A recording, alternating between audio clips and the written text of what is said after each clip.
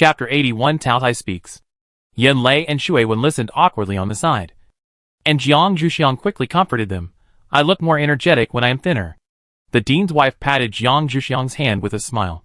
These children probably haven't eaten yet at this time. She picked up a few small cakes and brought them to them to fill their stomachs first. And she went into the kitchen to prepare dinner. Jiang Zhuxiang followed in, and found 3 cups to make tea, and brought them out. And enjoyed the delicious cakes with Yen Lei and the others. While they were enjoying the delicious cakes, the dean, who was also busy during this period, came over. The 3 of them quickly stood up and gave them a seat. Jiang Zhuxiang went into the kitchen again to make tea, and told the dean's wife the news that the dean had come. After hearing this, the dean's wife added a copy of the materials in her hand. Jiang Zhuxiang went out with a cup of tea, and saw the dean talking to Yen Lei and others. Jiang Zhuxiang leaned over to listen to what they were talking about, and handed the cup of tea in his hand to the dean. The dean and Yen Lei were talking about nothing else. Just the things they were busy with during this period, and the next plan of the Academy of Sciences. Seeing Jiang Zhuxiang coming out, the dean asked, "Does your dean's wife have any instructions?" Jiang Zhuxiang shook his head, and the dean did not ask any more questions. Half an hour later, the dean's wife's dinner was ready. The 4 of them went to the kitchen to help serve the food. A small round table was filled with food, and the 5 of them gathered around and relaxed to enjoy the rare and relaxing dinner after this busy period. After the meal, Jiang Zhuxiang and the others did not leave immediately. Instead, each of them held a glass of hawthorn water made by the dean's wife and started chatting aimlessly, talking about their future plans. The dean looked at Jiang Zhuxiang. "Xiaoxiang, do you have anything you are interested in studying recently?" Jiang Zhuxiang drank a sip of hawthorn water and took a breath of cold air because of the sourness. It seems that he still can't accept sour things as always. So he put it down. When he heard the dean's question, he raised his head and looked at the dean politely. "I don't have time to go to the laboratory recently, and there is nothing I am curious about for the time being. I may be outside for a while." Jiang Zhuxiang's outings are more than most male researchers in the Academy of Sciences. In addition, it is well known that she is familiar with the Lei family's superpower team. So the dean just thought that she had some tasks to complete, and never thought that she was going to go to find Tao Tai with the Lei family's superpower team. It is good for young people to spend more time outside. At their age, even if they want to go out, they still have to consider whether their bodies can bear it. The dean nodded and said, "Go outside and gain more experience. Only then will you know your shortcomings and come up with new ideas in the future." The dean turned to look at Yen Lei. "You should continue to pick up the experiments that were interrupted before. If you produce results now, the resistance you encounter when you want to publish them will not be as great as before." Yen Lei nodded seriously. The winter sun always disappears very quickly. The dean's wife began to urge Jiang Zhuxiang and others to go back and rest. After all, the busyness in the past period of time was not a joke. Jiang Zhuxiang and others accepted the kindness of the dean's wife and said goodbye to the dean and his wife and left. Back in their room, Jiang Zhuxiang and Lei Jing confirmed the time of action through the communicator, made a memo for themselves, and began to rest through cultivation. Before practicing, Jiang Zhuxiang greeted the residents in his dantian as usual. Seeing that they were in good condition, Jiang Zhuxiang entered the state of cultivation. After resting and making some preparations, Jiang Zhuxiang joined Lei Jin's team of superpowers and rushed to the center of the fragment where Tao Tai was. The high-level zombies at the gate of the base were used to ignoring Jiang Zhuxiang and his group. The few people entered the base without causing any disturbance and arrived at the location of Tao Tai smoothly. Lei Kong took out the mutant beasts they prepared from the space and placed them in front of Tao Tai. And then a team of people entered the building next to it to wait for Tao Tai to finish eating. The building next to the square has become a secret temporary residence for the Lei Jin superpower team. The facilities inside have been repaired as several people kept coming over. Lei Hua went to the kitchen to prepare lunch. When they come to spar with Tao Tai now, they always arrive at the location in the morning, have lunch, spar in the afternoon, and camp at night. After Lei Jin and his team had lunch and rested for a while, Tao Tai had also finished eating, just in time to start post-meal activities. After the superpower team members, including Jiang Zhuxiang, had a hearty fight with Tao Tai, all of them collapsed on the edge of the square and panted. Only Tao Tai was walking around lazily. Its energy was much stronger than that of humans. After turning around for a while, Tao Tai actually spoke. His voice was low and seductive. There are other reptiles hanging around outside these days. If you run into them, check if they are one of yours. If they are, it's fine. But if not, I won't be polite. After all, these people are also one of his food carriers. Although the efficiency is a bit low, he still has to give them some face. As one of the ancient fierce beasts, although the higher the level of beasts, the harder it is to transform. But the length of time that Tao Tai has practiced is enough for it to refine its throat bone and transform into a human form. It didn't speak before just because it was too lazy to speak. When Lei Jin heard that Tao Tai could speak, although he was a little surprised, his attention was still on what it said. It seems that the Shui Mu family and the people from the base who obtained the materials from the Academy of Sciences have started to move outside. But he doesn't know which family they are. It seems that he needs to go back and inform his father. The records of Shenong Valley have records of animals that have transformed into human form. Jiang Zhuxiang was not too surprised that Tao Tai could talk. Besides, there was a group of talking demons living in Jiang Zhuxiang's own Dantian. While Lei Jin was thinking, the other team members began to surround Tao Tai and ask questions, including Lei Kong, who was always steady and self-sustaining. Tao Tai, who was impatient with the questions, pushed these annoying guys aside with his body, squatted down, and spoke again. Every time there is a change, there will be new changes. Although you are still living in a world similar to the previous one, the changes have begun. I hope you can withstand it. After saying this, Tao Tai's face showed an expression of gloating. Lei Jin heard what Tao Tai said and asked what the change was. Tao Tai looked unwilling to say more, so Lei Jin had to shut up with self-knowledge. Tao Tai had leaked enough information to them today, which was already their luck, and they couldn't force more. After everyone recovered their mobility, Lei Jin took the team members and said goodbye to Tao Tai formally, left the square, and rushed to their camp. Tao Tai watched these humans who were still acceptable leave, hoping that these people would appear in front of him for a long time in the future. Chapter 82 Follow-up to Tao Tai's speech. After arriving at the camping site on the lake, the members of the superpower team consciously set up the tent first, even though they were already full of doubts. After finding a place to sleep at night, Xiahua prepared dinner as usual. Although the others were also doing what they were supposed to do, they were obviously not so focused, and they didn't know where their minds were wandering. Lei Jin naturally found that his team members were not in the right state, but he had nothing to say at this time, because he also had too many doubts and couldn't figure it out, and he couldn't blame others at all. Among this group of people, probably only Xiahua and Jiang Zhuxiang were no different from usual. Xiahua's food is the first priority for people as loyal followers, although his cooking skills are not very good, but he is absolutely focused when facing food. Jiang Zhuxiang has experienced such a huge change of life in a different world, and now he can accept any change. Therefore, with the cooperation of others in a trance, Xiahua still provided everyone with a normal-tasting dinner. After dinner, Lei Jin didn't say much. After arranging the night watchman, he asked others to rest early. If there are any doubts, they can talk about it tomorrow. Everyone was still somewhat conscious and found their tent correctly and got in. As for whether they slept well at night, that was unknown. The next morning, everyone returned to their respective shelters with many doubts. They immediately went to their respective heads of families and told them the news they heard from Tao Tai. So, the heads of the three families, Lei Yanjin and the Dean, met again in the virtual online conference room to discuss how to deal with the new situation next. The first topic of the four people was about the first news about Tao Tai. This news was not too difficult to deal with. They all estimated that the Shui Mu family and the people in the base would not be too quiet after obtaining the supplies. They mainly discussed whether to notify them of this issue. The Dean has never had a good impression of those people. At the beginning of the discussion, he expressed his attitude. Our Academy of Sciences supplies are not for them to die. Everyone must be responsible for their own actions.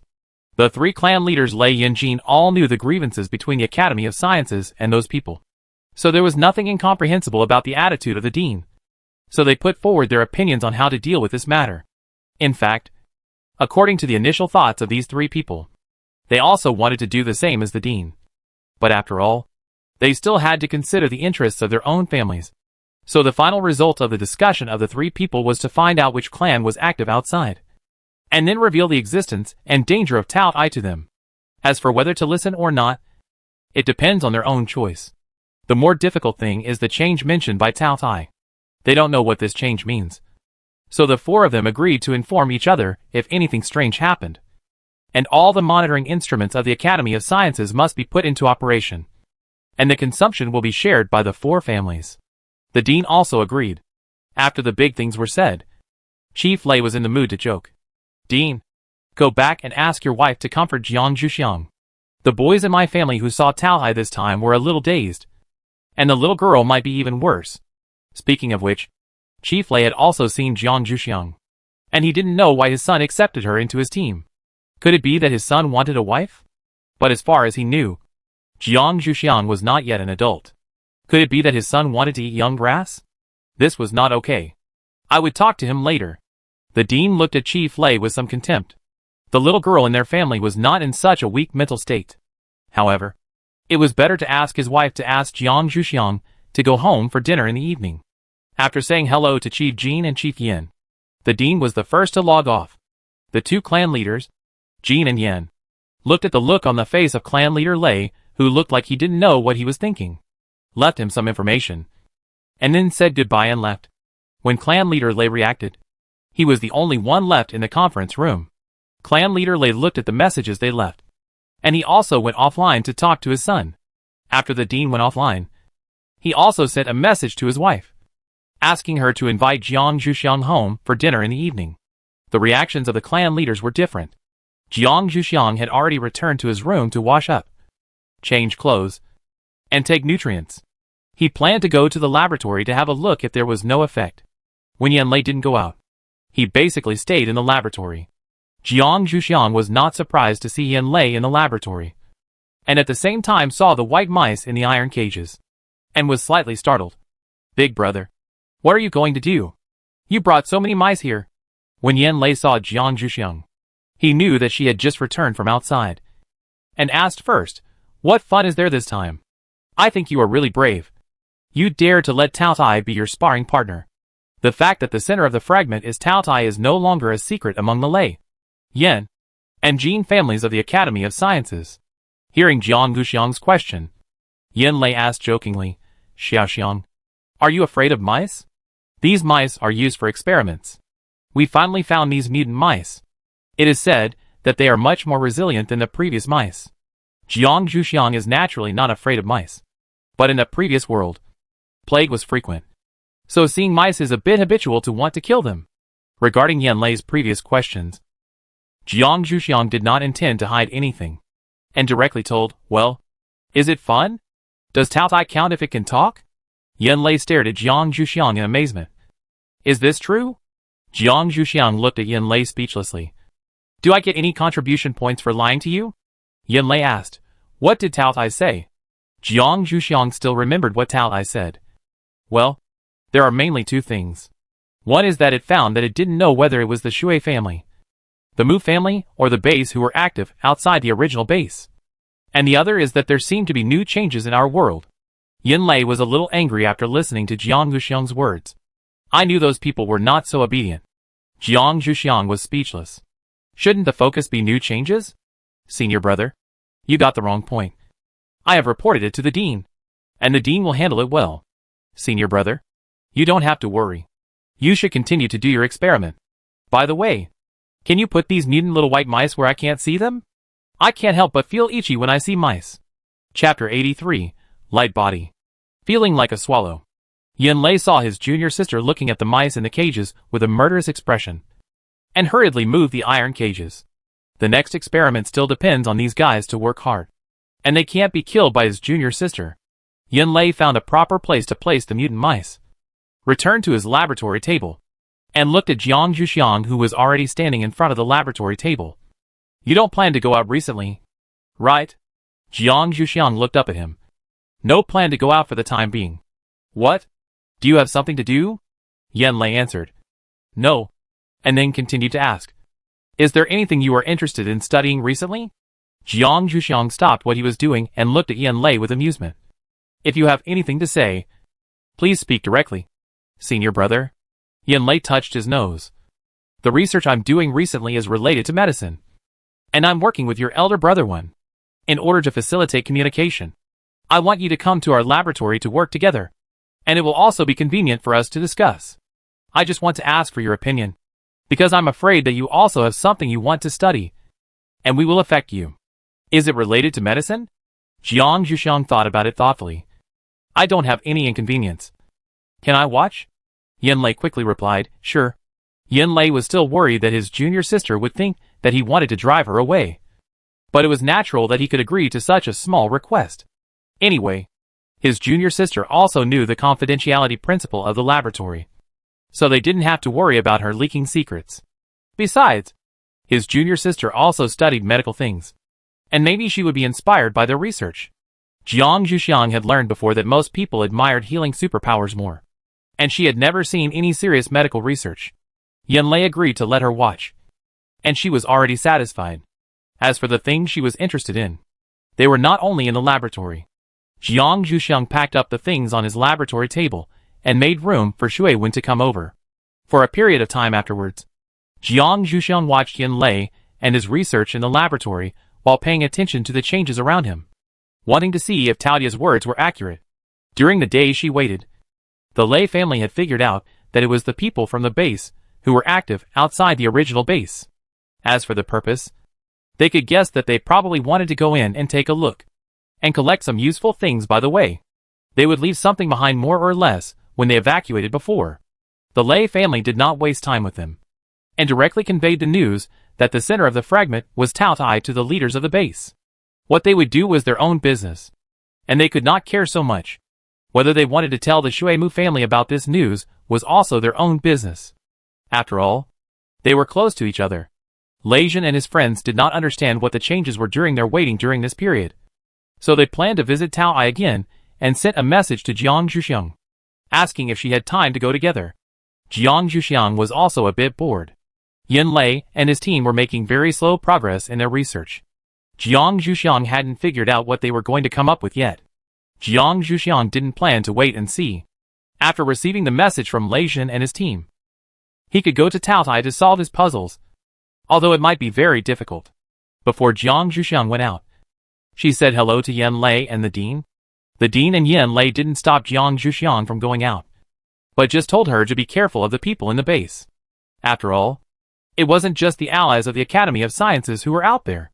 In fact, the three families of Lei, Yen, and Jin and the Academy of Sciences had considered letting other people contact Taotai. But the people they sent out were blocked outside the base by zombies. The zombies in their base all listened to Taotia's command. The people who came back reported the situation. Naturally, they saw Taotia's attitude clearly. And then, they stopped asking for trouble. Jiang Zhuxiang did not comment on what the Dean and Yen Lei said. There were not many people who could cause trouble for Lei Jin's superpower team. Of course, she would not underestimate the enemy, and nodded to show that she knew. On the morning of the departure, Jiang Zhuxiang got up early as usual. When she washed up, she felt that everything seemed to be a little lighter. She thought that her strength had increased after training, so she did not pay much attention to it. Jiang Zhuxiang no longer needed Lei Jin and others to come and pick her up. Recently, Jiang Zhuxiang went to the Lei family shelter to gather for outdoor activities. This time was no exception. After washing up, Jiang Zhuxiang put all her things in her personal space. When she was about to reach the Lei family shelter, she could take them out. Jiang Zhuxiang walked out of the door of the Academy of Sciences with ease, feeling that she was about to float. On the way to the Lei family shelter, Jiang Zhuxiang felt much more relaxed than usual. He could walk far in one step, and his speed was faster than before. When he arrived at the door of the Lei family shelter, he did not see Lei Jin standing at the door. In the past, Lei Jin would wait at the door when Jiang Zhuxiang arrived.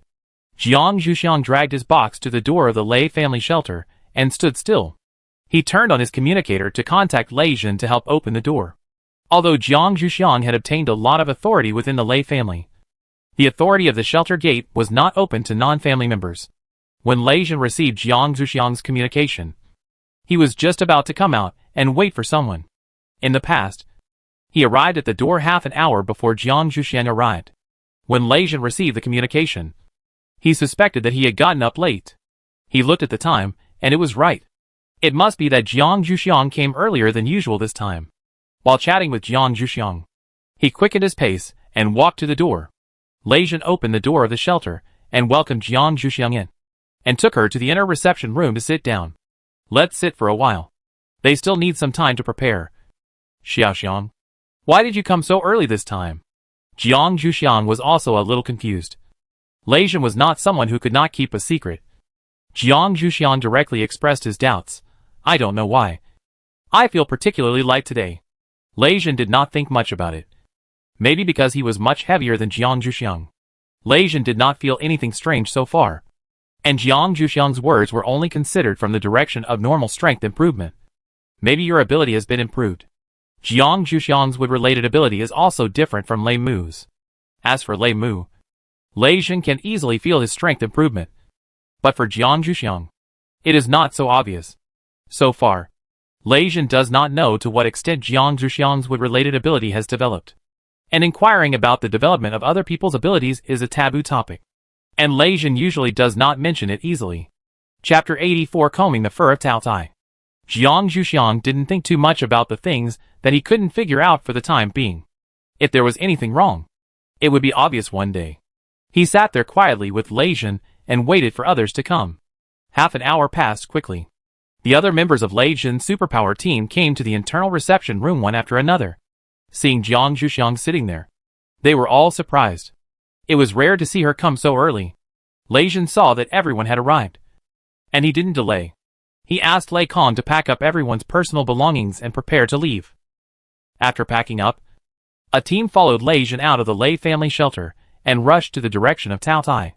Lei Jin and other team members also noticed Jiang Zhuxiang's unusualness. But it was not easy to ask more on the way. They only waited until they got to the place to ask for advice. Especially Lei Mu, who was also a with superpower, was a little surprised to see Jiang Zhuxiang's speed of improving strength. It was lunchtime when we arrived at the location of Tao Tai. As usual, the members of the superpower team went to feed Tao Tai first and asked if there was anything else they could do. Tao Tai shook the fur on his body and asked, "Leave someone to help me comb my fur." Tao Tai asked without hesitation. The members of the superpower team looked at each other for a while, and then looked at their captain. "Captain, do you have a comb?" Lei Jin looked at his team members unhappily. "How could a grown man like me bring a comb when doing a mission?" Lei Jin looked at Jiang Zhuxiang. She was the only girl in the team. If she needed a comb, she should be the only one to bring it. Although they had not paid special attention to it in the past, the team members had never seen Jiang Zhuxiang with a disheveled appearance. Jiang Zhuxiang naturally brought a comb with him. He reached into his backpack and took out his usual bamboo comb from his personal space.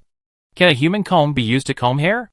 Lei Jin and other grown men had never paid attention to this question, so they had to look at Tao Tai. Tao Tai was eating with his back to the crowd, while paying attention to the movements of these people. Hearing Jiang Zhuxiang's question, "Yes, as long as you don't pull my hair off." The firmness of his hair was also good, and most people couldn't pull it off. After the problem of the comb was solved, the question of who would stay to comb the hair was a test of people's psychological endurance. Lei Jin couldn't give orders directly, and he was afraid that Tao Tai would not accept the person he chose. So Lei Jin had to ask Tao Tai's opinion again. Tao Tai picked out his favorite person based on his aura and pointed out with his finger. Lei Jin and his team members stared at Jiang Zhuxiang, who was pointed out, and carefully looked at her with their eyes, expressing the same meaning. "Can you do it?" Jiang Zhuxiang took a step forward to express her thoughts. The others had to look at Jiang Zhuxiang while walking into the building on the edge of the square. Lei Jin walked at the end and told Jiang Zhuxiang, "If it doesn't work, just say it, and I'll replace you." Jiang Zhuxiang nodded. And after everyone entered the building, Jiang Zhuxiang really walked to Tao Tai's side, curiously touched its fur, and carefully looked at the place where it ate, and asked for advice. "Can I put something on your neck to block it, to prevent blood from splashing on your fur?" Of course, the most important thing is to block his sight, so that he won't be unable to eat later. Although Jiang Zhuxiang has seen some bloody scenes, he still can't eat normally after seeing these scenes. As one of the top ancient beasts, Tao Tai is simpler to think about than other creatures. When Jiang Zhuxiang asked, it didn't think much about other meanings and agreed. Jiang Zhuxiang put a few seeds under the neck of Tao Tai. The original concrete on the square has been almost crushed by the Tao Tai with both strength and weight, so these seeds are successfully sunk into the soil. Jiang Zhuxiang carefully input some wood-related abilities to control the plants to become a green wall. When Jiang Zhuxiang could no longer see the head of Cao Tai, Jiang Zhuxiang stopped. After the preparations were completed, Jiang Zhuxiang took his comb and carefully combed the hair. The hair of the Cao Tai was indeed very tough. But when Jiang Zhuxiang encountered tangled hair, he was very careful to moisten it with water before combing it. The water came from the water mist charm that Jiang Zhuxiang had drawn before, which Jiang Zhuxiang originally used to block other people's sight. After Jiang Zhuxiang combed the hair in the places where he could reach, Jiang Zhuxiang was a little entangled in what to do with the hair above. After coming here, he had not learned flying skills yet. With an idea, Jiang Zhuxiang took out a few seeds and planned to let the plants send him up, carefully controlling the plants to form a green ladder-like object relying on the body of the Cao Tai. Growing all the way to the back of the Cao Tai, Jiang Zhuxiang stopped controlling the plant's hand, carefully stepped on the first step, and after confirming that it could bear his weight, he walked to the top of the vine ladder, holding the vine ladder with one hand and starting to work with the other hand. After feeling the weight on his body, Cao Tai only paused for a moment, then ignored the movement and continued to eat. Jiang Zhuxiang used the rattan ladder to comb Cao Tai's hair completely. The movement of climbing up and down made Jiang Zhuxiang, who had good physical strength, a little breathless. He didn't want to go into the building for the time being. So Jiang Zhuxiang turned the rattan ladder into a rattan chair so that he could sit and rest for a while. When Jiang Zhuxiang finished combing his hair, Cao Tai had finished eating. He stretched out his hand and pushed the wall that Jiang Zhuxiang made of plants. It felt quite solid. So he laid down against it, looked at Jiang Zhuxiang and said, "I feel a very familiar smell on you. Do you know what it is?" Jiang Zhuxiang was a little curious. He changed from lying on the rattan chair to sitting cross-legged, looking at Cao Tai. "What is the aura?" The only strange things about him seemed to be the Shenong's secret technique and the things in his dantian. He just didn't know which one Cao Tai was talking about. If Cao Tai could be sure, he wouldn't ask Jiang Zhuxiang. Hearing Jiang Zhuxiang's question, he scratched his hair with his hand a little irritated, and began to use his brain that had not been used for thousands of years to figure out what the familiar aura on Jiang Zhuxiang was. Seeing that Cao Tai couldn't say anything for a while, Jiang Zhuxiang took the comb that he had just used to comb Cao Tai's hair in his hand, took out a water-gathering talisman, used his own energy to activate it, and began to wash the comb carefully. Cao Tai saw the energy fluctuations on Jiang Zhuxiang's body, and a light flashed, and he knew what he was familiar with. Chapter 85 Cao Tai's Answer. After Cao Tai saw clearly that the energy leaked by Jiang Zhuxiang accidentally was the aura he was familiar with, he treated Jiang Zhuxiang as his own junior, and spoke to him more casually. Cao Tai spoke to Jiang Zhuxiang with a nostalgic tone. "Your ancestor and us old guys are old friends. At that time, the saints of the prehistoric times knew our weaknesses through the mouth of Hanjun Lao Dao. When they captured us, they wanted to kill us. It was your ancestor who had been with mortals for a long time, and had a compassionate heart. He said a few good words for us, which is why we were sealed underground. When he was still in the human world, he often came down to see us. This is why Cao Tai felt that Jiang Zhuxiang's breath was familiar. Shenong often used his own energy to activate their tibia, saying that they were wrong to stay in such a dark place and unable to move. Jiang Zhuxiang knew that his ancestor was Shenong. He had seen relevant records of the things Cao Tai said in the ancient books of Shenong Valley before, but no one mentioned it before. So Jiang Zhuxiang didn't think of it. After hearing Cao Tai's sigh, Jiang Zhuxiang could treat Cao Tai as his ancestor, and he could ask Cao Tai about the doubts that he couldn't get explained by Lei Jin. Jiang Zhuxiang carefully told Cao Tai about the abnormality he felt this morning, and then looked at Cao Tai expectantly, waiting for an answer. Cao Tai looked at Jiang Zhuxiang with a trusting expression, and silently sighed in his heart. The descendants of Shenong are really as simple as him. They believe whatever others say. However, if Shenong was not such a person, they would not have a good relationship with him. Seeing his descendants, they still have to care a little more, so as not to be bullied by others. After thinking about it, Cao Tai also explained Jiang Zhuxiang's doubts. This is the change that is happening in this world. When the world was just opened, the clear air rose and the turbid air sank. These changes made the heaviest thing in the world condense at the center of the earth. This is also the reason why mortals can walk on the ground instead of floating up. The reason why we guys are sealed in the center of the earth is to increase this weight. Now, we guys have come out, and the center of the earth has also split with the splitting of the earth's crust. Although the weight has not disappeared, it is also smaller than before. So people on the ground will gradually feel as light as a swallow as you. But you are more sensitive and feel it first. Jiang Zhuxiang listened to Tao Tai's words. His expression was a little solemn. There is nothing wrong with being as light as a swallow. But will there be other harm? Tao Tai turned over lazily. There is nothing wrong. But it is not just about being as light as a swallow. Jiang Zhuxiang pondered Tao Tai's words. If everything was flying in the air in the future, life would really become chaotic. While Jiang Zhuxiang and Tao Tai were chatting, Lei Jin saw that lunch was almost ready and Jiang Zhuxiang was not back. So he came out of the building to look for him. Seeing that Jiang Zhuxiang and Tao Tai were talking happily, Lei Jin didn't say much. Just looked at Jiang Zhuxiang and said, "We can also eat. Xiaoxiang, let Mr. Tao Tai stay for a while. And when we finish eating, we will all come together to chat with Mr. Tao Tai. Anyway, I have something to ask Tao Tai when the time comes." Tao Tai squinted his eyes and looked at the boy for a while, and decided to maintain the demeanor of an elder in front of his younger generation. He would teach the boy a lesson in the future. Don't think that he didn't see what the boy was thinking. After listening to Lei Jin's words, Jiang Zhuxiang felt that he was indeed a little hungry. So he decided to fill his stomach first and handed the clean comb to Tao Tai. "You comb your hair first. I will accompany you later." Just now, when Tao Tai was eating, Jiang Zhuxiang only combed its hair. And Jiang Zhuxiang didn't dare to touch its hair easily. Tao Tai took the small bamboo comb in Jiang Zhuxiang's hand, and let Jiang Zhuxiang go to eat with a generous expression.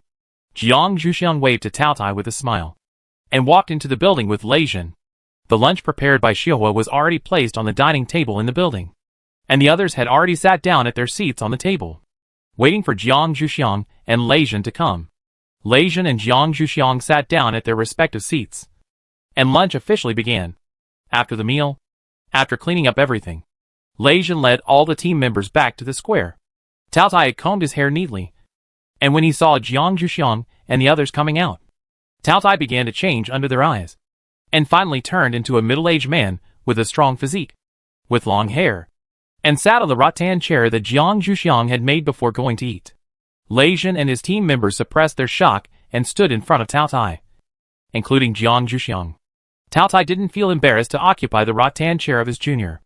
In his opinion, he was the most powerful among all the people present, and this chair should be his to sit on. However, it was not good to let his junior stand and talk to him. So Tao Tai said, "Xiaoxiang, you can also get some of these chairs to sit on." Jiang Zhuxiang glanced at Lei Jin silently, took out a few seeds from his backpack, stimulated them with the wood power, and then used the grass and tree shaping method in Shinon's secret technique to form a grass carpet large enough for everyone to sit on. After Jiang Zhuxiang sat down, he asked Lei Jin and the others to sit together.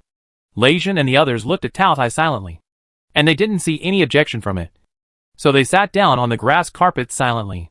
Tao Tai looked at Jiang Zhuxiang and asked everyone to sit down. But he didn't say much. He just stared at Lei Jin. "What is the reason for you to bring people here this time?" Lei Jin looked at Tao Tai and said, "I want to ask you what the change you mentioned last time is." Tao Tai looked at her younger generation. It seemed that she didn't tell this kid what she said, and her relationship with him was not that good. So she was relieved. Tao Tai felt much better after being relieved, and generously told Lei Jin what the change was. Of course, he didn't tell Jiang Zhuxiang as deeply as he did, and only told him the appearance of the change. Lei Jin didn't know about these changes in Tao Tai's mind. Of course, he still noticed the change in Tao Tai's attitude, but he just thought it was because Jiang Zhuxiang had combed Tao Tai's hair well before, and he was satisfied after getting the answer from Tao Tai.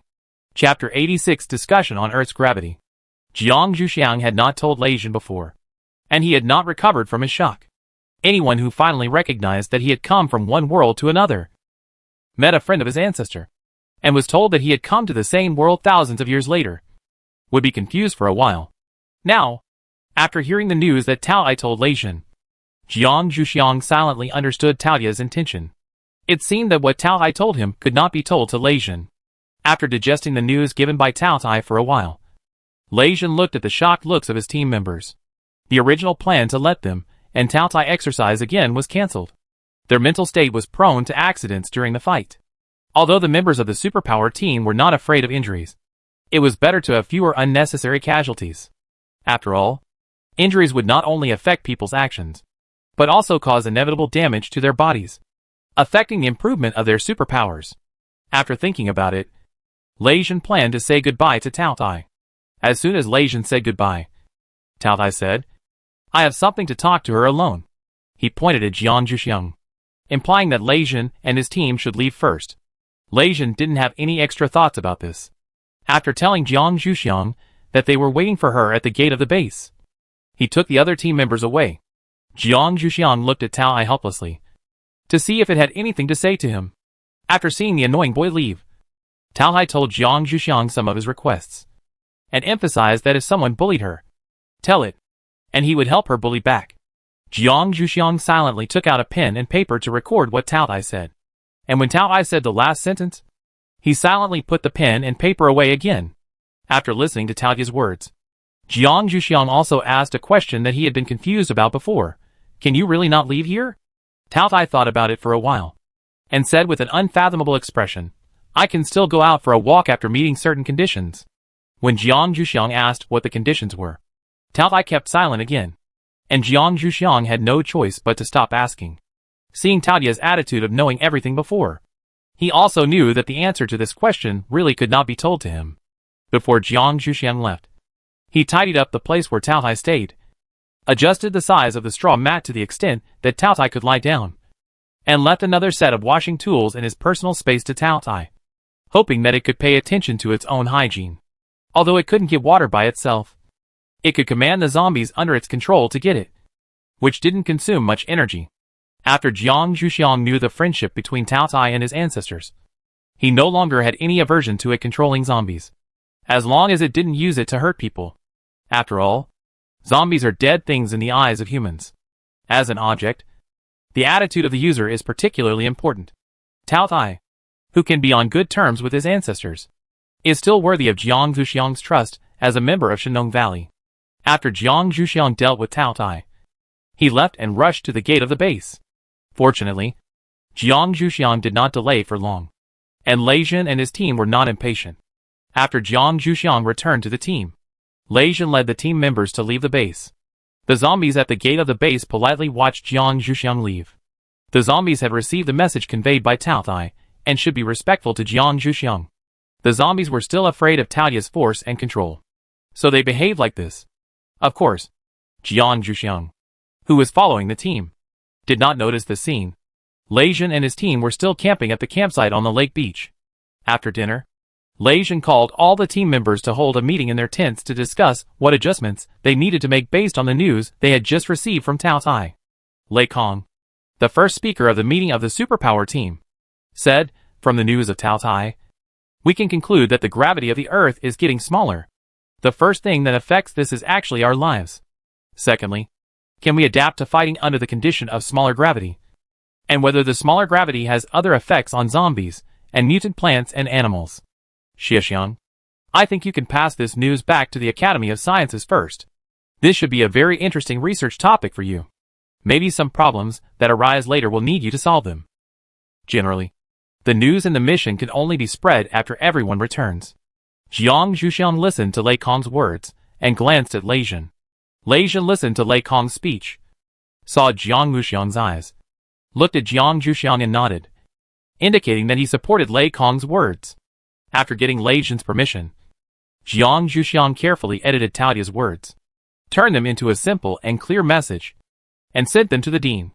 After Lei Kong finished speaking, Lei Mu said, "Plants are still greatly affected by the Earth's gravity. Geotropism is the nature of every plant that cannot be escaped, and mutant plants are no exception. However, we still have to be optimistic. After all, there will still be good effects." For Lei Mu's words, the other team members responded with a speechless attitude, which was no different from not saying anything. The remaining team members were not really interested in the changes in the Earth's gravity, so they did not want to express any opinions. They just waited for their captain to come to a conclusion and then followed his lead. Their attitude was not surprising. After all, they had long been accustomed to trusting their captain's ability. What they were more curious about was why Tao Tai left Jiang Zhuxiang alone. After all, gossip is human nature, and it cannot be changed even in the end of the world. Lei Jin saw that the other team members had no desire to speak. He was used to the fact that few people spoke in this kind of meeting. He let others act freely, and pulled Lei Kong aside to continue the discussion. The other members of the free movement team began to surround Jiang Zhuxiang and asked Tao Tai why she left behind. Jiang Zhuxiang looked at the people who surrounded her silently. After thinking about what Tao Tai said before she left, it seemed that there was nothing that needed to be kept secret. So she took out what she had written before and let these people circulate it. The team members looked at the contents on the paper and cast sympathetic eyes on Jiang Zhuxiang, and at the same time felt a little guilty. They all felt that it was because Jiang Zhuxiang combed Taotia's hair that Tao Tai began to order Jiang Zhuxiang to do things. They should have refused at that time. Although Taotia's martial arts value was very high, this was not a reason for them to watch Jiang Zhuxiang suffer so much. Chapter 87: The Guilt of the Team Members. Lei Jin and Lei Kong have almost discussed the situation that will occur. Lei Kong can write a report and hand it in when he returns. This has been Lei Kong's job all along. Lei Jin is not very patient to write these frivolous things. After the two stopped discussing, they noticed the strange atmosphere at Jiang Zhuxiang's place. Lei Jin told Lei Kong something and stood up and walked over there. After the last team member on Jiang Zhuxiang's side finished reading the content on the paper, he was about to hand it back to Jiang Zhuxiang. Jiang Zhuxiang stretched out his hand, but a hand stretched out from the side and snatched the paper away. Jiang Zhuxiang looked up and saw that it was Lei Jin, and hurriedly greeted him. "Hello, Captain." When the other team members heard Jiang Zhuxiang's greeting, they also looked up and greeted their captain. Lei Jin waved his hand in response and concentrated on reading what he had in his hand. After reading it, he shook the paper and looked at Jiang Zhuxiang. "Is this why Tao Tai left you alone in the end?" His tone was hard to tell. Jiang Zhuxiang nodded without caring. Seeing Jiang Zhuxiang's attitude, Lei Jin's anger seemed to rise a level. Thinking about the items recorded on the paper, it was clear that Jiang Zhuxiang was being used like a slave. At the same time, Lei Jin felt a little guilty like his team members. If they hadn't been too nice to Tao Tai wouldn't have dared to make such demands. However, it was too late to make corrections now. After all, once people put themselves in a weak position for a long time, if they wanted to change their positions, they would have to pay much more than insisting at the beginning. Lei Jin tried to suppress his anger and not scare Jiang Zhuxiang. "Xiao Xiang, you try it for now. If you need any help, just ask. I will find a way to relieve you." After that, he returned the paper to Jiang Zhuxiang. Jiang Zhuxiang looked at Lei Jin in confusion, reached out to take the paper, and nodded to show that she understood. Doing this for Tao Tai was just like running errands for the teachers and leaders of Shenong Valley before. She didn't feel embarrassed, and didn't know why Lei Jin and the others had such expressions. Lei Jin watched Jiang Zhuxiang carefully fold the paper and put it away. His guilt deepened, and he looked at Jiang Zhuxiang with even more caution. Jiang Zhuxiang shook himself silently, looked at the time, and it was time to rest. Jiang Zhuxiang said goodbye and wanted to go back to his tent to rest. Lei Kong had been following behind Lei Jin before, and he saw it clearly when Lei Jin was looking at the paper. When he saw Jiang Zhuxiang was going to rest, he quickly proposed to go with Jiang Zhuxiang, and asked Lei Mu to accompany him. According to the rules, the tents of the three people were still located in the middle area, so Lei Jin agreed to let the two accompany Jiang Zhuxiang back, and at the same time gave Lei Kong a look, asking him to comfort Jiang Zhuxiang. As the captain's right-hand man, Lei Kong naturally understood the message conveyed in Lei Jin's eyes. However, from his observation, Jiang Zhuxiang did not have much resistance to being sent by Tao Tai. His captain was probably confused because of his concern. However, no matter what he thought in his heart, he still had to do what his captain told him to do. Lei Kong said a few words of comfort on the way to send Jiang Zhuxiang back to the tent. Jiang Zhuxiang's expression hidden in the dark was not knowing whether to laugh or cry. He could only say him to indicate that he was listening, and could not say anything else. Near the tent of the three people, Lei Kong carefully looked at Jiang Zhuxiang's expression. He did a good job. Jiang Zhuxiang smiled. Lei Kong finally said, "Just tell me if you need anything. What Tao Tai wants you to prepare is also considered as something we need to consume in our mission." Jiang Zhuxiang nodded, opened the door of his tent, stood inside the tent, and waved goodbye to Lei Kong. Saying good night, Lei Kong nodded and turned back to his own tent. Jiang Zhuxiang closed the door of the tent, changed into pajamas, buried himself in the bedding, turned off the portable light, and fell asleep. Lei Jin and his team didn't delay for long, and soon the entire campsite entered a state of quiet rest.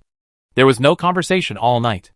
In the morning, Jiang Zhuxiang was still the first person to get up. In the morning light, he could vaguely see that there seemed to be some tents on the opposite side. Jiang Zhuxiang whispered to the night watchman, "Are those tents on the opposite side? Who are they? When did they appear?" The night watch team also answered Jiang Zhuxiang in a low voice. "They came here in the middle of the night, and only quieted down at 2 in the morning. They must not be our allies. Otherwise, they would have come to tell us immediately. They must be the people Cao Tai mentioned." Jiang Zhuxiang frowned and asked the night watch team to rest first. He boiled water and exercised as usual. When he saw Lei Jin coming, he told him about the people on the other side. The fog in the winter morning blocked people's vision. Even if Lei Jin was a superpower, he couldn't see what was going on the other side. However, according to Jiang Zhuxiang's description, those people probably didn't want to have contact with him. They would just leave quietly later. Anyway, when they left, those people probably wouldn't wake up yet. After Jiang Zhuxiang informed Lei Jin of the situation on the other side, he continued to exercise which he had interrupted before. After Lei Jin thought it through, he continued to watch Jiang Zhuxiang exercise. The members of the superpower team woke up one after another in the morning light. After walking out of the tent, they were signaled by their captain not to make any noise. The whole camp had breakfast quietly, packed up the tent, dealt with the traces, and left the lake beach camp. After walking for a while on the way back, the members of the superpower team began to wonder why their captain asked them to be so careful in the morning.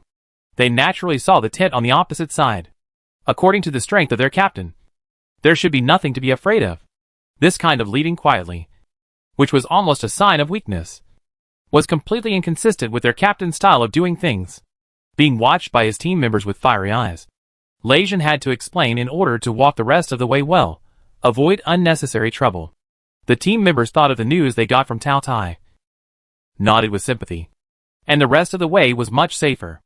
Jiang Zhuxiang thought silently that those people really did not listen to the advice, and hoped that Tao would show mercy when he saw them. After returning to their respective shelters smoothly, the elders had held a simple meeting on the news sent back by Jiang Zhuxiang and his team. When they knew they were back, they all sent people to ask for details. Jiang Zhuxiang was also notified by the dean to go to his office first. Jiang Zhuxiang had no choice but to take his things to the dean's office. Chapter 88 Adapting to the environment is the law of the end of the world. As usual, there are not many people in the dean's office. What researchers dislike most is to have meetings from time to time. It is inefficient and takes up their time for experiments. Therefore, the dean usually does not ask people to go to his office. Jiang Zhuxiang is considered to be a person who comes to the dean's office more frequently. Jiang Zhuxiang knocked on the door of the office, and thought so when he saw that only the dean was inside. When the dean saw Jiang Zhuxiang coming in, he hurriedly asked her to sit down, and got up to pour her a glass of water. Jiang Zhuxiang stood up and held the water without drinking it, waiting for the dean to speak. The dean had received messages from Jiang Zhuxiang, but the message simply described the situation of weightlessness in the future. Jiang Zhuxiang did not reveal anything else. As a scientific and technological worker, it is their professional instinct to get to the bottom of things. So the dean asked Jiang Zhuxiang to come to him immediately when he came back. The dean took a look at Jiang Zhuxiang's appearance. Except for her messy hair, everything else was pretty good.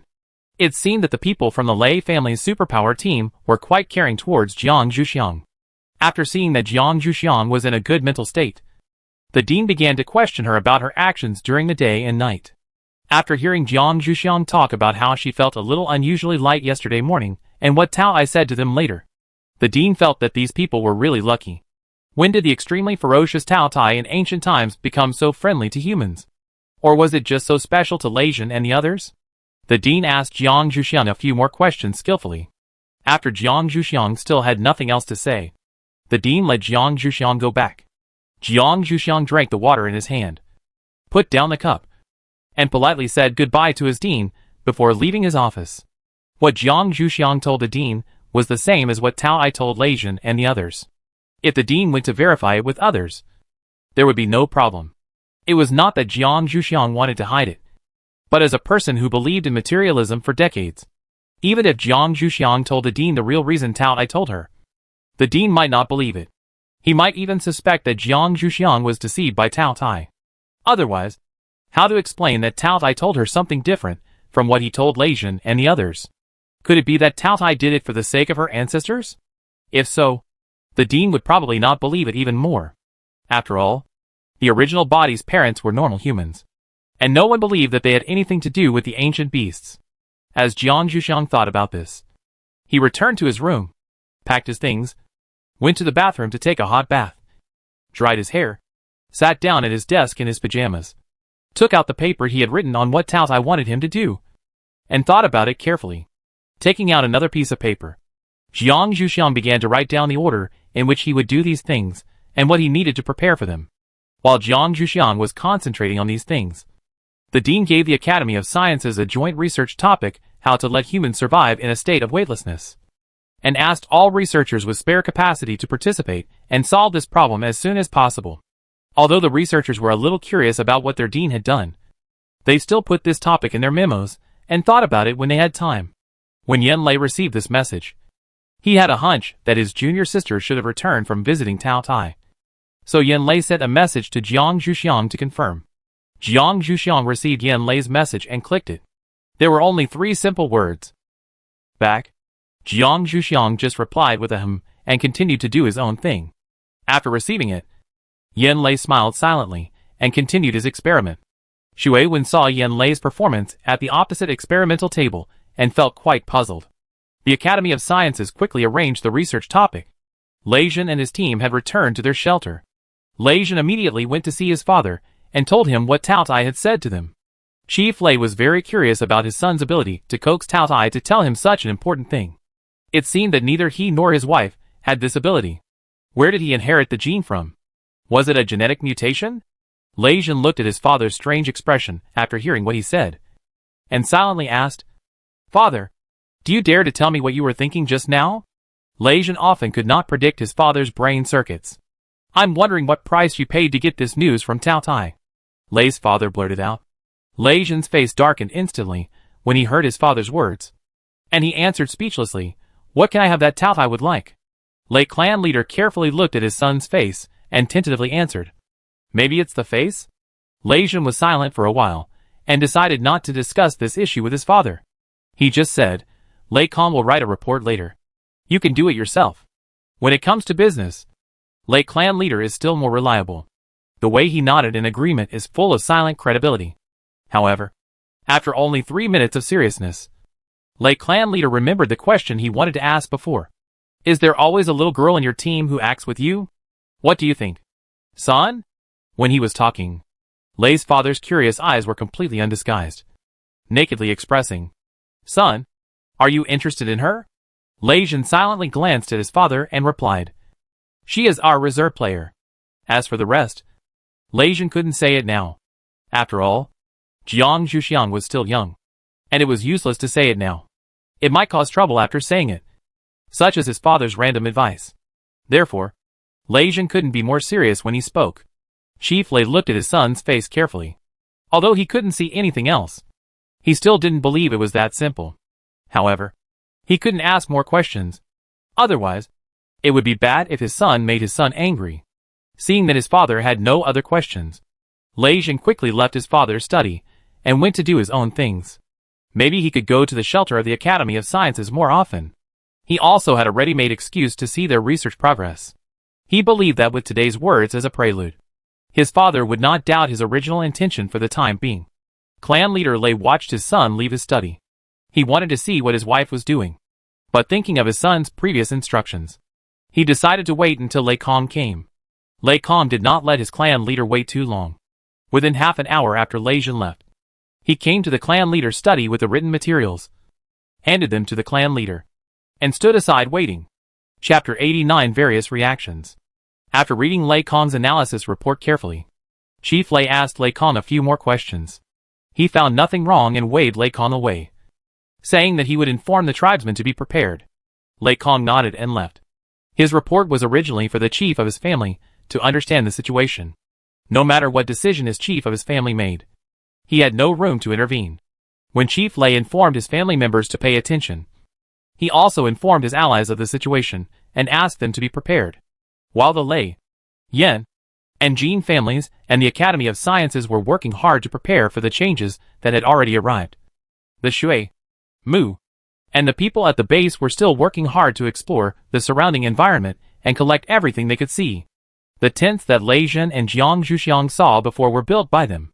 However, their actions were not very smooth. First of all, they had not trained their abilities well before the earth was broken. Compared with the people of the Academy of Sciences, their ability to survive in the wild was only better in terms of their combat power. Among this group of people, only those who came from the base were still good. Secondly, there was no suitable leader among them. During the operation, people who were originally assigned to the same team would split into small groups, resulting in frequent unauthorized actions during the operation. Their task completion rate was extremely low, and sometimes they could not get anything useful after being outside for several days. The time Lei Jin and Jiang Zhuxiang saw them was when they wanted to enter the original base to collect things. But they struggled for a long time at the gate of the base, and didn't even get in. It was not until dark that they remembered to find a place to camp. These people actually noticed Lei Jin's tent when they were setting up the tent. But none of them thought of saying hello. And they were even worried that Lei Jin and his friends would come to disturb them. In their minds, everyone is an enemy in the wild. Of course, the people of the Mu family also suggested to the leaders of the base that they should act together with the Lei, Yan, and Jin families. The leaders of the base did not comment, but the people of the Shui family reacted strongly, saying that they did not want them to come to see their jokes. After all, in the eyes of the Shui family, the people of the Lei, Yan, and Jin families were the villains who led the disaster and flew away. Although they had eased their relationship with them before, they were still not very willing to act with them. The words of the Shui family leader convinced the leaders of the base to a certain extent. The Mu family leader had to tell his own people to act together in the wild. Of course, he also hinted that if they met people from the Lei, Yan, and Jin families and the people from the Academy of Sciences, they should try to act with them. The disagreement of the highest leaders also exacerbated the division in the team. Even if the Mu family met people from the Lei, Yan, and Jin families, they could not spare the energy to build a good relationship with them. This was one of the reasons why they missed Lei Jin's superpower team. These news were heard by Jiang Zhuxiang when he was watching Shui Wen in the laboratory while recording the status of the mutant mice and chatting with her. Jiang Zhuxiang found that Brother Wen was very good at collecting information, and he was comparable to the people who specialized in selling information in his previous world. However, Shui Wen was so concerned about the news probably because he wanted to prepare for his future. In comparison, Jiang Zhuxiang cared much less about the revenge of his parents in his original body. He was completely indifferent when he heard Shui Wen talking about the news related to the base. Shui Wen looked at Jiang Zhuxiang with a strange look, and even walked aside to talk to Yan Lei for a few words. Jiang Zhuxiang heard something sharp. Xiao Xiang's memory still hasn't recovered. In fact, it's good to be able to forget like her. Hatred is never a pleasant thing. Yan Lei and Shui Wen focus on their joint research. They only occasionally discuss the topic of weightlessness. Jiang Zhuxiang is responsible for recording their views when they discuss. After listening to more, Jiang Zhuxiang will also put forward some of his own ideas, such as making people heavier, and so on. Yan Lei and Shui Wen also asked Jiang Zhuxiang to record it and submit it together. Although this topic is a common topic, there are also primary and secondary points. The dean specially selected people who are interested in this aspect to form a research team, and at the same time listen to the opinions of others. Now it is said that there is already a preliminary research direction. After obtaining the news of Tao Tai, the Lei, Yan, Jin and the people of the Academy of Sciences stayed in the shelter for a few days at first, but soon continued to move outside. Even the new year is approaching, which cannot reduce their enthusiasm to run outside. It is also this attitude of facing changes calmly and constantly adapting to changes that is one of the reasons why the Lei, Yan and Jin families can be passed down for a long time. During this period, Lei Jin often went to the shelter of the Academy of Sciences. He didn't know what conditions he used to persuade the dean to get a place to live in the shelter of the Academy of Sciences. He often followed Jiang Zhuxiang in and out of the laboratory. Yan Lei's eyes almost popped out when he saw Lei Jin. Shui Wen saw that Jiang Zhuxiang was slow to notice the wrongness between the two. For the progress of their experiments, Shui Wen had to talk to Lei Jin himself and let Lei Jin take Jiang Zhuxiang out for a stroll. Lei Jin felt that his presence in the shelter of the Academy of Sciences was enough during this period. He had decided to take Jiang Zhuxiang out to do the task. Besides, Jiang Zhuxiang had not done what he promised Tao Tai before. After hearing Shui Wen's suggestion, he agreed to it and volunteered to take on the task of talking to Jiang Zhuxiang. Shui Wen returned to the laboratory with satisfaction. Yan Lei looked up from his experiment and looked at him before continuing with his work. He had no idea that his good brother had pushed his junior sister into Lei Zhen's arms. If he knew, he would not be so calm. Jiang Zhuxiang was not in the laboratory at this time, but was busy outside the shelter with the dean's wife. The buildings outside the shelter have been completely completed. Each family can apply for one building and then decorate it according to their own style. When the dean arranged his own house, he specially discussed with the dean's wife and arranged Jiang Zhuxiang to live in his own house. Of course, Jiang Zhuxiang's own quota was still reserved. After all, Jiang Zhuxiang had not yet started a family. It was okay when he lived alone in the shelter. If he lived outside, they would not be able to reach out to help him in case of danger. The dean's wife also agreed with his opinion and asked Jiang Zhuxiang for his opinion. Jiang Zhuxiang had nothing to say. After all, they were also kind-hearted. They just insisted on paying the rent.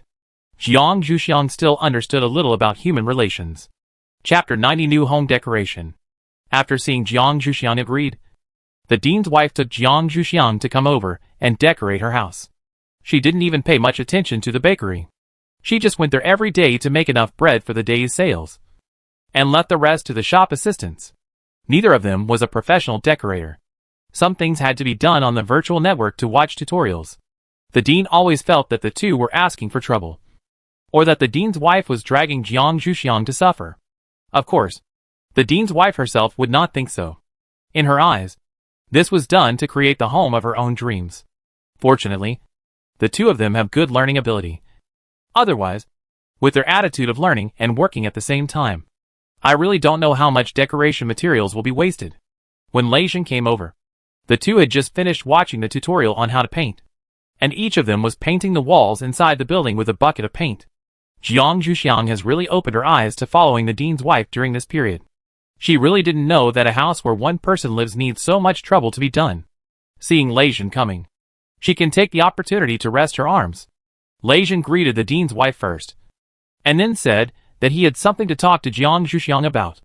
The dean's wife also knew that Xiaoxiang was a little tired of being dragged around by her during this period, so she was willing to let Jiang Zhuxiang rest more, and nodded to show that she understood.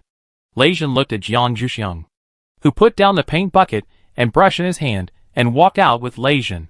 Lei Zhen was not in a hurry to talk about things, but asked with a smile, "Is decoration fun?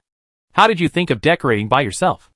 Although there are no professional decorators now, there are still many men who understand these things.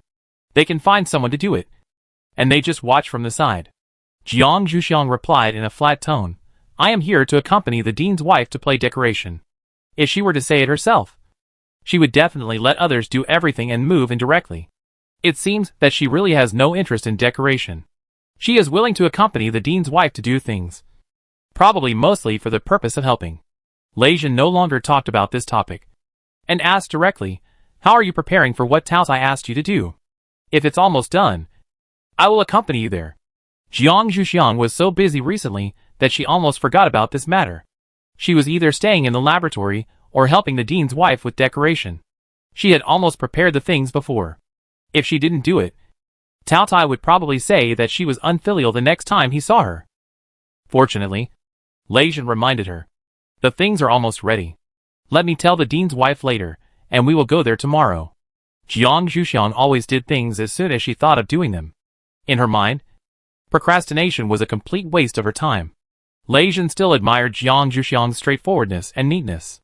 However, he didn't hear Lei Kong report that Jiang Zhuxiang asked him for things during this period. It seemed that she prepared some things herself. Lei Zhen was a little dissatisfied. "Give me a list of the things you prepared, and I will let Lei Kong reimburse you." Let Lei Kong convert it into contribution points for Jiang Zhuxiang. "I am not a captain who exploits his teammates." Jiang Zhuxiang looked at Lei Zhen's serious expression and felt that this man was not joking. Jiang Zhuxiang also knew Lei Kong's character. He would keep his word. So even though Jiang Zhuxiang thought he should prepare these things, he still took out the things he had written on the paper. Lei Zhen scanned the content with a communicator and sent it to Lei Kong for an estimate. Jiang Zhuxiang watched Lei Zhen finish these things and thought he should leave. Unexpectedly, He turned around and walked into the house, picked up Jiang Zhuxiang's original paint bucket and brush, and started working. Jiang Zhuxiang looked at it in amazement for a while, and was very glad that the other team members did not come with Lei Jin this time. Otherwise he would definitely be beaten if he saw this scene. After hesitating for a while, he walked forward and said, "Let me do it." Lei Jin said indifferently, "Just watch and help me pass things." The building outside the Lei family shelter was completed much earlier than the Academy of Sciences. When it was decorated, it was done by the Lei family's superpowers.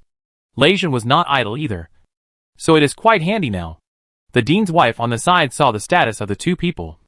Of course, she was happy to see it happen, and also interrupted, "Xiaoxiang, you can help on the side." After hearing what the dean's wife said, Jiang Zhuxiang obediently helped the two of them. At the same time, she slowly told the dean's wife about what she was going to do tomorrow, and asked if she should find someone else to help her. When the dean's wife heard that Jiang Zhuxiang and the others were going to find Tao Hai again, she asked with some worry, "Is Tao Hai really so harmless?" The dean's wife also heard the dean mention that Tao Hai was an ancient beast, and she always felt that it was too dangerous for a girl like Jiang Zhuxiang to face such a behemoth. Lei Jin listened on the side and quickly assured, "I will follow her well. Please rest assured, madam." After hearing what the dean's wife said, Jiang Zhuxiang still swallowed the words that Tao Tai was a friend of his ancestor, and it was better not to say it out loud to scare people. The dean's wife was slightly relieved after hearing Lei Jin's words. She was still confident in Lei Jin's fighting ability. After getting along for so long, the dean's wife and Jiang Zhuxiang have become more like mother and daughter. From a mother's point of view, she would rather Jiang Zhuxiang stay in the laboratory than go to a dangerous place. But the dean's wife still respected Jiang Zhuxiang's wishes, so she had to give more instructions herself. After this topic passed, the three of them started to work silently. By sunset, the three of them had finished half of the places that needed to be painted inside. The dean's wife was very moved. Sure enough, men are more suitable for this kind of physical work. However, the dean's wife still did not give up the idea of renovation by herself. At most, she planned to pull the dean to help. This is also his home, isn't it? After sunset, people who were busy outside the shelter would return to the shelter. The dean's wife took Jiang Zhuxiang and Lei Jin back. People greeted her from time to time on the road. The dean's wife smiled and nodded in response. They returned to the dean's home in the shelter. After Lei Jin arrived at the shelter of the Academy of Sciences, the dean's wife had not invited him to a meal. It was really a bit rude to say that now that someone helped her, it was just right to make up for this meal. As the dean's wife walked into the kitchen, she asked Jiang Zhuxiang to contact Yan Lei and Shui Wen and asked them to accompany her. Chapter 91: A Hard-Fought World for Two. Jiang Zhuxiang followed instructions and turned on his communicator, sending messages to Yan Lei and Shui Wen, asking them to come to the dean's house for dinner. Lei Jin didn't want anyone else to come, but he had no right to stop them, so he had to watch Jiang Zhuxiang contact people. He was originally concerned about Jiang Zhuxiang's young age, so it seemed that he could slowly let her know his feelings in the future. Otherwise, he would have to watch Jiang Zhuxiang communicate closely with other men, and he would have no right to stop them. Jiang Zhuxiang turned off the communicator and asked Lei Jin, "What do you want to drink?" The dean's wife went to cook, and now he was the only one who could entertain the guests, so he had to take the initiative. Lei Jin knew that Jiang Zhuxiang liked to drink tea as much as he did, so he went to the sofa in the living room and sat down. "Just a cup of tea." After hearing Lei Jin's answer, Jiang Zhuxiang went into the kitchen to find tea sets. After the dean's wife asked Jiang Zhuxiang what she was looking for, she helped her find a set of tea sets collected by the dean, and at the same time found a bag of good tea for Jiang Zhuxiang. Jiang Zhuxiang walked out of the kitchen with satisfaction and began to make tea for Lei Jin. On the other side, Yan Lei and Shui Wen received Jiang Zhuxiang's message, and it was time for the laboratory to close, so they came together. When they arrived, the water that Jiang Zhuxiang used to make tea was just boiling. The two sat down very naturally and drank a cup of tea made by Jiang Zhuxiang himself. Lei Jin silently clenched the teacup in his hand.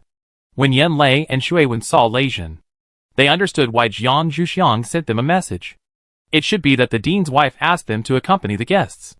After drinking the tea in the cup, Yan Lei asked Jiang Zhuxiang to help in the kitchen. They were enough here. Lei Jin squeezed the teacup in his hand again and almost poured out the tea. Jiang Zhuxiang was originally entertaining guests on behalf of the dean's wife.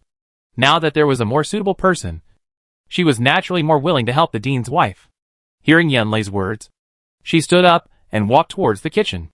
Lei Jin, who was left behind, had to chat with Yanlei and Shui Wen in boredom. When Jiang Zhuxiang and the dean's wife were busy in the kitchen, the dean also came back from his office after get-off work. When he walked into the house, he saw Lei Jin and the others, sat down and chatted with them, and at the same time learned that Lei Jin and Jiang Zhuxiang would go to see Tao Tai tomorrow. The dean still trusted Lei Jin's ability, but he still told Lei Jin to take good care of Jiang Zhuxiang. If anything happened to Jiang Zhuxiang, his wife would definitely be sad. Yanlei heard the news and felt helpless that he couldn't let go of the experiment in his hand.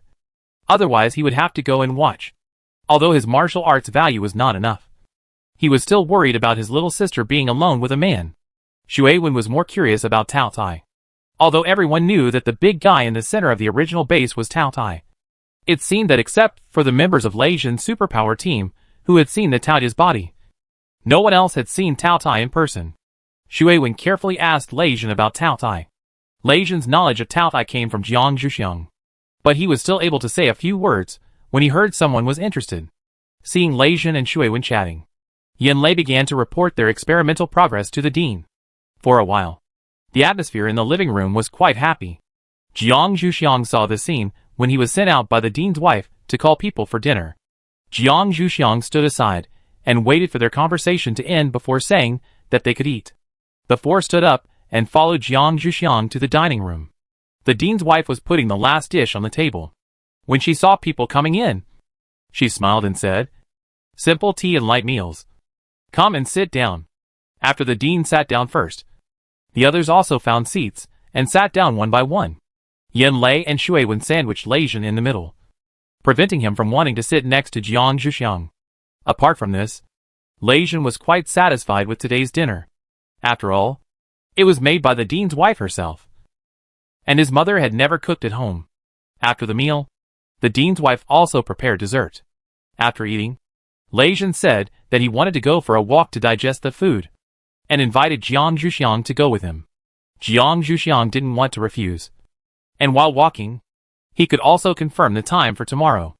Yanlei proposed that he would also go for a walk, and the dean's wife patted him and asked him and Shui Wen to help her clean up the kitchen. Yanlei had no choice but to watch Jiang Zhuxiang and Lei Jin walk out. Shui Wen pulled him into the kitchen to help speechlessly. Jiang Zhuxiang remembered that Lei Jin had taken him to their home exercise room before, so it was a good opportunity to take Lei Jin to the indoor gymnasium in the Academy of Sciences. The indoor gymnasium of the Academy of Sciences was more in line with the style of the Academy of Sciences. It used instruments to accurately record the changes in a person's body during exercise. If there was anything wrong, they could check the data themselves at that time. Unfortunately, few people in the Academy of Sciences were willing to spend time here, except Jiang Zhuxiang. Lei Jin tried it after Jiang Zhuxiang's explanation, but he was a little uncomfortable. But he was quite satisfied with the instruments and decided to have someone come to the Academy of Sciences to discuss the introduction after returning. Lei Jin's digestion ability is still very strong. After doing this, it's almost time to go back and prepare for rest. After the two agreed on the meeting place and time for tomorrow, Lei Jin sent Jiang Zhuxiang back first in a gentlemanly manner, and then he returned to his residence. After Jiang Zhuxiang returned to his room, he checked the things he prepared for Tao Tai, and was a little confused about how to bring them there tomorrow. Should he expose his personal space? After thinking about it, he had to pack the things first, and see if Lei Jin had any solution tomorrow. If he didn't have any solution, Jiang Zhuxiang decided to bring them there in several times. Anyway, Tao Tai shouldn't bother with him. After finishing the things, Jiang Zhuxiang went to clean them and began to practice. On the other side, at Lei Jin's residence, the other team members knew that their captain was going to accompany Jiang Zhuxiang to see Tao Tai alone, and they all expressed that the captain didn't want them anymore. Lei Kong didn't say much, but just listened to a very simple question. "How do you take your things over? Otherwise, I'll come over tomorrow?" Lei Jin also realized this problem at this time. But there were few opportunities for a rare two-person world, and he really didn't want to be disturbed by others. Lei Kong looked at his captain's face, which was rarely embarrassed, and suggested, "I'll help you take the things over." and then leave immediately. Anyway, there's nothing to do recently. Lei Jin thought for a while. You can call Xiaohui too. It's still a bit dangerous for Lei Kong to go back alone. Lei Hua's attack power is just below Lei Jin, so he is still more trustworthy. Chapter 92. Complete Taotia's request. Lei Kong nodded to show that he understood, and at the same time drove away the other team members who were crowded behind him, letting them do their own things. Originally, these team members came to Lei Kong because they felt bored because they hadn't seen their captain for a long time, and asked Lei Kong to contact the captain to ask when he would be back. Now that they have seen him, these people should be satisfied. Before leaving, the other team members shouted at Lei Kong's communicator, "Captain, when will you come back? If you are reluctant to leave Jiang Zhuxiang, can you take her to our shelter to live for a few days? You are like a son-in-law now." Too unmanly. Lei Jin stared at his team members for a while, until they almost couldn't help but say that the captain didn't need to answer. Then he said, "This time, I will be back after meeting Tao Tai with Xiao Xiang. These guys are really bold, even asking about the captain's affairs." After saying this, Lei Jin turned off the communicator. The other team members who got the answer looked at Lei Kong a little tremblingly. Was the captain angry just now? Will we be beaten when he comes back? Lei Kong looked at these people with a smile. Now he knows he is afraid. Were you very brave when you asked just now? In the future, don't ask less about the captain's affairs. He knows his limits. As for whether he will beat you when he comes back, it depends on whether the captain's actions this time can get the results he wants. At that time, you will act according to the captain's mood. And don't kill yourself. The other team members thought back to the days when they lived by the captain's face, and felt that they had been too relaxed during this period, and should tighten their skin. After saying goodbye to Lei Kong, they went back with lingering fear. Lei Kong sent a message to Lei Hua to tell him about tomorrow's affairs. Lei Hua did not come with the team members just now. He always went to the kitchen to help after returning to the shelter. This was the captain's request to him before, and he executed it meticulously. Lei Kong still appreciates such obedient people. At least they are less likely to cause trouble than the group of people just now. After receiving the simple got it from Lei Hua, who took the time to reply. 3 words. Lei Kong was relieved and prepared to rest. On the other side, Lei Jin also sent a message to Jiang Zhuxiang, explaining that Lei Kong and Lei Hua would go with them tomorrow. But he did not receive a reply from Jiang Zhuxiang. At this time, Jiang Zhuxiang had already entered the state of cultivation, so naturally, he would not reply to him. Lei Jin did not mind that Jiang Zhuxiang did not reply. Anyway, Jiang Zhuxiang would see the message sooner or later. Lei Jin went to wash and rest with peace of mind. There was no conversation all night. In the morning, Jiang Zhuxiang finished tidying up. When he just opened the door of the room, he saw Lei Jin standing outside his door. Jiang Zhuxiang breathed a sigh of relief. He originally thought that he needed to drag his things to the gate of the shelter. It was great that Lei Jin came to help. Jiang Zhuxiang stepped aside to let Lei Jin in. He had just dragged all the things to the open space inside the door, and Lei Jin would be able to see them as long as he came in. Lei Jin rarely had the opportunity to enter Jiang Zhuxiang's room, but now he didn't have much time to take a closer look. He saw several storage boxes placed inside the door, and hurriedly dragged them to the door with Jiang Zhuxiang. Lei Kong and Lei Hua should be here soon. When the two of them piled all the storage boxes inside the shelter door, Lei Jin just received a message from Lei Kong saying that they had arrived at the door.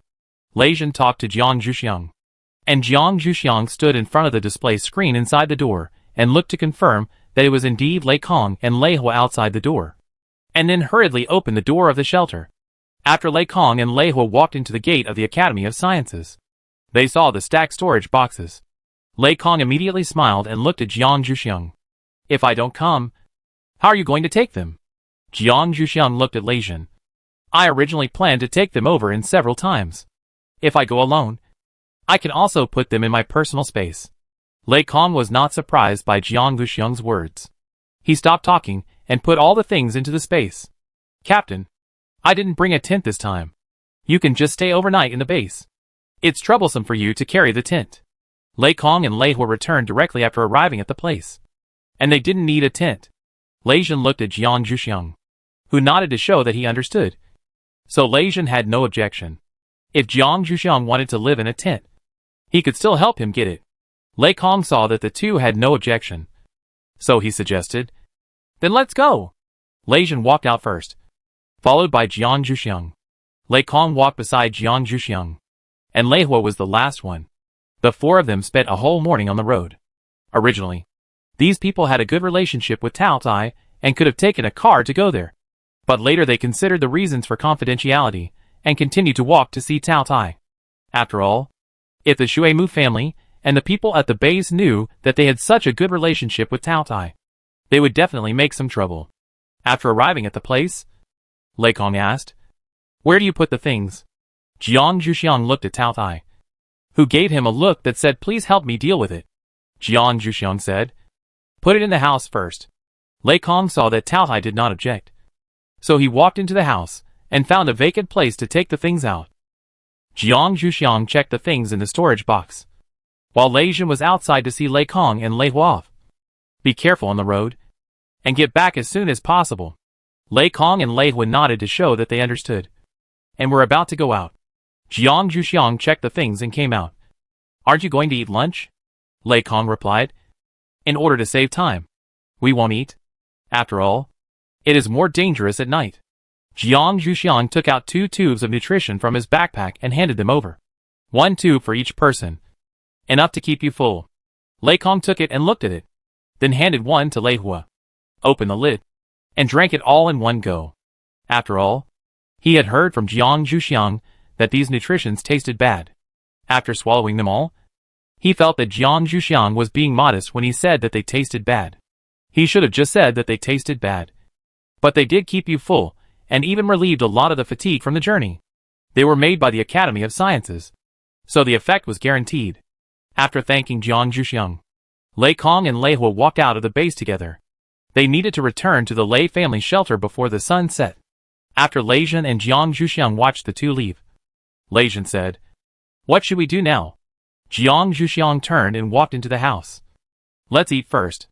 The kitchen should have the things they left last time. The solar generator is still running well, and the food in the refrigerator should not be spoiled." Lei Jin touched his stomach, which became empty during the journey, and felt that Jiang Zhuxiang was right. Chapter 93 Lunch for 2. After Jiang Zhuxiang came here, he had not used these kitchen utensils that were said to be heated by electricity.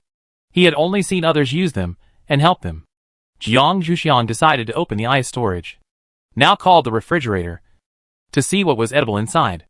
Opening the door of the refrigerator, Jiang Zhuxiang carefully looked through the ingredients inside. The most common thing was the meat of various mutant animals. In the past, when Lei Jin and his men fed the Tao Tai, they would cut off a part of the meat in advance, clean it, and put it in the refrigerator. There was no shortage of meat. Jiang Zhuxiang found that there were almost no vegetables. It seemed that if they wanted to eat vegetables before, Lei Mu would make them on the spot. However, he did not have any vegetable seeds, but he had a lot of medicinal seeds. Jiang Zhuxiang flipped through his seed bag, found a small bag of purslane seeds, and placed it on the kitchen counter. He opened the wrapping paper, held the seeds in his palm, and activated his wood-type ability to get enough purslane to make a plate of salad. Then he began to remove the roots of the purslane, because it was activated by the wood-type ability. All parts of the purslane except the roots were edible. He took out a bottle of water from his backpack, rinsed the purslane briefly, and then cut it into appropriate lengths with a knife. Put it in the pot, poured in a bottle of water, and wanted to boil it. Jiang Zhuxiang looked at this stove that didn't need firewood, and recalled how Xiahua used it before. It seemed that he tapped it with his fingers a few times. After looking carefully, Jiang Zhuxiang saw a few small circles on the side close to him. There were also texts around these small circles explaining the functions of these circles. Jiang Zhuxiang pressed a few times with his fingers in the order he had seen before, waiting for the water in the pot to boil. Lei Jin was watching Jiang Zhuxiang working, and found that Jiang Zhuxiang stood there motionless after processing the vegetables. He walked over to stand beside her and asked, "Are we only eating this for lunch? Isn't the amount a little less?" Jiang Zhuxiang originally didn't plan to cook only this one dish, but she had to watch the pot and couldn't leave. Seeing Lei Jin coming, she asked him to help her watch the pot and call her when it boiled. She stood in front of the refrigerator again to look for meat suitable for 2 people. Finally, she found a piece of mutant wild boar tenderloin, which was just right for roasting. Anyway, there was an oven in the kitchen. Jiang Zhuxiang seasoned it, put it on the baking tray, and pushed it into the oven. Jiang Zhuxiang was very familiar with this thing. It was available in the bakery of the dean's wife. The dean's wife had taught her how to use it. Set a time and take it out when the time is up. There were meat and vegetables. Jiang Zhuxiang pretended to take out a few pieces of whole wheat bread from his personal space. The dean's wife would leave a few pieces for Jiang Zhuxiang every time she baked them. Jiang Zhuxiang usually put them in his personal space and forgot to eat them. Fortunately, Jiang Zhuxiang's personal space could keep them fresh. Otherwise, he didn't know how much would be wasted. Whether in Shenong Valley or in this place now. Jiang Zhuxiang prefers to eat rice. But rice is a scarce commodity after 100 years in the end of the world. Jiang Zhuxiang can only eat it occasionally. Usually, he drinks nutritional supplements instead of eating these breads. Now he has no choice but to use them as staple food. While thinking, Jiang Zhuxiang found a plate to put the whole wheat bread on. After putting the whole wheat bread on the plate and putting it on the dining table, Jiang Zhuxiang returned to the kitchen again, walked to Lei Zhen's side, looked at the water that had just begun to boil, took out a pair of chopsticks to stir it, and continued to wait. Lei Zhen saw Jiang Zhuxiang coming back, gave up his seat, stood aside and watched Jiang Zhuxiang work. Jiang Zhuxiang waited for the water to boil for a while, turned off the power switch, moved the pot off the stove, put it next to the original sink, took out the porcelain, drained the water and put it in a basin, sprinkled some salt, added some sesame oil and mashed garlic and a little oil, stirred it evenly with chopsticks, put it on the plate, and put it on the dining table. After the cold dishes were ready, Jiang Zhuxiang took out 2 eggs from the refrigerator that Lei Zhen and his friends had found from somewhere, cut some meat, and cooked some egg drop soup. After the soup was cooked, the tenderloin in the oven was almost cooked. Jiang Zhuxiang opened the oven door, put on heat-insulating gloves and took out the baking tray. The tenderloin was baked in one piece, and now it was ready and needed to be cut. Lei Zhen had been watching Jiang Zhuxiang busy, and now he finally had something to do. So he took the initiative to take over the job of cutting meat. Jiang Zhuxiang trusted Lei Zhen's knife skills, so he let him do it.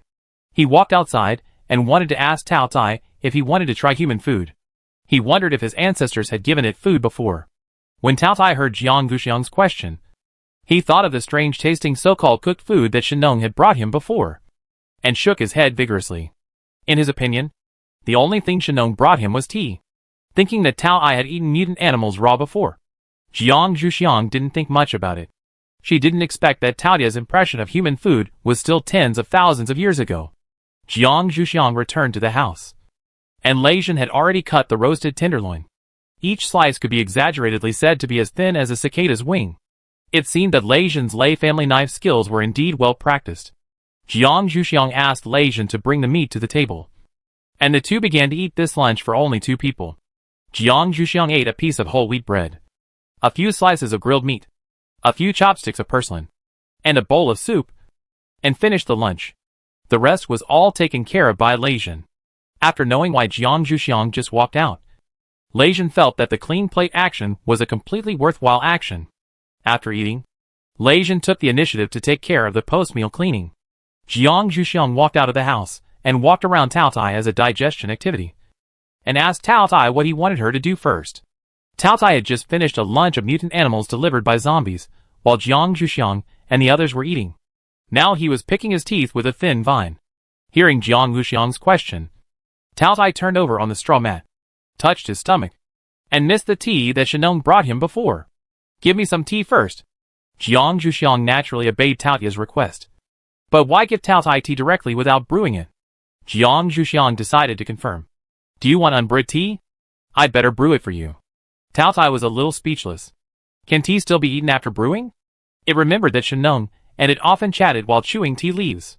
However, seeing Jiang Zhuxiang's expression of expecting its agreement, Tao Tai decided to obey Jiang Zhuxiang's suggestion. Give me some of both brewed and unbrewed tea. Chapter 94: The Ancient Way of Eating Tea. Jiang Zhuxiang sighed silently in his heart. It turned out that his ancestors chewed tea leaves dry. Then he turned back to the house to find a kettle for boiling water. Although Jiang Zhuxiang wanted to use the small red clay stove in his personal space to boil water and make tea, Lei Zhen knew what he had brought with him. It would be better not to take it out to arouse suspicion.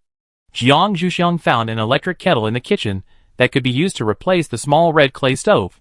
He poured a pot of water into it, plugged it in, and waited for the water to boil. While waiting for the water to boil, Jiang Zhuxiang looked at Lei Zhen's progress in cleaning up and found that he was doing a decent job.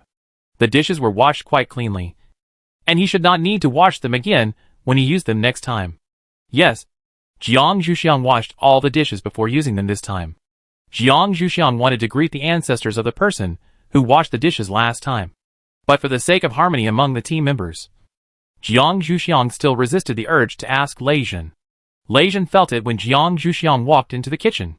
After feeling Jiang Zhuxiang's attention, he worked more seriously. Speaking of which, Lei Zhen's housework skills were honed by his mother's abandonment. Mrs. Lei was obsessed with martial arts, and no one was willing to do cleaning work now. Lei Zhen and his father took turns to do the housework in Lei Zhen's family. Lei Zhen could also cook, but the taste was similar to when Xiaohua first started cooking. So in order to maintain his image in Jiang Zhuxiang's mind, Lei Zhen was very self-aware and did not take the initiative to show his cooking skills this time. After Jiang Zhuxiang walked out of the kitchen with the boiled water, Lei Zhen's tense back relaxed and continued to do the finishing work in the kitchen. Jiang Zhuxiang put the boiled water in the empty space on the straw mat, took out a foldable small table from the storage box and placed it in front of Tao Tai.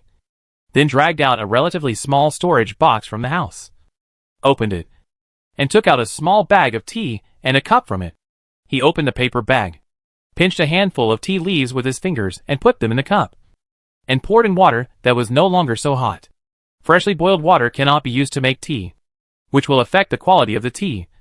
So Jiang Zhuxiang deliberately took out the boiled water first, just to let the water cool down. While Jiang Zhuxiang was making tea, Tao Tai had already taken the remaining tea leaves from the tea bag that Jiang Zhuxiang had opened, and put them into his mouth to chew, looking very pleased. When Jiang Zhuxiang noticed this, he had no choice but to deal with his elder. The time interval of tens of thousands of years really created an incomprehensible distance between people. While Jiang Zhuxiang was making tea, Lei Zhen had already finished the finishing work in the kitchen and walked out to find Jiang Zhuxiang. He happened to see Tao Tai chewing tea leaves, which was a very difficult habit for Lei Zhen to understand. Although Lei Zhen also liked to drink tea, he would never chew tea leaves in his mouth. Lei Zhen sat down next to Jiang Zhuxiang and saw the cup of tea in front of him. He looked at Jiang Zhuxiang with an inquiring look. Jiang Zhuxiang rarely responded to Lei Zhen's doubts, but looked at Tao Tai with a gentle expression. Try this cup of tea. The temperature is ready to drink. Then, you can also spit out the tea leaves in your mouth. Do you still want to swallow them? Tao Tai glanced at Lei Zhen next to Jiang Zhuxiang, and was very satisfied with his young man's neglect of this man. Then he swallowed the tea leaves in his mouth that had been chewed to no taste, turned into a human form, and picked up the cup of tea in front of Jiang Zhuxiang. Jiang Zhuxiang silently wiped his sweat in his heart. He actually swallowed the tea leaves. Tao Tai was a little skeptical about Jiang Zhuxiang's novel way of drinking tea. He first sniffed the tea with his nose. Although his nose was not as good as that of a dog-like demon cultivator, it was still much better than that of a human. If there was anything wrong with this cup of tea, he would still have to convince his younger generation to chew tea leaves with him. However, after smelling it carefully, he did not notice anything wrong. Tao Tai decided to take a sip and try it. The tea tasted bitter and sweet, and the taste was acceptable. After drinking the whole cup of tea, Tao Tai tried to pour the tea leaves at the bottom of the cup into his mouth. Jiang Zhuxiang silently rushed forward and took the cup from Tao Tai's hand. I'll pour you more water. Generally, tea leaves can be brewed 2 or 3 times. But he still couldn't let his elder eat the tea leaves. Jiang Zhuxiang quickly refilled the cup with water. Lei Zhen watched Jiang Zhuxiang's actions and almost jumped up. Tao Tai is not an ordinary beast that is easy to deal with. If it wants to eat tea, let it eat it. Jiang Zhuxiang snatched its cup like this. What if it gets angry? However, seeing that Tao Tai did not insist on letting Jiang Zhuxiang take the cup in its hand, Lei Zhen silently put his heart at ease. Tao Tai's attitude towards Jiang Zhuxiang seemed to be much better than towards us. Tao Tai naturally saw Lei Zhen's series of changes in his eyes, and nodded silently in his heart. This guy is still concerned about his young generation.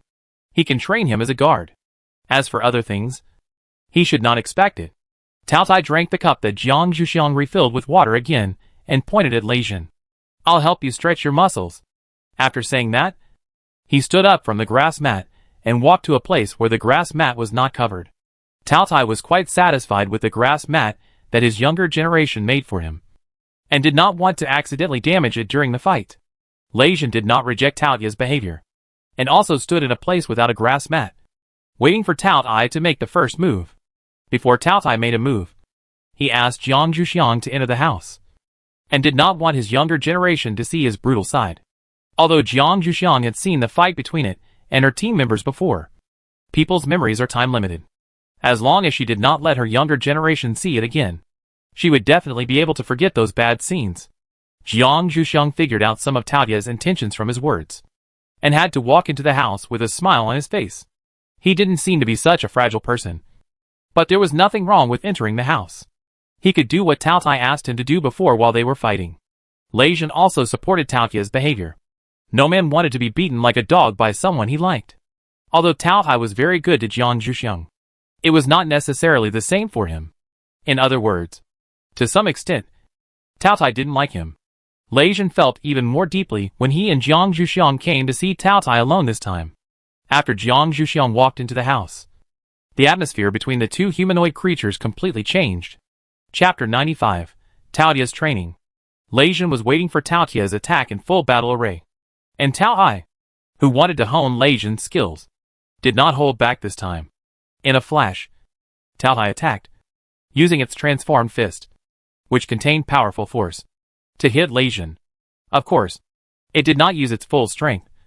After all, Tao Tai did not want Lei Jin to die, and wanted Lei Jin to protect Jiang Zhuxiang. Lei Jin did not dare to underestimate Tao Tai's seemingly casual punch, and quickly summoned his lightning ability, condensed it into a knife, and raised it up to block Tao Tai's fist.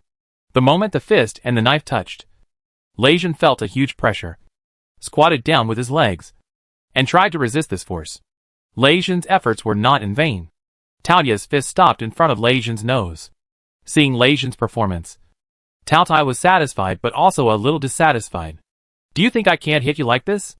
Tao Tai swung another fist and hit Lei Jin's abdomen. Lei Jin fell far away on the square. Seeing Lei Jin fly out, Tao Tai stood up straight and waited for him to get up. Lei Jin didn't delay for long. After the pain in his abdomen eased a little, he stood in front of Tao Tai again. This time, Lei Jin didn't wait for Tao Tai to make a move first, but took the initiative to raise his knife and chop up. Tao Tai kicked Lei Jin out again without any courtesy. After 2 attempts, Lei Jin understood that Tao Tai wanted to temper himself well this time, and he did not intend to fight it with the Lei family swordsmanship. He just used the thunder power to condense a few small shields to protect the vital parts of his body, and then used his fists to fight Tao Tai. Of course, Lei Jin's fists almost never landed on Tao Tai, but Tao Tai's fists repeatedly landed on Lei Jin's body. Lei Jin could almost feel the pain in his bones, but the bones did not feel broken. Tao Tai still had a sense of control over his strength. When Lei Jin lay on the ground for who knows how many times, and did not stand up for a long time, Tao Tai let Lei Jin go, walked over and lifted him to the straw carpet and put him down, and then sat down on the rattan chair. Lei Jin looked at Tao Tai, who was sitting on the rattan chair weakly, and finally confirmed that Tao Tai really disliked him. He was afraid that there was no good meat on his body now, and he had no strength to stand up again. He hoped that Jiang Zhuxiang would come out of the house later. He didn't want her to see him like this. However, things didn't go as he wished. Jiang Zhuxiang was always paying attention to the movements outside the house. After he couldn't hear the sound of fists hitting flesh, Jiang Zhuxiang dragged out with a tray with 2 cups of tea at the right temperature. He first gave 1 cup to Tao Tai, and then took the remaining cup to Lei Jin. Can you get up and drink it by yourself? Lei Jin was placed face down on the grass mat by Tao Tai. When he heard Jiang Zhuxiang's question, he wanted to answer no. But after Jiang Zhuxiang asked this question, Tao Tai's sight fell on Lei Jin again. Lei Jin had felt this kind of sight many times when he was beaten just now. He was hit almost wherever he looked. Lei Jin was completely unrecognizable now. Lei Jin faced Tao Tai's sight, and used the little strength he had just recovered from lying down to turn himself over and sit up. Only then did he feel the disappearance of Tao Tai's sight. Jiang Zhuxiang saw Lei Jin sitting down, and handed him the tea in his hand. Lei Jin took it, and drank it in one breath. He felt the faint taste of medicine in his mouth, and the heat slowly flowing in his body. He looked at Jiang Zhuxiang with a little surprise. Jiang Zhuxiang smiled silently at Lei Jin. This was a recipe for medicinal tea that she had just found from the Shenong's secret technique. She happened to have all the medicinal materials on hand, so she let Lei Jin try it. In the past, the senior brothers in Shenong Valley liked to drink this kind of medicinal tea after sparring. Judging from Lei Jin's reaction, the effect was also effective for people with special abilities. So Jiang Zhuxiang was relieved. There was no difference between this medicinal tea and real tea. Tao Tai still drank real tea. In Jiang Zhuxiang's eyes, this elder of her family should not need this kind of medicinal tea at all. But Lei Jin was different. In the wild, it was better to recover his strength as soon as possible. So Jiang Zhuxiang treated him differently. Seeing that Tao Tai had finished his cup of tea, Jiang Zhuxiang hurriedly stepped forward to ask, Lei Jin and I will help you build a small house in the square, so that you can go in to wash and hide from the rain and snow when you are in human form. Although his elder should not be afraid of the cold with his fur, he still wants him to live a clean and comfortable life. Tao Tai is still happy to accept the filial piety of his younger generation. After hearing what Jiang Zhuxiang said, Tao Tai agreed. Let that kid do more. Tao Tai still loves his younger generation very much. Jiang Zhuxiang silently glanced at Lei Jin, who still had little strength to move, and said to Tao Tai awkwardly, I'd better do it myself first. Tao Tai looked at Lei Jin with disdain, and had to tell his younger generation, just take your time. Lei Jin pretended that he didn't understand the meaning in Tao Tai's eyes. If he had known that Jiang Zhuxiang wanted to do this, he would not have let Lei Kong and the others go back. Now he can only watch Jiang Zhuxiang busy alone. It seems that he still needs to exercise his physical strength after returning. Jiang Zhuxiang's desire to build a sheltered house for Tao Tai was not a sudden idea, but to leave some things from the Academy of Sciences in that house, so that it can understand the current situation of mankind as soon as possible. In her opinion, this elder of her family should be similar to when she first came here, and does not know much about the situation of mankind. Jiang Zhuxiang feels that she has the responsibility to help her elder better understand the current era, so that it will not suffer in the future when she is not paying attention. Moreover, when Tao Tai and the others were fighting, Jiang Zhuxiang had almost completed what Tao Tai asked him to do, so he could spare time to do this. Fortunately, Jiang Zhuxiang had seen how the buildings outside the shelter were built before, and brought the materials and tools with him. Jiang Zhuxiang walked around the square several times, selected a place that was most sheltered from the wind, called up the building plan that was previously stored in the communicator, and outlined it on the ground with white powder. While Jiang Zhuxiang was busy, Lei Jin struggled to stand up with the help of the cup of tea, and slowly moved to Jiang Zhuxiang's vicinity to see if he could help in any way. Seeing that Lei Jin really wanted to help, Jiang Zhuxiang took out the building materials from the storage box and asked Lei Jin to mix them according to the proportions. After he finished drawing the structure on the ground, he could start pouring. Before Lei Jin started working, Jiang Zhuxiang was thoughtful enough to make him a rattan chair. But of course, it was not as perfect as the Tao Tai one. Chapter 96, Inside and Outside the Original Base. Jiang Zhuxiang drew the structural diagram on the ground in proportion step by step. Lei Jin's building materials were almost mixed. The two began to gather together to figure out how to cast the building. Jiang Zhuxiang recalled the scene he had seen before. It seemed that the foundation was laid before the building outside the shelter was cast, so that the building could stand firmly on the ground. However, Jiang Zhuxiang wanted to make this small house cast for Tao Tai a movable building, so that if Tao Tai met the condition and could walk out of the square in the future, he could also take this small house away. Jiang Zhuxiang talked about this idea with Lei Jin. Lei Jin was a boy after all, and he was good at such things that required hands-on ability. Just like Lei Jin helped the dean's wife paint the wall before. If you want this building to be movable, we don't need to lay the foundation. Just cast a base plate on the ground according to the size of the structural diagram you drew, and then cast this small house on the base plate. Jiang Zhuxiang thought about it, and felt that what Lei Jin said was quite reasonable. So the two began to pour the base plate in different areas. Lei Jin's physical strength had almost recovered while he was sitting and mixing building materials, so he took the initiative to take over the larger area. The small house that Jiang Zhuxiang was going to build for Tao Tai was divided into two major areas: a rest room with a bathroom, and a living room for daily activities. The part that Lei Jin took over was the rest room, which was half the size of the living room, left for Jiang Zhuxiang. After the two divided the work areas, they started to work hard, and only Tao Tai lay lazily on the rattan chair basking in the winter afternoon sun. However, the two did not work for long before the sun began to set. In the absence of sufficient light, the two had to stop. When night fell, Tao Tai transformed into his original form again and lay on the grass carpet. Lei Jun and Jiang Zhuxiang also entered the house. After eating the dinner made by Jiang Zhuxiang, they planned to fight again tomorrow. While Jiang Zhuxiang and Lei Jun were diligently helping Tao Tai build a small house, the team sent by the Shui and Mu families and the base to explore the original base was still dealing with the zombies at the gate of the base, racking their brains to find a way to enter the gate of the base. After another unsuccessful attack, the Mu family again proposed to go back and then seek help from the Lei, Yan, and Jin families and the Academy of Sciences. The Shui family still insisted on finding a way to get in alone, so that they could get everything in the original base. Moreover, the Shui family envied, and despised the Lei, Yan, and Jin families and the Academy of Sciences. They envied their strong strength, envied their mutual trust, and despised their previous abandonment of the base. Therefore, they did not want to take the initiative to ask them. Of course, they don't know that Lei Jun and his men have already made friends with Tao Tai, and they can enter the base as if they were in an empty space.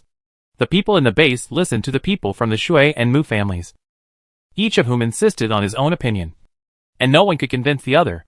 When they temporarily stopped fighting, they proposed a compromise. That is, they would temporarily return to the camping site on the lake beach to rest, and then send a message back, asking the heads of the family to ask the Lei, Yan, Jin and the Academy of Sciences about the information of the original base. They would wait before getting a reply. After all, they have consumed a lot of energy in the battle during this period, and they really need to rest. The people from the Shui and Mu families were still a little afraid of the people in the base, who made them two families not have fighting power. They couldn't ignore the method proposed by the people in the base, so they had to leave from the gate of the base together. Tao Tai received the news from the zombies, opened his eyes, and continued to sleep. The Shui and Mu families and the people from the base set up tents at the camping site on the lake. After eating the nutrient supplements bought from the Academy of Sciences, which tasted disgusting and were extremely expensive, the Shui and Mu families and the people from the base sent messages to their own heads of families, of course with different attitudes. The reactions of the heads of the families who received the message varied. After seeing the reluctant message from his youngster, Shui deleted it directly. After seeing the message, the leader of the base asked his subordinates, who were in charge of this matter, to send a standard message to the Lei, Yan, Jin and other families, and the people from the Academy of Sciences. Only the leader of the Mu family, after seeing the message from his youngster, personally sent a message to the Lei, Yan, Jin and other families as well as the people from the Academy of Sciences to inquire about the news in a roundabout way, trying hard not to let them know that they were planning to attack the original base. After all, the Lei, Yan, Jin and other families had once warned them about the Tao Tai in the center of the base. If they knew that they did not take it seriously and still went to provoke it, the Lei, Yan, Jin and other families would definitely not give them a good look again, and the Academy of Sciences would look down on them even more. After receiving this inexplicable communication, the three clan leaders Lei Yan Jin and the Dean of the Academy of Sciences gathered together online to discuss what they were doing. In the end, the four of them didn't come up with anything. Finally, clan leader Lei had an idea and thought of the message his son had sent him before, saying that he would stay in the base for a while, and that Jiang Zhuxiang, who he learned from Lei Kong, was acting with his son. Clan leader Lei suggested, what they want most is the things left over from the original base. It just so happens that my son and Jiang Zhuxiang from the Academy of Sciences are in the original base. Let them pay more attention to it. As for the reply, just say the news we know on the surface. The Lei, Yan, and Jin families and the Academy of Sciences have always acted in unison. They naturally unanimously approved the proposal of the Lei clan leader. As for the news that the Lei clan leader said, the remaining three families also knew it tacitly. Isn't it just telling the zombies at the gate of the base and the strength of the Tao Tai in the base again to the Shui, Mu, and Mu families and the people in the base? They will definitely reply to them in a rigorous manner. They don't covet the things in the original base at all. But Tao Tai appreciates some of their juniors more. They didn't provide false information at all. After receiving the reply from the Lei, Yan, and Jin families and the Academy of Sciences, the Mu family and the people in the base directly conveyed it to their own juniors. Speaking of it, the three families didn't have any hope for their juniors to enter the original base, but just let them explore the way. So after receiving this news that their strength was huge, they didn't provide any suggestions. Just let them figure it out for themselves. It has to be said that the Mu family was quite disappointed when they received the news. The people in the base did not have any adverse reactions. They were used to the base leaders not giving them help. If they wanted to get something, they had to fight for it on their own. This was also the reason why the people in the base were more powerful than the Shui and Mu families. Chapter 97 Give the Tao I Hawthorn Water.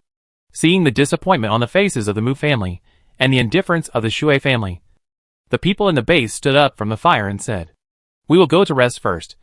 You can do whatever you want." The Shui family nodded to show that they understood. And then they left the fire. Only the Mu family was still sitting by the fire. They looked at each other's sad faces and said together, "Let's go to rest too. Anyway, we can't think of a solution sitting here." Some people added some firewood to the fire. Some took the initiative to stay to keep watch. And the other Mu family members returned to their tents to rest. As for what to do next, we can only discuss it tomorrow. On the other side, Lei Jin and Jiang Zhuxiang, who had been busy all day, received messages from their father and the dean, asking them to pay attention to the people who appeared near the base. When they received the message, the two were having dinner. Lei Jin took the initiative to share the message he received with Jiang Zhuxiang. And Jiang Zhuxiang also returned the favor by letting Lei Jin see the message he received. Lei Jin said nonchalantly, "Should we go to meet them?" Jiang Zhuxiang checked their current project progress and replied, "Let's go after the small house is built. But it's still a bit disadvantageous for only the two of us. After all, 2 fists can't beat 4 hands. The most important thing is that Jiang Zhuxiang doesn't want these people to come in and disturb Taotia's currently peaceful life. Not everyone will allow the existence of animals that they think are dangerous. The so-called Dragon Slayer warriors. There has never been a shortage of food since ancient times." Lei Jin thought about it and nodded in agreement. "Then I'll ask them to come over to help tomorrow. Anyway, it's just right for them to bring some food. There shouldn't be much food stored in the refrigerator." Jiang Zhuxiang was relieved when he heard Lei Jin's words, and suggested, "It's better to meet them in the wild. If people outside the base see that we can enter the base so easily, we won't have a leisurely life in the future."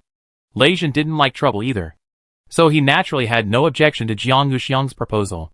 He quickly ate his own food and went outside to collect Taotia's bowls and chopsticks. Under Jiang Zhuxiang's persistent recommendation, Taotai would occasionally try human food. Of course, it said that it wanted to see how the cooking skills of Shenong's descendants had improved.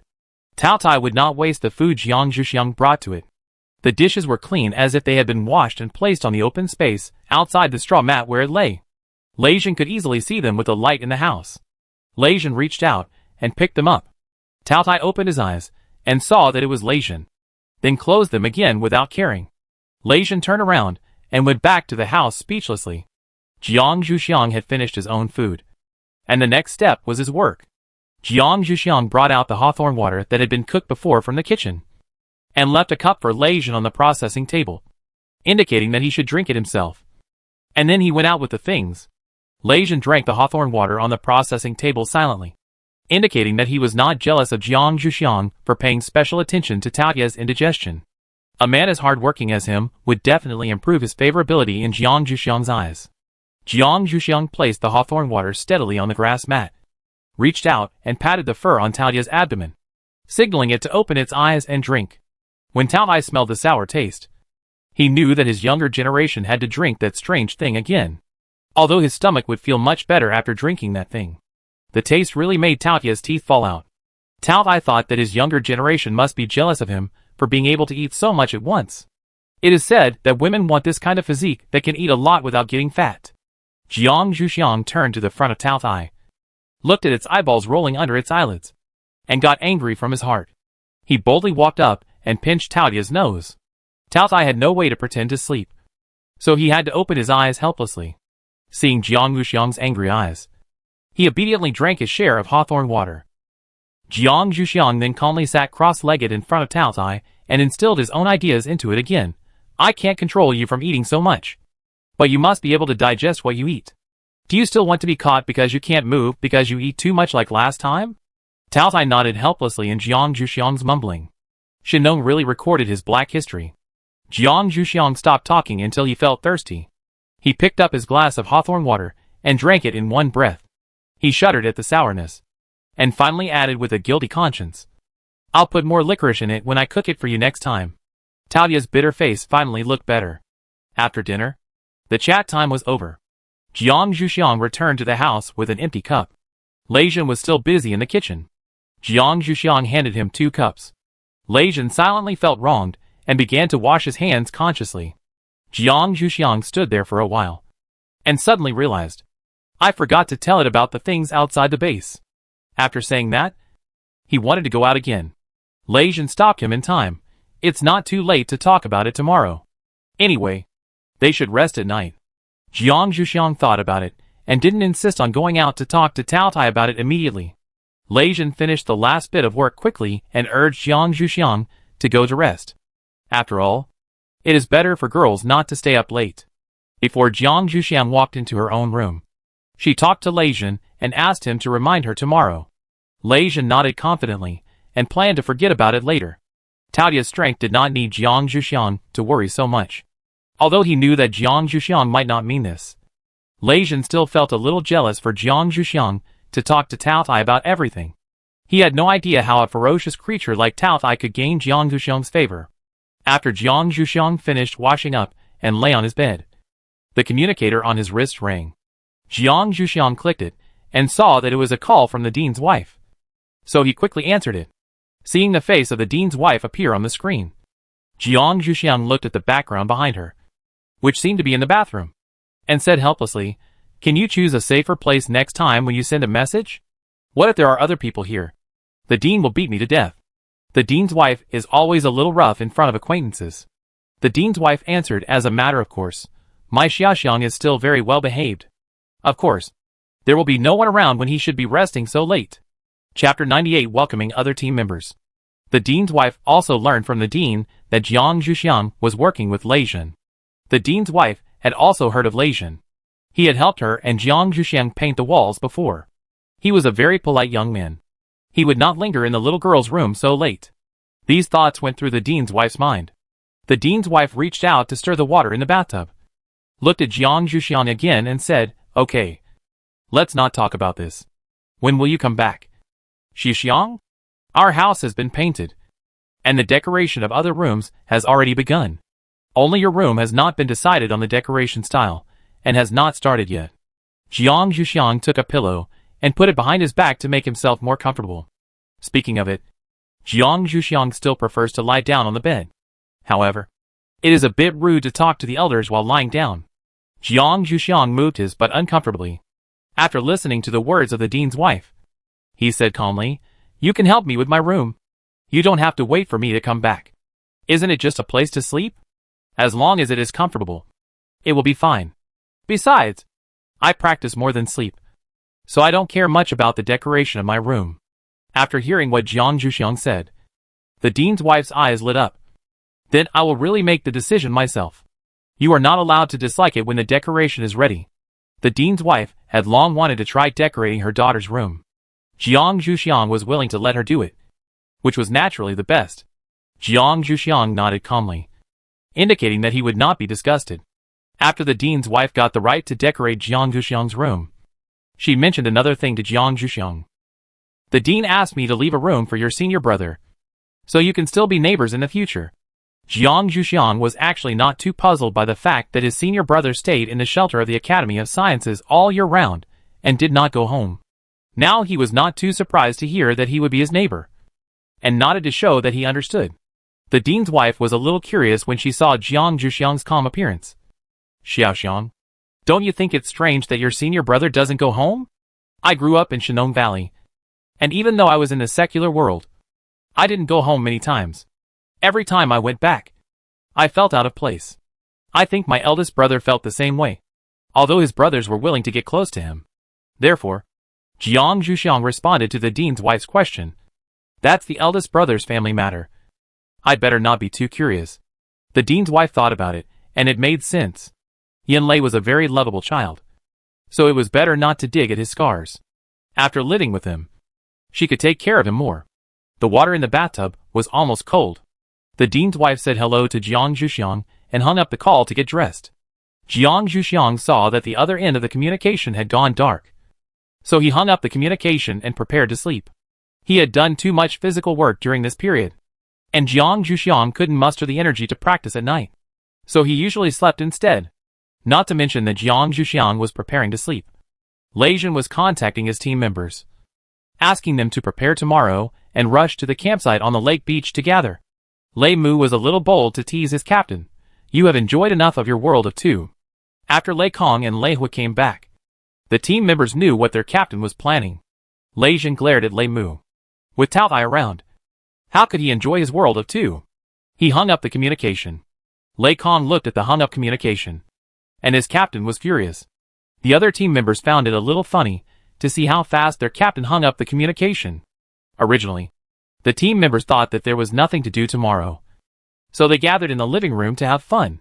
When the captain sent a communication to Lei Kong, they watched by the way. Now that they knew they were going out tomorrow, they dispersed and went back to their rooms to prepare. Lei Kong also walked slowly to his room. On the way, he received a message from his captain. After reading it, he understood the intention of his captain to let them go there tomorrow, and quickly sent out the task instructions. The members of the superpower team tossed for a while before they could fall asleep. The next morning, Jiang Zhuxiang got up and prepared breakfast. He was going to go out for exercise. He saw Lei Jin fighting with Tao Tai. They were really energetic early in the morning. Seeing their performance, Jiang Zhuxiang found a safe place to exercise. Lei Jin was very satisfied when he saw Jiang Zhuxiang didn't come over during the beating. It seemed that she had forgotten what she told him last night. He had already told Tao Tai about today's matter, so Jiang Zhuxiang didn't need to worry about it anymore. After Jiang Zhuxiang finished exercising, Tao Tai let Lei Jin go. In the presence of Jiang Zhuxiang, Tao Tai was relatively gentle. Lei Jin was not beaten out by Tao Tai countless times this morning like before. Jiang Zhuxiang and Lei Jin walked into the house together. Lei Jin brought out the breakfast prepared by Jiang Zhuxiang, while Jiang Zhuxiang brought out the portion for Tao Tai. Jiang Zhuxiang has been trying to instill the concept of 3 meals a day into Tao Tai recently, trying to reduce Tao Tai's overeating. Although Tao Tai ate the 3 meals prepared by Jiang Zhuxiang, he still ate as much as he could at other times, which still bothered Jiang Zhuxiang. Lei Jin saw Jiang Zhuxiang coming in and hurriedly asked Jiang Zhuxiang to have breakfast. Lei Jin also saw what Jiang Zhuxiang had done during this period. Lei Jin also knew some of her ideas, but he didn't agree with them. As the saying goes, it's easy to change a country, but it's hard to change one's nature. How can Tao Tai's gluttony be changed by humans like them? However, although Lei Jin thought so, he didn't say it out loud. Anyway, as long as Jiang Zhuxiang persisted for a period of time without any results, she should be able to figure it out herself. Seeing Jiang Zhuxiang finish breakfast, Lei Jin promptly told Jiang Zhuxiang what he did last night. Lei Kong and the others should be at the lakeside at noon. Let's go out early now. The people outside the base should be coming to the base gate in a while, so as not to run into them. Jiang Zhuxiang nodded to show that he understood. Then don't pack up yet. Let's go now. Jiang Zhuxiang really didn't understand what the people in the original base were obsessed with. They were unwilling to give up even though they couldn't get in. Lei Jin piled the dishes in the sink and took Jiang Zhuxiang out. When passing by Tao Tai, Jiang Zhuxiang wanted to talk to it, but was directly pulled away by Lei Jin. After hearing Lei Jin's explanation that he had already told Tao Tai about what happened today, Jiang Zhuxiang didn't insist. Chapter 99. Huge difference in combat power. The two of them rushed to the gate of the base quickly.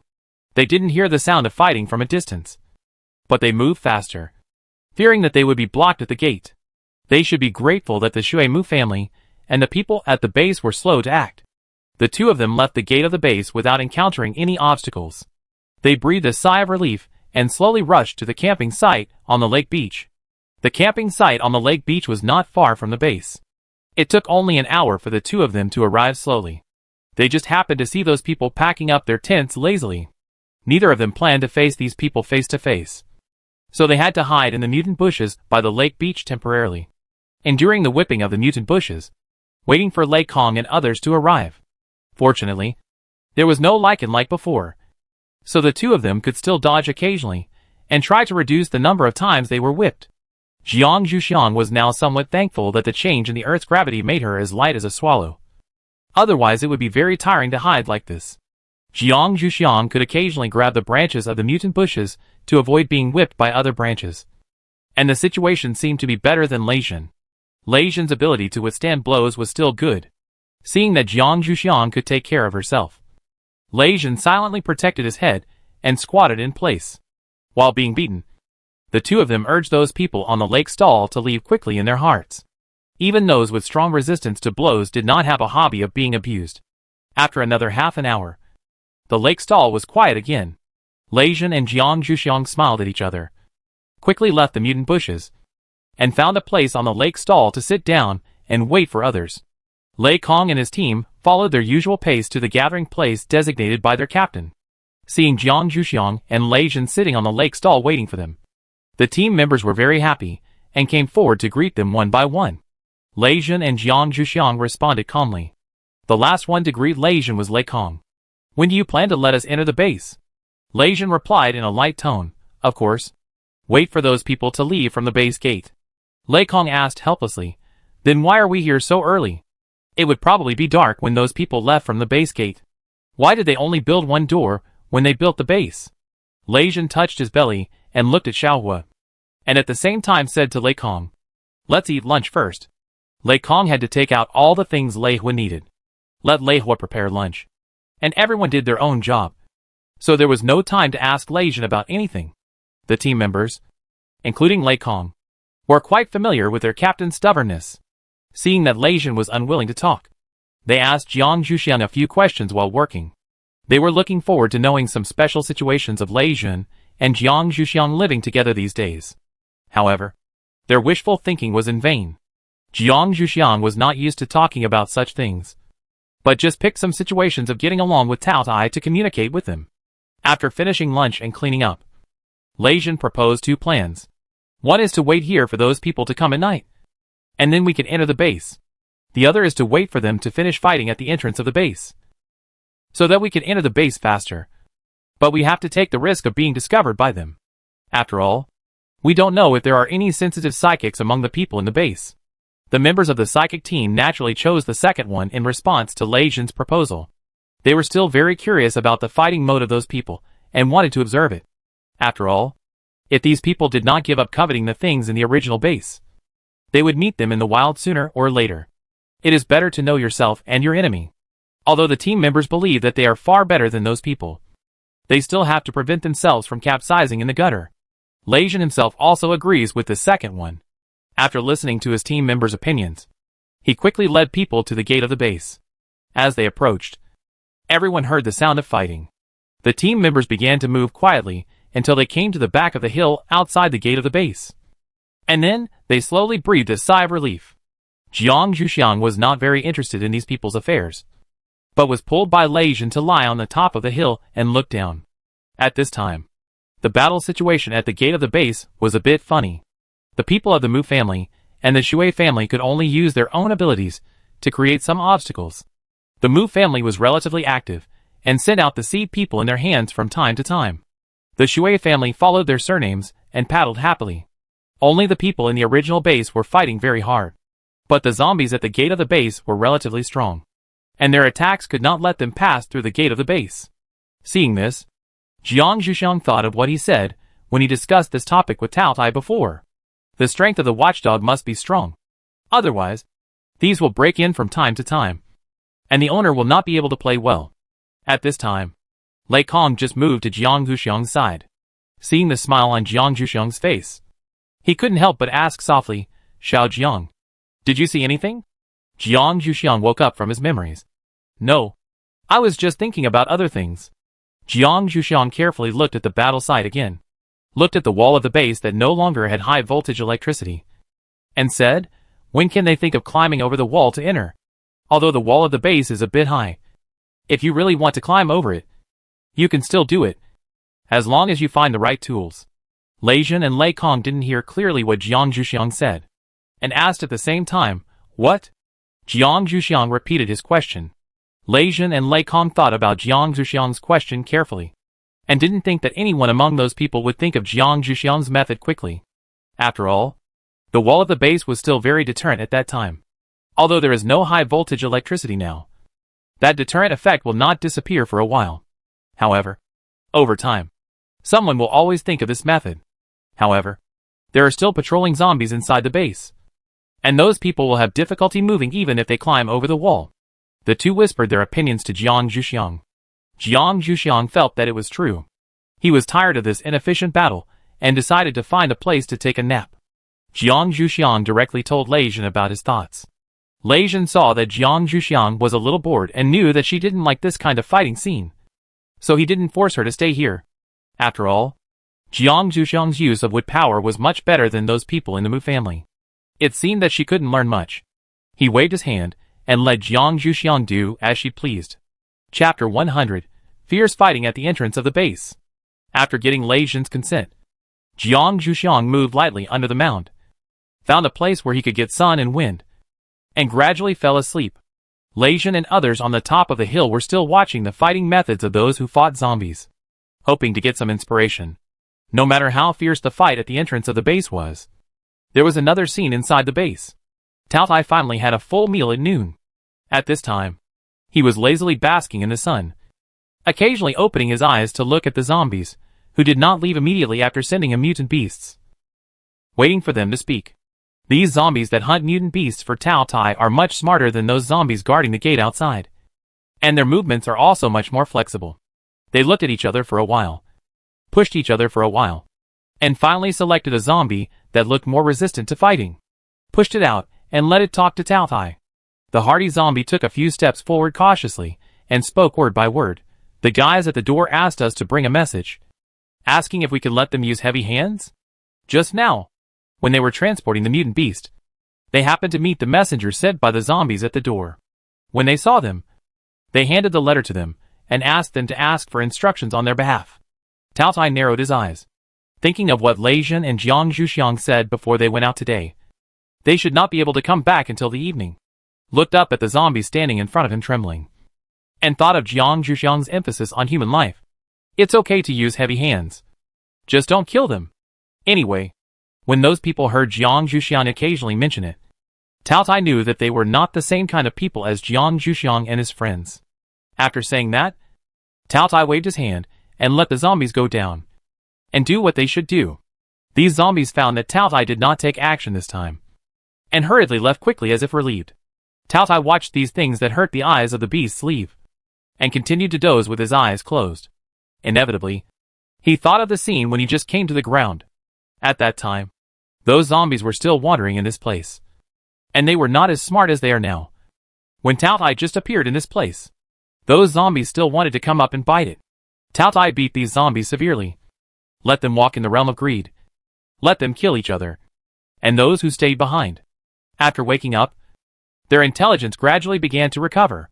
Tao Tai didn't know whether these zombies recovered their intelligence because of the contributions of the same kind they devoured or because of his own greedy state. After seeing that these zombies had some intelligence, Tao Tai used his own secret means to control them. Because he couldn't move at will, he trained these zombies to be his hands and feet, to find food for himself and control the city. These zombies recovered their intelligence faster and faster under his training. Before Tao Tai met Jiang Zhuxiang, his attitude towards these zombies was to beat them if he was not satisfied, and he didn't feel any burden in calling them. He just didn't know what Jiang Zhuxiang thought of his behavior. When they came back at night, he needed to talk to Jiang Zhuxiang. Tao Tai turned over and thought so. Jiang Zhuxiang was awakened by the temperature dropping as the sun gradually set.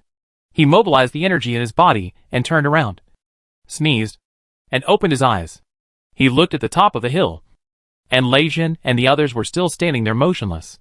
Jiang Zhuxiang moved his hands and feet, slowly moved to the top of the hill, and laid down in his original place. He looked at the battle situation at the entrance of the base, turned his head, and looked at Lei Jin. It seems to be a lot more intense. What happened? Lei Jin slightly moved his numb body and whispered, I don't know why. Those zombies suddenly became serious in the afternoon. Many of those people have fallen, and the rest have become more active. Jiang Zhuxiang thought for a while. Could it be that Tao Tai has given some instructions? The elder of his family is kind in front of him, but he is still cruel in nature. Lei Kong heard the conversation between Lei Jin and Jiang Zhuxiang on the side. He interrupted. We just discussed and think that Tao Tai should have intervened. Jiang Zhuxiang looked at Lei Kong. Why don't those people know when to stop? They have already lost their lives, and still don't know how to stop. Of course, Jiang Zhuxiang didn't know that Tao Tai didn't allow those zombies to kill. Lei Mu whispered, no one died. But there were many seriously injured people. Wood-type psychics are quite sensitive to life breath. And so are healing-type psychics. Lei Kong's expression showed his agreement with Lei Mu's words. Lei Zhen helped Jiang Zhuxiang answer her doubts. It is precisely because someone was injured that if the remaining people do not fight hard, they will definitely be punished when they return. Jiang Zhuxiang said that he did not understand what these people were thinking. In Jiang Zhuxiang's concept, controlling casualties is a qualified leader. Jiang Zhuxiang had seen many qualified leaders when she supported the army before.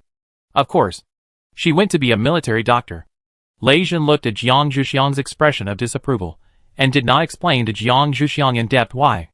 In fact, he himself did not agree with this approach.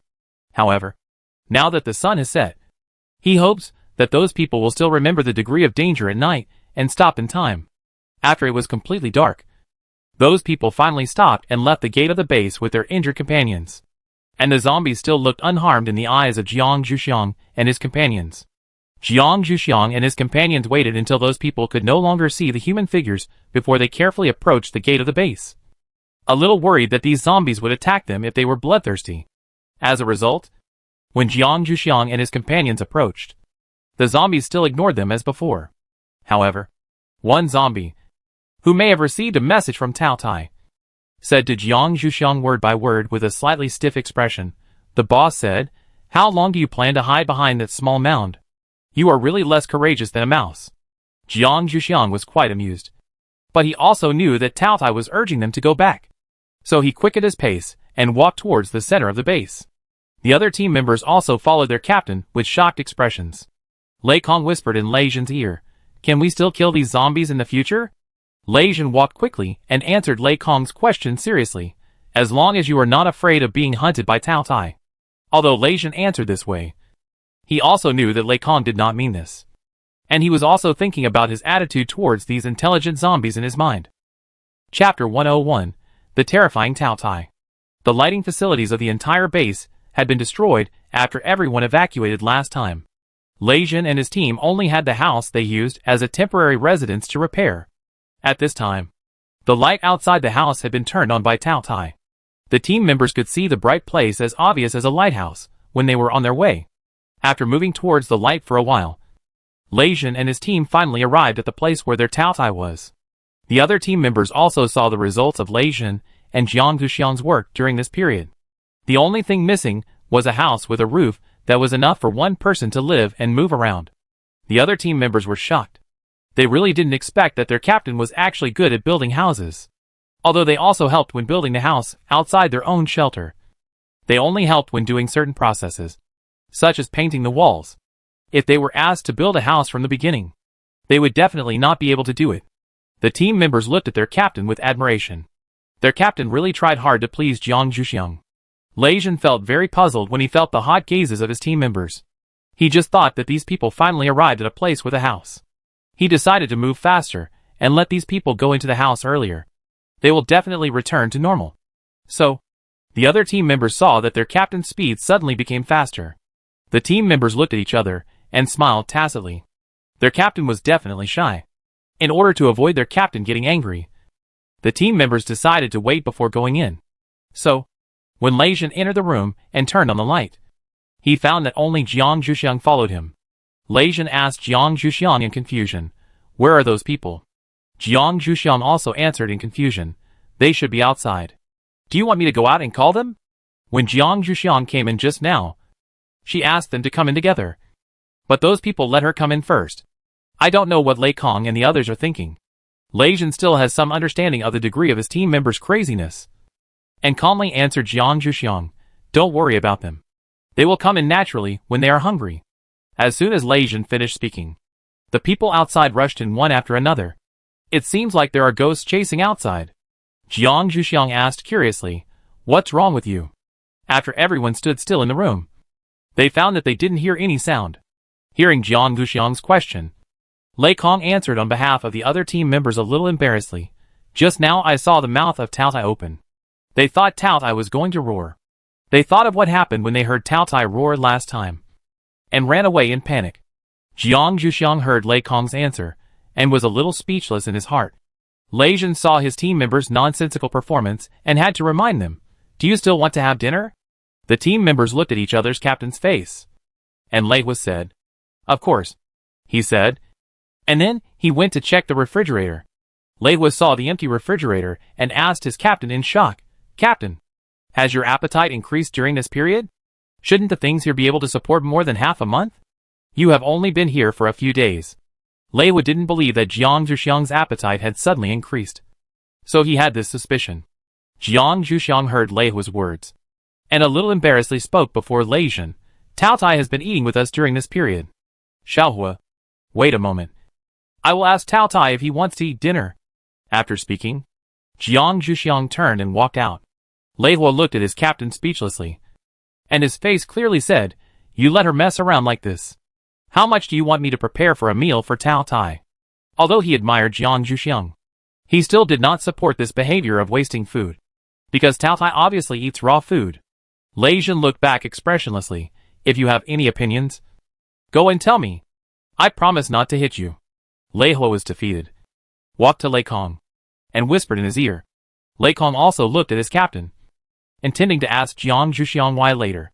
He really didn't believe that his captain would hit him for this. Lei Hua was too easily deceived by his captain. After thinking this, Lei Kong took out the ingredients he brought and handed them to Lei Hua. Lei Hua thought about what Jiang Zhuxiang had just said. He decided to put the ingredients in the refrigerator first, and then start making dinner. After thinking about this, Lei Hua handed over the matter. Jiang Zhuxiang came to the square, standing in front of Tao Tai. Seeing Tao Tai's closed eyes, he was a little unsure whether Tao Tai was asleep or awake. Tao Tai felt her breath when Jiang Zhuxiang walked out of the house, but just wanted to see Jiang Zhuxiang's reaction, so he kept his eyes closed. Jiang Zhuxiang stood there and looked at Tao Tai for a while, but did not see Tao Tai's movements. In view of the fact that dragons who are disturbed from sleeping in ancient books and legends are not very good-tempered, he decided to use a gentle method to wake up Tao Tai. Jiang Zhuxiang took out a dogtail grass seed and threw it under Tao Tai's nose, carefully controlling its growth and controlling the furry part of the dogtail grass to stretch into Tao Tai's nostrils. After Tao Tai felt the movement of another breath from Jiang Zhuxiang, he opened his eyes a little to observe what she was going to do. Before Jiang Zhuxiang put the dogtail grass into his nostrils, he opened his eyes and yawned lazily, pretending that he had not pretended to sleep before, and asked, "Xiaoxiang, what's the matter?" Jiang Zhuxiang felt embarrassed that he was caught in a rare prank. When he heard Tao Tai's question, he asked, "Do you want to have dinner? Someone else is cooking today." Jiang Zhuxiang explained the matter clearly. Tao Tai thought of the meal he had eaten at noon, and his stomach was still full. After hearing the second half of Jiang Zhuxiang's sentence, he found a reason to refuse dinner. "I only eat what you cook," which should be a more reasonable reason. Tao Tai thought a little guilty. Jiang Zhuxiang didn't force Tao Tai after hearing what he said. She always knew that Tao Tai would still eat the raw food brought to it by the zombies, but she didn't show it in front of Tao Tai. Besides, Xiahua prepared dinner this time, so she didn't want to trouble him too much. Before entering the house, Jiang Zhuxiang took out a glass jar and handed it to Tao Tai. Inside was a red hawthorn pill, which she had made in the evening. "These are hawthorn pills. After we leave, no one will boil hawthorn water for you. You can eat these as snacks after meals. I put licorice in it, so it is not as sour as hawthorn water." With the help of other team members, the house in the square should be completed soon. After that, they will go to the wild to meet the Shuimu family and the people in the base. Chapter 102: Conflicts Caused by Food. Tao Tai was willing to accept the filial piety of his younger generation, as long as she didn't stop him from eating. He opened his palm and let Jiang Zhuxiang put the food on his palm. Jiang Zhuxiang took a few steps forward, put the glass jar in Tao Tai's palm, and then planned to see where Tao Tai put the food. Tao Tai didn't care about Jiang Zhuxiang's gaze, and calmly clenched his palm. When he opened it again, the glass jar had disappeared.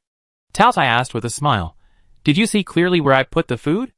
Jiang Zhuxiang could naturally hear the teasing in Tao Tai's tone, and she didn't see Tao Tai's movements clearly, even if she mobilized her energy to focus on her eyes. But Jiang Zhuxiang didn't have to know, so she honestly admitted, "No." Tao Tai smiled and felt the strength of the wind blowing in the dark. Considering that Jiang Zhuxiang's physique was not as invulnerable as his own, he urged Jiang Zhuxiang to go back to the house. Although Jiang Zhuxiang felt that he was not afraid of the cold wind, he still obeyed the care of his elder and returned to the house where the team members gathered. The first person to discover Jiang Zhuxiang's return was Lei Hua. Lei Hua put down the last piece of mutant meat he had processed and asked what he was most concerned about. Do you want to prepare dinner for Tao Tai? Jiang Zhuxiang answered directly, no, and felt that the team members who heard her answer were relieved. Jiang Zhuxiang's mind turned and understood why they had such an attitude. Jiang Zhuxiang flipped through the package that Tao Tai had stuffed into her when she let her into the house, and walked directly to Lei Zhen. In front of these team members, she stuffed the things into Lei Zhen. Lei Zhen took it with some confusion, opened it, and found the crystal core of the mutant beast. He asked in confusion, do you want me to keep it for you? Jiang Zhuxiang was a little amused by Lei Zhen's slowness at this time, so he had to tell him clearly, this is what Tao Tai gave me. Consider it as the cost of providing food for it in the past few days. Jiang Zhuxiang didn't plan to keep any of them, so as not to make these team members feel resentful towards Tao Tai and himself. During this period of time in this era, Jiang Zhuxiang still knows a little about the value orientation of people nowadays. They believe that food should be supplied to humans first. Lei Zhen didn't understand why Jiang Zhuxiang did this at first, but when he looked at the expressions of the other team members, they were much happier than before. He suddenly spoke in a somewhat annoyed tone, deliberately raising his voice so that all the team members could hear, you are our reserve team member. You originally have subsidies like them, and you have never received them. Those subsidies are enough to exchange for the food you provide to Tao Tai. Lei Zhen obviously also figured out what his team members were concerned about. After saying that, he rewrapped the package and returned it to Jiang Zhuxiang. You'd better keep the things Tao Tai gave you. If Tao Tai knew that the things it gave to Jiang Zhuxiang were given to him, it was unknown whether Tao Tai would still like them in the future. During this period of time, Lei Zhen clearly knew that Tao Tai treated Jiang Zhuxiang specially. Seeing Lei Zhen's resolute attitude, Jiang Zhuxiang couldn't refute it for a while, so he had to put it away temporarily and find a way to give it to him later. After Lei Zhen appeased Jiang Zhuxiang, he began to deal with his own team members. He first stared at Lei Kong, who was in charge of supplies in the team. Do you think my handling just now is okay? He looked like he would say it until he thought it was okay. Lei Kong just remembered that he had not given subsidies to Jiang Zhuxiang when Lei Zhen mentioned it. One reason was that Jiang Zhuxiang and they didn't live together, so they wouldn't think about it when they didn't see her when they gave subsidies. Another reason might be that Jiang Zhuxiang didn't seem to care much, so they subconsciously ignored her. When Lei Hua mentioned the food just now, Lei Kong wanted to ask Jiang Zhuxiang. Now he heard his captain's words, and knew that he was not satisfied with his handling. He also felt that his attitude was a bit wrong. Now he could only try his best to make up for it. Those foods don't need Xiao Jiang to exchange all the subsidies. I will give the rest to Xiao Jiang when I give out subsidies next month. Is that okay? Lei Zhen nodded and reminded.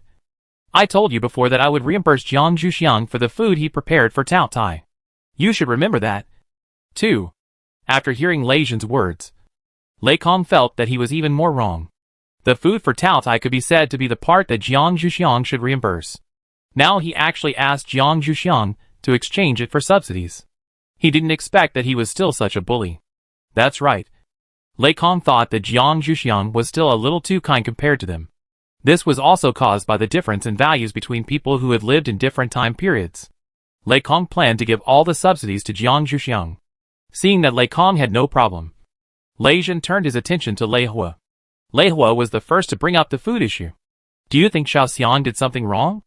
Lei Hua was sweating when his captain was talking to Lei Kong. He didn't know why he thought so at the time. They had felt guilty for Jiang Zhuxiang helping Tao Tai before. Why did they change like this? After listening to the captain's flat question, Lei Hua silently reflected on the attitude of his people. In fact, if you really say it, their attitude change is not without traces. It's probably just that they think their captain pays too much attention to Jiang Zhuxiang. Thinking of this, Lei Hua silently lowered his head. Isn't it a bit shameless for these big men to compete for favors with a little girl like Jiang Zhuxiang? Seeing that Lei Hua had not answered, Lei Zhen asked again. Lei Hua heard the bad tone of his captain's question and quickly answered, No. It's our fault. We shouldn't be so petty. Lei Zhen nodded with satisfaction and turned to find Jiang Zhuxiang. just when Lei Jin revealed that he wanted to talk to his team members. Jiang Zhuxiang hid in his own room. Before leaving, Lei Jin also explained, "Don't bother Xiaoxiang with dinner today. You can do it yourself." The remaining team members nodded with guilt. They will definitely prepare this dinner well. I hope that Jiang Zhuxiang will forgive their immature ideas before. Lei Jin was satisfied with their performance. After all, they have been with him for a long time. He didn't want the people he liked to be unhappy with him. Chapter 103 Jiang Zhuxiang returns to his original position. Lei Jin stood in front of Jiang Zhuxiang's door and knocked on it. Feeling a little nervous, Jiang Zhuxiang heard the knock, put down the things in his hands, and went to open the door. Seeing Lei Jin outside, he thought he was here to ask him to help cook. After all, it was getting late. Jiang Zhuxiang stood inside the door and looked at Lei Jin, waiting for him to speak. Lei Jin looked at Jiang Zhuxiang's expression carefully and didn't find anything wrong. But he still spoke cautiously. "I have already taught those guys a lesson." "Xiaoxiang, are you still angry?" Jiang Zhuxiang heard Lei Jin mention this and said calmly, "It's okay. I'm not angry. If Tao Tai needs anything in the future, I will negotiate the price with it first. After all, brothers have to settle accounts clearly. This time, I was not thoughtful enough. I should prepare the things that Tao Tai needs by myself in the future to avoid such a thing from happening again." Lei Jin was a little anxious when he heard the unfamiliarity in Jiang Zhuxiang's tone. But there was nothing wrong with what Jiang Zhuxiang said, and Lei Jin couldn't find a reason. His expression suddenly became hesitant. Jiang Zhuxiang pretended that he didn't understand. Jiang Zhuxiang still understood Lei Jin's situation. After all, those people came to him before him. He raised his eyebrows and talked about another topic. They should be preparing dinner. "I'll go and help." When Lei Jin heard Jiang Zhuxiang mention this issue, he immediately had something to say. "I just told them that I will let them cook dinner tonight as an apology to you." Jiang Zhuxiang was a little surprised by what Lei Jin said, and quickly refused. "There is no need to apologize. They didn't do anything wrong. I'd better go and help. If I accept Lei Jin's proposal today, I won't dare to act with them again in the future." Lei Jin saw Jiang Zhuxiang's firm expression, and he didn't say much. So he had to follow Jiang Zhuxiang and watch her and Lei Mu stimulate the growth of vegetables. Jiang Zhuxiang concentrated on feeling the seeds in her palm, pretending that she couldn't see the guilt in these people's eyes, and felt helpless in her heart. "It seems that I still need to get along with these people more, and I'd better not act alone with Lei Jin in the future." A dinner was completed in an atmosphere where Jiang Zhuxiang was calm and others were guilty and trembling. The food was served on the table, and Jiang Zhuxiang took his own portion of food and took the initiative to sit next to Lei Mu, silently bowed his head, and waited for the meal to start. Jiang Zhuxiang's choice shocked everyone, especially Lei Mu, who felt that he was about to freeze in the eyes of his captain. Jiang Zhuxiang made this choice as a result of careful consideration. Just in the process of preparing dinner, Jiang Zhuxiang thought carefully about the origin of this incident, and felt that it might be caused by Lei Jin's excessive care for him. As an open-wood-type mutant, his position should be to act with Lei Mu. In the future, when there is a mission, he should follow Lei Mu closely. In the eyes of these team members, he should not be worthy of sitting next to Lei Jin. Fortunately, he woke up in time. Otherwise, the conflicts with these team members would definitely become deeper and deeper. It would be a pity if they parted on bad terms. In fact, he quite admired these guys. The other players naturally didn't know what Jiang Zhuxiang was thinking. They just felt that they didn't know what to do. Although Jiang Zhuxiang's behavior was actually normal and correct for ordinary players, it was inappropriate for Jiang Zhuxiang to sit next to his captain in the past. But Jiang Zhuxiang was not just an ordinary reserve player. The other players looked at Lei Kong a little at a loss. Lei Kong looked at his captain, then at Jiang Zhuxiang, who didn't intend to move, and sat down next to Lei Jin with a murderous look, and called out to others, "Hurry up and sit down. Don't you want to eat dinner?" Lei Jin stared at Lei Kong for a minute, and then looked at Jiang Zhuxiang with grievance. Finally, he angrily looked at his annoying team members, especially Lei Hua, and said unhappily, "Do you want to eat standing up? If so, just put away the chairs." The other team members had to sit down in the remaining seats. It was a rare occasion that the arrangement was the same as before, except that Jiang Zhuxiang was added next to Lei Mu. After everyone sat down, Lei Jin announced that the meal was ready, and then he quickly finished his food while staring at Jiang Zhuxiang, finishing it faster than usual. and then went to get the remaining food from the kitchen. He continued to eat while staring at Jiang Zhuxiang. The other team members felt this awkward situation and were a little restless. They had to speed up to finish their own food, hoping to get rid of the scene as soon as possible. The only two who were not affected were Lei Kong and Jiang Zhuxiang. Of course, Lei Kong was only calm on the surface. In his heart, he was quietly prepared to be severely tossed by his captain for a while. He knew very well what his captain thought of Jiang Zhuxiang. Today's incident not only consumed all the previous efforts of his captain, but also made Jiang Zhuxiang take the initiative to distance himself from his captain. The end of these team members, who provoked the trouble, would probably not be good. Jiang Zhuxiang finished her food at her usual speed. As someone who had returned to the right place, Jiang Zhuxiang did not feel uncomfortable at all, although Lei Zhen's reaction seemed a little stronger. In the end, Lei Zhen and Jiang Zhuxiang finished eating together. Of course, Lei Zhen ate twice as much as before. It was only when Jiang Zhuxiang finished dinner, and Lei Zhen had nothing to watch, that he stopped. Lei Zhen touched his bloated stomach and felt a little uncomfortable. Lei Zhen thought of the hawthorn water that Jiang Zhuxiang had prepared for him before. In his impression, that seemed to promote digestion. However, Jiang Zhuxiang did not have to clean up after the meal today, and was about to go out. Lei Zhen saw it and asked, "Xiaoxiang, can you help me make a cup of hawthorn water? I'm full." While speaking, there was also a bit of expectation. Jiang Zhuxiang saw that the painful expression on Lei Zhen's face did not seem to be fake. As a doctor, Jiang Zhuxiang still couldn't bear it for the patient. "You should have no place to put hawthorn water now. I made some hawthorn pills for Taotai before, and kept some for myself. I'll go and get it for you. It's better to ask someone else to help pass it on." Lei Zhen couldn't help but feel a little happy when he saw Jiang Zhuxiang's performance, but his face still kept a painful expression. In fact, for a superpower, eating too much can be solved by just using superpowers. The reason why Lei Zhen did this was that he thought of the bitter flesh plan in a hurry. Chapter 104. The Captain's Emotional Problems. Yes, after Lei Zhen was ignored at the dinner table, he felt that simple language explanations could no longer restore Jiang Zhuxiang's original relationship with him. So he could only use this harmless trick to gamble on Jiang Zhuxiang's sympathy. However, will Jiang Zhuxiang do as he wishes? Jiang Zhuxiang returned to her room, picked up the glass jar containing the remaining hawthorn pills from her desk, opened its lid, took out 2 pills from it, took out a small porcelain bottle from her personal space to pack them, and then sent a message to Lei Kong to come over. Lei Kong was a little surprised when he received Jiang Zhuxiang's message, because Jiang Zhuxiang had never contacted any member of the superpower team except Lei Zhen before, which also indirectly showed that Jiang Zhuxiang's relationship with the members of this team was not as close as they thought, and it was normal for them to have such a conflict today. However, as the team member closest to his captain, Lei Kong was still very loyal to his captain. Therefore, when Jiang Zhuxiang contacted him secretly, in order to avoid being misunderstood by his captain in the future, Lei Kong told his captain about this matter and asked him whether he should go. Lei Zhen didn't know why Jiang Zhuxiang was looking for Lei Kong at this time, but this did not prevent him from wanting his team members and Jiang Zhuxiang to reconcile in the face of a conflict like today. Lei Zhen suggested that Lei Kong agree to it. Of course, if he knew that doing so would make his bitter flesh trick, if it would become a useless effort, he would definitely not make such a suggestion. At this time, Lei Kong knocked on the door of Jiang Zhuxiang's room with the consent of his captain. Jiang Zhuxiang walked out and opened the door. Instead of asking Lei Kong to sit in, he handed him a small porcelain bottle.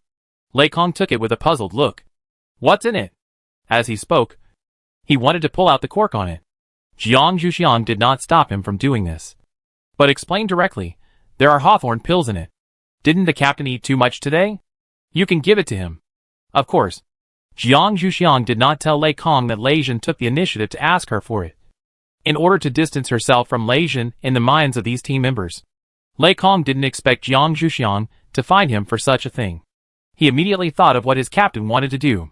Although Jiang Zhuxiang didn't tell him everything, he broke out in a cold sweat. If he really helped Jiang Zhuxiang deliver this thing, his captain's emotions, which he could still suppress, might not be controlled. Lei Kong decided to rescue the dangerous situation afterwards. "This is your thing. It's better for you to give it to the captain yourself. If it passes through my hands, it will be bad if something happens." Lei Kong racked his brains to come up with such a sentence. This kind of thing has happened in the end of the world. Jiang Zhuxiang looked at Lei Kong a little strangely. Will you attack your captain? After asking this, Jiang Zhuxiang urged directly. You better take it quickly. It doesn't feel good to be full. Lei Kong couldn't refute Jiang Zhuxiang's words, so he had to watch Jiang Zhuxiang close the door. He stood outside the door for a while, and then he made up his mind to take the small porcelain bottle to find his captain. Lei Zhen saw Lei Kong coming back with a small porcelain bottle, a little surprised that Jiang Zhuxiang would give others something she made herself, and asked curiously, What did Xiaoxiang give you? Lei Kong pulled out a bitter smile and handed the small porcelain bottle to Lei Zhen. This is the hawthorn pill she asked me to give you. And then, he quickly stepped back. Lei Zhen reached out to take the small porcelain bottle from Lei Kong's hand, and then heard Lei Kong's words. Lightning flashed all over his body instantly. This was a sign of his unstable emotions. Of course, he subconsciously protected the small porcelain bottle in his hand. Lei Kong saw this scene. He hurriedly persuaded him tremblingly. Captain, calm down. Xiao Jiang at least gave you something back. The lighting on Lei Zhen's body flashed for 10 minutes before gradually disappearing. Lei Zhen also heard Lei Kong's persuasion. He said a little frustratedly, but she didn't want to give it to me personally. Lei Zhen couldn't figure out how he and Jiang Zhuxiang became like this. It was clear that the relationship between the two had been getting better before. Lei Kong saw his captain's behavior and felt that they had done a terrible thing. This incident was actually caused by them. His captain had been caught in the middle of a bad situation. Lei Kong had to think about how they could make up for it. However, as single men, they were not good at doing this kind of thing. Lei Kong carefully considered whether there were other more suitable candidates. Now, it was obvious that people with experience in chasing people were needed to provide their experience. Lei Zhen was frustrated for a while. At this time, the food in his stomach had been almost digested. But Lei Zhen still poured out the 2 hawthorn pills in the small porcelain bottle and ate them. Although Jiang Zhuxiang added licorice in it, Lei Zhen still tasted more sour taste. After swallowing, Lei Zhen looked at Lei Kong and asked, Is Xiaoxiang asleep now? Lei Kong was stunned for a moment and replied, She should be asleep. You can send a message to ask her. Lei Zhen looked at Lei Kong unhappily. What do you think she will reply to me? After waking up from the blow, Lei Zhen's IQ was still online. Lei Kong was silent, and Lei Zhen didn't need his answer. After the two sat together for a while, Lei Kong remembered his previous suggestion and carefully proposed it to Lei Zhen. Do you have any ideas now? If not, I think you can ask the clan leader or the lady. I think they should give you some appropriate suggestions. Lei Zhen thought for a few minutes and realized that he really had no way to deal with this matter. This involved the issue of choosing between his own team members and the person he liked.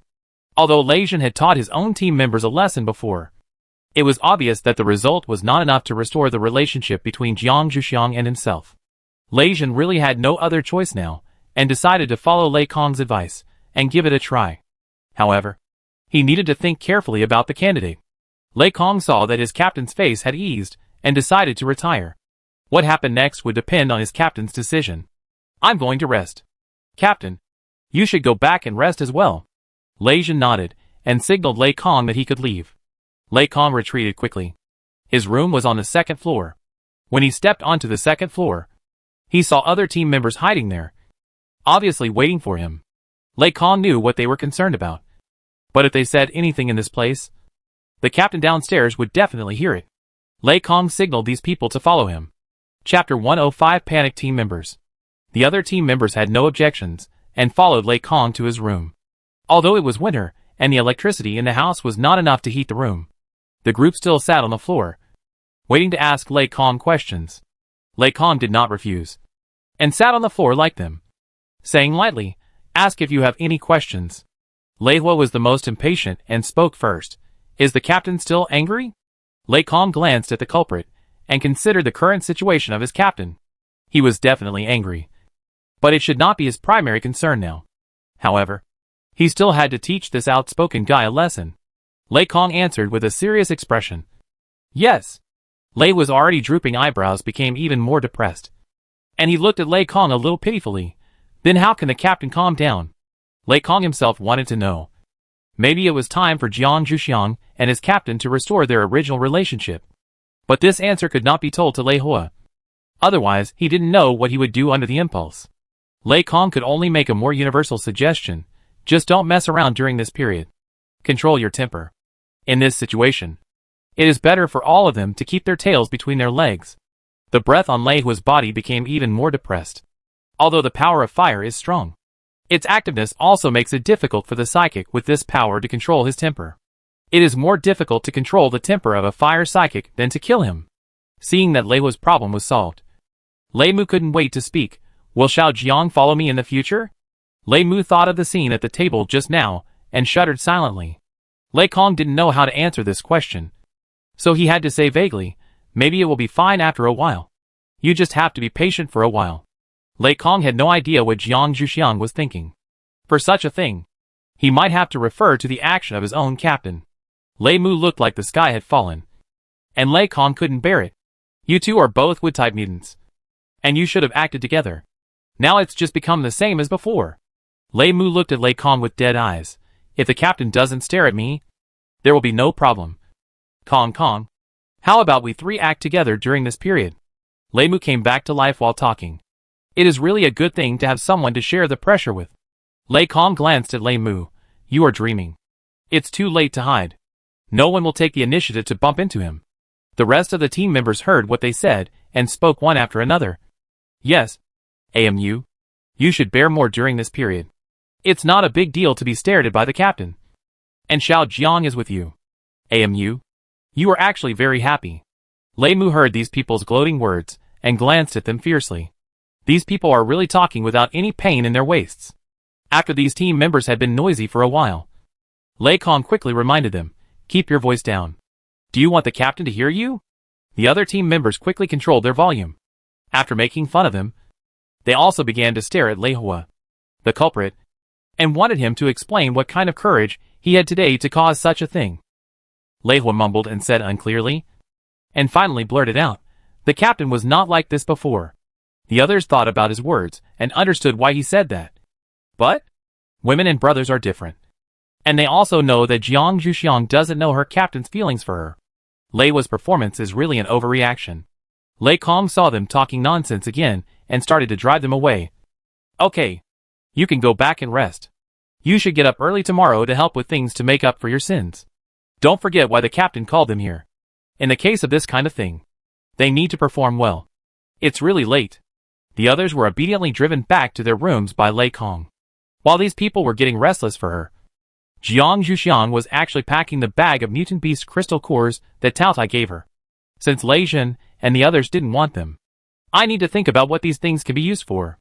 Jiang Zhuxiang's wood-type ability has the plant spirits in his Dantian to help him practice. So Jiang Zhuxiang can't even use the wood-type crystal core. If he keeps these things, the energy in them will be lost over time. It feels a bit wasteful. In fact, Jiang Zhuxiang is still a little curious about why Tao Tai didn't swallow these things when eating those mutant beasts. He can ask when the time comes. Before he thought of how to use these things specifically, Jiang Zhuxiang first separated these things into different containers according to their different energies, and then took a wood-type crystal core in his hand to play with it, using his wood-type ability to penetrate into it and warm it. And his mind gradually emptied. When she came to her senses, she found that the crystal in her hand had turned into fine powder, but the energy in it seemed to be pure. Jiang Zhuxiang carefully found a small dish to put the powder in, stared at it for a while, and felt that there was only one way to go now, to try to draw talismans with the powder as cinnabar. Otherwise there was only one way to pour it out. Jiang Zhuxiang took out the tools and paper for drawing talismans from his personal space. Considering the properties of the powder, Jiang Zhuxiang decided to draw a plant birth talisman to try.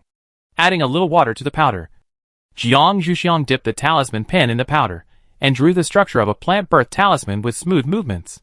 After finishing the drawing, Jiang Zhuxiang felt the energy in the talisman and thought it should be usable. But he didn't know how effective it would be. Now was not a good time to try. Jiang Zhuxiang put away the talisman and continued to draw the next one until the powder was used up. He harvested a stack of unknown plant birth talismans. When he returned to the base, he must test their effects carefully. Maybe he could use this powder as a new material for drawing talismans in the future. After solving this unexpected incident, it was almost time for Jiang Zhuxiang to rest. He didn't do anything to waste his energy today. Jiang Zhuxiang was still very energetic. Jiang Zhuxiang decided to practice to spend the night. He took out a cushion from his personal space, sat cross-legged on it, and practiced the exercises. Jiang Zhuxiang began to enter the state of practice. The Taotai in the square felt the familiar energy flowing, looked up, and saw Jiang Zhuxiang practicing in the house. He shook his head to wake himself up. He had to protect his younger generation tonight. Chapter 106: A Dull Morning. As the dawn fell, Jiang Zhuxiang came out of his cultivation state and just felt that the demons in his dantian had also woken up. Jiang Zhuxiang extracted a part of the energy he cultivated last night from his dantian and sprinkled it on them. The demons felt the energy they liked and absorbed it one after another. The speed of absorbing energy was related to the strength of the demons. The old pine tree absorbed it the fastest, and gave Jiang Zhuxiang some of the essence of plants and trees at the same time. Then he smiled and sent a message to Jiang Zhuxiang. "Thank you for your gift, my friend." Jiang Zhuxiang used his wood-related ability to absorb the essence of plants and trees, and responded to the old pine tree, "You're welcome. We are mutually beneficial, aren't we?" The old pine tree in the dantian shook its branches and stopped talking. Although it was so, if Jiang Zhuxiang hadn't brought them out, they would still be trapped inside the mountain.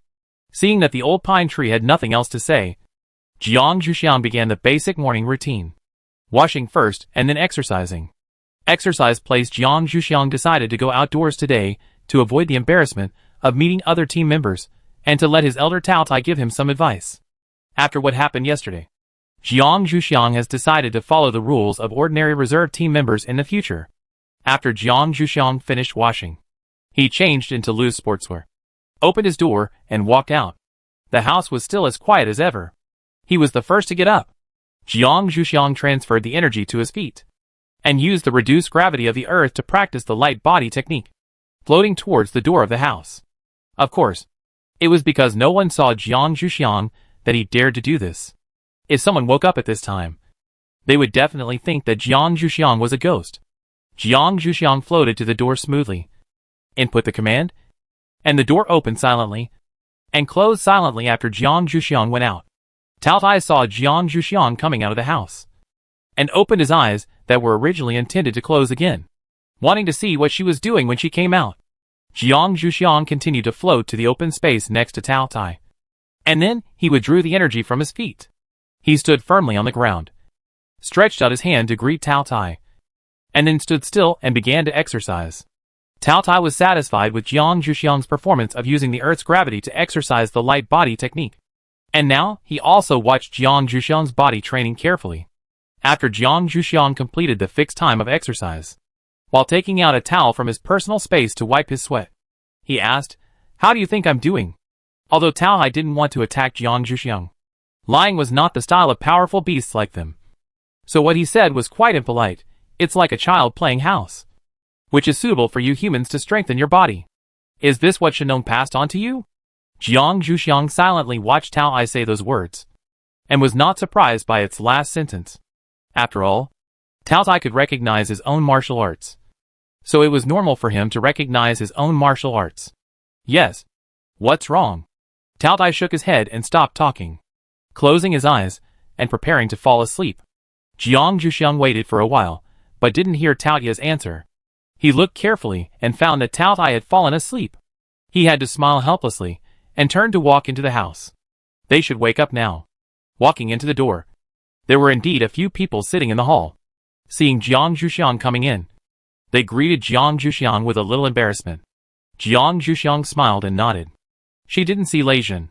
If she had asked before, she would have asked. Now that she was going to be an ordinary reserve team member, she shouldn't do such things as inquiring about the captain's whereabouts. Jiang Zhuxiang went back to her room, took a shower, changed clothes, and came out again. Just happened to meet Lei Jin coming out of his room. Jiang Zhuxiang nodded to greet him, then walked past him. Lei Jin's face darkened when he saw Jiang Zhuxiang's distant behavior, but he thought that it was his team members who were wrong first. He didn't even have the position to be angry, so he had to swallow his anger and follow Jiang Zhuxiang out. At this time, Lei Hua was already preparing breakfast with other team members. Jiang Zhuxiang walked directly to Lei Mu's side and worked with him. So, Lei Jin's face darkened as he followed Jiang Zhuxiang into the kitchen. Lei Mu felt the temperature around him begin to drop. He knew without raising his head that his captain had come in. He didn't dare to do anything else. He could only do his own work while looking at Jiang Zhuxiang with pitiful eyes, hoping that she could see it. Jiang Zhuxiang naturally felt Lei Mu's gaze. But these people often had a seizure. So Jiang Zhuxiang pretended not to see it, and continued to do his own work. Lei Kong fearlessly pulled Lei Jin over, shared some of his own work with him, and gently reminded him to be restrained. Be careful not to be seen by Xiao Jiang. As the captain, Lei Jin did not participate in the preparation of food before. Although he could cook, it was a bit outrageous for a captain to cook. After getting the food given by Lei Kong, he did not start to move immediately. After hearing Lei Kong's reminder, in order to avoid looking at Lei Mu again, Lei Jin had to move. But the unpleasant aura around him was still maintained. For a while, the other team members in the kitchen sped up their movements, all wanting to complete their tasks as soon as possible and leave their captain's terrible aura. Lei Kong's mouth twitched a few times. He was really nosy. Why did he leave him in the kitchen? He should have let him sit outside. The long preparation of ingredients finally ended, and the other team members rushed to leave the kitchen. Jiang Zhuxiang followed them out, and Lei Jin was pulled by Lei Kong to stay in the kitchen. Lei Jin looked at Lei Kong with dissatisfaction. Why did he stop him? Lei Kong looked at his captain helplessly. The closer you follow, the worse Xiao Zhang's impression of you will be. Didn't you see that Xiao Jiang wanted to distance himself from you? Lei Jin recalled Jiang Zhuxiang's performance before, and had to accept the reality that Lei Kong said helplessly. Lei Jin and Lei Kong stayed in the kitchen. The saddest one was the cook Lei Hua, who didn't even dare to cough. Who made him make a mistake before? Lei Kong poured some water into the kettle, intending to make a cup of tea for Lei Jin, hoping to ease his mood. To be honest, he did all these things before Jiang Zhuxiang came. After the water boiled, Lei Kong made tea and handed it to Lei Jin. Lei Jin took it and took a sip and put it down. It was not as good as Zhuxiang's. Lei Jin continued to be depressed. In the depressed mood of his captain, Lei Hua quickly made breakfast. Half an hour later, he started to serve the prepared food. Lei Kong pulled Lei Jin to help. Chapter 107 Taoya's Hut. Lei Kong watched Lei Jin put all the things he brought in front of Jiang Zhuxiang, stunned with shock. Jiang Zhuxiang silently watched his captain put things in front of him again and again. And when he walked away, Jiang Zhuxiang pushed these things to the center of the table. When the other team members saw their captain's performance, they all wished they were blind, hoping that the captain would not settle accounts with them when he remembered it in the future. After finishing a breakfast that made people feel stomachache, Lei Jin finally felt a little normal, and took the other team members to the outdoors to continue pouring the hut. And Jiang Zhuxiang was arranged by him to mix the building materials. The other team members did not dare to have any objection to their captain's partiality, as they were still in the period of error reform. They hoped that their captain would get Jiang Zhuxiang's forgiveness as soon as possible, so that they could also be relieved as soon as possible. As a qualified reserve team member, Jiang Zhuxiang obeyed the basic principles of the commander and accepted the task silently without saying much. After a busy morning, the small house was successfully completed, and Tao Tai woke up from his deep sleep. Jiang Zhuxiang asked about its ideas for the layout of the house, and Tao Tai gave the opinion of comfortable. Jiang Zhuxiang conveyed Tao Tai's opinion. Lei Jin finally found an opportunity to talk to Jiang Zhuxiang. Xiaoxiang, what do you think should be done? You girls are better at this kind of thing. We listen to you. Jiang Zhuxiang didn't say much after hearing what Lei Jin said, but directly said to Lei Kong, can you help me get the storage boxes out of the room? Jiang Zhuxiang still didn't intend to expose his personal space, so he had to ask the space ability user for help. After saying that, Jiang Zhuxiang turned and walked into the room where they lived. Lei Kong looked at his captain's face, completely frozen, and followed silently. Jiang Zhuxiang and Lei Kong put the contents of the storage boxes that Jiang Zhuxiang had prepared for Tao Tai in a small room, opened the ones with decorations, and commanded the team members to help put them up. Naturally, as a reserve team member, Jiang Zhuxiang didn't dare to order his captain, so Lei Jin could only stand there and watch the others busy under Jiang Zhuxiang's command. The team members were doing things while they were in tears, and their thoughts were surprisingly consistent. Xiao Jiang, please take care of our captain quickly. Of course, Jiang Zhuxiang could not feel their thoughts, and still arrange things in his own way. Install a communicator produced by the Academy of Sciences in a conspicuous place. This communicator does not need to be bound to genes to be used. Jiang Zhuxiang specially asked Yan Lei to help him make it, which is very suitable for Tao Tai. After the communicator was installed, the decoration of the entire hut was completed. Jiang Zhuxiang walked out of the hut, told Tao Tai about this matter, and invited it to try it first. If there is anything inappropriate, she will help it change it immediately. Tao Tai listened to Jiang Zhuxiang's words, turned into a human form, and walked into the house. Jiang Zhuxiang followed Tao Tai and explained to it how to use those things. Lei Jin and other team members could only follow behind and watch. The lighting on Lei Jin's body began to appear faintly, and Lei Kong walked beside him. He immediately discovered this situation and felt miserable. Fortunately, the things in the house can always be explained. Tao Tai lay on the rocking chair assembled by Jiang Zhuxiang. It was not easy to say more to Jiang Zhuxiang in public. He just gave a simple instruction and let them do what they should do. Except for Jiang Zhuxiang. Tao Tai didn't care about the others at all. Jiang Zhuxiang pointed to the communicator on his wrist, indicating that he would use it to contact. Then he walked out of the room first, and Lei Jin followed Jiang Zhuxiang out of the room, and the other team members followed Lei Jin out. It was already lunchtime, and the team members, who had been tired for half a day, ignored their captain. Pulling Lei Kong aside, they strongly begged him to take their captain away when preparing lunch later. They would help him with his work, and they wanted a relaxing time to prepare lunch. Lei Kong thought of the depressing time to prepare breakfast in the morning, and agreed to their request. Before preparing lunch, everyone went back to their rooms to take a shower, changed clothes. Lei Jin was directly blocked by Lei Kong in the room to discuss the next things. Jiang Zhuxiang was relieved that she didn't see Lei Jin in the kitchen.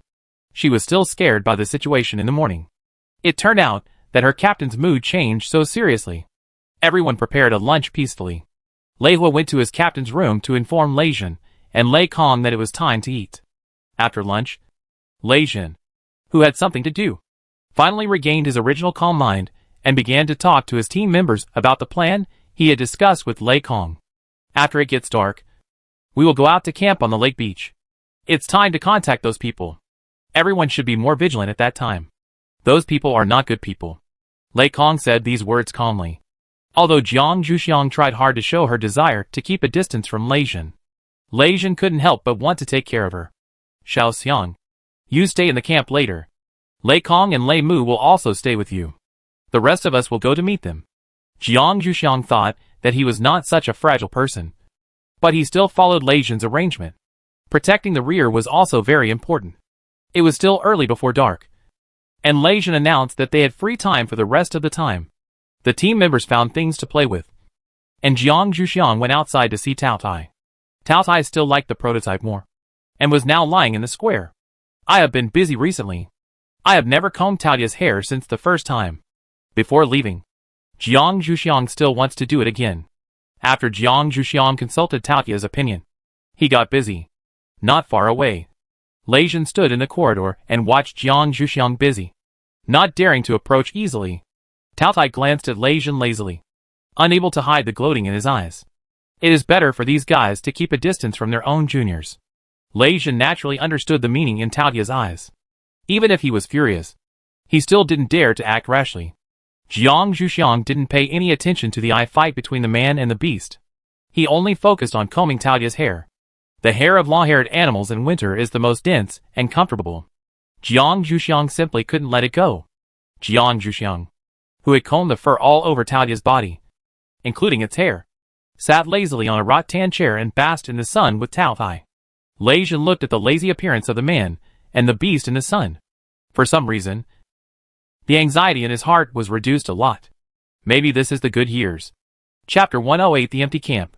As night fell, Lei Jin and his companions had a simple dinner, and then went to the gate of the base to wait for the people outside to leave.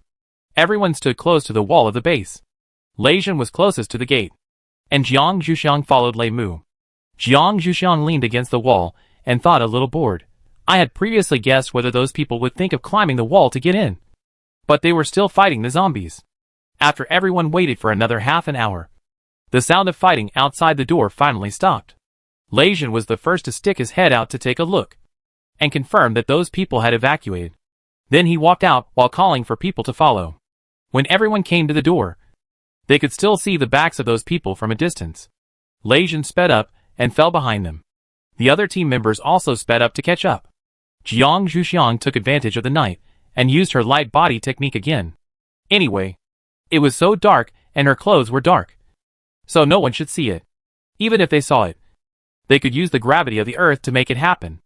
After walking silently for half an hour, those people really stopped at the camping site on the lake beach.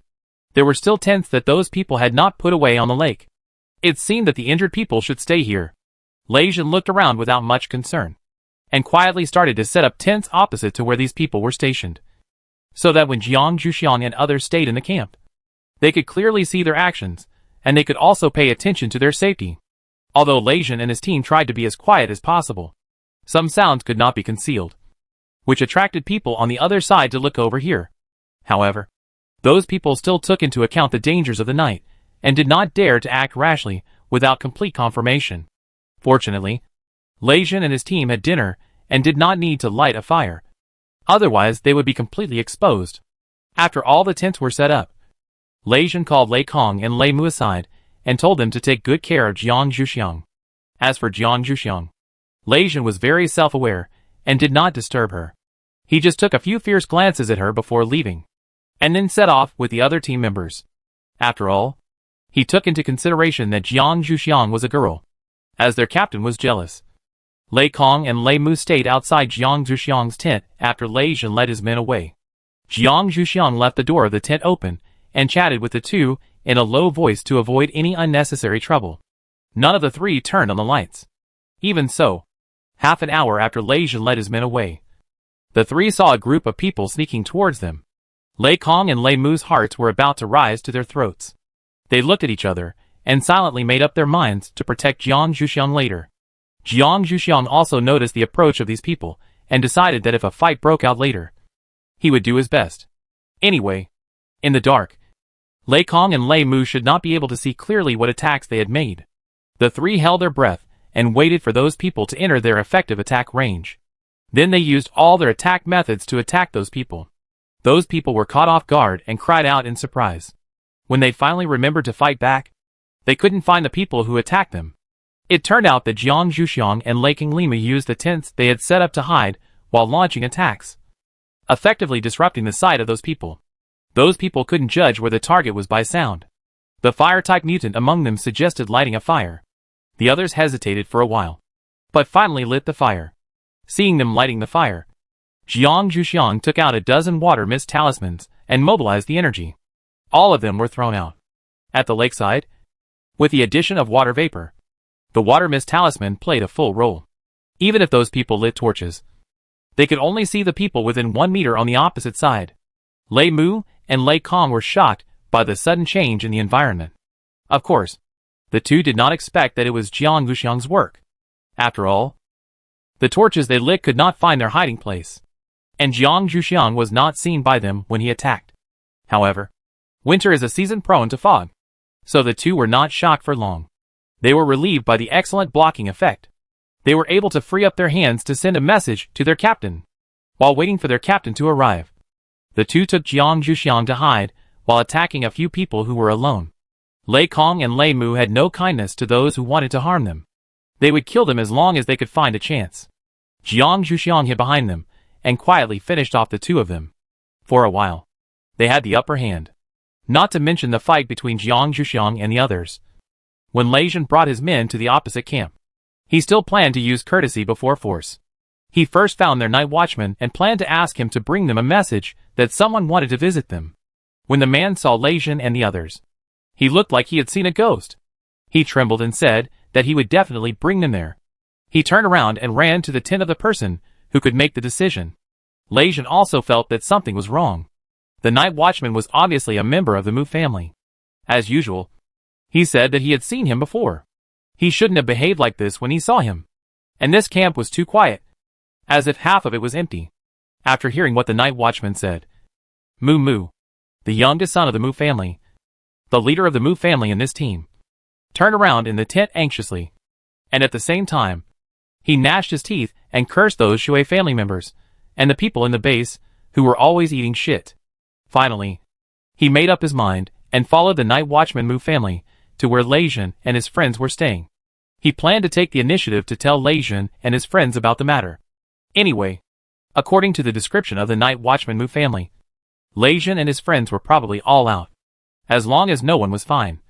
Lei Jin would not be so stingy as to take it out on himself if some tents and other supplies were robbed.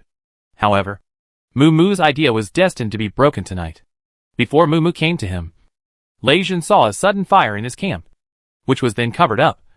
And occasionally, he could hear some noise. Lei Jin was a little confused about what Jiang Zhuxiang and his friends were doing. When he saw Muumu coming to him, his eyes revealed a little impatience. And at the same time, he felt a little uneasy. As soon as Muumu saw Lei Jin, he told him everything about the Shui family and the base. Then stepped back several steps, holding a few seeds in his hand to prevent Lei Jin from hurting anyone. Lei Jin was indeed furious after hearing what Muumu said. But the most important thing now was to go back and protect Jiang Zhuxiang. So he just threw a thunder whip at Muumu and turned around to rush back with the other team members. Chapter 109 Jiang Zhuxiang was attacked. Muumu felt bad when he saw the thunder whip, even though he knew that this should be Lei Jin's weakest attack. He was a member of the Mu family, and with type superpowers were naturally afraid of thunder. Muumu fell to the ground with black smoke all over his body. For a moment, he felt numb all over and could not get up for the time being. Fortunately, he was accompanied by the night watchman of the Mu family. And fortunately, he was the only one with him. Otherwise, he would be embarrassed in front of other members of the Mu family. Maybe they would do something dirty to make him unable to go back. Although the Mu family is much more harmonious than the Shui family and the people of the base, there are still some other voices. They will definitely be willing to use today's events to trouble their father, who is determined to restore the relationship with the Lei, Yan and Jin families. Muumu was lying on the ground thinking in such a mess. The night watchman of the Mu family was sent by the head of the Mu clan to protect him when he came out this time. Muumu still had some trust in this person. Otherwise, he would not have sent him to watch the night. He did not live up to Muumu's trust. Although he performed poorly when facing Lei Jin, he was unambiguous in protecting his young master. If it weren't for the fact that Lei Jin's attack speed was too fast just now, this thunder whip would definitely not fall on Muumu. At this time, he could only carefully help his young master up from the ground, take out a bottle of medicine for his young master to drink, and then take out the wood crystal core from his body for his young master to absorb and heal. While absorbing the energy in the crystal core, Muumu complained to his protector. Don't you think Lei Jin is too stingy?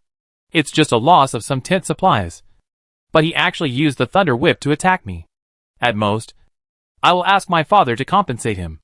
The night watchman of the Mu family watched his young master's 2-in-1 skill. And he was still shocked no matter how many times he saw it. No wonder the head of his family asked him to protect him. After listening to his young master's words, the night watchman, who had more life experience than his young master, explained, I don't think the young master is such a stingy person. There may be other changes. Just now, he didn't see any female members in the team. It is very likely that he left that person in the camp he thought was safe. Otherwise the young patriarch of the Lei family would not be so angry. The three families of Lei, Yan, and Jin, and the Academy of Sciences have ways to know the news of the Shui and Mu families and the base. The Shui and Mu families and the base are not so confident about them. So they naturally planted people to pass on some news. As the protector of the young master, he naturally needs to know the latest information to prevent his young master from offending people who should not be offended. So this protector has also heard of Jiang Zhuxiang's existence. After absorbing several crystal cores, Muumu has recovered and has the mind to care about other things. You said, should I go with us to see? After all, we came out together. If only our Mu family members go back, the other two families will definitely come to trouble my father again. The night watchman of the Mu family agreed with his young master's words. But he still reminded him, you should notify others to guard the camp. I will definitely follow you. Young master. Muumu nodded in agreement, fiddled with the communicator for a few times, and sent a group message. Inform where you are going, so that those people will not say that you are deserting your post in the future. After sending it, Muumu hurriedly led the night watchman to the camp opposite. At this time, the situation in the camp opposite was a bit chaotic.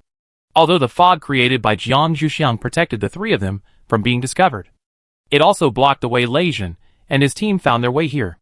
There were several tents that were overturned due to the fight, which also made Lei Jin and his team walk carefully.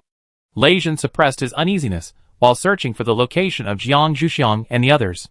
He beat all the strangers he met without any attack power. I think these people would not have the face to complain when they returned.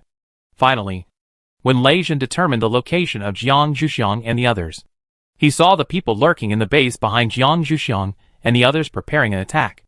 They were obviously annoyed by Jiang Zhuxiang and the others' tricks. He wanted to teach them a lesson.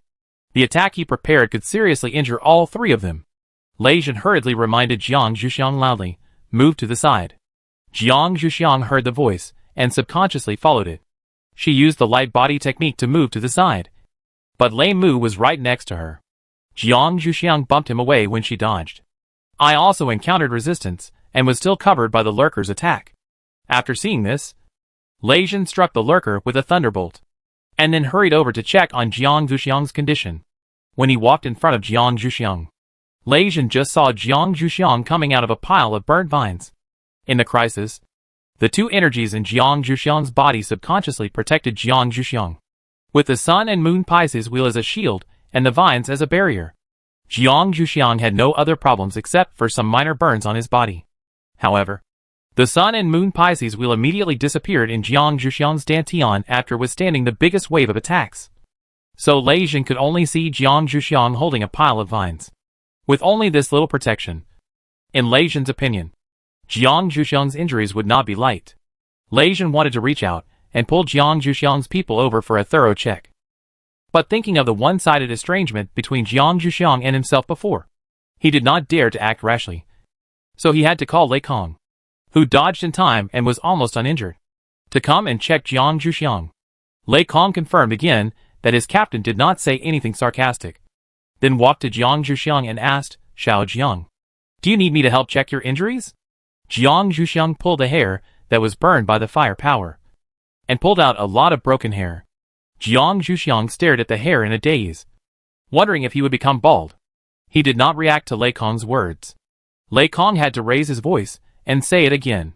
Jiang Zhuxiang looked at Lei Kong and Lei Jin in front of him, knowing that they meant well, although he didn't feel anything wrong with him, except that his skin was a little hot. He still stretched out his hand and let Lei Kong pinch his wrist to transfer the healing power into his body. Although Jiang Zhuxiang had many secrets, those things were not the same as the power. So there was no need to worry that Lei Kong would see anything. So he acted so openly. After seeing Jiang Zhuxiang's performance, Lei Kong felt even more uncomfortable about their previous narrow-mindedness. Jiang Zhuxiang's level of trust was something that even his own captain had never given him. After all, everyone would hesitate when someone else's energy entered their body. Chapter 110 Mu Mu. The Aftermath. Lei Kong didn't know what to say about Jiang Zhuxiang's performance. Fortunately, he was facing people like them. If he was a little bit unpleasant, he would probably want to do something to Jiang Zhuxiang. Lei Jin carefully controlled his energy while complaining in his mind. When he met other people from the Academy of Sciences in the future, he must ask them how Jiang Zhuxiang grew up, and how he could be so unguarded in the end times. Little did he know that Jiang Zhuxiang was just a skilled and bold person. This was really a wonderful misunderstanding. The healing ability went around in Jiang Zhuxiang's body and found nothing wrong. It seemed that the seemingly powerful attack did not cause any hidden injuries to Jiang Zhuxiang. Lei Kong took back his energy without any worries. As for the external injuries on the surface of the body, he believed that Jiang Zhuxiang could solve them himself. Wood type ability users would also be used as healing ability users in a team without healing ability users. Lei Kong told Lei Jin what he had found, and found that his captain seemed not to hear him, and was still staring at Jiang Zhuxiang, which made Jiang Zhuxiang move his hands and feet a little uneasy. Lei Kong frowned fiercely, and had to let him go. It seemed that the situation just now made his captain a little uneasy. After all, he saw the person he liked being attacked. Lei Kong walked to the other side and asked Lei Mu, who was knocked away by Jiang Zhuxiang, how he was. Lei Mu just asked a little stupidly, "Why did she knock me away?" It was obviously she who was in more danger at that time.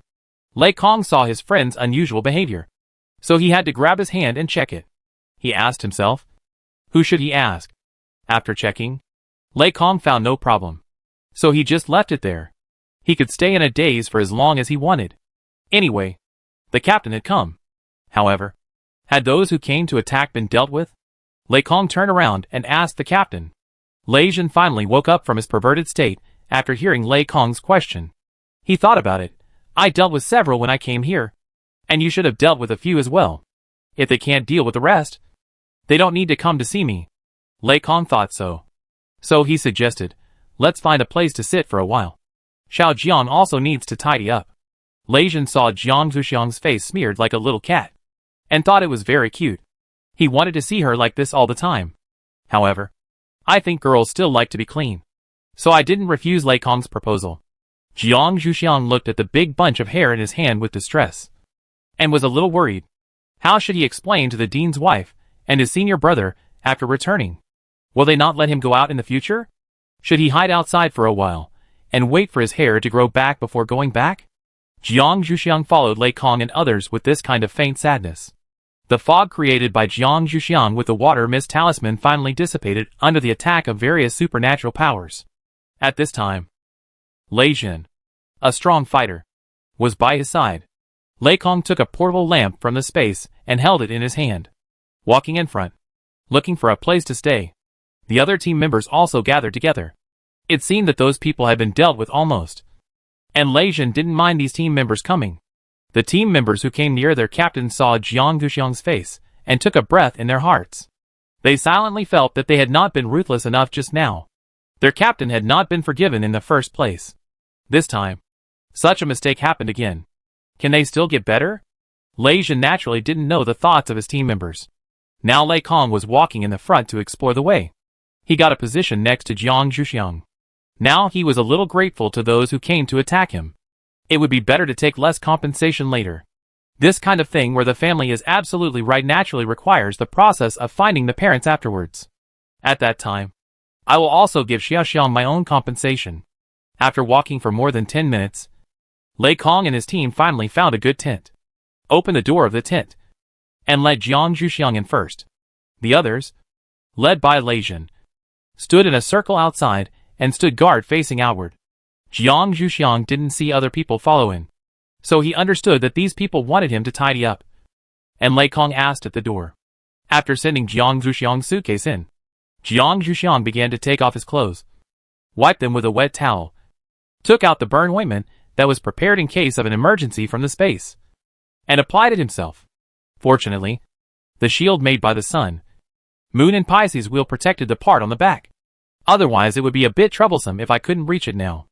After applying the ointment, Jiang Zuxiang took out clean clothes from the suitcase and put them on, packed up the dirty clothes, and then opened the door of the tent. As for the burnt hair, Jiang Zuxiang had no way to deal with it now, so he had to go back and talk about it.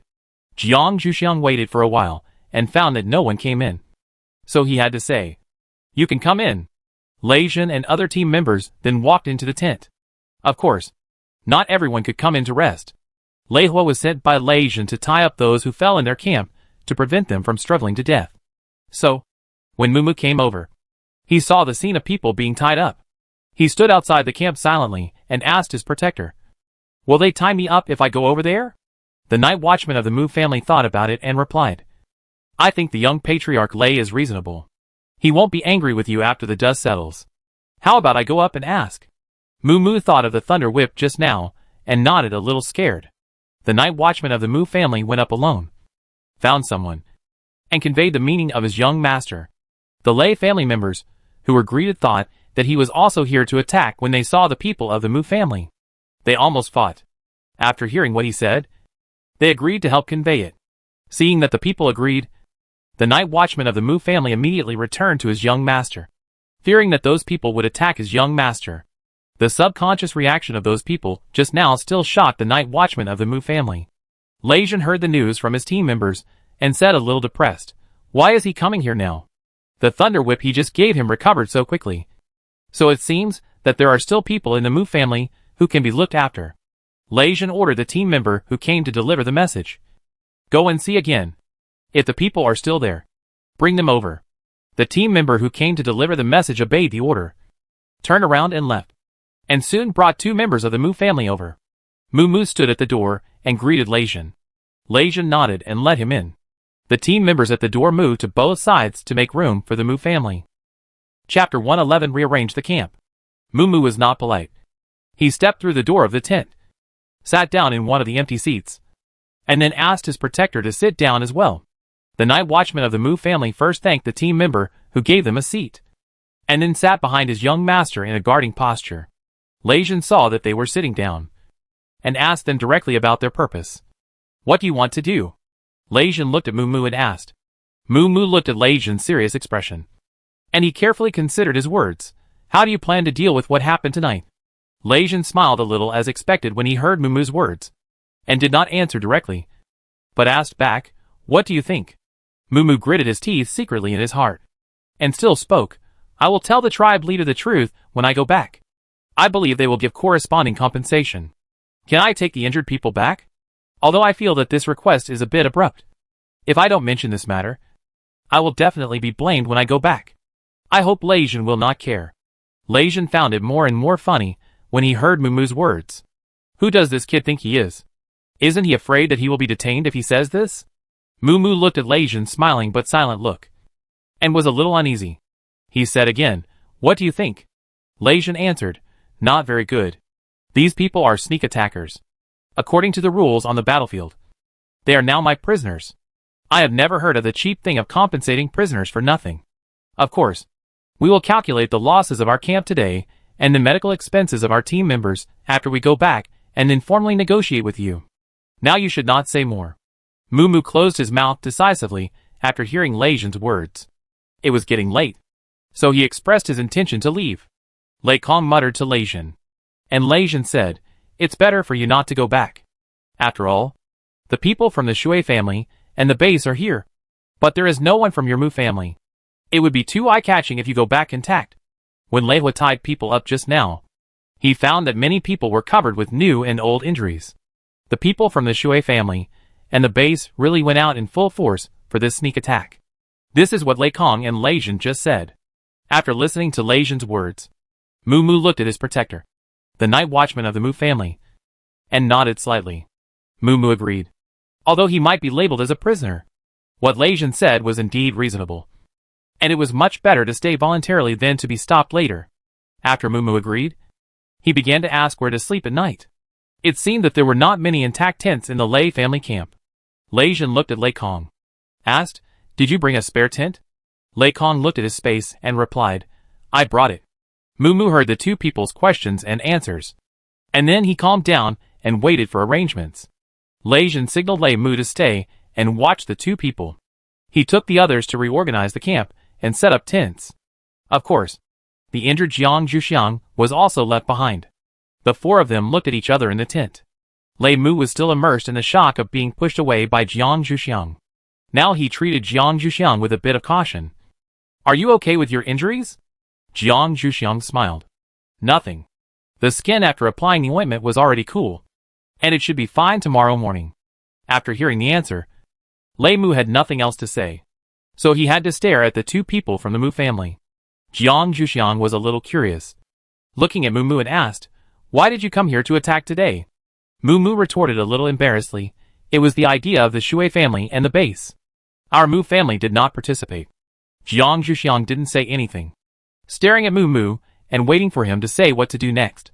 It was impossible that the Shui family and the people at the base had not discussed with the Mu family before taking action. Mu also knew that she was not as innocent as she said, and could not bear Jiang Zhuxiang's gaze. He began to tell her about the discussion of this matter in their camp tonight. It turned out that they still heard a little bit of the sound when the Lei family was setting up the tent, although it was not so easy to see things in the dark from the light. There was a psychic among the people at the base. Through mental exploration, it was confirmed that there were indeed people stationed there. After confirming this news, the leader of a group of people in the base went to the Shui family and the Mu family to discuss, saying that they would go to them to borrow some supplies. After all, they consumed a lot of supplies fighting the zombies at the gate of the base every day, and the shelter only provided basic supplies. It would be great if there were some other supplements.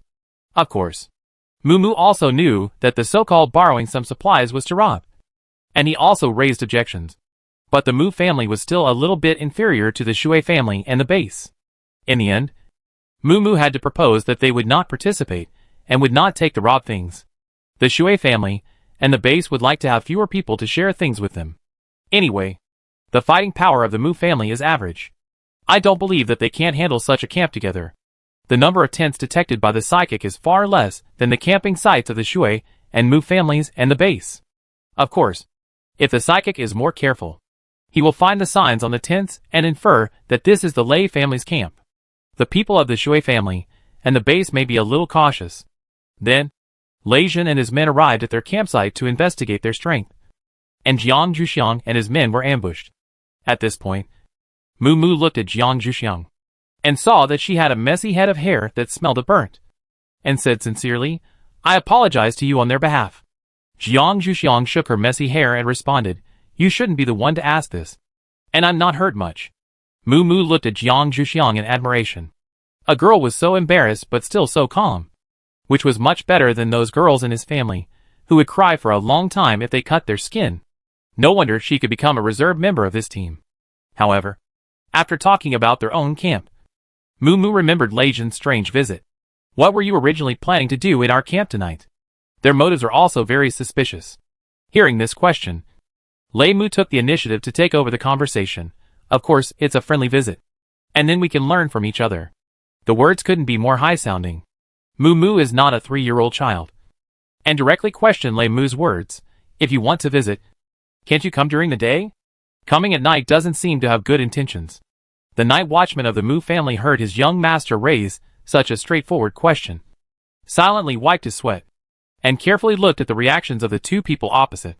Chapter 112 The Tied Man. Jiang Zhuxiang still appreciated Mu Mu's quick response, but he couldn't ruin his family's performance, so he could only smile and say nothing. Lei Mu argued for his family's image. "Will you stay in the camp during the day and wait for us to visit?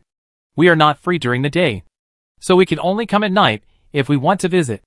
Although Mu Mu felt that what Lei Mu said made some sense, he always felt that something was wrong and couldn't tell. Mu Mu looked at his protector for help.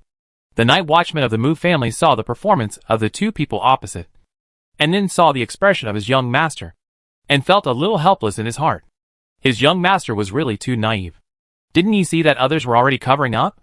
Besides, he was so blunt in suspecting others on their territory. Aren't you really afraid of being embarrassed and angry? In the end, the Mu family's night watchman could only whisper in his ear, "Master, this is someone else's territory. Be careful when you speak."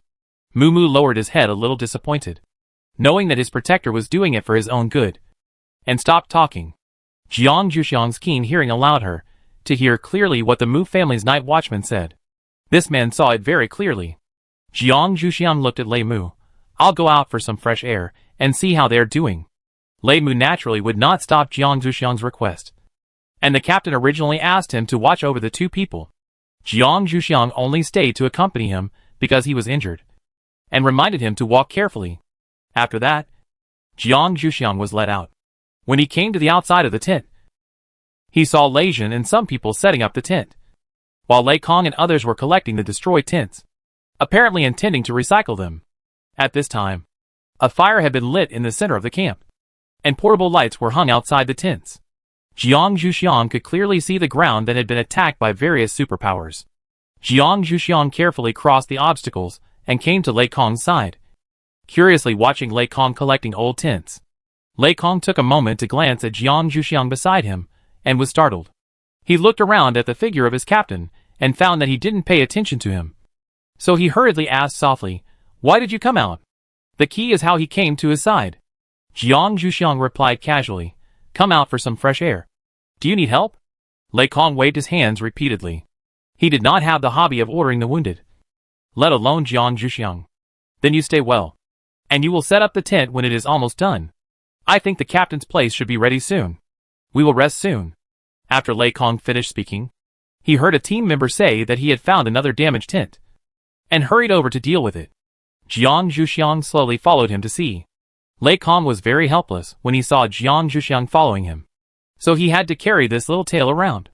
When Lei Jin brought people to the next door to reset up the tents of all the team members, he happened to see the situation of Lei Kong and Jiang Zhuxiang. Lei Jin quickly raised his voice and said, "Except for those who are still dealing with the old tents, everyone else come with me. I will allocate a resting place for the night." Lei Kong heard the voice of his captain, and quickly reminded Jiang Zhuxiang, who was following him, to go over.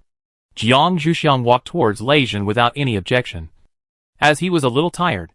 On the way, they met Lei Mu, who was bringing 2 people from the Mu family, and they walked over together.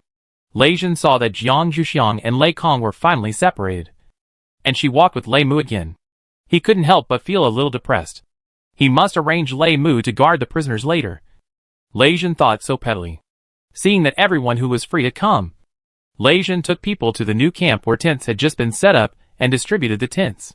The 2 people from the Mu family were arranged to live with Lei Mu, which also meant to guard them. As for the other captives, Lei Jin placed them directly on the open ground and arranged 2 more people to guard them at night. As for their injuries, Lei Jin also arranged people to simply deal with them. As long as they are not dead, it will avoid trouble. Lei Jin watched Jiang Zhuxiang and Lei Mu enter their respective tents with satisfaction and went to talk to Lei Kong. Lei Kong was just dealing with the last destroyed tent, speeding up his own actions, and taking back the space after finishing the work. He looked at his captain, who obviously had something to ask. Lei Jin carefully asked about the specific process of the sneak attack by those people just now, except that the appearance of the fog was a bit strange. He had no questions. However, in addition to helping the 3 of them escape, the fog also contributed to Jiang Zhuxiang's injury. If it weren't for the fog, Lei Kong and the others would definitely be able to detect the approach of the fire-type mutant. Lei Jin asked about the details carefully, but after finding nothing, he had to put it aside for the time being. After finishing the business, Lei Jin asked Lei Kong with some worry, "Will Jiang Zhuxiang still act with us after returning this time? I always feel that I will not see Xiuxiang in the future." Lei Kong reviewed the things that happened in this operation, and felt that Jiang Zhuxiang was likely to retreat. Even if Jiang Zhuxiang herself did not retreat, those people in the Academy of Sciences would persuade her to come out less. However, Lei Kong naturally could not say these discouraging words to his own captain. Lei Kong tried to persuade him. "I don't think Xiao Jiang is so fragile. But captain, you still need to contact the dean's wife or Yan Lei. I think as long as these 2 people cannot stop him, Jiang Zhuxiang can still continue to act with us." Lei Kong had heard that the dean's wife and Yan Lei took good care of Jiang Zhuxiang. Lei Jin listened to Lei Kong's reminder and quickly made a memo on his communicator, so as not to forget it. He remembered that it was night, and it was not good to disturb him. Lei Kong saw that Lei Jin had listened, looked at the time, and urged, "You should go to rest." The 2 talked while walking, and Lei Kong had already reached the door of his tent. Lei Jin nodded and turned away. There was no conversation that night. The next morning, Jiang Zhuxiang got up first as usual, walked out of his tent, and boiled water for exercise as usual. However, when exercising, he could hear sounds from time to time. Jiang Zhuxiang decided to find out where it came from after the exercise. When Jiang Zhuxiang finished his exercise, he saw Lei Jin standing not far away and watching. He nodded to greet him, and turned to look for the sound. When he walked to the outermost tent, Jiang Zhuxiang saw the people tied together and placed on the open ground. Jiang Zhuxiang walked around them twice, and found that these people were tied very tightly. Everyone's hands were tied behind their backs, and there were several ropes wrapped around their arms. Their feet were also tied very tightly, and then tied together. There should be no danger. So Jiang Zhuxiang walked forward to check. Chapter 113, The Sick Psychic. Lei Jin followed Jiang Zhuxiang and saw Jiang Zhuxiang's action. He wanted to stop him, but had no position.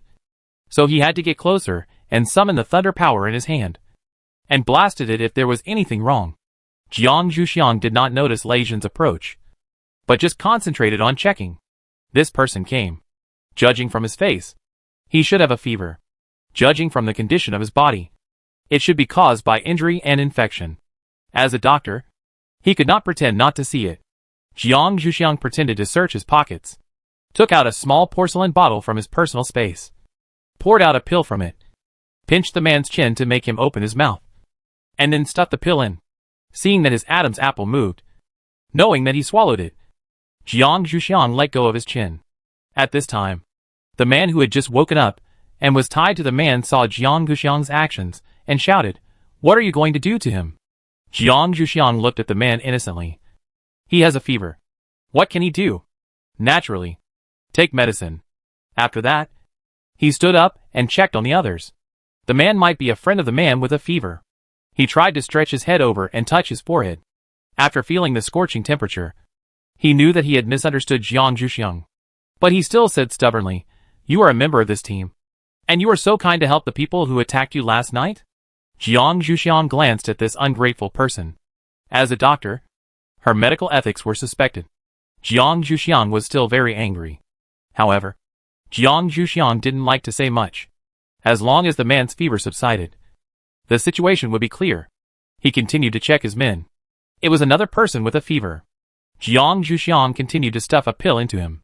Seeing that Jiang Zhuxiang didn't answer, the man thought that Jiang Zhuxiang was right, and became more and more unreasonable. "You fed poison. I tell you, the leader of our base will not let you go. You wait and apologize to us." Lei Jin was a little angry when he saw Jiang Zhuxiang pinching the man's chin, and wanted to step forward to stop him. Now seeing this person who kept shouting, he finally threw the lightning in his hand at him. Suppressing his anger, he said, "It doesn't matter if the captives are poisoned to death. I'm waiting for your leader to come to the Lei family to find me." Lei Jin subconsciously buried Jiang Zhuxiang's background, and only revealed his own family. The man was twitching and unable to speak. Lei Jin controlled it very well. The lightning would only make the man suffer. It had no effect on the people around him, and the ropes on him. After doing all this, Lei Jin looked at Jiang Zhuxiang, who was still checking, and said, "Don't worry about them. The superpowers are not so weak. It doesn't matter if they have a fever for a few days. It's just that their brains will be burned. These people came back to attack them. Their brains were not strong enough to begin with. So it's no pity if they are burned." Jiang Zhuxiang knew that in Lei Jin's eyes, he was just a person who loved medical knowledge. So he didn't say how good his medicine was. He just said, "This is a fever-reducing pill I made myself. Now I happen to meet them. So I just took it and tried it to see if it works." The fact is, Jiang Zhuxiang was very curious when he saw the 6 superpowers. And he couldn't resist the itch to go forward to check. He had been here for so long and hadn't seen a patient yet. So Jiang Zhuxiang didn't want to give up. Lei Jin didn't say much when he heard what Jiang Zhuxiang said, and stood there as a deterrent. The captives who woke up from sleep obediently let Jiang Zhuxiang check, and didn't dare to say anything. Of course, Jiang Zhuxiang didn't know what they were saying in their hearts, but he was quite satisfied with the obedient patients. Wait until Jiang Zhuxiang had satisfied his addiction to seeing a doctor. Jiang Zhuxiang and Lei Jin walked back together. Of course, Lei Jin walked in front, and Jiang Zhuxiang followed behind. Lei Jin, who was walking in front, thought to himself, "Let Lei Kong come back to see, lest these people are really poisoned by Xiao Xiang's medicine." At the same time, he was happy that he had talked to Xiao Xiang today, and his steps were a little light. Jiang Zhuxiang, who was walking behind, was very happy. After seeing these injured and sick superpowers, he felt that he could continue to be a doctor in the future. She had planned to enter the research institute after she became an adult. The two returned to the camp one after the other. The team members who saw them mistakenly thought that they had reconciled, and they all breathed a sigh of relief in their hearts. It was said that it was because of the captives outside. The team members planned to take care of these captives when they returned later. Yes, Lei Jin had asked Lei Kong to announce that he would leave today. After Jiang Zhuxiang returned to his tent and washed up, he and everyone else prepared breakfast. After a simple meal, they packed up the camp and prepared to go back. Lei Mu followed Lei Jin's instructions to tie up Mu Mu and the man who followed Mu Mu, intending to put them together with the captives outside. When he came over, he met Jiang Zhuxiang. Jiang Zhuxiang did not see any dissatisfaction on their faces. It seemed that they had communicated in advance.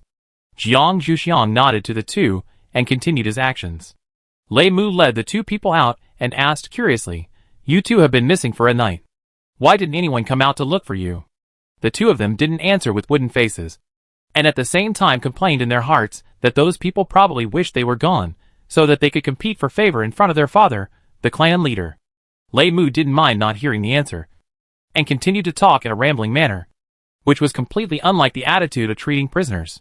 When they were about to reach the place where the prisoners were taken outside, Lei Mu's expression became serious, and pushed the two people to where the prisoners were. When those people saw that the two people from the Mu family were also arrested, the idea that someone would come to save them was completely destroyed, and the expressions on their faces became gloomy. Now they can only let Lei Jin and others take them back, and then inform their head of the family. By then, their face in the family will be completely lost. Mu Mu and his protector stayed quietly, keeping the appearance of the captives that Lei Mu told them, wondering whether his father would come to pick him up. After Lei Mu sent the people, he greeted the guards and said that he would send them breakfast. The guards expressed their gratitude, and Lei Mu left. Lei Mu returned to the camp, ate the breakfast that Lei Ho left for him, and then took the breakfast promised to the guards and the nutrient solution for the captives, and came to the outside of the camp again. The guards took the food, ate it themselves first, and then poured the nutrient solution into the captives one by one, and asked Lei Mu, "Did the captain say when to set off?" Lei Mu touched his nose. "It will take a long time to pack up and leave. Don't worry. Lei Kong will pack your things. Don't you trust him?" The guard smiled and said, "We naturally trust the housekeeper Kong. We are just thinking about how to take these people back."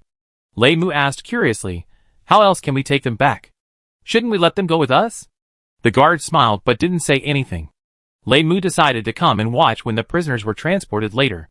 At 9 o'clock in the morning, the entire camp had been cleared, and all the prisoners were put on the legendary carts, which were dragged away by the team members in turn. Lei Mu stared at Lei Kong for a long time in amazement. He didn't expect Lei Kong to have such an ancient thing. Chapter 114 Analysis of Lei's father. After Lei Jin and his men checked the camp for the last time, they set off to rush back. After walking for a while, the team member at the end told Lei Jin in the public channel that someone was following behind. Lei Jin did not slow down, but just told the team member at the end to keep an eye on the followers.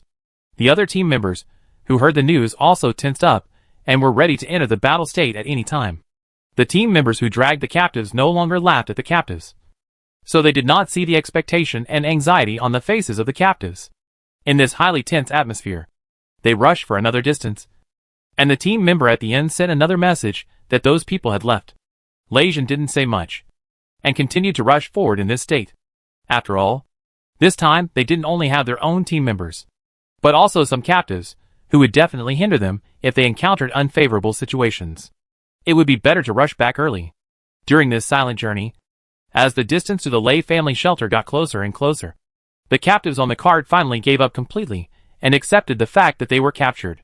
Of course, the two people from the Mu family who were also sitting on the cart had always been relaxed, because they knew that the Mu family members who stayed behind would not rob them for the two of them. There would be no disappointment without expectations. When they saw the Lei family shelter, they breathed a sigh of relief. Sitting on the cart was really too bumpy. Lei Jin stepped forward and opened the door of the shelter, got the captives off the cart, and pulled them into the shelter, receiving many surprised looks along the way. After all, since the end of the world, people's values have become much more brutal. When they encounter enemies, they basically kill them if they are capable to avoid trouble in the future. It is rare to see such a situation of capturing captives. Of course, some people's eyes are on Jiang Guxiang's messy hair. When the shelter was built, no consideration was given to setting up a prison. Lei Jin and his team had to take these captives to see their father and ask him where to put them. At this time, Chief Lei was in his study as usual, dealing with things in the shelter. Seeing his son and his team members coming in with such a group of people, he was also a little shocked, and hurried forward to ask what was going on. Lei Jin reported the course of events in a concise and clear manner. Chief Lei looked at the people who were tied up. He found that there were many young people who were valued by the Shui Mu family and the base. In this case, it would take a good measure to deal with them. Of course, the price they were willing to pay would be higher. After thinking about it, Chief Lei told Lei Jin, "Lock them in the confinement room, and then find someone to treat them, so that others will not say that we abused the prisoners." The confinement room is used to punish the Lei family members who made mistakes. The equipment inside comes from the Academy of Sciences. The superpowers in it have no way to use their superpowers. It is a good place to lock these people up. Lei Jin nodded to show that he knew, and called Lei Kong over to explain a few words. Separate the people from the three families. Lei Kong knew that Lei Jin said this to take care of the two people from the Mu family. After all, these two people turned themselves in, and it was right to treat them better. Lei Kong understood and took people to deal with them. At this time, only Jiang Zhuxiang and Lei Jin were left in the study of the Lei clan leader. Jiang Zhuxiang originally wanted to go down with Lei Kong, but considering the Lei family's own affairs at this time, it was not easy for him to get involved. So he stayed. After everyone left, Jiang Zhuxiang said, "Captain, There should be nothing to do now. I want to go back to the shelter of the Academy of Sciences. Lei Jin stared at Jiang Zuxiang's hair for a while, and stopped him with difficulty. Stay here and have lunch before leaving. Jiang Zuxiang took out a tube of nutrient solution from his pocket and drank it. No. I haven't seen anyone from the Academy of Sciences for a while, and I want to go back early. Seeing Jiang Zuxiang's performance, Lei Jin had no choice but to let Jiang Zuxiang leave. Looking at Jiang Zuxiang's figure getting farther and farther away from him, Lei Jin's mood, which had just eased this morning, became depressed again. Chief Lei had been watching his son and Jiang Zuxiang's actions. Seeing his son's expression after he came back, he spoke with great curiosity. Son, I see you have something bothering you. If it's convenient, you can talk to your father. Your father was also your age, and maybe he can help you. Lei Jin didn't want to say anything when he heard his father's curious tone. But then, he remembered Lei Kong's advice to him. His father also pursued his mother in the past. Maybe he could really give him some advice. So he told his father what happened during this operation, and then asked, "What should I do?" When Chief Lei heard about his son's love life, he realized that his son was just having a secret crush. Jiang Zuxiang was quite interesting. She had such a special status in the team at the beginning, but she was able to figure out her position after the conflict and return to that position without any loss. This was quite impressive. After Chief Lei sighed, he saw the anxiety on his son's face. He felt that his son was still a young man in his 20s. Then he analyzed everything to his son. Son, you probably haven't made it clear to that girl yet. I think there is nothing wrong with what she did. It can even be said that she handled it quite well. In this way, except for your guilt and embarrassment towards her, your teammates will really treat her as a team member in the future, and she will have less trouble. Lei Jin urged impatiently, but I don't want her to just see me as the captain. Dad, can you analyze it? If you can't, I'll go ask Mom. Lei clan leader looked at his son speechlessly, waved his hand and said, "Don't worry. Your current situation is similar to that of your mother and me. Your little girl is as slow as your mother was back then. Your mother is a martial arts fanatic. I don't know how your little girl became like this. According to your performance, even your teammates can see it. But she didn't feel it at all." Lei Jin defended himself. She is young. Father Lei rolled his eyes at his son. Before the apocalypse, all the children in kindergarten had boyfriends. Being young is not an excuse. Lei Jin didn't hear any effective suggestions, so he stood up impatiently and wanted to walk out. Maybe his mother would be more reliable than his father. At least, she would speak more directly. Chapter 115 Jiang Zuxiang's Concealment. When clan leader Lei saw his son's behavior, he immediately stopped teasing his son and stopped him. The first thing you need to do now is to let her know clearly what you think of her. Otherwise everything else you do will be in vain. It is said that the little girl's birthday is coming soon. Son, you must seize the opportunity. After her birthday, she will be an adult. When you tell others, you will not be considered to be targeting a minor. When Lei Jin heard the shocking news from his father, he couldn't wait to ask, "How do you know Xixiang's birthday? When is it?" When clan leader Lei saw his son's behavior, he felt a little uncomfortable for some reason. This is the rhythm of marrying a wife and forgetting his father. He didn't want to say the next word so readily. Lei Jin saw his father's behavior. He had never understood his father's jumping thoughts. He just thought he didn't know where he was thinking about. He didn't ask any more questions. He would just ask someone to ask for him. As for his father's previous clear suggestion, he would need to see the situation and decide whether to listen to it. After thinking about it, Lei Jin saw that his father still didn't intend to speak. So Lei Jin left. The Lei clan leader was awakened by the sound of Lei Jin's door closing, interrupting the scene in his mind of competing for favor with his daughter-in-law in the future. He found that his son was no longer in the study, and he cursed a little indignantly. This stinky boy. Originally, Chief Lei was going to pass on his experience in pursuit. After thinking about it and his son's performance, Chief Lei said that his son still needed to suffer a little to know the importance of his father. After Lei Jin left his father's study, he went to the training room to find his mother. When he opened the training room, he saw his mother practicing a set of boxing techniques. Lightning flashed on her fist from time to time, which looked really powerful. Lei Jin looked carefully. Mrs. Lei naturally noticed the movement of someone coming in, but she was practicing this set of boxing techniques smoothly, so she didn't plan to stop.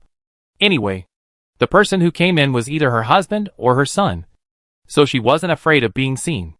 After half an hour, Mrs. Lei stopped with a happy look on her face, and turned around to see whether it was her son or her husband. Lei Jun saw his mother stopped. He picked up a towel from the shelf on the side and handed it over. Mrs. Lei took the towel and saw her son's face. She wiped the sweat and said, "You are back. What did you gain this time?" Her son has been running outside since he became an adult. And as a mother, she has not seen him much. But the relationship is pretty good. They are like friends and can exchange their gains with each other. Although the fields of these gains are different. Lei Jun talked about the captives this time, and the fact that they helped Tao Tai build a small house. Mrs. Lei found it quite interesting. But seeing that her son's expression was not very cheerful, she still asked with concern, "Is there anything difficult?" Lei Jun had looked up some information before, and found that there were many cases where mother-in-law and daughter-in-law were natural enemies. In addition, he was always a little shy to talk about his feelings in front of his mother. Finally, he answered, "Nothing." Seeing that her son did not confide, Mrs. Lei did not force him and suggested, "Let's go get something to eat together." Lei Jun touched his belly, and the mother and son went to the kitchen together. Of course, Lei Jun was the chef. While Lei Jun was communicating with his parents, Jiang Zhuxiang was about to arrive at the shelter of the Academy of Sciences. Before entering the door, Jiang Zhuxiang took out a comb and combed his hair again to avoid looking too embarrassed. Jiang Zhuxiang used his communicator to open the door of the Academy of Sciences shelter, and he felt a little relieved on the way back to his room. While walking, he sent a message to Yan Lei and the dean's wife to tell them that he was back, and planned to visit them after he was done. The two people who received the message were very happy. Jiang Zhuxiang had been away from the shelter for a long time this time, and they both missed her a little, not knowing how she was doing outside. The dean's wife directly replied to the message and invited Jiang Zhuxiang to her house for dinner. And by the way, she could also talk about the decoration of the house on the ground. After receiving the message, Jiang Zhuxiang replied okay. And then he sped up the speed of tidying up. And it was done. After entering the bathroom, he looked at the burns on his body in the mirror, and found that only the skin was slightly red. He simply took a shower, reapplied the ointment, put on his clothes, and dried his washed hair, and tied it up to avoid the dean's wife seeing and worrying. Fortunately, it is winter now. As long as Lei Jun doesn't say anything about his injuries, the dean's wife won't know. If the hair is found out, he can say that it was broken by mutant plants. After considering everything, Jiang Zhuxiang went out to see Yan Lei in the laboratory first. In the laboratory, Yan Lei and Shui Wen were still concentrating on checking the experimental data, trying to find the next direction. Seeing Jiang Zhuxiang come in, they both put down their work temporarily and looked at her. Jiang Zhuxiang stood there a little nervously, fearing that the two men would notice something wrong. Fortunately, the two men looked at each other for a while, and then looked away. Shui Wen said with a hint of joking, "Why didn't clan leader Lei come with you this time? Doesn't he want to know the progress of the experiment?" Before Jiang Zhuxiang could speak, Yan Lei interrupted. Clan leader Lei should naturally return to the Lei family shelter when he comes back. If there is any major progress in our experiments here, we will naturally inform them. Shui Wen saw Yan Lei's protective look and had to gesture with his hands to indicate that he would not say anything. Yan Lei looked at Jiang Zhuxiang again. "You were out for a long time this time. But since you are back in good condition, I won't say much. Can you spend more time in the laboratory next time? You can be our assistant in the next experiment, so you can learn something." Jiang Zhuxiang thought about it carefully. If Tao Tai didn't look for him, he could stay at home. Besides, Lei Jun and his men had captured so many people from the Shui family and the base this time. It was not known whether those people would be desperate. It would not be a bad idea to wait for a while and see the reaction. Jiang Zhuxiang nodded and agreed. At this time, Yan Lei and Shui Wen's communicators sounded messages one after another. The two checked and looked at Jiang Zhuxiang together. "The dean's wife asked us to go over for dinner. You should go too, right?" In the eyes of the dean's wife, the two of them have always been Jiang Zhuxiang's appendages. It is impossible for them to be called without Jiang Zhuxiang. Jiang Zhuxiang nodded to indicate that he would go. Yan Lei and Shui Wen put away their work, tidied up the laboratory, and went to the dean's house with Jiang Zhuxiang. Chapter 116: The Hair That Reveals Secrets. Arriving at the door of the dean's house, Jiang Zhuxiang and her people pushed the door open directly. The dean's wife had already given Jiang Zhuxiang permission, and completely treated Jiang Zhuxiang as her own daughter. The dean's wife was busy in the kitchen. The dean had returned home for a rare time, but did not help in the kitchen. Instead, he was drinking tea in the living room. Yin Lei and Shui Wen looked at Jiang Zhuxiang subtly. The dean should be waiting for her. They had not done anything worthy of the dean coming back from get-off work early during this period. The two of them said tacitly, "Let's go to the kitchen to help." Then Jiang Zhuxiang was left alone to face the dean. Jiang Zhuxiang looked at the backs of the two people in silence, and then sat down obediently opposite the dean. He might be able to hide his affairs from the dean's wife, but it would be better to explain it in front of the dean. Jiang Zhuxiang tried to lower his voice, and told the whole story from beginning to end. The dean poured a cup of tea to Jiang Zhuxiang with satisfaction, and asked in a low voice, "Are you injured?" Jiang Zhuxiang still answered in a low voice, "A minor injury." The dean let Jiang Zhuxiang go, and reminded Jiang Zhuxiang in a normal voice, "Next time you act, you must always be vigilant, so that you will not give others a chance to take advantage of you. You must also pay attention to the weather. Find someone from the information department to download an extreme weather warning system to the communicator. Even if our people in the Academy of Sciences are not as strong as others, it does not mean that we are weak." Then, he changed to a low voice. "However, this time it is not your fault. Your captain made a wrong decision, and should bear the main responsibility. Fortunately, you came back safely, and he brought people back. Otherwise, I would have to question the patriarch of the Lei family." Jiang Zhuxiang was a little surprised to hear the dean say so much, but he still received the concern in the words, so he nodded to show that he was learning. The dean's wife came out at this time, and saw the situation of the two people, and couldn't help but tease, "What are you whispering about? The meal is ready. Come and help serve it." Both of them were startled. They didn't expect the dean's wife to come out at this time, and they restrained their expressions. "Walk into the kitchen to help carry things." The dean's wife followed Jiang Zhuxiang out of the kitchen with things in her hands.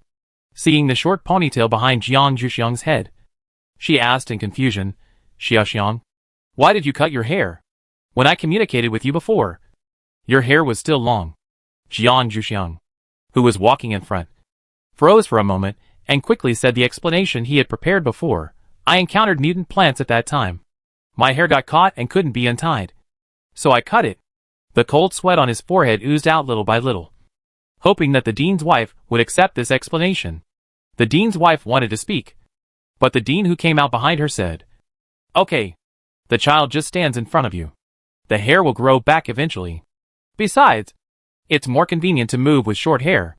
While the dean was talking, Jiang Zhuxiang put the things in his hand on the dining table, and went back to the kitchen to take something. Although his hair had been washed, the bend caused by the fire was still there. If the dean's wife looked carefully, she would definitely see something wrong. It would be better not to let her pay too much attention to her hair. It happened to be winter now. In the future, I would wear a hat when I come to the dean's house. It can keep warm and cover my hair. Jiang Zhuxiang carefully protected her hair and finished the meal. After the meal, the dean's wife asked her to stay for snacks and chat, but she refused, saying that she wanted to go back to rest early. The dean's wife had to tell her about the plan to go to the house on the ground together tomorrow morning. After Jiang Zhuxiang wrote it down, he left with Yin Lei and Shui Wen. Before leaving, he heard the dean's wife and the dean say, "You two are a little bit strange today." Jiang Zhuxiang silently quickened his pace, hoping that the dean could hold on. Jiang Zhuxiang avoided the dean's wife's questioning, and after walking a few steps, he saw Yin Lei and Shui Wen's inquiring eyes. Jiang Zhuxiang looked back expressionlessly. Yin Lei and Shui Wen saw Jiang Zhuxiang's dead pig not afraid of boiling water. Yin Lei sneered and said, "Paper can't cover fire. We wait." Jiang Zhuxiang silently complained in his heart, "As long as I don't say it. Leijin and other team members are not here. Sometimes paper can still cover fire, as long as the paper is soaked with water." Yin Lei continued to walk ahead after saying that. Shui Wen walked to Jiang Zhuxiang and looked at her hair carefully. She found the strange bends at the end of her hair. Shui Wen coughed lightly and whispered to Jiang Zhuxiang, "You were burned by fire, right?" Jiang Zhuxiang's expression remained unchanged, and she lowered her voice and said, "Can you keep it a secret for me? Just ask for any conditions." Shui Wen was satisfied with the girl's words and said, "I heard that you are very interested in medicine. Just help more when you go to the laboratory. However, I can see that your senior brother can also see it if he is more careful. It is better for you to think of a way to cover it up. Jiang Zhuxiang looked at him and smiled to express her gratitude. Shui Wen rubbed her hair. After seeing this little girl on the ark, she has been paying attention to her, seeing her become what she is now and get rid of the shadow of the past. She also treats her as a sister in private. It feels good to have a brother to help clean up when a sister gets into trouble. Jiang Zhuxiang resisted the urge to pull the hand off his head and shook his head imperceptibly. Yan Lei and Shui Wen watched Jiang Zhuxiang walk into the room. Yan Lei stared at Shui Wen seriously. What did you just say? Shui Wen smiled and said nothing, waving goodbye to Yan Lei. Yan Lei looked at Shui Wen's back for a while, but had no clue. So he had to let it go for the time being. After Jiang Zhuxiang returned to the room, he received a call without a name. He clicked it and found that it was Tao Tai. He asked with a little surprise, "Why did you contact me only now?" Tao Tai did not answer, but curiously stretched out his finger to poke the image of Jiang Zhuxiang on the screen. After playing enough, he began to look at Jiang Zhuxiang. "What's wrong with your hair?" Jiang Zhuxiang asked a little speechlessly. "Is it so obvious?" Tao Tai nodded. Among their beasts, there is a saying that hair represents strength. So Tao Tai has always paid more attention to his hair problem. And naturally the same is true for others. Jiang Zhuxiang did not have so many concerns about Tao Tai, and directly told him what happened after leaving it. Tao Tai really did not talk too much, but just said, "This is the consequence of your lack of strength. You still need to experience more in the future. Only when you reach the realm of Shinon can you really let go." Chapter 117: The Process of Redeeming People. Jiang Zhuxiang listened to Taoya's words and nodded seriously, saying that she would work hard. She also hoped that she could protect herself next time she encountered such a thing. If she had the energy, it would be even better if she could protect others. Tao Tai saw that Jiang Zhuxiang agreed. This time, he was just curious about the use of the things Jiang Zhuxiang had installed for him. So he sent a communication. It was also a coincidence that he ran into Jiang Zhuxiang's injury. Apart from that, he had nothing to say to Jiang Zhuxiang for the time being. After telling Jiang Zhuxiang directly that there was nothing wrong, he hung up the communication. Jiang Zhuxiang didn't think there was anything wrong. In her opinion, this kind of behavior of her elders was normal. They only appeared when the younger generation had something to ask for help, and did not interfere too much at other times, giving the younger generation space to think for themselves. This way of getting along can make them have fewer conflicts and more harmonious relationships. After Jiang Zhuxiang turned off the communicator, he went to wash up and prepare for cultivation.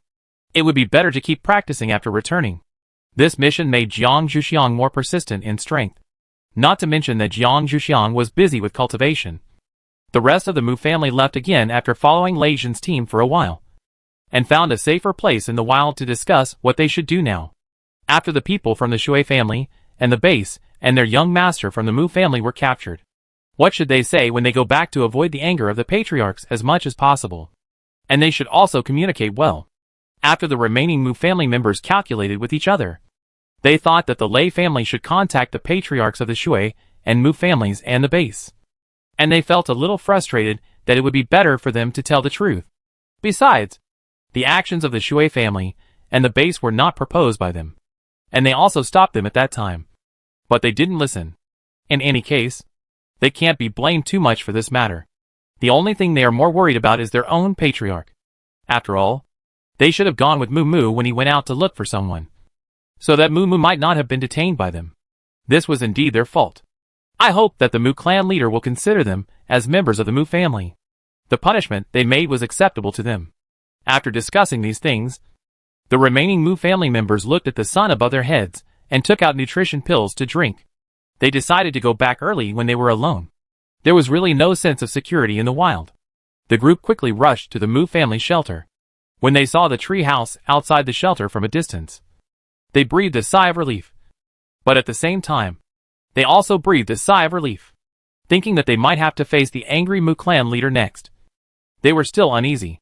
However, no matter how much trepidation and anxiety they had, they finally stood in the study of Patriarch Mu, bowed their heads, and told him everything they had encountered. Patriarch Mu's originally gentle face was a little gloomy when he didn't see Mu Mu and his protectors. After hearing these descriptions, his face became darker, and the strong wood-type supernatural power emanated, which made the young people of the Mu family, who had just returned and stood opposite him, a little breathless. However, Patriarch Mu's chi cultivation skills were still good.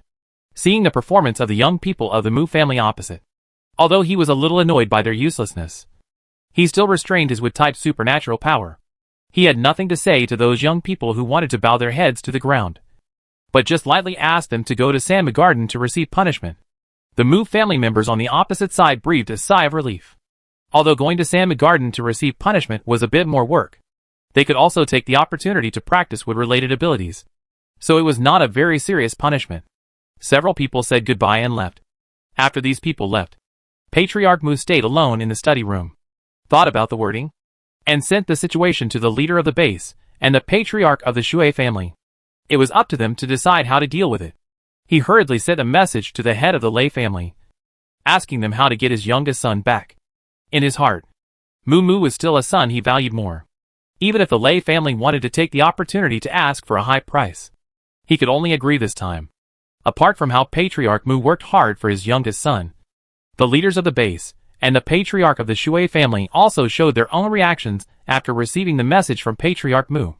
For the leaders of the base, those who were captured by Lei Jin this time were indeed the ones with outstanding combat power in the base. However, if the talent replenishment of the base was based on the previous situation, the leaders of the base would not use their precious brains for these people who were inferior to others. But now that everyone in the base was hiding in the shelter, he could not afford to lose those people. The leaders of the base reluctantly asked their men to negotiate with the head of the Lei family, hoping to get those people back at the lowest cost. After getting them back, they must be squeezed well to make up for their losses. As for the Shui family, Shueisha remembered his eldest brother's son, who was sent to the Academy of Sciences a long time ago. His eldest brother gave up his position to protect him, so his son naturally had to work hard for the Shui family, even though Shueisha had never thought of him before. Anyway, the relationship between the Academy of Sciences and the Lei family is relatively good now. Let Shuewen talk to the Lei family. Maybe they can let the people return without any cost. As for the Shui family's sneak attack on the Lei family camp and trying to rob supplies mentioned in the message of Patriarch Mu, in Shueisha's eyes, it must be the people in the base who took the lead, and his family just followed. And then, they would compensate for the losses. Thinking of this, Shueisha wrote a stern message to Shuewen, telling him to do this well. If he wanted to return to the Shui family at that time, it would not be impossible. In Shueisha's opinion, Shuewen was just living under someone else's roof in the Academy of Sciences, and he definitely wanted to return to the Shui family. With the conditions he gave, he was not afraid that he would not do his best. Clan leader Lei received messages from the Mu family and the base at night, but did not receive messages from the Shui family. He planned to deal with it together after the Shui family also received news, which would save him trouble several times. After reading Shueisha's self-talking message, Shuewen threw it aside. He had never thought of returning to the Shui family at this time, so Shueisha's plan was doomed to fail. He still needed to deal with this kind of redemption matter himself, and it would be better for outsiders like him not to interfere. Of course, Shuewen secretly hoped that Shueisha's reaction would be slower.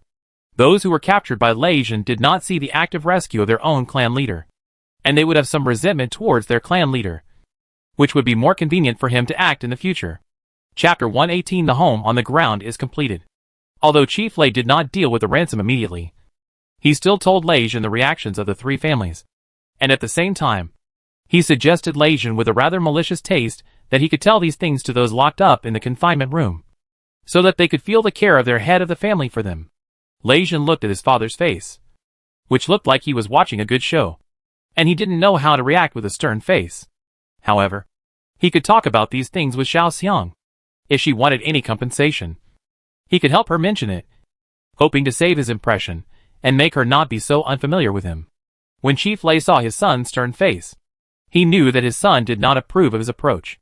However, he could not miss the opportunity to see the jokes of the Shui and Mu families and the base. Chief Lei righteously mentioned to his son again, "You must talk to those people about these things." Afterwards, he added with a slight threat, "If you don't do it, then I will do it myself." Lei Jin knew his father's integrity. If he didn't agree, he would really do what he said to those people. Lei Jin agreed helplessly. He must not do it himself at that time. This kind of thing of manipulating the father-son relationship or the superior-subordinate relationship of the opponent was too unkind in Lei Jin's opinion. He needed to think carefully about who would be more suitable to go. However, it was getting late. After saying goodbye to his father, Lei Jin returned to his room. Not to mention the Lei family waiting to deal with their captives. Jiang Zhuxiang woke up from her practice in the morning and finished her daily exercise according to her habit. Then she received a message from the dean's wife urging her to go over. Jiang Zhuxiang walked out of the shelter in her sportswear. On the way, she met the dean and Yan Lei, who were also summoned by the dean's wife. After greeting each other, they quickened their pace and walked out of the shelter, hoping that the dean's wife would not be too anxious. After the three of them walked into their home on the ground, they saw the dean's wife coming to meet them. At the same time, they couldn't help complaining, "You guys are a little too slow." The three of them were a little amused. They had already quickened their pace. But the dean's wife was still not satisfied. The dean took the initiative to admit his mistake. "Well, we will be faster next time. Let's go and see the room you decorated first. You can teach us about other things later." After being comforted by the dean's wife led the way in front and introduced her hard work to them one by one. At the same time, she hoped that they would give some comments. Jiang Zhuxiang and Yan Lei followed behind, and naturally praised the dean's wife for her good work when listening to her introduction. In fact, the dean's wife did decorate their respective rooms very well, and the three were also very satisfied. It was just that they were not familiar with this. The dean's wife naturally noticed the two people's perfunctory behavior, but she was in a good mood today and didn't intend to argue with the two juniors.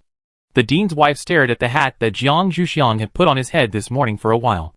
Satisfied evaluation, "Xiaoxiang, you look pretty good in a hat.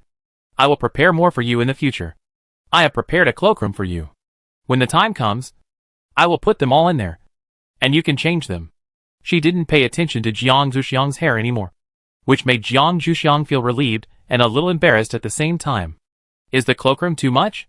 the dean's wife said, and took Jiang Zhuxiang to see the cloakroom she prepared.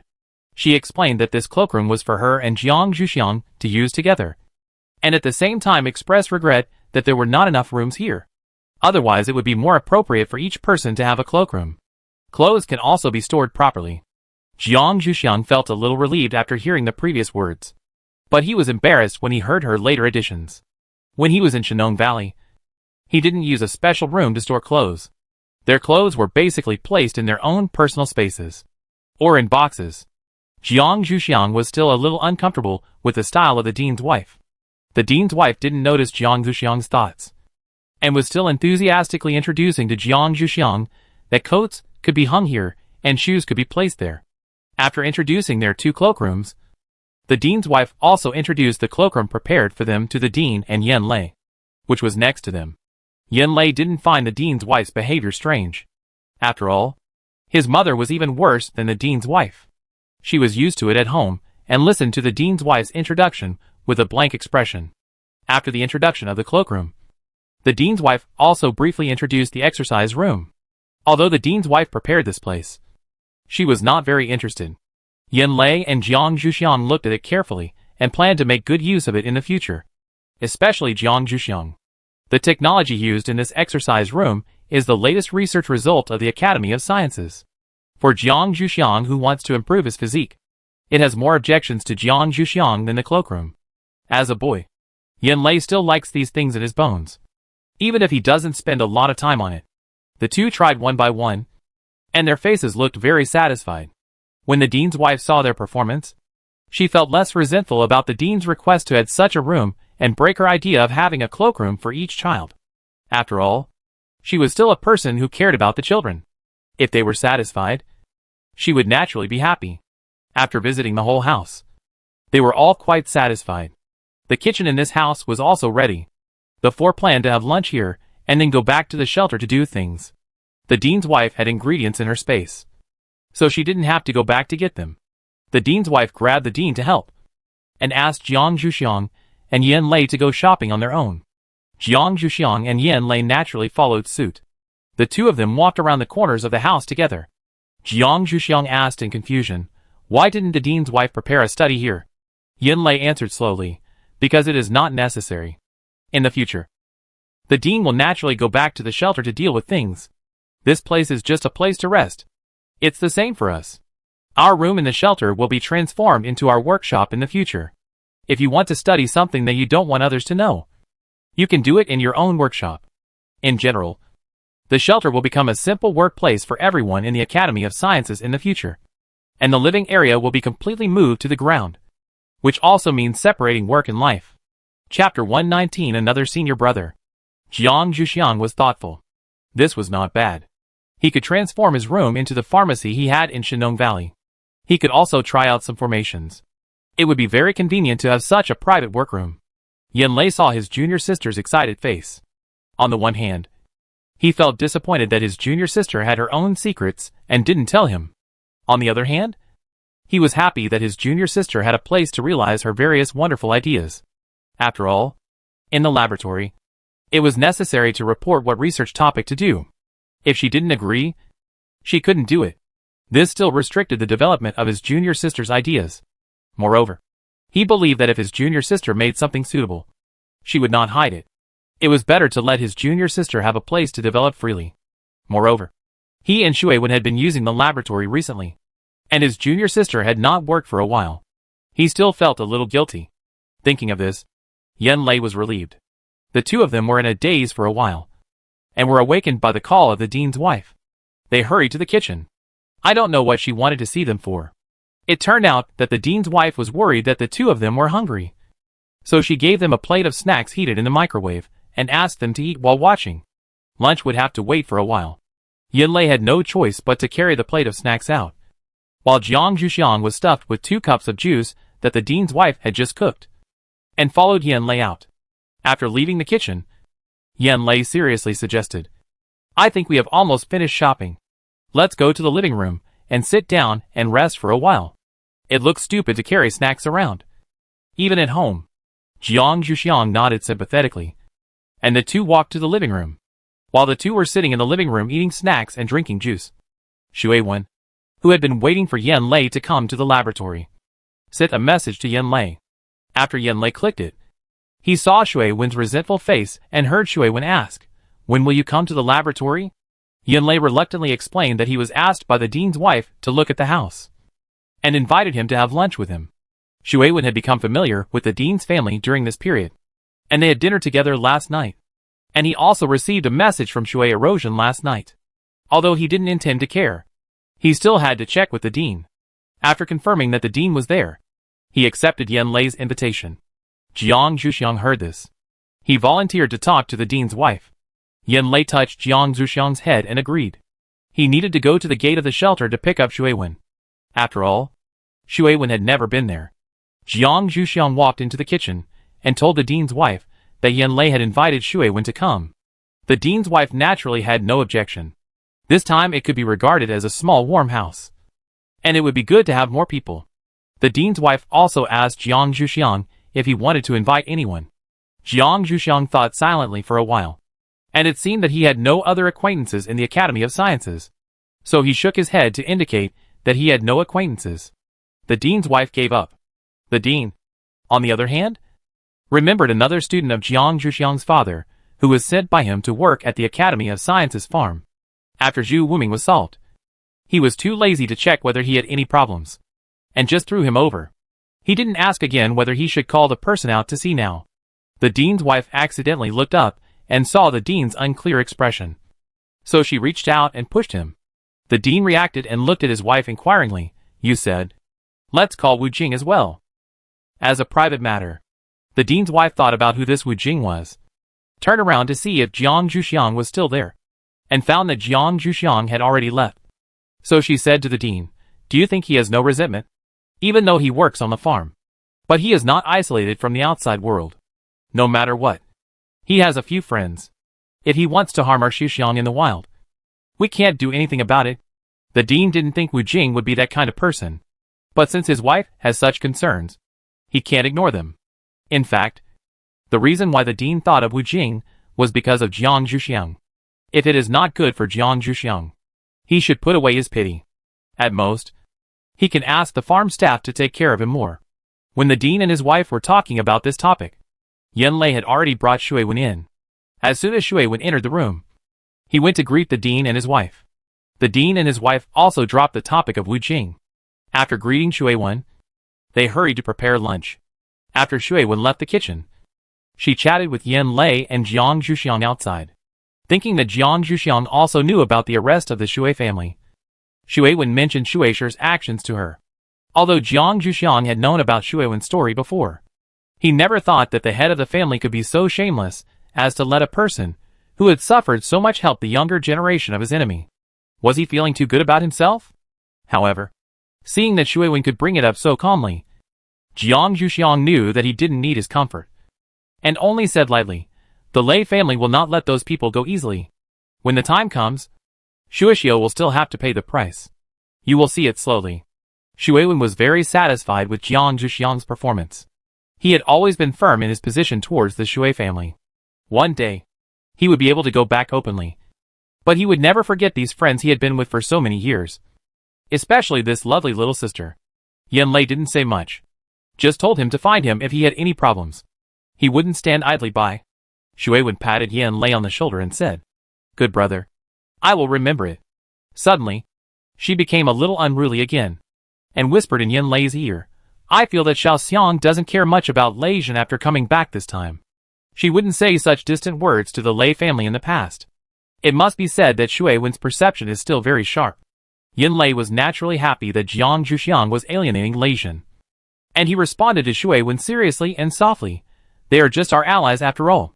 Shui Wen felt that it was not that simple, and Jiang Zhuxiang came back injured this time. So there might be some hidden secrets, but Yan Lei didn't find out, so he couldn't say much. Moreover, he had promised Jiang Zhuxiang to keep it a secret before, and he still had to uphold his integrity, so he didn't mention it again.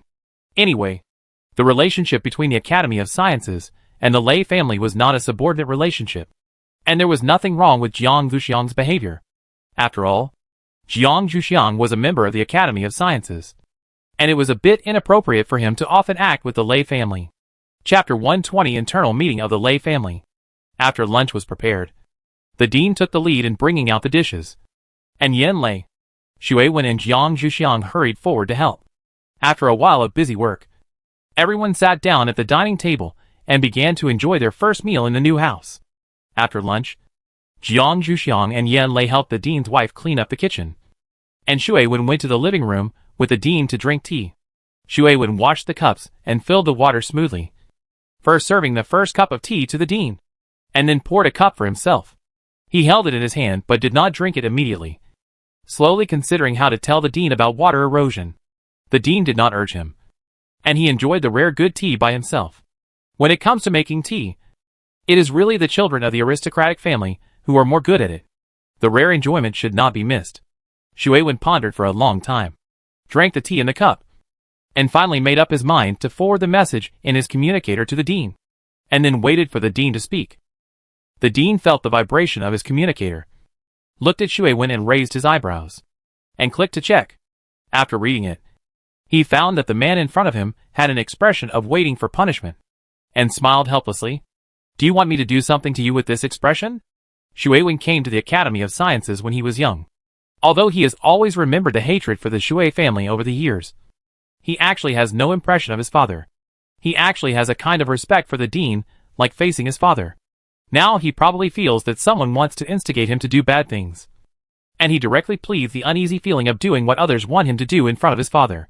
Hearing the dean say this, he looked up at him cautiously, then lowered his head again. The dean was disgusted by his expression. "If you keep this expression, I will let you go to the farm to farm."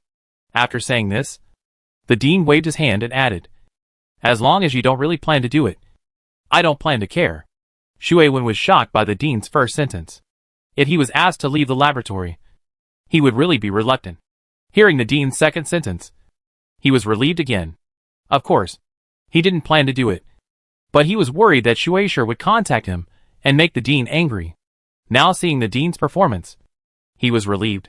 At this time, the dean's wife brought Yan Lei and Jiang Zhuxiang out of the kitchen and brought some snacks to the two people who were drinking tea. The three of them sat down on the sofa and chatted with the dean and Shui Wen for a few more words. Then, they closed the doors and windows of the new house. It would take 2 days before they officially moved in, and the 5 of them returned to the shelter together. After entering the door of the shelter, the 5 people went their own way. Jiang Zhuxiang followed Yan Lei and Shui went to the laboratory, while Jiang Zhuxiang and his friends were happily preparing to move to the new house. The people of the Mu family, the base, and the Shui family were still mediating with the Lei family for their unpromising younger generation. Lei Jin finally found Lei Hua, who had the hottest temper, to complete the task assigned to him by his father. Of course, the task object Lei Jin was slightly changed. He only needed to tell the people of the base and the Shui family about the performance of their respective heads of the family. Regarding Mu Mu, Lei Jin initially told Ran in front of the Shui family and the people at the base that he would separate them. In fact, Mu Mu was arranged in a guest room in the shelter, and he did not prevent Mu Mu from contacting his family. After receiving the communication from his youngest son, the head of the Mu family had planned to find time to come and discuss compensation with the Lei family in person and bring his youngest son back as soon as possible. As for the Shui family and the people at the base, Lei Jin gave them a chance to contact their family members in accordance with his father's instructions after ignoring them for 2 days. After receiving the communication from Shui Sha smashed things in his study, angrily scolded the Lei family for bullying too much, and was very dissatisfied with Shui Wen's ignorance. But Shui Wen did not answer the communication he sent to her once. Later, he couldn't even send a communication, so Shui had to vent his dissatisfaction in the message, even though Shui Wen might not have seen it at all. After all this trouble, Shui could only try to negotiate with the Lei family in a friendly manner about the price to be paid for releasing Shueisha and his group. There was no other way. After all, Shueisha was his only surviving son. If he didn't rescue him, the old guys in the family would definitely ask him to find Shui Wen, and there would be no future for them in the Shui family. After finally receiving Shui's message of surrender, the Lei clan leader silently laughed at him in front of his son, and then planned to find time to deal with this matter as soon as possible. After all, the Lei family had to provide food for them when they were imprisoned. Chief Lei called his group together and asked his son to sit aside and listen. Of course, he had the right to speak, to discuss how to sell these captives for a good price. Lei Jin listened to his uncles talking about the prices they thought, one higher than the other, and silently felt that he was indeed not as thick-skinned as these people, and he still had a lot to learn. After these people finished discussing, they seemed to have just noticed Lei Jin, and smiled at Lei Jin and asked, "Do you have any suggestions, nephew?"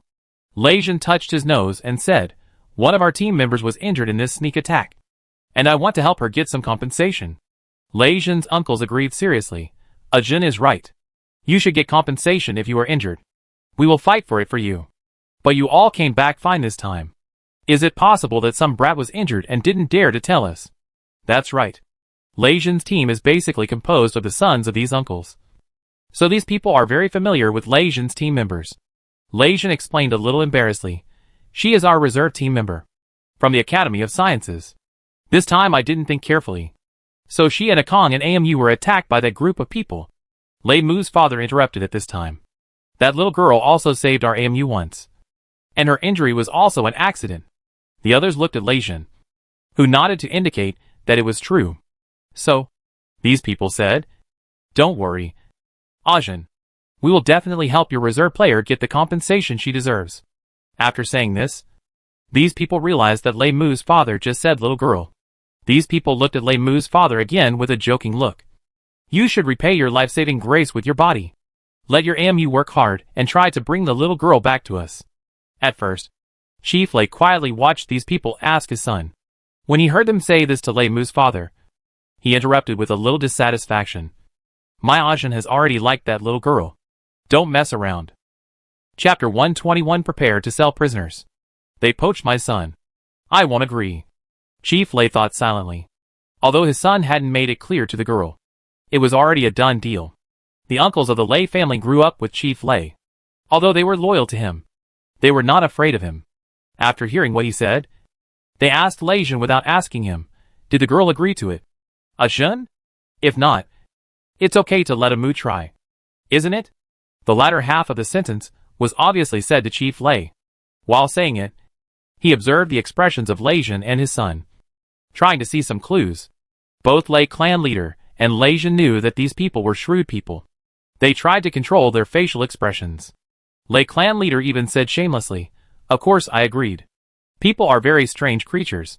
When no one is fighting for them, they will think that person is just SOSO. But when someone shows their covetousness, they will think that person is good in every way. Lei clan leader has this idea now, and he is willing to tell this big lie to help his son. After listening to Lei clan leader's words, the uncles of the Lei family were a little hesitant, but thinking that the two of them have not yet married, there will be opportunities for others. These people winked at Lei Mu's father, obviously asking him to go back and talk to his son. There are fewer and fewer women now, and it is rare to meet one and never give up easily, especially in this opportunity to be close to the water tower. Chief Lei looked at the expressions on these guys' faces and was furious. He secretly made up his mind to share his experience with them after returning, and he must let his son get the girl as soon as possible. Lei Jin was a little bit suspicious at first, watching his father defend himself. But then he thought of the fact that Jiang Zhuxiang had been acting with Lei Mu recently, and he was silently worried about whether Jiang Zhuxiang would have a good impression of Lei Mu. It seemed that he had to act faster. After the uncles of the Lei family joked with Chief Lei again, this recollection officially ended. Chief Lei would convey the price they had agreed on to the Shui Mu family and the people at the base, and then he would accept these people's wrangling for a while. But there will be a bottom line price. In the end, the Lei family will always get a lot of money anyway, because the price is calculated per person.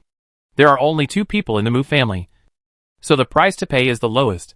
It is estimated that the Mu clan leader will not have any objections. At that time, the only people to deal with should be the Shui family and the base. As usual, the Lei clan leader ordered his son to convey the good news to the people in the confinement room. Lei Jin silently gave this task to Lei Hua again. As for what the people in the confinement room would think after hearing that the Lei family bought and sold them according to the price, the Lei family said that they don't need to care about these guys, who can be dealt with by Lei Jin's team members. The weak have no right to protest, especially in this end of the world. After dealing with this matter, Chief Lei returned to his study. The communicator reminded him that someone was looking for him on the virtual network. Chief Lei took the virtual network terminal and saw the faces of Chief Jin, Chief Yin, and the Dean without surprise. Chief Lei sat down on the chair in the virtual conference room and looked at these 3 guys who seemed to be unprofitable, waiting for them to speak.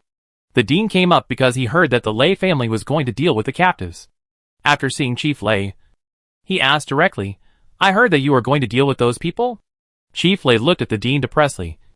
"Where did you hear it from? This speed is too fast." The Dean said calmly, "Of course I have my channels. Don't worry. I won't pry into your family's secrets. I just want to know how you plan to deal with it. And my little Xiang's injury this time can't just be let go, as the Academy of Sciences has provided a lot of things to the Lei family. There are still channels to find out this kind of news." After this period of cooperation, the Lei clan leader still trusts the character of the Dean of the Academy of Sciences. So he did not hide it and said directly, "Redeem it at the price, and we will help you get compensation for your child's injury. Just wait." The Dean nodded calmly and stopped talking. Clan leader Jin took over the conversation. "Has your Lei Jin been looking for Tao Tai recently? It is no secret among the Lei, Yin, and Jin families and the upper echelons of the Academy that Lei Jin's team has been using Tao Tai as a sparring partner." Clan leader Lei didn't know why clan leader Jin mentioned this. However, this is not an unanswerable question. We are still dealing with the prisoners. It will be almost New Year after we finish dealing with them. They should not go out again. They should go again after the New Year. Clan leader Jin said in a somewhat tough tone, "Didn't my kid Jin Yin go out with your Lei Jin last time? I came here after the New Year to let him follow your Lei Jin." Chief Lei did not agree to Chief Jin's proposal immediately, but said, "Let the younger generation handle their own affairs, and let your Jin Yin talk to a Jin directly." Chief Jin said with a cold face, "I just mentioned it to you. The implication is that he does not need his consent. If Chief Lei did not know that this guy has always been like this, he would definitely jump up now, silently repeating 'I am not angry' several times in his heart." Chief Lei turned his head and looked at Chief Yin, wondering what this man was going to do. Chief Yin did not delay any further and said directly, "My purpose is the same as Chief Jin's. I will let my Yin talk to your Jin directly." Chief Lei looked at the 2 guys a little strangely. "Why did you let your children come to hang out with our Jin? Isn't your family also a team of superpowers?" Chief Jin and Chief Yin looked at each other, and Chief Yin spoke first to explain the reason. "Isn't it that our superpower team can't enter the door of the base at all? I want my kid to receive the tempering of Tao Tai. As for why it was Yin Yin instead of Yin Yin, in addition to Yan Yan and Lei Zhen's contact. It was also because he wanted to keep Yan Yan by his side. After all, if there are more sons, you need to think more about their future. Chief Lei was quite satisfied with Chief Yan's excuse, although he knew it must not be true, and turned to look at Chief Jin to see what he said. The Jin family only has Jin Yin, the son of the Jin family. Chief Jin said lightly, no matter what kind of gold-attributed superpower, thousands of tempers are the only way for them to improve. I believe that Jin Yin can improve under the tempering of Tao Tai. Chapter 122. The conversation between the father and son of the Mu family. It was rare for Chief Lei to hear old Jin speak so long, and he understood his fatherly heart. Although this guy did not look like a father at all. Chief Lei also knew that the two people mentioned it to him first instead of letting their young people contact Lei Zhen directly, which was also a consideration of respecting the relationship between them. After hearing the reasonable reasons, Chief Lei generously said that he would mention it to his son after he went offline. The dean saw that they had finished talking, and reminded them lightly, I'm waiting for your news. Then he went offline. Seeing the dean's performance, Chief Lei was deeply worried about his son's future. Such a father-in-law is not easy to deal with, even if his martial arts value is not high. Clan leaders Jin and Yin saw that the dean had gone offline, and were a little curious about the injury of his child that he had just mentioned. Clan leader Yin asked directly, the child that the dean mentioned is Jiang Zhuxiang, right? How did she get injured? She was attacked by those captives. Clan leader Lei didn't want to elaborate on the process. After all, his son was negligent. He felt that clan leader Yan's tone showed that he knew the little girl. So clan leader Lei asked with a sense of crisis, how do you know that his child is called Jiang Zhuxiang? Clan leader Yin smiled and replied, my eldest son is in the Academy of Sciences, and he is the senior brother of that child. In the eyes of clan leader Yin, senior brothers and sisters are the best couples. Although his eldest son spends more time in the Academy of Sciences than at home, he still hopes that he will get better. Chief Lei sensed Chief Yan's intention from his tone, and felt deeply saddened by the difficulties and obstacles his son would face in the future. Now he hoped that the little girl would be slow to act. Otherwise, what would happen if her senior brother deceived her son into going to his house? Thinking of this, Chief Lei didn't want to talk to the two of them anymore. So he went offline and planned to talk to his son about his daughter-in-law. Chief Jin looked at Chief Yin strangely and also went offline. Chief Yin smiled and shook his head, then also went offline. While Chief Lei was talking to Lei Zhen about emotional strategies, Mu Mu was communicating with his father. Mu Mu leaned comfortably on the sofa, looking at the image of his father projected on the communicator. He asked his father with a little complaint, Dad, when will you come to pick me up? There are lightning powers everywhere here. I really don't feel safe at all. Patriarch Mu comforted his youngest son, I will come to pick you up after I take care of the family affairs. If you don't feel well, stay in the room and don't go out. Patriarch Mu has learned about the care of the Lei family from Mu Mu's communication. Naturally, he would not tell his youngest son that he would have to pay contribution points to take him back. And at the same time, he could not let his son be dissatisfied with the Lei family. In comparison, the Lei family only detained Mu and the other two. The price I need to pay is much less than that of the Shui family and the base. During this period, I often receive communications from the Shui family and the base complaining to me about the Lei family's dishonesty and wanting to work with me to lower the price to the Lei family. In fact, in the eyes of the Mu clan leader, if the Lei family is dishonest, they can also arrest the other people of the Mu family and take them away. This should not be a difficult task for the child Lei Zhen. So the Mu clan leader simply disdained the arguments of the two families. I can also see the habits of the two families. In the future, I will protect the talents of the Mu family well. Maybe I can consider forming an alliance with the Lei, Yin and Jin families, like the Academy of Sciences, lest he be implicated by these two people who are not very clear-headed. Patriarch Mu forgot that he was still communicating with his son, until he felt a slight numbness in his wrist. He looked at his youngest son and suddenly changed his mind. Xiao Mu, you should go out of the room when you have time. It would be even better if you can make friends with Lei Zhen and the others. I heard that there is also a wood-type superpower in his team. You can use that person to get a reserve team member. It would be even better. I heard that there is a little girl from the Academy of Sciences who is their reserve team member. Dad believes that you will not be worse than her. Mu did not expect that his father would say such a thing after he used microcurrent to remind him. He was a little stunned after listening to it. But seeing his father's expected expression, Moo did not know what to say. As far as he knew, the reserve player was able to stay in Lei Zhen's team because of his own strength. His father's idea was really whimsical. Finally, under the coercion of his father, he had to temporarily agree to his father's request. It was up to him whether to do it or not. After hanging up the call, Moo went to find his protector with an unbelievable expression on his face, and told him what his father said, wanting him to analyze with him what his father was thinking. As a son, Moo didn't really understand some of his father's ideas. The night watchman of the Moo family heard the orders of the master conveyed by his young master, and after thinking about it, there was only one conclusion.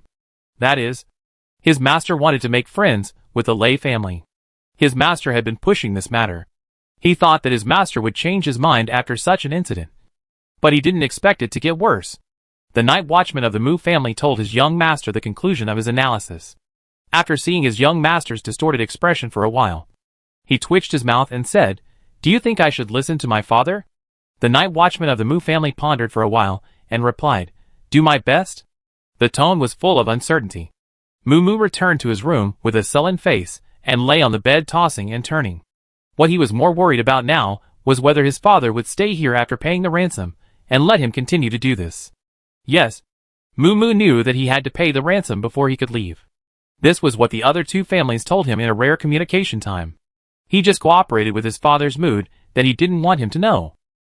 After thinking it over and over again, Moo felt that he really only had that one way to do his best. What was the name of the wood-type ability user from the Lei family? It seemed to be Lei Moo. He remembered that when he was assigned to this room, the person who sent him here gave him a contact list, and there should be Lei Moo's contact number on it. He would try to call him tomorrow. He hoped that he would be interested in the Moo family's method of training wood-type abilities. Otherwise, he really didn't know what to do. Chapter 123, Cheap Wood-type Ability Training Method. So, the next day, Lei Moo received a very strange communication.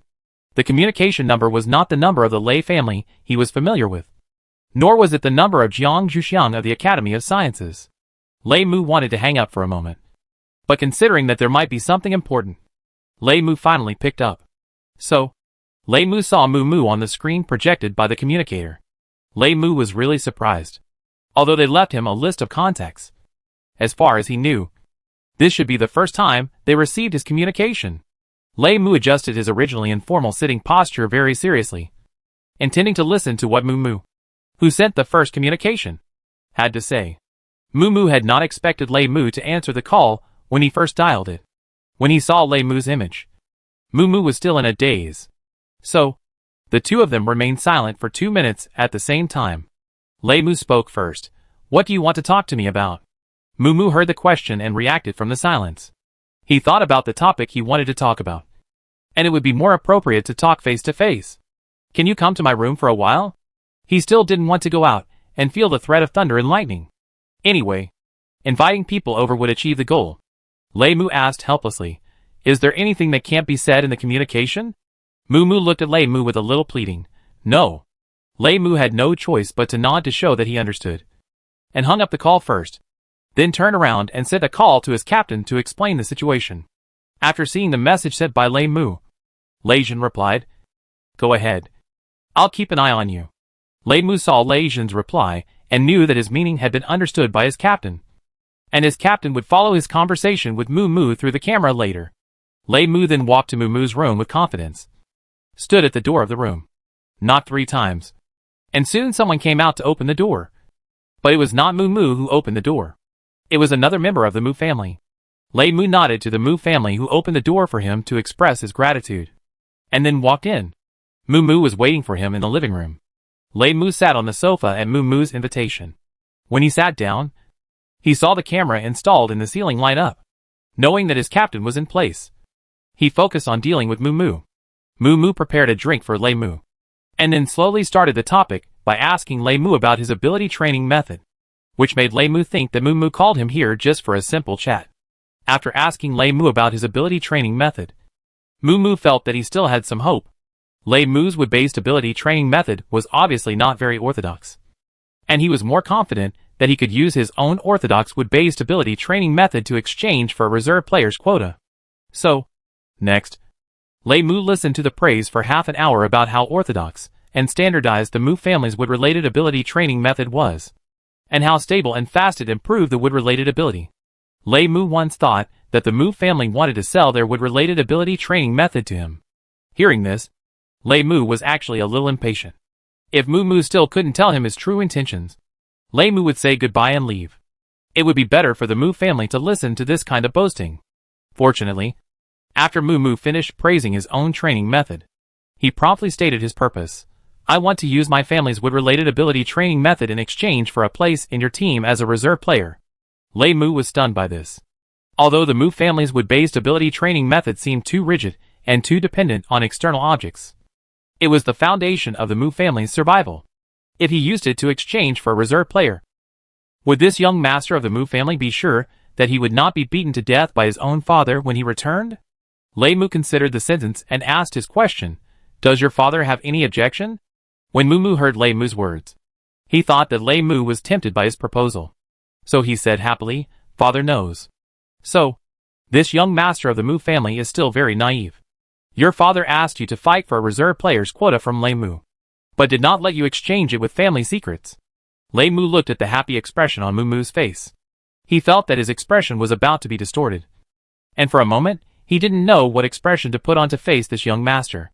Finally, Lei Mu had to say, "I need to ask our captain for instructions." Mu understood and agreed that it was better to ask for instructions on such matters, and then sent Lei Mu away with earnest hope. Lei Mu left Mu's room and turned into the monitoring room where his captain was. Standing in front of his captain seriously, he asked, "What do you think of this Mu?" Lei Jin turned the chair under him and answered casually, "Too naive, too confident in their things." After saying this, he looked at Lei Mu. "Do you think we should accept this reserve player?" He wanted to see if his team member was interested in the Mu family's supernatural training method. Lei Mu looked at his captain a little helplessly. His captain would not think that he was interested in the Mu family's supernatural training method. Right? That method was not practical at all. He had to return the question to his captain. "This should be decided by you." Lei Mu even used a respectful title. Lei Jin was very satisfied with Lei Mu's performance. At least, he did not forget the original intention of their supernatural training method. However, for Mu, he thought of what his father had said to him before. After the new year, Jin Yin and Yen Yin would come to them, and he could also be accepted in this way. As for the reserve players, don't think about it. That is a position that belongs exclusively to Xiao Xiang. Although this behavior may be a little dangerous for them to reveal their own specialness, it can still maintain a certain degree of divine density if it is properly operated. Anyway, Tao Tai will not easily get close to strangers. To be honest, at present, the person closest to Tao Tai should be Jiang Zhuxiang. After thinking about it, Lei Jin told Lei Mu what he meant and asked him to talk to the young master. Lei Mu asked, "Then should we still collect their wood-related ability training method?" Lei Jin asked back, "Do you use it as waste paper?" Lei Mu thought about it and didn't want to use it. So he left the monitoring room with an embarrassed smile and went to Mu's room to convey his captain's intentions. Mu, like his father, Mu clan leader, was impressed by the kindness of the Lei family and sent Lei Mu away with thousands of thanks. Chapter 124 Invitation from the Lei family. When Mu felt that he had gotten a great deal, clan leader Mu had already set off on the road to the Lei family shelter. Clan leader Mu, who was still on the road, had never expected that his youngest son would be so efficient. While he was on the road, he was still thinking about how to help his son get the quota for the reserve team. The Shui family and the base also sent people to the Lei family with clan leader Mu, hoping to lower the price. The price the Lei family gave them was a bit too high for the Shui family and the base, who needed to redeem everyone.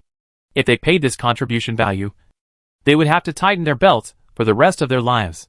Therefore, compared to the relaxed attitude of Patriarch Mu, the two of them frowned all the way, thinking of various bargaining strategies. The Lei family also received the news that Patriarch Mu and his party were coming, and appointed Lei Mu and Lei Kong as reception staff to receive them when they arrived. At the same time, Patriarch Lei sent an invitation letter to the Academy of Sciences to ask them to send someone to watch. The name on the invitation letter was Jiang Zhuxiang. The dean who received the invitation letter felt very puzzled. What was there to watch in such a thing? He directly sent a communication to Patriarch Lei, and the first sentence he said was, What are you doing? Although Patriarch Lei usually looks unreliable, he is still very quick-witted when it comes to seizing opportunities to create opportunities for his son. At this time, he understood that the dean should have seen the invitation letter, and quickly found a good reason to speak. Wasn't Xiaoxiang injured by those sneak attackers before? This time, let her come to see how we make them pay the price. This is also an opportunity for the little girl to vent her anger. It is good for the little girl's mental health to vent her anger. Chief Lei made up a bunch of nonsense. The dean was inexplicably convinced when he heard the word mental health. Moreover, it would be good for Jiang Zhuxiang to go out for a while, so that when she comes back, the traces of injury on her body will be completely gone, and he doesn't have to bother to cover it up for her. So, the dean didn't notice the sinister intentions of Chief Lei's just fair and square reason, and hung up the communicator. He directly asked Jiang Zhuxiang to come over and handed her the invitation letter. Jiang Zhuxiang took the invitation letter, touched it, and felt that it was made of the paper he provided, and opened it. He asked, a little puzzled, "Do I have to go?" The dean said in a serious tone, "You are going on behalf of our Academy of Sciences. You can ask Shui Wen to go with you." Just in time. He should want to contact the people sent by the Shui family. After hearing what the dean said, Jiang Zhuxiang knew that he couldn't refuse. But it would be good to have someone accompany him. At least it would reduce the chances of his captain coming to find him alone. It was not easy for him to create the situation today, and he didn't want to go back to the original state easily. Jiang Zhuxiang put away the invitation letter, said he would go back to find Shui Wen, then said goodbye to the dean and left his office. The time on the invitation letter was today. Jiang Zhuxiang directly sent a communication to ask where Shui Wen was. After getting the result in the laboratory, he went directly to the laboratory to find him. Yen Lei was also in the laboratory. Jiang Zhuxiang smiled at him embarrassedly, pulled Shui Wen out of the laboratory directly, and then told him about the matter. Shui Wen was looking for an opportunity to go to Lei's house, but she didn't expect the dean to help her like this, so she readily accepted Jiang Zhuxiang's invitation. After the two agreed on a meeting place, they returned to the building on the ground to pack up their things. That's right. Everyone in the shelter of the Academy of Sciences has moved out of the shelter, and now they are the first force to complete their life on the ground. Jiang Zhuxiang packed a set of clothes and put them in his small suitcase as a cover, and put other clothes that might be needed in his personal space. Toiletries were also put in the small suitcase as a cover. And then he went directly to the meeting place agreed with Shui Wen, and arrived at the same time as Shui Wen. Shui Wen touched Jiang Zhuxiang's head with great satisfaction. "I thought I had to wait for you for a while. Being punctual is a good quality. Xiaoxiang should keep insisting on it." Jiang Zhuxiang no longer planned to avoid it. It wouldn't hurt to touch his head anyway. So he said directly, "Then let's hurry up and set off." Shui Wen nodded and walked in front, obviously wanting to scout the way for Jiang Zhuxiang. Jiang Zhuxiang saw this situation. He took the initiative to focus all his attention on the back and protect Shui Wen's back. When the two arrived at the Lei family shelter, they happened to meet the group of Mu clan leader, who also arrived at the door. Lei Kong and Lei Mu didn't know that Jiang Zhuxiang and his group were coming, and they were very surprised when they saw them.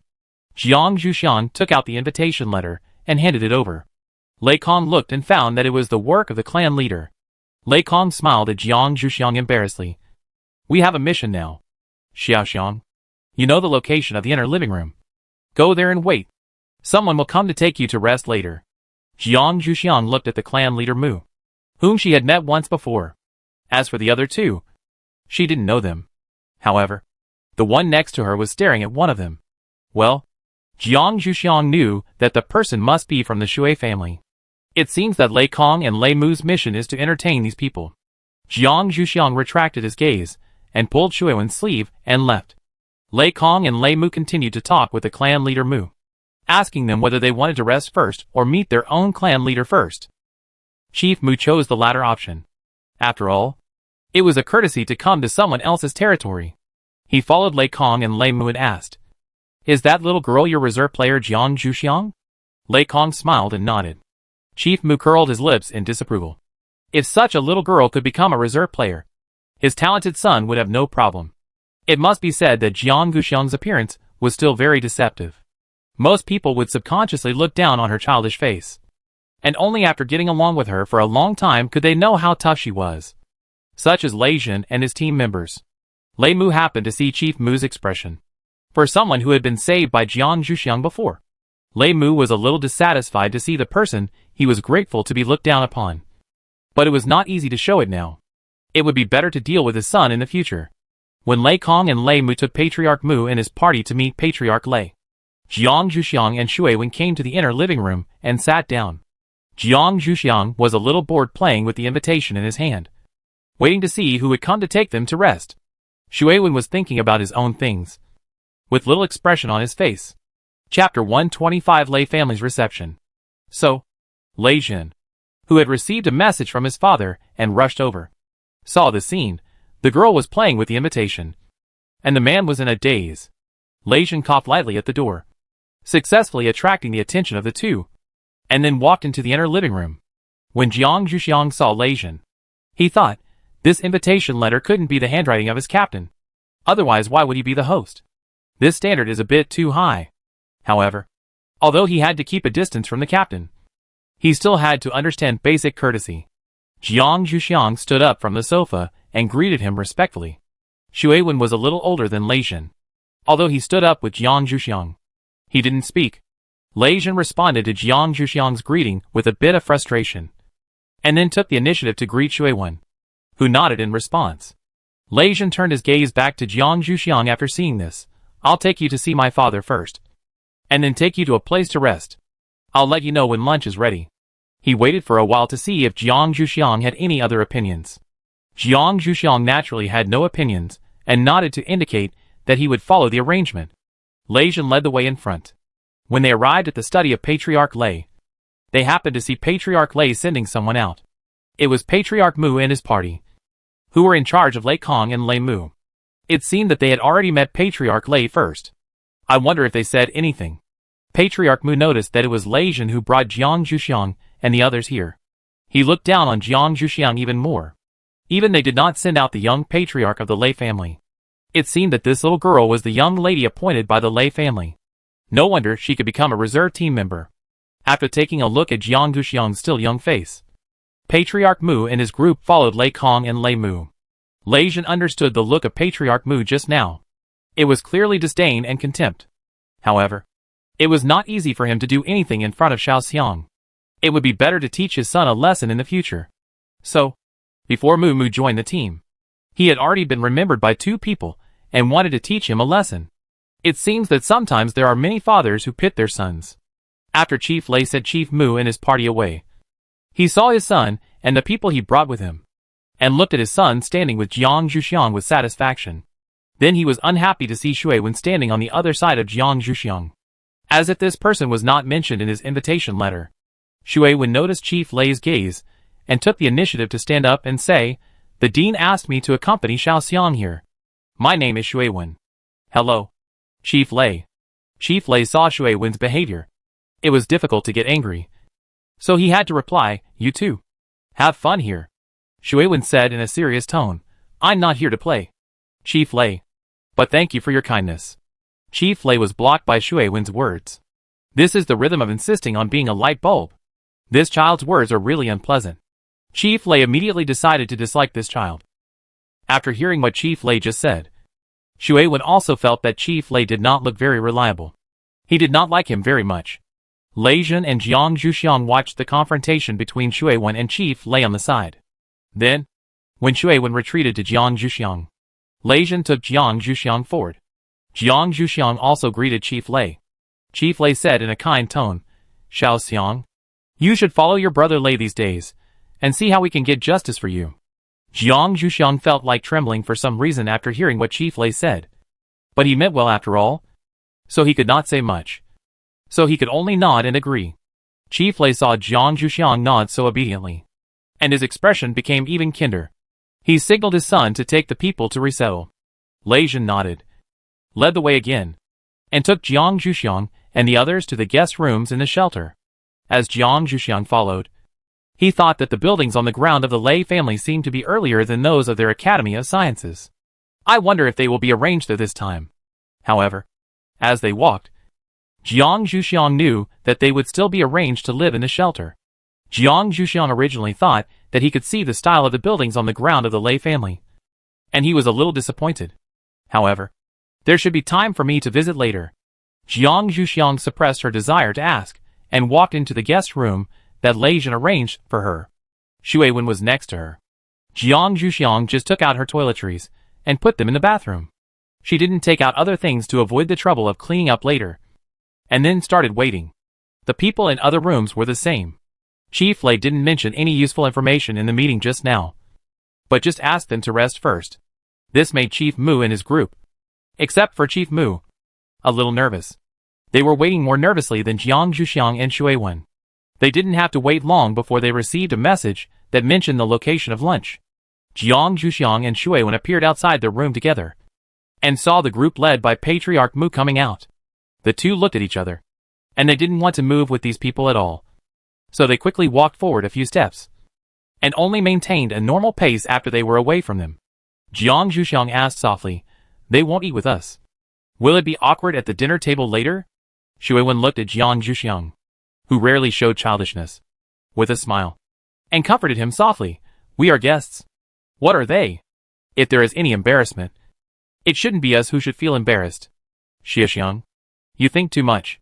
You and I just need to have a good meal later." Jiang Zhuxiang touched the invitation letter still in his pocket, and felt that what Shui Wen said made sense. He really thought too much. After that, the two of them concentrated on their journey. The lunch prepared by the Lei family for the people who came from afar was arranged in the restaurant. Originally, such a large gathering was best held at the clan leader's house. But the clan leader's family did not have any cooking skills, so it was placed in the restaurant. The clan leader's family was in charge, and the members of Lei Jin's superpower team accompanied them. It was lively and not very rude.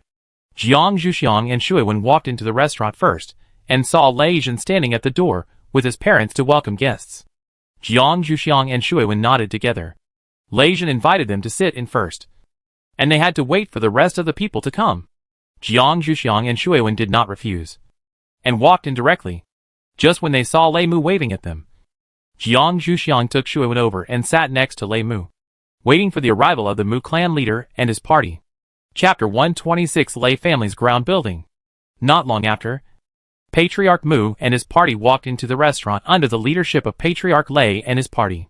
Patriarch Lei and his family sat down at the host's seat, and Patriarch Mu and his party were arranged to sit on the side of Patriarch Lei, so that Patriarch Lei could communicate with them later. Mrs. Lei was originally sitting next to Patriarch Lei, but after seeing Jiang Zhuxiang, she was a little eager to sit over there.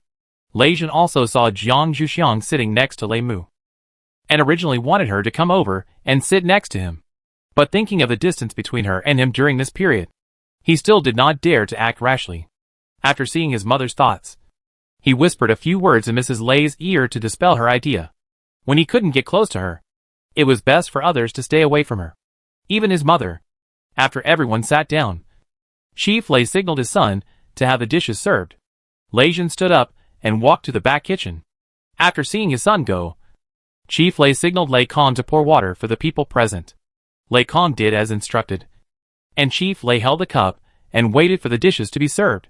He had no intention of talking to anyone, as if this was just an ordinary dinner. Seeing Chief Lei's performance, Jiang Zhuxiang and Shui Wen were naturally relieved, holding their own cups of water and observing Chief Mu and his group. Jiang Zhuxiang had met Patriarch Mu once before, but Jiang Zhuxiang was not very curious. He saw the other two for the first time, and one of them was from the Shui family. Jiang Zhuxiang asked Shui Wen curiously, "Can you tell me about those two people?" Shui Wen was still in a daze. Seeing the people from the Shui family, Shui Wen was not in a trance, but still a little absent-minded. After hearing Jiang Zhuxiang's question, she did not refuse. Telling her about the information of these two people could calm her down. Shui Wen first talked about the person from the Shui family. The person from the Shui family was called Shui Fu. He was the son of the old housekeeper. The old housekeeper watched Shui Wen's father and Shui grow up. Shui still trusted his son a little, so this time, he was sent to handle this matter. Shui Wen had secretly contacted him before. Seeing him coming this time, he was also somewhat expectant, wondering what news he would bring to him. This was also one of the reasons why he was not very focused before. The person who came to the base this time was Wang Shi, the assistant of the leader of the base. It is said that the leader of the base still trusts this person. Sending him here this time is also regarded as attaching importance to this matter. In addition, there are rumors that this person controls the economic power of the base. Xue Wen only knows so much about this person.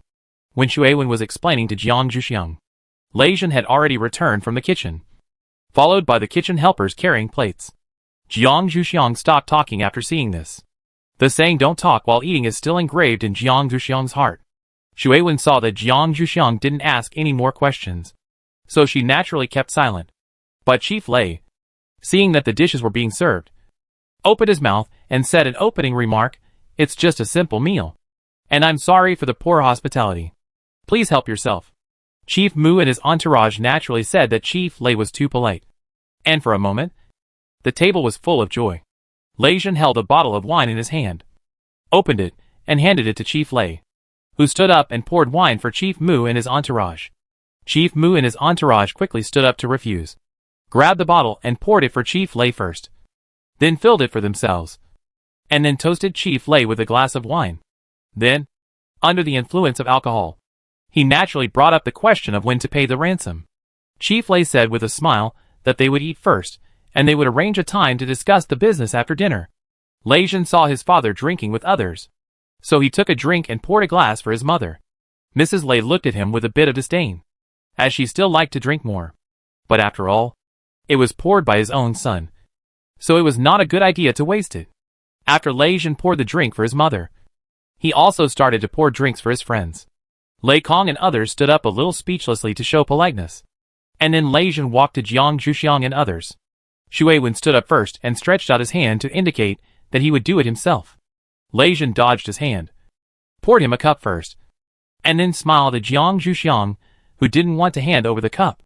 Seeing that he had poured for others, Jiang Zhuxiang would be too obvious if she refused, so she had to reluctantly hand over the cup. After all, she really didn't want to drink this strange-tasting drink in such a cold day, so it would be better to give her a glass of boiled water. Lei Zhen happily poured a drink for Jiang Zhuxiang, and then sat down in his seat. Naturally, he didn't see Jiang Zhuxiang's disgusted expression after taking the drink. Apart from this little movement, the atmosphere at the table was quite harmonious afterwards. After the failure of the test, the group of Chief Mu and his party also ate peacefully. This dinner was also a happy one for both the host and the guests.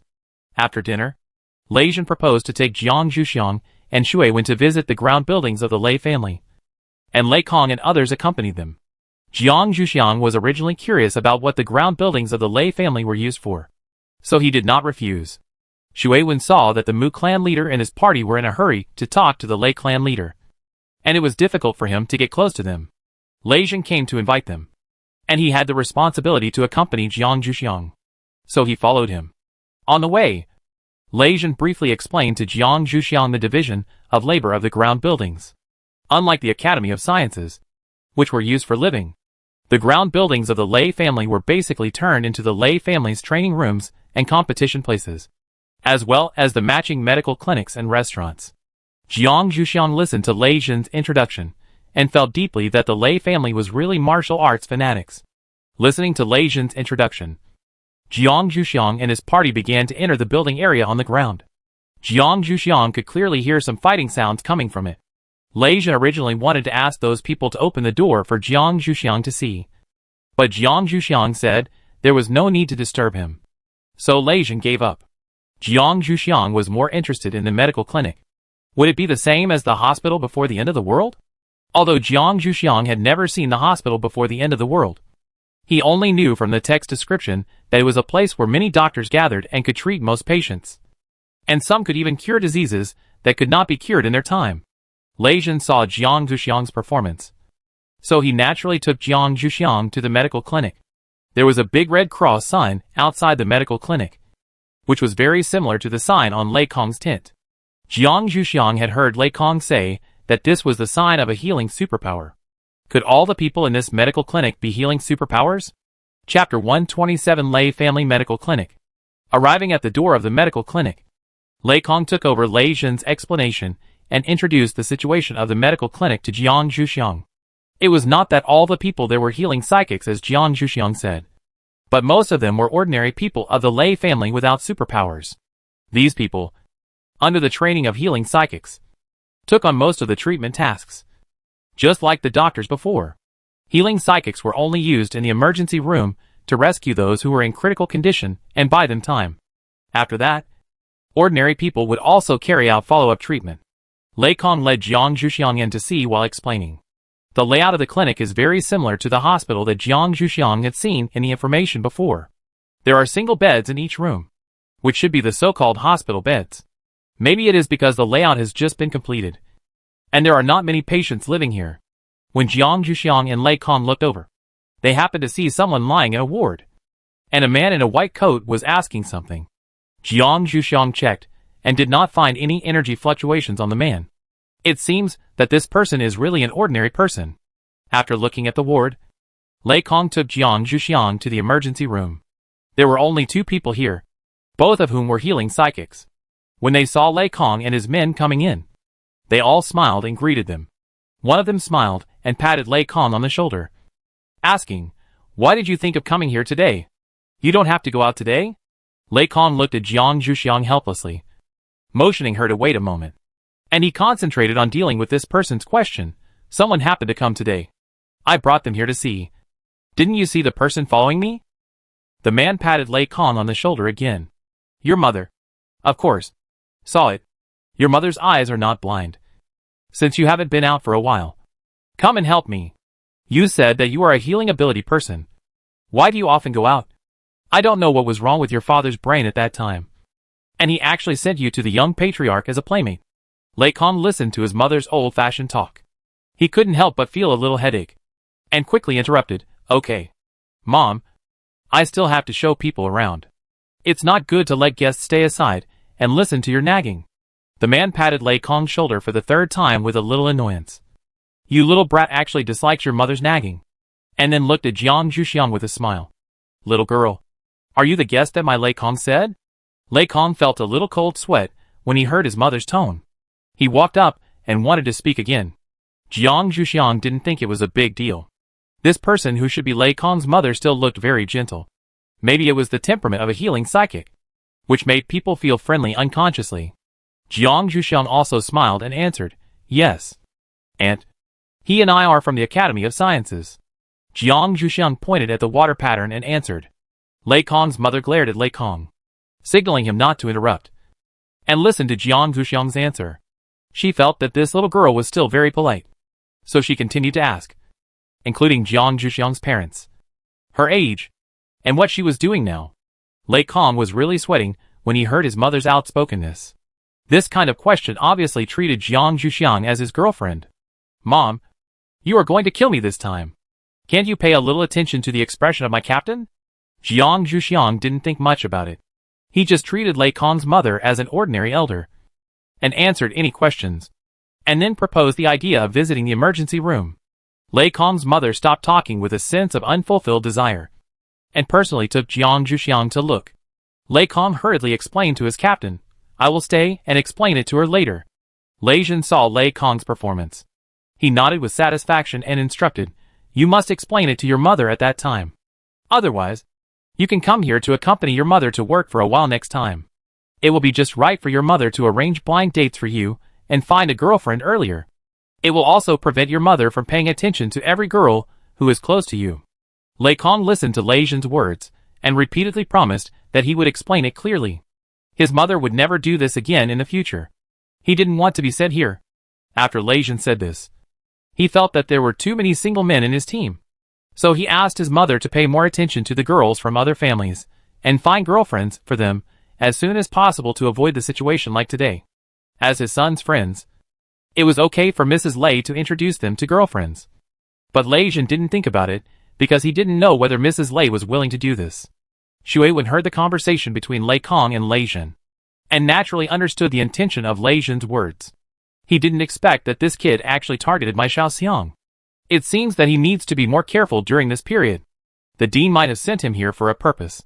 So, when Jiang Zhuxiang came back from the tour, he saw these people with completely different expressions. Some were alert, some were dissatisfied, and some were sad. Jiang Zhuxiang looked at these people a little confused. But Jiang Zhuxiang was not used to getting to the bottom of things. So he just looked at Lei Kong. "Are there other places to see?" Lei Kong looked at his captain, who looked not very good, and hurriedly said, "That's all for the medical center. Let the captain take you to see the rest. I have something to stay for." Jiang Zhuxiang was not really interested in other places, but Lei Kong said so. If he refused, the captain's face would not look good, so he had to nod and agree. So, next, Lei Zhen took people to visit the arena, and also took a group of people to a restaurant for afternoon tea. It was very thoughtful, and Jiang Zhuxiang was quite satisfied with this afternoon. When Lei Zhen sent Jiang Zhuxiang and Shui went back with a reluctant look. He also specially mentioned, "There is a night market here in the evening. I can take you to visit after dinner." It was considered that Jiang Zhuxiang had been walking outside for half a day today. He didn't plan to go out at night. Therefore, Jiang Zhuxiang directly rejected Lei Zhen's proposal. And the reason was very good. "I rushed here this morning and walked outside for so long in the afternoon. I want to rest after dinner. Let's talk about the night market later." Jiang Zhuxiang's reason was reasonable, and Lei Zhen had no reason to refute it. Otherwise it would be inconsiderate. Lei Zhen could only nod regretfully to show his understanding, and then said, "Then you go in and have a rest first. I will call you to dinner later." Jiang Zhuxiang did not refuse this time, nodded to show that he understood, and then went into his room. Chapter 128 Private Discussion. Jiang Zhuxiang happily visited the ground buildings of the Lei family under the guidance of Lei Zhen and his party. The conversation between Patriarch Mu and Patriarch Lei did not go smoothly. Patriarch Mu himself had no problem, and he had no intention of bargaining with Patriarch Lei, so he just watched. Shui Fu and Wang Shi told Patriarch Lei earnestly that they could not afford so much to exchange everyone back, and asked Patriarch Lei to lower the price slightly. Patriarch Lei lazily said that this was already a relatively suitable price they had negotiated, and made a suggestion that they would accept redemption in batches. But this time those who were not redeemed had to work with the Lei family under the supervision of the Lei family to earn their own living materials. Shui Fu and Wang Shi were a little hesitant when they saw the tough look of Chief Lei. They said they would go back and think about it carefully, hoping that Chief Lei would not refuse their request for negotiation next time. Chief Lei said that their Lei family also sincerely wanted to solve the problem. Since they came here, he would never deliberately refuse to see them. Shui Fu and Wang Shi expressed a certain degree of doubt about Chief Lei's words, but they had no other choice but to go back first. Chief Mu saw that they had almost finished talking, so he also stood up and said goodbye, and proposed the idea of meeting his son. After hearing Chief Mu's words, Shui Fu and Wang Shi also paid attention to Chief Lei's answer. If possible, they also wanted to meet their own people who were arrested. Now everything was said by Chief Mu and the Lei family.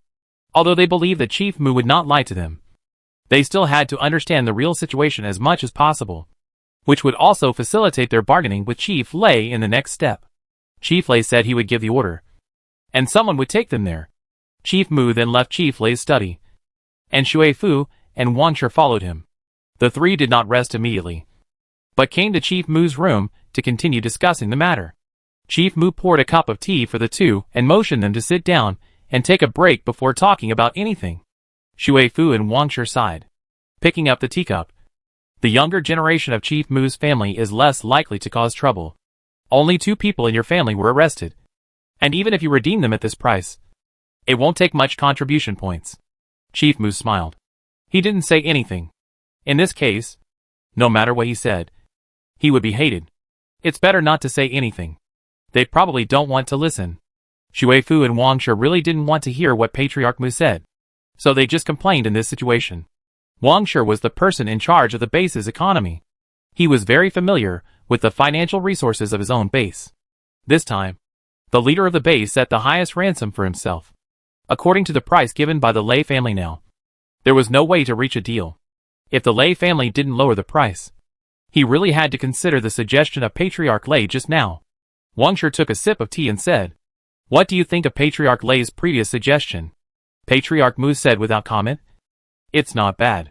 At least you don't have to pay a large amount of contribution value at once, which is similar to the installment loan repayment before the end of the world. And the Lei family shouldn't charge you interest." Shui Fu thought more. "I think if possible, it's better to take them all back at once. After all, if time drags on, anything can happen. After all, the Lei family is much stronger than them. Maybe someone won't want to go back by then." Wang Shi also understood Shui Fu's implication and said, So it's better to ask the Lei family to lower the price a bit. The three of them felt that it was meaningless to say this. Shuifu and Wangcher stood up and said goodbye to Patriarch Mu, saying, "The next time we discuss with Patriarch Lei, we will decide after we see the people who were arrested in our family. What do you think?" Patriarch Mu? Chief Mu naturally agreed and opened the door. He watched the two men go out. Chief Mu closed the door and sent a message to his son. After his son picked up the phone, he carefully looked at his youngest son's complexion. There was no difference from the last time. So he was relieved and chatted with his son in a soothing tone. "Dad has arrived at the Lei family. Can you come out for a walk? If you can, meet Dad first." Mu adjusted his sitting position and replied, "You can come out when you want to. But someone will follow me." When Chief Mu heard what his son said, he quickly responded, "Then I'd better wait for them to take me to see you. Then we can have a good talk. There should be no one watching you in your room. Right?" Mu said, "No." After asking his son if he ate well, slept well, etc., Chief Mu hung up the phone. After hanging up, he remembered that he forgot to ask his son if he had won the reserve team. It seems that he can only ask when they meet. Lei Jin returned to his home and saw his father sending Chief Mu and his party away. When Chief Lei saw his son coming back, he followed his son back to his room and asked him how he spent the day. Lei Jin was generally satisfied with the situation today, so he smiled a little. When Chief Lei saw this smile, he understood that his son was still satisfied, and said complacently, "Dad is still very useful. You should listen to Dad's arrangements in the future, and you will definitely be able to chase that little girl." Although Lei Jin felt that his father was a little unreliable, his arrangement today was still good, so he nodded to show that he understood, and then pushed his father out of the room. He wanted to change his clothes and take Jiang Zhuxiang and others to dinner later. Clan leader Lei muttered something like, "Why are you shy? I have seen everything when you were a child," but finally followed Lei Jin's force and went out. Sure enough, when children grow up, they can't get close to their parents. After Lei Jin changed his clothes and came out, he happened to see his mother coming out of the exercise room. Mrs. Lei saw her son changed his clothes and asked with some interest, "Ah Jin, are you going out?" Lei Jin nodded and replied, "Go and call Xiao Xiang and the others for dinner." After hearing this, Mrs. Lei quickly said, "I want to go too." Jin, wait for me," Lei Jin said anxiously. "Then Mom, please hurry up." Mrs. Lei's voice came from a distance. "Jin, you actually doubt your mother's speed. It seems that we will have a fight when we come back later." After hearing what his mother said, Lei Jin muttered, "I don't doubt it. I just urged her." Chapter 129, Reflections from a Meal.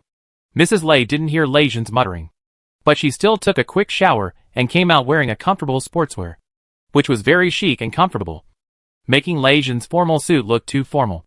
Jiang Zhuxiang thought so when he opened the door and saw the two people. Jiang Zhuxiang was also wearing a comfortable sportswear, which he had just changed into after taking a shower. Mrs. Lei saw Jiang Zhuxiang coming out of the door, wearing a sportswear that looked like a mother-daughter outfit and a chubby face. She took a step forward and hugged Jiang Zhuxiang to her arms and rubbed her, then ruffled her hair, pinched her face and asked with a smile, "Xiaoxiang, do you recognize me?" Jiang Zhuxiang was frightened by Mrs. Lei's enthusiasm. He hadn't been treated like a child for more than 10 years. When he heard Mrs. Lei's question, he answered a little stupidly, "I recognize her." Mrs. Lei held Jiang Zhuxiang's hand and signaled her son to knock on the door next door. Lei Jin was still shocked by his mother's familiarity. He had never done such a thing. Lei Jin was a little jealous and didn't immediately understand Mrs. Lei's meaning. Mrs. Lei stretched out her legs and pretended to kick him. The sound of the wind reminded Lei Jin. After Lei Jin dodged, he knocked on Shuiwen's door, as Mrs. Lei meant. After Shuiwen opened the door, he saw Jiang Zhuxiang being pulled by a woman. Judging from their clothes, they really looked like mother and daughter. After taking a closer look, he recognized that the woman pulling Jiang Zhuxiang was the wife of the Lei clan leader. He had seen her when he came to the Lei family last time. Then Shuiwen turned to look at Lei Jin and asked, "Are you calling us to dinner?" Lei Jin nodded reluctantly. Shuiwen closed the door and walked to the other side of Jiang Zhuxiang. Lei Jin had to walk to the other side of his mother. The four of them walked side by side to the cafeteria. At the entrance of the cafeteria, they met the Lei clan leader, who was abandoned by Lei Jin and his mother. The team of 4 became 5. As a family with poor cooking skills, it is common for the Lei family to eat in the cafeteria. When the cafeteria staff saw that the family leader and his family came to the cafeteria to eat again, they took them to the private room with familiarity. Then the menu was presented. The staff handed the menu to Mrs. Lei, who handed the menu to Jiang Zhuxiang.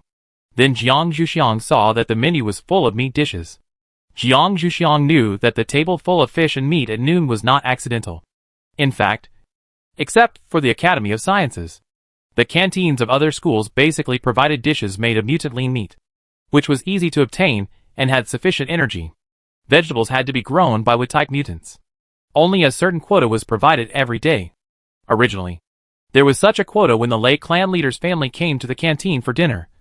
But the Lei clan leader's family did not use it every time they came. Over time, the canteen staff had become accustomed to only providing meat menus. Jiang Zhuxiang did not know about this situation. But in this case, Jiang Zhuxiang still knew the principle of the guests following the host's wishes. Jiang Zhuxiang chose a lighter mutant pheasant meat and ordered it, and let them do whatever they wanted with the rest. After ordering, Jiang Zhuxiang handed the menu to Shuiwen. It should be a courtesy for the guests to order first, and the Lei clan leader's family did not stop Jiang Zhuxiang from doing so. Shuiwen wanted to refuse, but seeing the other 4 people taking it for granted, she had to choose 2 dishes, and then hand the menu to Lei Zhen next to her. Lei Zhen also ordered the dishes quickly, and the menu returned to Mrs. Lei's hands again. Mrs. Lei didn't even look at the dishes on it, and directly said to the staff who were still waiting in the box, "According to our usual order, bring up our vegetable quota." Mrs. Lei understood Jiang Zhuxiang's shocked expression just now. Jiang Zhuxiang's behavior obviously showed that he loved vegetables. The staff made a few marks on the menu. Then, they left the box. Jiang Zhuxiang only realized after hearing what Mrs. Lei said that the vegetable canteen that was not written on the menu was still prepared. But what was the quota? However, as a guest, it is better not to be too curious. Jiang Zhuxiang controlled his temper, waiting for the food to come. However, Jiang Zhuxiang wanted to wait quietly. But Mrs. Lei was restless. She held Jiang Zhuxiang's hand and kept muttering that she wanted a daughter as cute as her. Jiang Zhuxiang got goosebumps all over his body. Shuiwen stood up alert, and Lei Zhen felt a little sour. Jiang Zhuxiang looked at Shuiwen with a look of help. Although Shuiwen was already alert, she was a guest in someone else's house. It was not easy to show it, so she could only comfort him with her eyes. In Lei Zhen's eyes, the eye contact between Shuiwen and Jiang Zhuxiang was a sign of affection, and Lei Zhen's face turned black little by little. Lei Zhen had the urge to go back and make it clear with Jiang Zhuxiang immediately. If he continued to drag it out like this, Jiang Zhuxiang would really follow someone else. Fortunately, the staff brought the dishes they ordered one after another at this time. Mrs. Lei saw the food and calmed down temporarily. Jiang Zhuxiang no longer exchanged eye contact with Shuiwen, and Lei Zhen's dark face returned to normal. After calming down, Lei Zhen also figured out why Jiang Zhuxiang behaved like this. Jiang Zhuxiang couldn't handle his mother's enthusiasm. The girls from his uncle's family would take a detour when they saw his mother, if he really wanted to be with Jiang Zhuxiang in the future. His mother wouldn't compete with him for her. Lei Zhen was deeply worried. Therefore, when everyone started to eat, only Lei Zhen started to be dazed because of this, and was looked at by the other 4 people. Lei Zhen thought about it, but couldn't think of any good solution. He smelled the aroma of the food and started to eat. While Jiang Zhuxiang and Shuiwen were dining with the Lei clan leader's family, the Mu clan leader's group was also led by Lei Kong and Lei Mu to the cafeteria to have their lunch. Lei Kong and Lei Mu also led people into the private room. Although the Mu clan leader's group was not considered a guest in the eyes of Lei Kong and others, the 2 of them did not make it difficult for the 3 people to eat. After getting the menu, the 3 people ordered first, but the 2 did not take out their quota of vegetables. Even with such a hospitality, the Mu clan leader's group was still a little surprised by the generosity of the Lei family, and did not feel neglected. After eating this meal, Shui Fu and Wang Shi also knew that the price of the redemption offered by the Lei family was not because they lacked contribution points, but more likely to teach them a lesson. After understanding it, the 2 felt that their task was more difficult. This kind of negotiation to maintain dignity was the most difficult. Chapter 130. The Mu family father and son meet face to face. After understanding this, the 2 people's expectations for the Lei family to lower the price became lower. But they couldn't just give up. Now the most important thing was to meet their respective captives first. But they didn't know how the Lei family would arrange it. The Lei clan leader would not make it difficult for them in this matter. When they finished dinner with Jiang Zhuxiang and returned home, the Lei clan leader ordered Lei Jin to arrange for them to visit the prison. Lei Jin was helpless about his father's wording. Fortunately, there were only his own people here. Otherwise, if this kind of talk spread, the rumors about his father's outspokenness would definitely be more heated. Mrs. Lei took her son to the exercise room before he went out to do something, under the pretext of checking if he was slacking off. She had a good discussion with Lei Jin. After the discussion, Mrs. Lei gave Lei Jin a task to let him see Jiang Zhuxiang as much as possible. Lei Jin couldn't help but smile bitterly when listening to his mother's words. He didn't expect that before he was with Jiang Zhuxiang, his mother would start to compete with him for her. Originally, when Jiang Zhuxiang came over this time, his father gave him the opportunity to take Jiang Zhuxiang. According to the current development, it would not be his mother's turn in the end. Although Lei Jin was a little dissatisfied, it was his mother's words after all, so he couldn't ignore it. At most, he would follow them when the time came. Anyway, Jiang Zhuxiang always had watermarks when she walked out, and he couldn't get a chance to be alone with her. Mrs. Lei knew from her son's expression that he agreed, so she drove him out of the exercise room, saying with disdain, "Are you my son or not? People often say that the disciple is better than the master. Why don't you show any such behavior?" Lei Jin followed his mother's force and left the exercise room. He pretended that he didn't hear what his mother said, dragged his tired body back to his room, washed up, and sent a message to arrange his father's order. Then he thought about what excuse he would use to find Jiang Zhuxiang tomorrow, and gradually fell asleep. Before Jiang Zhuxiang and Shui Wen returned to their respective rooms, Shui Wen mentioned to Jiang Zhuxiang that he was going to look for Shui Fu tomorrow, and asked Jiang Zhuxiang to find someone to accompany him when he went out on his own tomorrow. However, don't look for Lei Jin. Jiang Zhuxiang nodded to show that he understood, and the two returned to their rooms to rest. However, Jiang Zhuxiang has been practicing instead of sleeping recently, and this time is no exception even in the Lei family. However, before practicing, he completely sealed his room, and no one could break in unless he opened it himself. When they were all resting, Patriarch Mu and his party received a message from the Lei family, which showed when they could visit their imprisoned people and who would come to lead them at that time. Shui Fu and Wang Shi, who received the news, knocked on the door of Patriarch Mu.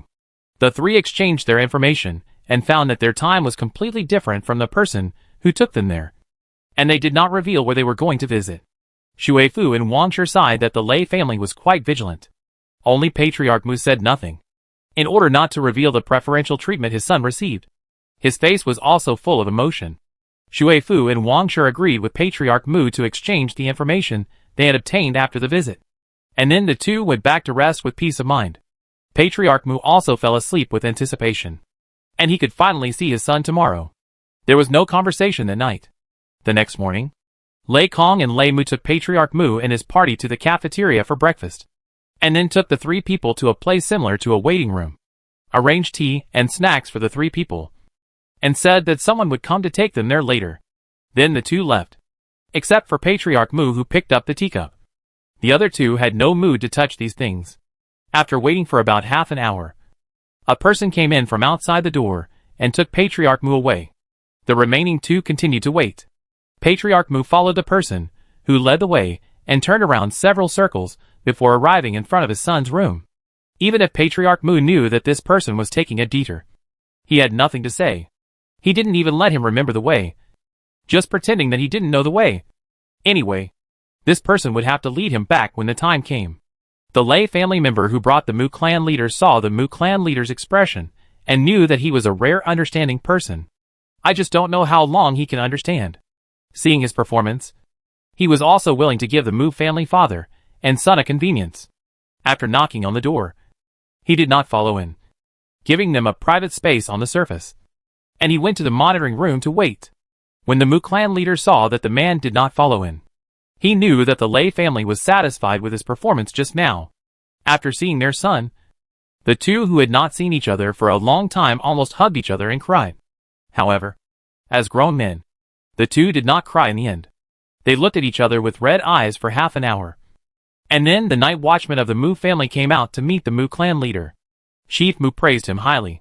After all, he was the only one who followed Mu Mu out at that time. And he also protected Mu Mu from getting hurt, which was much better than those Mu family members, who did not even try to save Mu Mu. Chief Mu knew the performance of those Mu family members, who returned to the Mu family from his son's previous description. And at that time, he doubled their punishment time. After the greetings, Chief Mu began to ask the questions he had been thinking about before. Mu Mu told his father everything that Lei Mu told him. When Chief Mu heard Mu Mu's original plan, he had the urge to hit him for a while. However, when the Lei family did not covet the Mu family's with related ability training method, he felt relieved and felt that his family was looked down upon. He really didn't know what it felt like in his heart. However, he was still satisfied that the Lei family put Mu Mu in the same position as the younger generations of the Jin and Yin families. However, this matter still had to be kept secret to avoid dissatisfaction among the Shui family and the people of the base. Patriarch Mu gave Mu Mu a few instructions and said that he would have to secretly reunite with the Lei family when the time came. Mu Mu naturally knew the seriousness of the matter and nodded to indicate that he would definitely do it. After instructing Mu Mu, Patriarch Mu thought that since the Lei family had such an expression, he could not fail to express his opinion. In the future, when the Shui family and the people at the base had any bad ideas about the Lei, Yin, Jin, and the Academy of Sciences, he could also pass on the information. Finally, Patriarch Mu remembered to ask his son how the previous incident happened. Chapter 131, Shui Fu with Mixed Feelings. Mu Mu heard his father ask this question, and asked curiously, "Didn't the people who went back tell you?" Clan leader Mu had naturally heard about this from the people who went back, but they didn't see it happen with their own eyes. To be honest, people like them are a bit suspicious. So clan leader Mu came back to ask his son what happened. What they said was not what you said. Father wants to hear what you said. Mu Mu had to tell clan leader Mu what happened, and then added, "In fact, we are completely at fault in this matter." Even though clan leader Mu had heard about this matter before, he still couldn't suppress his anger. The relationship he tried every means to ease was destroyed by these brainless people. Now he has to run around for these people. He feels unhappy just thinking about it. However, what his son just said was that there were only 3 people in the camp when they attacked, and one of them was the little girl named Jiang Zhuxiang. This changed the impression of Patriarch Mu on her. She was able to cooperate with the other 2 people without being a burden until the rescue arrived. It was not without reason that Lei Jin's superpower team regarded her as a reserve member. Patriarch Mu talked to his son again, and then suggested, "I wonder if I can take you out for a meal later. Wait for me to ask." Mu Mu also wanted to go out and take a look. It was really boring to stay in this room all the time. He didn't dare to go out when he was alone before. Now that his father has come, the thunder and lightning should not be as serious as before. The Lei family in the monitoring room received a message from Patriarch Mu. They exchanged numbers at the door just now. After seeing Patriarch Mu's request in the message, he asked his young patriarch and replied, "I can pack it for you in the cafeteria, if you want to go out together." It's not possible for the time being. Patriarch Mu was quite satisfied with this result. After receiving the electronic version of the cafeteria menu, Patriarch Mu was even more satisfied and discussed what to eat for lunch with his son. When the father and son of the Mu family began to discuss the lunch issue, Wang Shi was also taken away to see the people who were captured at the base. After Wang Shi met the people in the confinement room, there was not much warmth. Wang Shi told them the price the base was willing to pay for them, and the current price of the Lei family in the tone of a businessman. Then, they were informed in advance that some people might need some time to be redeemed, and what the base wanted them to do if it came to that. After he finished saying what he wanted to say, Wang Shi began to care about how things happened. After seeing what Wang Shi had done, the people in the base were relieved.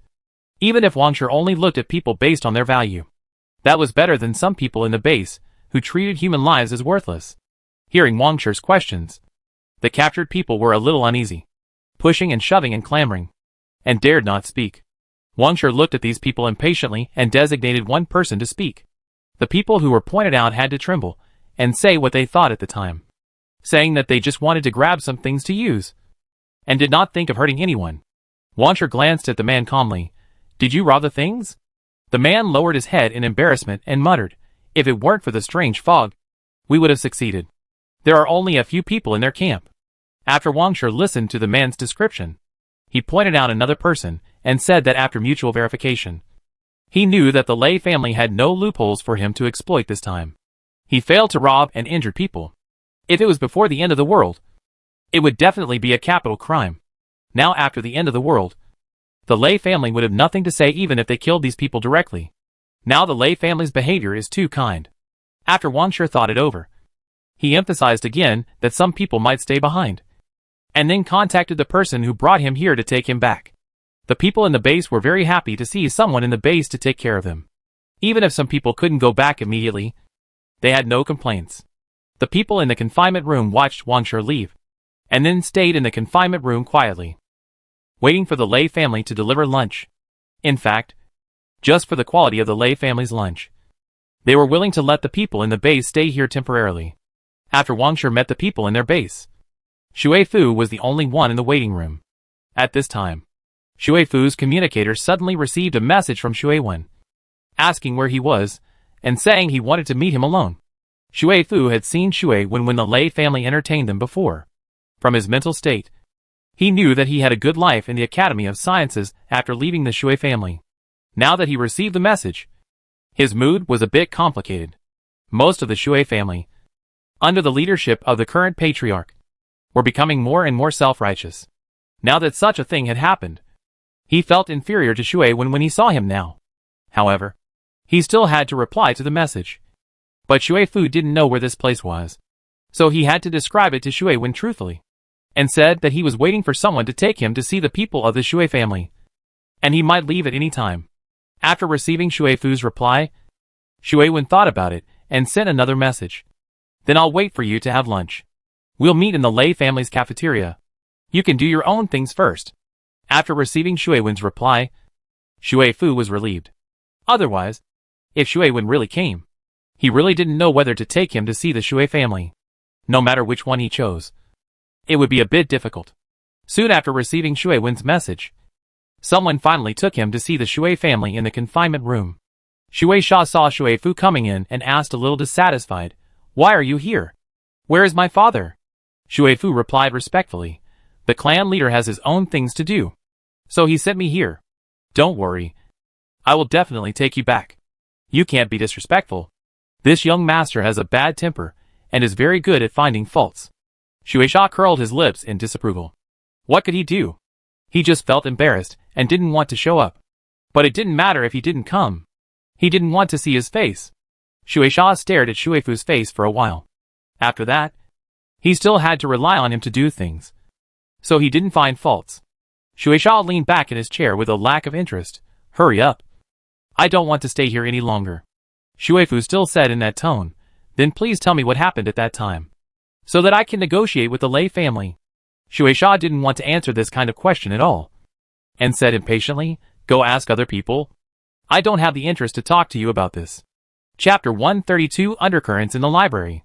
Shui Fu originally did not expect this person to tell him, and he asked him first just to prevent him from making trouble later. Now seeing this attitude, Shui Fu went with the flow and went to ask other people in the Shui family. The other Shui family members here were basically selected by Shui Yi to play with his son. Shui Yi also knew that his son had a bad temper, so the people he selected were either good-tempered or the sons of people who depended on him for a living.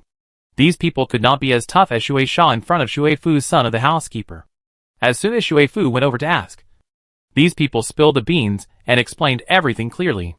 Shui Fu carefully identified the expressions of these people and found that there was nothing flashing. But some people had more or less resentment on their faces, which Shui Fu could understand. This time, it was Shui Sha and the people at the base who did it on a whim. The biggest loss would definitely not be Shui Sha, but these people who followed. After returning, Shui Sha might punish these people for not protecting Shui Sha. Shui Fu asked again if there was anything else to say. After no one responded, Shui Fu comforted these people for a few words and said that he would tell their parents about their news and take them back as soon as possible. After hearing Shui Fu's words, these people immediately became grateful. Although they had communicated with their families once during this period, they only had time to tell their families about being locked up in the Lei family. Shui Fu's thoughtful behavior was still very grateful. Shui Fu didn't care much about their expressions.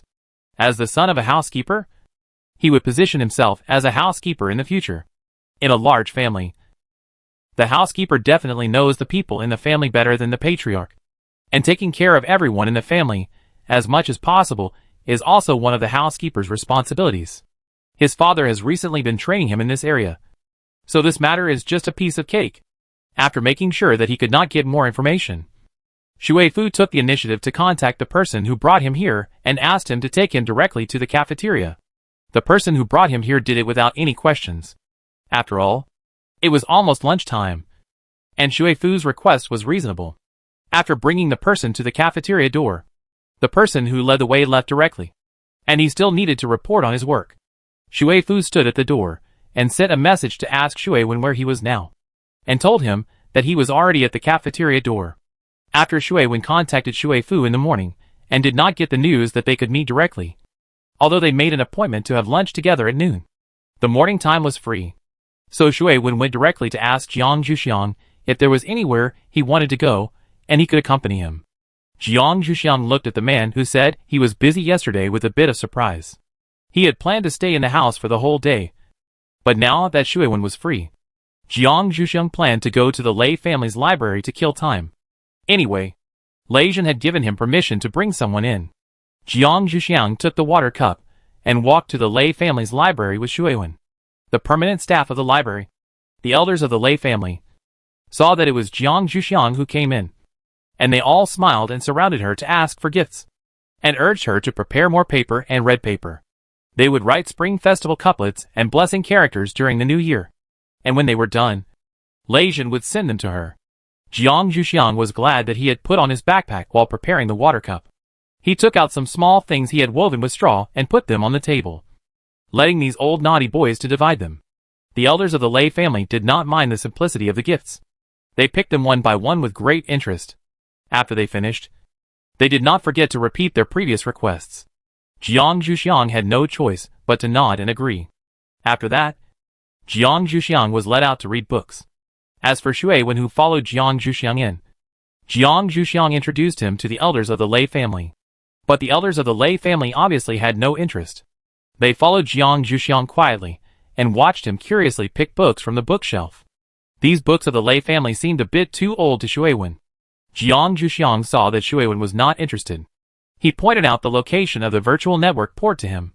The library of the Lei family also had a virtual network port installed, so that Shui Wen and other people who accompanied him could pass the time, and indicated that he could go there to wait for him. The virtual network port was installed in the reading room, and Jiang Zhuxiang would go there to read after he selected the books. Shui Wen followed Jiang Zhuxiang's instructions and went to the reading room first. Jiang Zhuxiang selected some books that recorded strange stories. He also sat down in the reading room, unscrewed the water cup and drank a sip of water, and slowly immersed himself in the world of books. A morning passed quickly, and Jiang Zhuxiang was awakened by the message notification sound of Shui Wen and raised his head from the book. After reading the message, Shui Wen asked softly, "Xiao Xiang, let's go have lunch. I can introduce you to a brother from my family." Jiang Zhuxiang was a little curious about the fact that Shui Wen could have someone who was regarded as a brother by Shui Wen. But she didn't ask much. She just put the book back, said goodbye to the elders, and followed Shui Wen out. Naturally, Jiang Zhuxiang missed what the elders of the Lei family said behind her. The elder smiled at Lei Zhen, who came out from behind the bookshelf, and said jokingly, "Zhen, you are a little timid. It won't hurt to come out and meet him." Lei Zhen looked at the elder expressionlessly. How did Shui Wen get in? Originally, Lei Zhen knew that Jiang Zhuxiang went to the library, and he was very happy that he had the opportunity to spend time with Jiang Zhuxiang alone. The second elder smiled and replied, "Xiao Zhang's authority can bring one person in." Lei Zhen heard this answer, and was a little annoyed that he gave Jiang Zhuxiang too much authority. These old men saw Lei Zhen's thoughts on Jiang Zhuxiang, and they all laughed at Lei Zhen. One said, "Young people should move forward bravely. What's the point of being timid?" One said, "Xiao Jiang should go up and perform well when there are other people around him. Only with comparison can there be advantages." Another said, "Secret love will not have a good result." Lei Zhen looked at these old naughty boys and his family scolding him helplessly, and could only say him to agree. His thoughts had already flown to Jiang Zhuxiang. Shui Wen just said that he wanted to introduce his brother. This wouldn't be a meeting with the parents. Should he go over to intervene later? Would Xu Xiang be unhappy if he went over? Seeing Lei Zhen's behavior, the elders of the Lei family stopped holding him back and urged him to do whatever he wanted. Chapter 133 The Turbulent Dining Table. Xue Wen brought Jiang Zhuxiang to the door of the Lei family's canteen in a hurry. Seeing Xue Fu still standing outside the door, he smiled and walked up to him and said, "Brother Fu, why don't you go in and wait? It's so cold outside." Xue Fu looked at Xue Wen's gentle appearance and silently sighed in his heart that the difference between the descendants of the two brothers of the Xue family was too big. Xue Sha was a bad-tempered child. Hearing Xue Wen's words, Xue Fu smiled and replied, "It's okay outside. I didn't wait for long." Xue Wen gave him an unbelieving look, led him into the canteen, and asked the staff if there was any small box left. After learning that there was one, he quickly decided on it and asked the staff to take them there. It was not until they sat down in the small box that Xue Wen introduced Jiang Zhuxiang and Xue Fu to each other, and the two nodded to each other to greet each other. Jiang Zhuxiang never had much to say to people he met for the first time, and after nodding, he concentrated on looking at the menu. Xue Fu was also a cautious person, but he still had some understanding of Jiang Zhuxiang. He knew that she was the treasurer of the president and his wife of the Academy of Sciences. Although they had not formally adopted her, they valued Jiang Zhuxiang almost as much as their own daughter. Based on this understanding, Xue Fu did not strike up a conversation. After all, the Xue family did not have a good relationship with the people of the Academy of Sciences. If they misunderstood him, he would suffer an unexpected disaster. Xue Wen saw that the two did not communicate, so he did not force it. He always knew that his brother was cautious, and this time, he just wanted them to get to know each other. Xue Wen handed the task of ordering dishes to Jiang Zhuxiang, and he and Xue Fu whispered to each other. Although their voices were very low, they were still very clear to Jiang Zhuxiang's ears. Xue Wen kept talking to Xue Fu about the current situation of the Xue family, and how Shui was furious about this incident. And Xue Fu said lightly that he would help Xue Wen protect the Xue family. He just needed to improve his ability and wait for Shui to kill himself. Jiang Zhuxiang silently used the menu to cover his shocked expression, trying to focus on the menu and try to ignore what the two people said. After Xue Wen and Xue Fu finished their conversation, Jiang Zhuxiang had already decided on the dishes. Xue Wen touched Jiang Zhuxiang's head with satisfaction, rang the bell on the table, and handed the menu to the staff, who came in after hearing the sound. The staff took the menu quietly. The three people in the small box were a little bored. Jiang Zhuxiang picked up the kettle on the table and poured a glass of water for each of them. Xue Wen picked up the glass of water that Jiang Zhuxiang pushed over and asked with a smile, "How long do you think it will take to solve this matter?" Jiang Zhuxiang looked at Xue Wen a little speechlessly. "It depends on their determination to solve the problem. I don't think the Lei family is willing to support those people in vain. But they will not compromise. After all, they are in the right. Now it depends on the sincerity of the other party." Xue Fu. As the other party, Xue sure doesn't care much about this contribution value. After all, he is his only son. The base will probably be a little embarrassed. I don't know how to solve it at that time. From what I just learned in the confinement room, there is almost no room for bargaining. Jiang Zhuxiang looked at Xue Fu, who said this in shock. Is it really okay to tell such a thing to an outsider like me so casually? This is too little defensive. Jiang Zhuxiang was well protected by the teachers and leaders when he was in Shenong Valley before, and he was also taken care of by his senior brothers when he was walking in the secular world. When she came here, there were many people who defended her. Although she had some resentment in her heart, she still couldn't completely hide her expression. Xue Fu easily saw Jiang Zhuxiang's thoughts, and her hands were a little eager to move.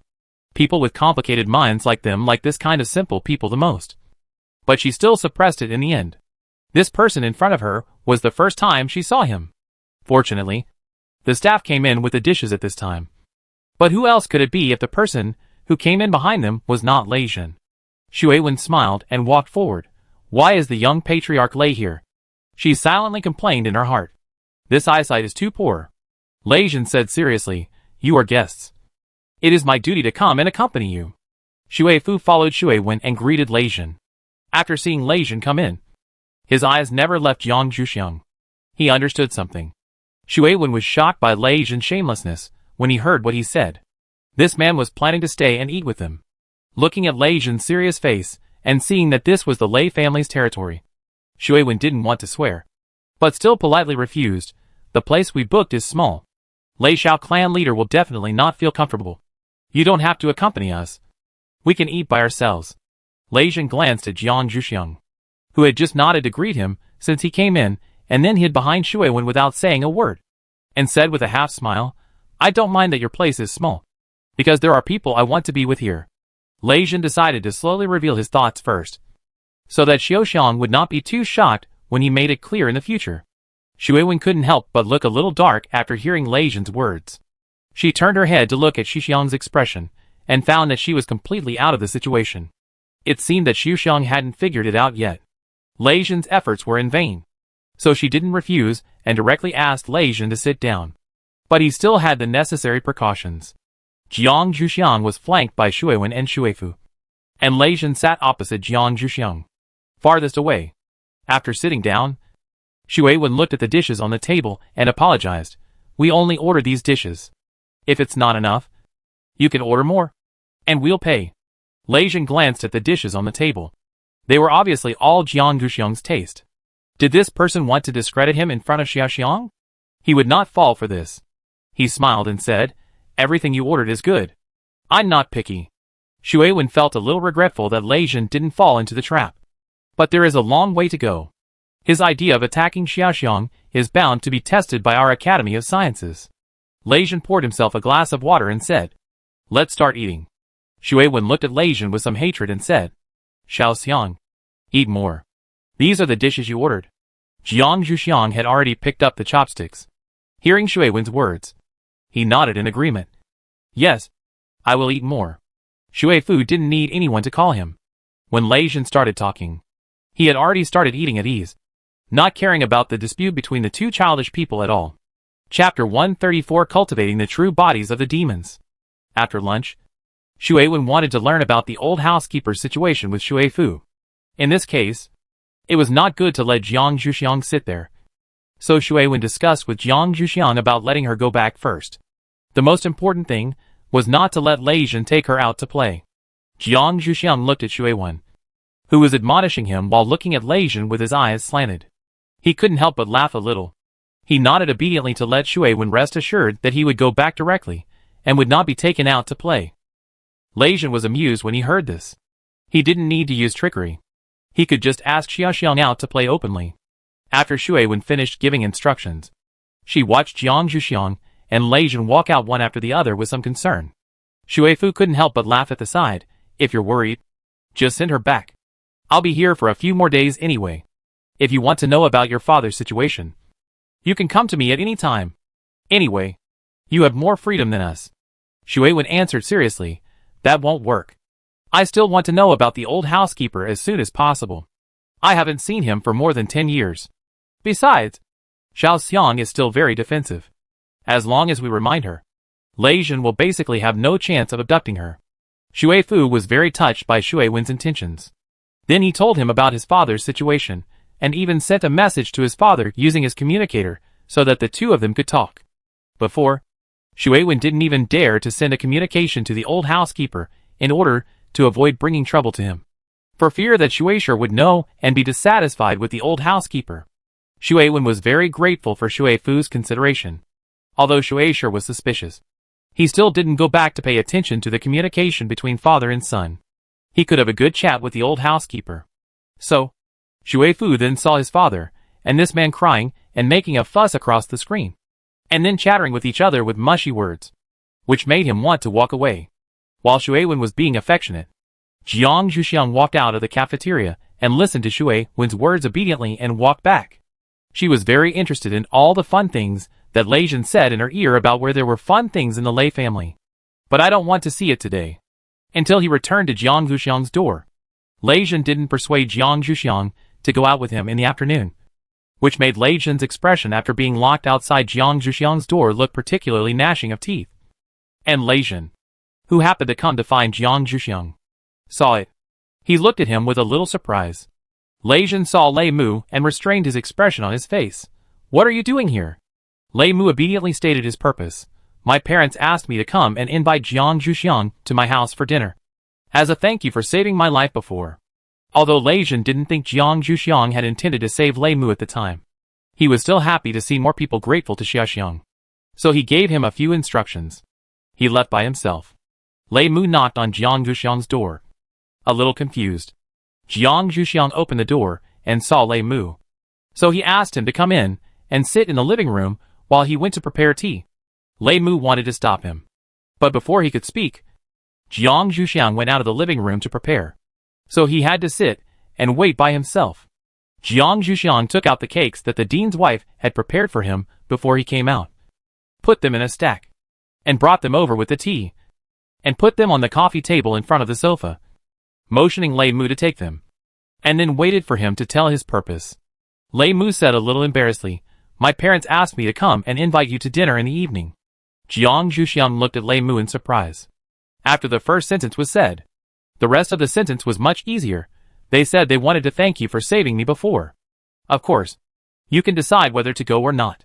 Lei Mu saw that Jiang Zhuxiang was not very interested. So he added. Jiang Zhuxiang was actually embarrassed. She didn't mean to save Lei Mu at that time. She just happened to bump him away. Jiang Zhuxiang thought about it. "I will discuss it with the people who came with me and then give you a reply." Okay. Lei Mu naturally had no objection. It was indeed better for a single girl to go to someone else's house with someone else. It was her own consideration. Seeing Lei Mu's understanding, Jiang Zhuxiang asked him to eat more snacks, and then sent him away. It was already 2 o'clock in the afternoon when Shui Wen came back. He and the old housekeeper talked for 2 hours. And finally Shui Fu couldn't stand it anymore, and reminded them that they could hang up. And the two stopped talking. Jiang Zhuxiang heard the door closing next door, and confirmed that it was Shui Wen who came back. He went out and knocked on the door. Jiang Zhuxiang told him what Lei Mu had just said at the door. And Shui Wen naturally said that she would accompany her. Jiang Zhuxiang heard that Shui Wen actually agreed. So he had to shamelessly reply to Lei Mu. Privately, he still planned to treat this as an ordinary visit. After returning to the room, he began to look for things that could be used as gifts. After flipping through his personal space, Jiang Zhuxiang found that the tea leaves of the old tea tree he had prepared were running low. But he still took out a can as a gift, and then asked the old pine tree if he could cultivate a part of their body. There was also a tea tree among the plant-type monsters in Jiang Zhuxiang's dantian. Before the old pine tree spoke, another slightly younger voice spoke a little excitedly. "Yes." Jiang Zhuxiang asked a little surprised, "Are you the tea tree?" The tea tree continued to answer, "Yes. My friend, you can cultivate my body again, which will also be good for us." Jiang Zhuxiang asked a little curiously, "What are the benefits?" This time it was the old pine tree who spoke up. "These guys just want to come out. We still have a better effect in cultivating in your dantian. However, if you want to prepare it, it's fine. The biggest benefit is that it can allow others to absorb the essence of plants." Jiang Zhuxiang listened to the old pine tree's dismantling of the tea tree with a little amusement. As long as they agreed, he was happy to let them come out to relax. After all, the dantian was too small, and he didn't mean to keep squeezing them. Jiang Zhuxiang decided to go back to the Academy of Sciences shelter to deal with this matter. After all, there are too many people here. After Jiang Zhuxiang told the tea tree his decision, the other plant spirits in the dantian also chirped, and said that they also wanted to be cultivated. The old pine tree said with a bit of stubbornness, "What's wrong with making so much noise? I don't have time to help you cultivate them all." After scolding, the old pine tree said to Jiang Zhuxiang in a gentle tone, "Just choose the ones that are useful to you and cultivate them. The others depend on your time. If you have time, help them. If you don't have time, it doesn't matter. I'll be watching over them, and they won't dare to rebel." Chapter 135 The Grateful Lei Mu Family.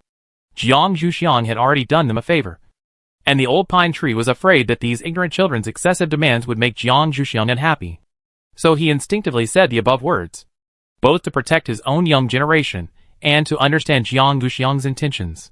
Jiang Zhuxiang naturally heard the old pine tree's words of protection for the young generation. It seemed that he thought too much, but he also accepted the original meaning of his words. First cultivating the plant bodies that are useful to humans, and then cultivating other plants. Speaking of which, the plant spirits in Jiang Zhuxiang's dantian are all useful, and Jiang Zhuxiang will eventually cultivate them all. But now he should prioritize them. Jiang Zhuxiang responded to the old pine tree in a gentle tone, "Okay. I will choose it myself. Anyway, Cultivating their bodies is also a way to exercise their wood-related abilities. Jiang Zhuxiang wrapped the tea cans he chose as gifts with the paper he made, and then did some of his own things. Soon it was time for dinner, and Jiang Zhuxiang took the gift to knock on Shuiwen's door. Shuiwen was about to come out, and when he heard the knock on the door, Shuiwen took the gift he prepared and went to open the door. Seeing the gift in Jiang Zhuxiang's hand, Shuiwen nodded secretly in his heart, closed the door, and the two went to the place where Lei Mu had agreed with them before, where Lei Mu was waiting to pick them up. Lei Mu was urged by his parents to come to the agreed place early to wait. Of course, he was also happy to come, and he was not impatient to wait for Jiang Zhuxiang and others to come. Therefore, the meeting between the two sides was pleasant. Lei Mu was just a little restrained at the beginning. Later, he took Jiang Zhuxiang and the others to his home and tried to find topics to chat with them. Of course, it was Shuiwen who responded to the topics raised by Lei Mu, and Jiang Zhuxiang stayed aside as a listener. So, when he arrived at Lei Mu's house, Lei Mu secretly wiped his sweat and found that he had accidentally ignored his benefactor. However, this person from the Academy of Sciences named Shuiwen was quite powerful. No matter what he said, he could connect with it.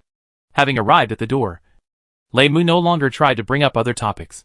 He went straight to the door and invited the two in. Lei Mu's parents were busy in the kitchen. When they heard the door open, Lei Mu's father came out and planned to meet Jiang Zhuxiang, whom Lei Mu had described to him during this period. Lei Mu took Jiang Zhuxiang and the others to sit in the living room. He saw his father coming in with a tray, and Lei Mu quickly stood up to introduce the two parties. Lei Mu's father put the tray in his hand on the coffee table, and looked at Jiang Zhuxiang following his son's introduction. Seeing Jiang Zhuxiang's still slightly immature face, he didn't quite believe that this little girl had the ability to save his son. When Jiang Zhuxiang handed over the gift, she prepared politely. Lei Mu's father quietly released a trace of wood-related supernatural power while taking the gift, trying to find out her background.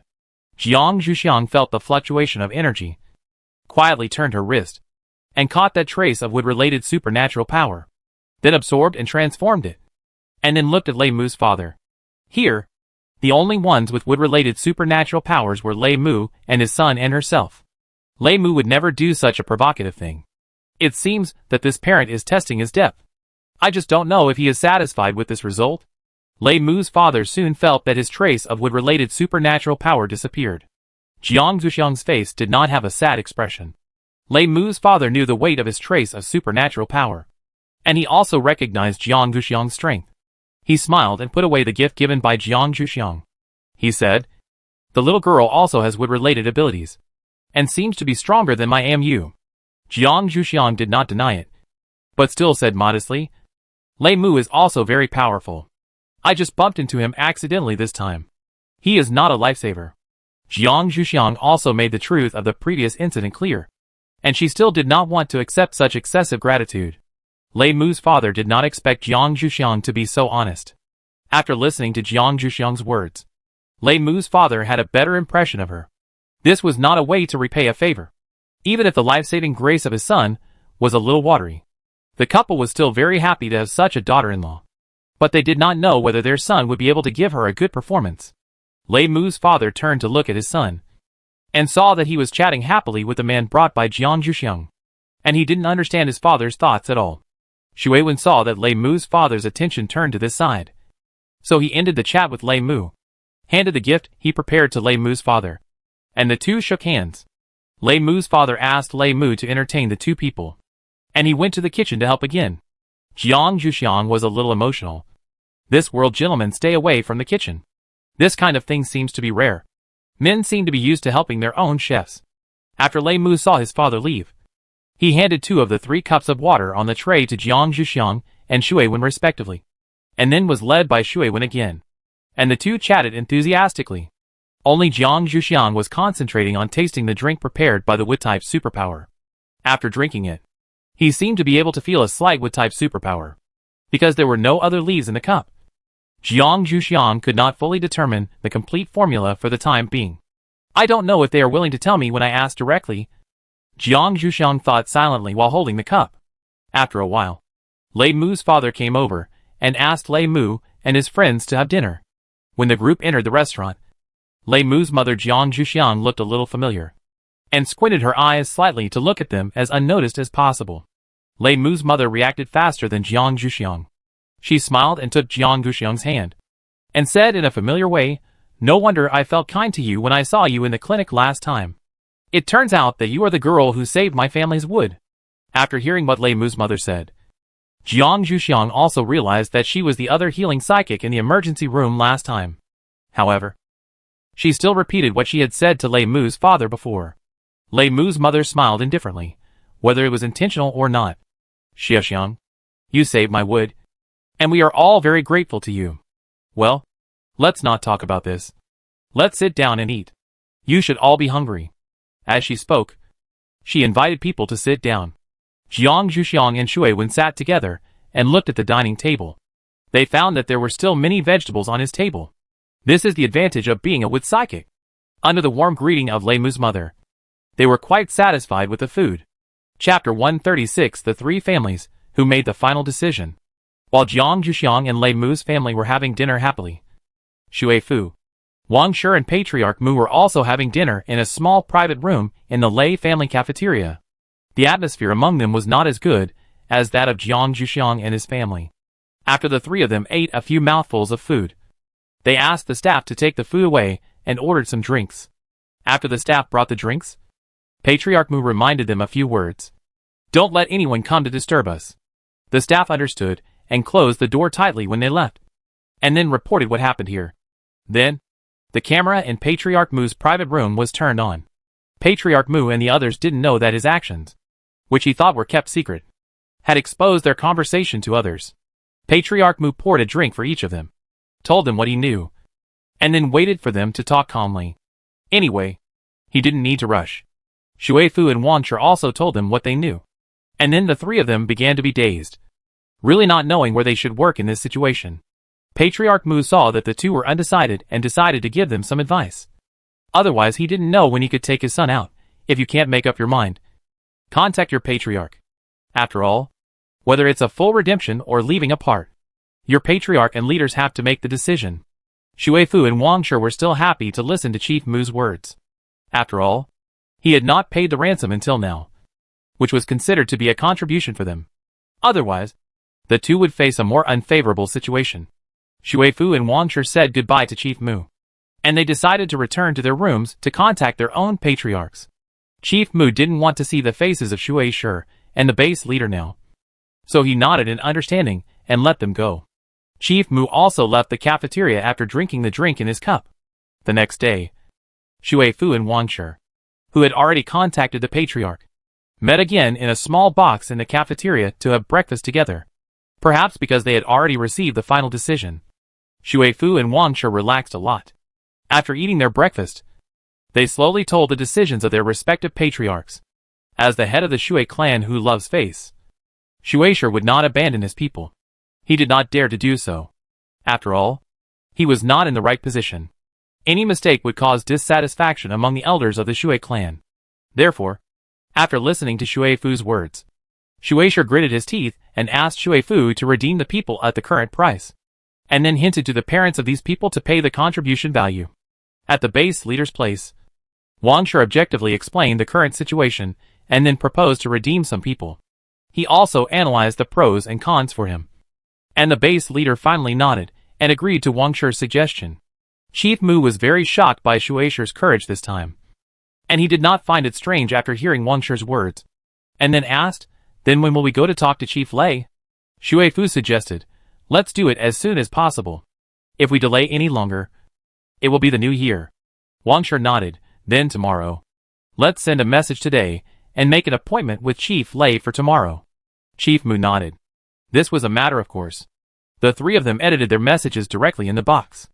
After checking with each other that there was no inappropriate language, they sent them out. After that, it was time to wait. So, when Chief Lei was having breakfast with his family, he received 3 messages with similar contents except for different names. After reading them, he became very happy. Mrs. Lei saw her husband's smiling face and asked curiously, "What good news did you see?" Lei Jun was also curious, and looked at his father with his mother. Clan leader Lei cleared his throat. "Those people finally gave in, and we can finally send those people who eat for free away." After hearing this, Lei Jin thought that Jiang Zhuxiang would also leave after sending those people away. And he was happy but a little sad. Clan leader Lei saw the mixed expression of sadness and joy on his son's face. He reacted and quickly comforted him. Let's go to the Academy of Sciences to pay New Year's greetings during the Chinese New Year. I heard that this is a popular custom before the end of the world. Mrs. Lei was a little puzzled by the behavior of the father and son.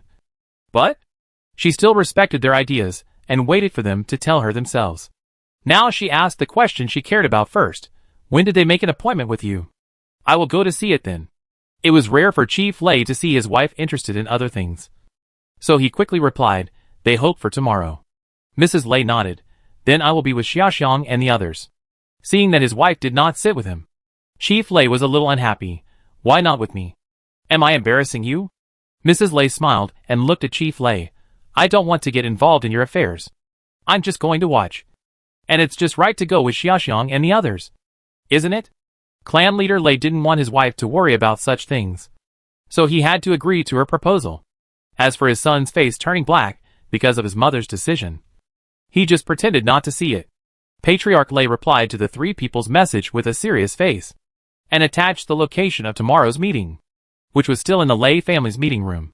Patriarch Mu and the other two received Patriarch Lei's reply message on the way back to the room. After looking at each other, they all breathed a sigh of relief. After returning to the room, Patriarch Mu was a little impatient to tell his son about this news. They were finally able to meet freely. Patriarch Mu sent a message to Mu. Mu opened it with a little sleepy eyes. Only his father would send him a message here. Mu asked vaguely, Dad, what's the matter? Patriarch Mu looked at his youngest son's appearance and couldn't help but sigh that his son was really broad-minded. He could sleep so well in this situation. He spoke in a very loving tone. Why are you still sleeping now? Get up and have breakfast. Why did Mu let you sleep until now? Mu is Mu's protector. He grew up with the Mu clan leader.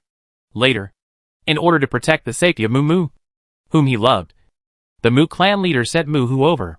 Hearing his father's words, Mu sobered up a little, sat up from the bed, and said a little embarrassedly, Uncle who came to call me. But I didn't open the door for him. The Mu clan leader looked at his son sitting up with a messy hair. Although he thought he was a little naughty, he was reluctant to scold him too much. He just stretched out his finger and pointed, Get up now. Chapter 137 Everyone who knows the news. Mu had no choice but to turn on the communicator and start changing clothes. Anyway, his father was across from him.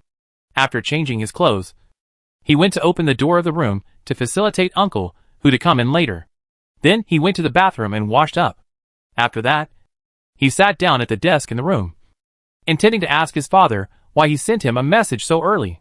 While Mu was doing things just now, the chief of the Mu clan calculated the contribution points that needed to be transferred tomorrow and made notes in the communicator to avoid mistakes in the rush tomorrow. Seeing that his son was ready for a formal conversation, the chief of the Mu clan also told him what he wanted to say to him. We have decided to redeem the person tomorrow, and at the latest the day after tomorrow. Xiaomu, you will be free. Mu looked at his father on the screen in silence, who looked like he was begging for praise. He was not completely restricted in his freedom, but he just didn't want to go out. However, he still had to praise his father's efforts. Well, then I'll wait for my father to pick me up. Patriarch Mu said seriously, I will try my best. Mu didn't know what to say to his father afterwards. Just then, there was a knock at the door. Mu said come in directly, and then he saw Uncle who coming in with a tray. Mu quickly said to his father, Dad, I want to have breakfast. Let's hang up first. The chieftain Mu didn't have anything else to say. After saying a few words to Mu who came in, he hung up the call in accordance with his son's wishes.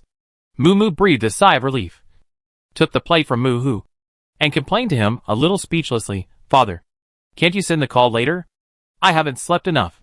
Mu comforted him with a smile. It's getting late now.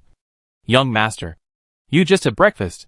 Mu finished his breakfast and told Mu what his father had just said to him. Mu said, then we need to pack up, and we can go out directly when the chieftain comes. Mu wiped his mouth. I don't think we need to be so anxious. I think my father may want to stay and take the opportunity to build a good relationship with the Lei family. We probably have to stay for a few more days. Mu thought about it and felt that it made sense. So he had to give up. Shui Wen also received Shui Fu's communication. He was talking about the same thing, and asked Shui Wen's next plan. Shui Wen said that he would still stay in the Academy of Sciences. The Shui family lost money this time, and the situation would definitely get worse. Only by staying out of it can you have the greatest advantage. Shui Fu listened to Shui Wen's plan and felt that it made sense. He said that he would help him pay attention to the movements of the Shui family. After tomorrow, the two of them could not contact each other again, so as not to be discovered by the Shui family members who were released. After the two ended the communication, Shui Wen went to knock on Jiang Zhuxiang's door. He planned to tell her the news he had just received, and by the way, accompany Jiang Zhuxiang to see the places she was interested in. Jiang Zhuxiang was not surprised to hear the news after opening the door. They had already been slow in handling this matter. As for Shui Wen's proposal, Jiang Zhuxiang said, "Then let's go to the medical clinic to have a look. What do you think of preparing such a place in the Academy of Sciences?" Shui Wen thought about it and said, "We don't seem to need such a place there. The environment in the Academy of Sciences is relatively peaceful. It is not as aggressive as the Lei, Yan, and Jin families. There are not often injured people. If the medical clinic is opened, it will become a decoration." After Jiang Zhuxiang prepared the things he needed to go out, he closed the door and walked out with Shui Wen. "We can prepare a small one. Although the mental workers in our place are not often injured, there are more people who are sick. It's just that they are used to finding medicine for themselves." Shui Wen thought about it and realized that she was often used as a doctor by others. If there was such a place, she could also work part-time to earn some contribution points. "Then let's go back and talk to the dean." Jiang Zhuxiang was very happy to hear that Shui Wen was willing to come forward. To be honest, he proposed to do this out of selfish motives. He hoped that there would be such a place where he could do what he liked openly. But at his current age, the dean would definitely not let him go. Shui Wen would have no problem. After the two of them finished discussing this, they walked out attentively and ran into Lei Jin, who came to find Jiang Zhuxiang at the corner. Lei Jin was a little surprised to see that the two of them were ready to go out. He quickly asked, "Where are you going?" "I'll go with you." As he spoke, he changed direction and followed them. Jiang Zhuxiang didn't speak, so Shui Wen had to take over. "Let's go to the clinic before we go back." Lei Jin knew from Shui Wen's words that they already knew about the redemption. So it was good? Lei Jin directly said what he had said to Jiang Zhuxiang alone. "You and Xiaoxiang should come to listen to the trial tomorrow. They have also agreed to give Xiaoxiang compensation. When the time comes, Xiaoxiang can receive it directly, and it will save another trip." After Lei Jin finished speaking, he looked at Jiang Zhuxiang. Jiang Zhuxiang felt Lei Jin's gaze and couldn't pretend not to see it, so he nodded and agreed. The three of them started walking again in silence. Jiang Zhuxiang spent a morning in the clinic, and then, led by Lei Jin, went to a restaurant for lunch. Originally, the Lei family did not have such a restaurant run by an individual. It was Lei Jin who proposed it, which could reduce the burden on the Lei family's canteen, provide convenience for the Lei family members who like to exercise on the ground, and also let some family members who don't like to wander around find something to do.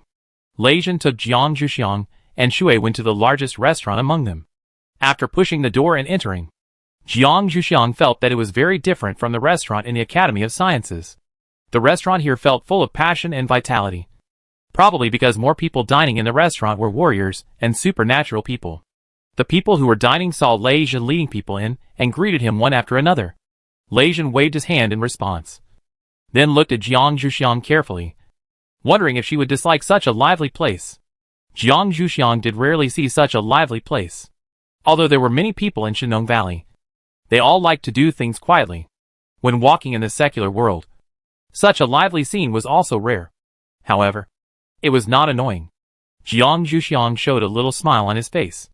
Lei Jin saw the smile on Jiang Zhuxiang's face, and then he was relieved. However, he still asked the boss for a private room, which could be a little quieter and convenient for talking.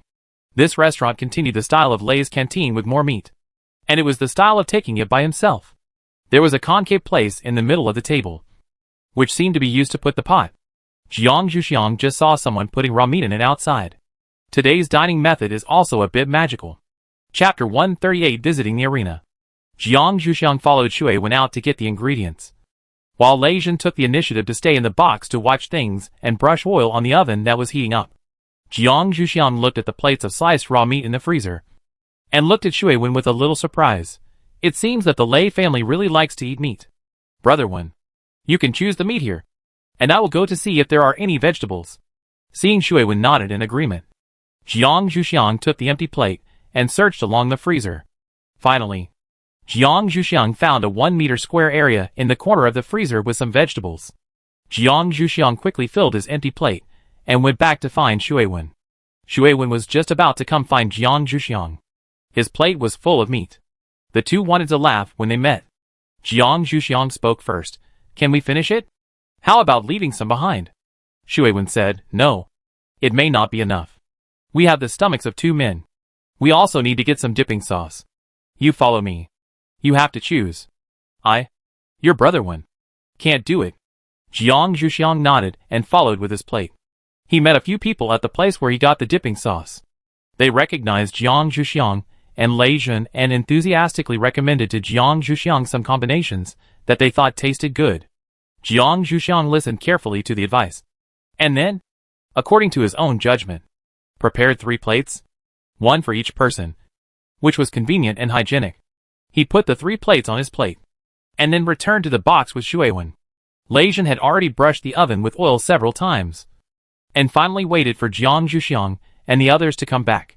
Jiang Zhuxiang put the plate down in front of his seat, took out the 3 dipping sauce plates first, explained the taste of the 3 plates, and let Lei Zhen choose one. After Lei Zhen listened carefully, he took away a plate, and Jiang Zhuxiang put the plate according to Shui Wen's taste on the table in front of Shui Wen's seat, put the last plate on his side, and then took a few plates of vegetables from the plate and put them in front of him, and put the rest on the side of the table. Let Lei Zhen and Shui Wen take it themselves. Although Lei Zhen and Shui Wen nodded, they still focused on the tray of meat. They kept putting it on the grill, but they tacitly left the piece in front of Jiang Zhuxiang empty. Jiang Zhuxiang also put some vegetables on it. I don't know how the grilled vegetables taste, but I have eaten grilled potatoes and grilled corn in the wild, and they tasted good. After the meat was cooked, Shui Wen and Lei Zhen both picked up a few slices for Jiang Zhuxiang, and both said they still wanted to eat meat. Jiang Zhuxiang followed suit and dipped it in the sauce to taste it. The taste was good. The vegetables took a long time to cook.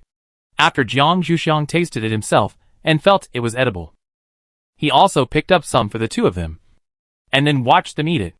The 2 ate it with normal expressions, and then continued to eat meat.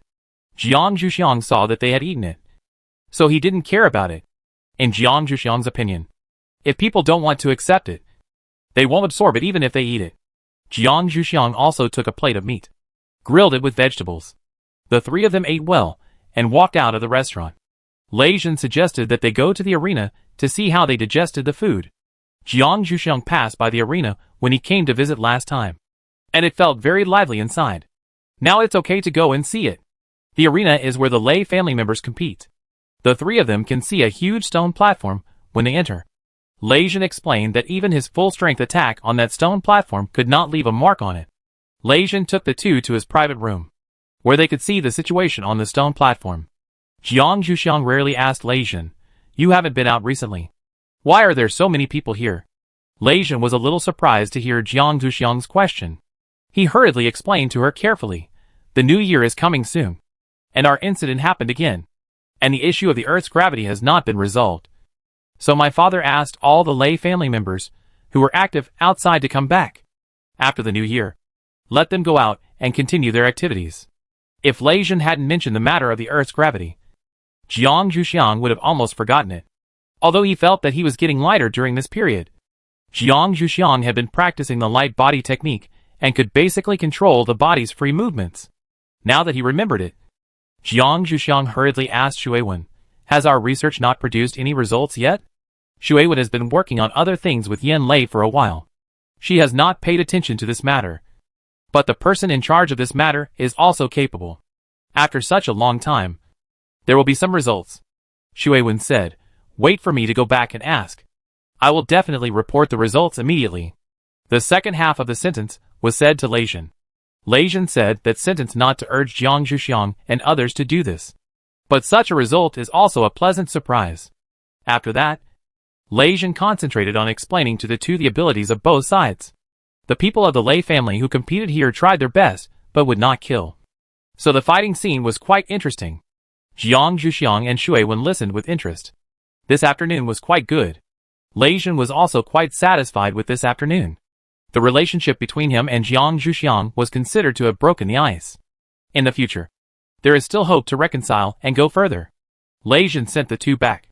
And before leaving, he reminded them that they must arrive tomorrow. Jiang Zhuxiang and Shui Wen nodded in agreement, and then returned to their rooms. Because they ate too much at noon, they ignored dinner. In the morning, Patriarch Mu contacted his son and talked about the redemption of people. In the afternoon, the Lei family arranged for Wang Shi and Shui Fu to meet the people who were locked up in the confinement room. Wang Shi and Shui Fu were very grateful for the Lei family's thoughtfulness. The two explained the current situation to the people in the confinement room. Wang Shi comforted the people who were going to stay in the base, saying that the base had not given up on their ideas, and would definitely let them come back as soon as possible. The people who were left behind were still in a relatively stable mood. After hearing Wang Shi's words, they felt more relieved and said that they would also behave well in the Lei family. In the confinement room of the Shui family, after Shui Sha heard the news about Shui Fu, he immediately asked him to prepare a car and leave as soon as he could go out. Shui Fu was a little helpless. What would the rest of the people do if he left alone? Shui Fu had to try hard to persuade Shui Sha to let him act with others. In the end, Shui Fu was asked to prepare a few more cars, and everyone would go back immediately. As a water-based superpower, Shui Fu could not carry several cars around. But Shui Sha would not understand such things. Shui Fu had to go back and contact Shui immediately, expressing Shui Sha's desire to go back immediately. Shui also understood his son's willfulness, and did not embarrass Shui Fu. He said that he would send a car to pick him up, and then he went to instruct the old housekeeper to make arrangements. Chapter 139 Redemption Success. These disturbances from others did not disturb Jiang Zhuxiang's rest. After practicing as usual for a night, Jiang Zhuxiang washed up refreshed, and went to have breakfast with Shui Wen, who came to find her. Shui Wen mentioned what Lei Jin said yesterday at the breakfast table. Jiang Zhuxiang said that she still remembered it. After breakfast, she went to exercise, and then contacted Lei Jin. Anyway, such things are usually arranged after 9 o'clock. And it is still early now. Shui Wen was a little surprised that Jiang Zhuxiang could still insist on exercising at Lei's house, and said that she would accompany him to save him from looking for her again later. Jiang Zhuxiang thought about it, and it made sense. So he agreed to Shui Wen's following. He put the plate in the designated place, and led Shui Wen to the training room in Lei's house. Lei Jin had already opened up the authority there to him. At that time, Lei Jin said that it was convenient for the team members to improve their strength. Shui Wen was a little shocked by Jiang Zhuxiang's familiarity along the way. It seemed that Lei Jin had put in a lot of effort. If it weren't for the accident some time ago, her little Xiang might have been taken away by him. After returning, she should emphasize to her that she should not take other people's things casually, especially things given to her by men. It seems that her little Xiang has never recognized her as a girl. Jiang Zhuxiang opened the door of the exercise room and asked Shui Wen, "Do you want to exercise too? There is also an exercise room suitable for you here." Shui Wen saw Jiang Zhuxiang's sincere suggestion and nodded to accept her proposal. They agreed to meet here in an hour, and then go to find Lei Jin together. Lei Jin. He gritted his teeth when he said the two words. Jiang Zhuxiang was a little surprised by Shui Wen's emotional fluctuations. Did Lei Jin offend him? However, conflicts between men will be resolved after a fight. When I was in Shenong Valley, my senior brothers often fought.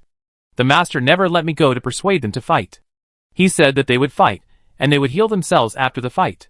Jiang Zhuxiang also planned to take this attitude towards the conflict between Shui Wen and Lei Jin. At worst, I would heal them after they finished fighting. After nodding to Shui Wen, Jiang Zhuxiang entered his own exercise room. An hour later, the two met at the same place. Jiang Zhuxiang had changed out of the sportswear he had worn in the morning. He wore a formal suit prepared by the dean's wife, and planned to attend the lecture in a very formal manner. Shui Wen was also in a formal suit. So when Lei Jin saw them, he was a little surprised at how formal they were, even though he was also in a formal suit. After Lei Jin greeted the two, he said that his mother was going to go too. He would take the two to see her first.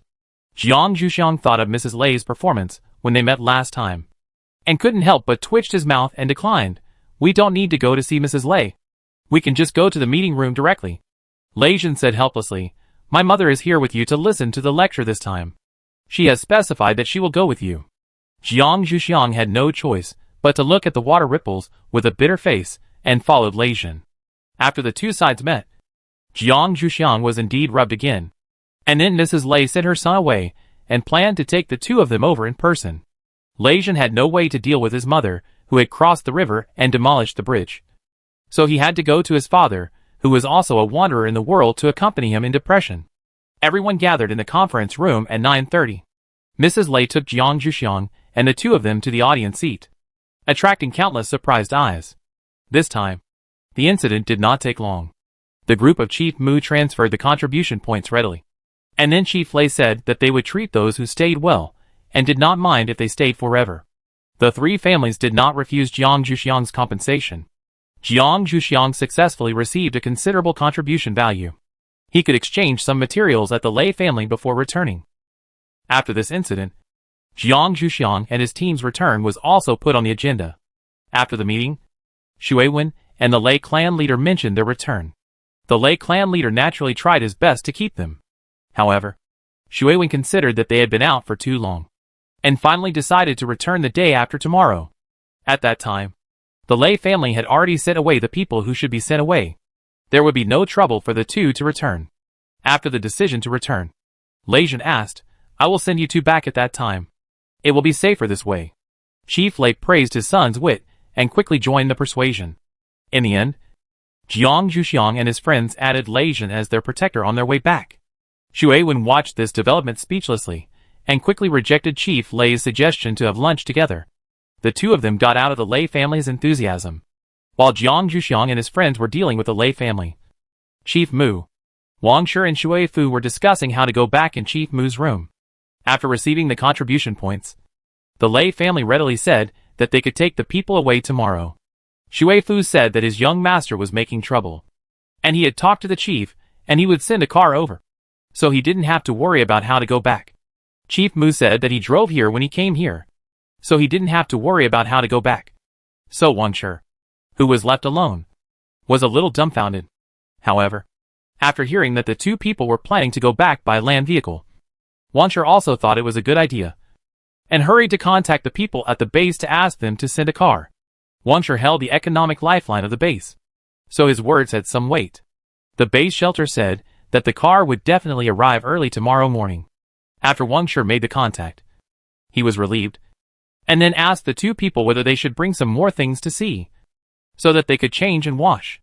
Although there was a place to wash in the confinement room, those people's clothes had been worn for a while, and it would be a bit too embarrassing to go back like this. Chief Mu didn't have such worries. His son was well taken care of by Mu Hu, and he had enough clothes. There was also a washing machine in the place where he lived. He didn't care about Wang Shi's proposal. Xue Fu thought of his young chief's difficult temper, and he really needed to get him some clothes to change. So he agreed. Then, the problem came. Where could they get clothes suitable for those young people? The three of them had to ask Chief Lei for help. Anyway, the contribution points had been paid, so it should be okay to help them solve this problem. Chief Lei really didn't think about this problem. It was unrealistic for him, a chief, to care about where to find such clothes. Chief Lei handed this problem to his son and asked him to find a way to solve it. Lei Jin looked at his father helplessly. He didn't know where to find clothes. However, this kind of thing was always arranged by Lei Kong. Lei Jin directly threw the problem to Lei Kong. Lei Kong asked those people about their sizes with an expressionless face, and moved some of the Lei family's ordinary combat uniforms over. The problem was solved. Chapter 140 Lei family's enthusiasm. When Lei Kong brought the clothes over, clan leader Mu expressed to him that they wanted to stay in Lei family for a while longer when the other two were not paying attention. Lei Kong said that he would ask the clan leader for instructions and give him a reply tomorrow. Lei Kong did not think that his clan leader would agree to clan leader Mu's request. Agreeing to let Mu join the captain's team was the greatest tolerance of the Lei family to the Mu family. But he did not tell clan leader Mu that such matters still needed the clan leader to express his opinion. While Lei Kong was dealing with the clothing issue, Jiang Zhuxiang and Xue Wen were using Jiang Zhuxiang's communicator to contact the Academy of Sciences to inform them of their upcoming return. The first person to be informed was the wife of the dean. She expressed her longing for Jiang Zhuxiang in the communicator, and said that she would help her clean up the room so that she could move in when she came back, and she would not have to clean it herself. After hearing her plan, Jiang Zhuxiang was very glad that she did not put those things that were obviously not from this era in the room. Otherwise she would be exposed. After expressing her intention to hang up to the wife of the dean several times, Jiang Zhuxiang successfully ended the conversation. Then Jiang Zhuxiang was a little hesitant about whether to send a communication to the dean. After Jiang Zhuxiang asked Shui Wen for his opinion, he also sent a communication to the dean, reporting that he had successfully completed the task of auditing and received the compensation he deserved, and was preparing to go back. The dean said that he would send Yan Lei to pick them up. Jiang Zhuxiang choked for a moment, but still told Lei Jin that he wanted to send them back.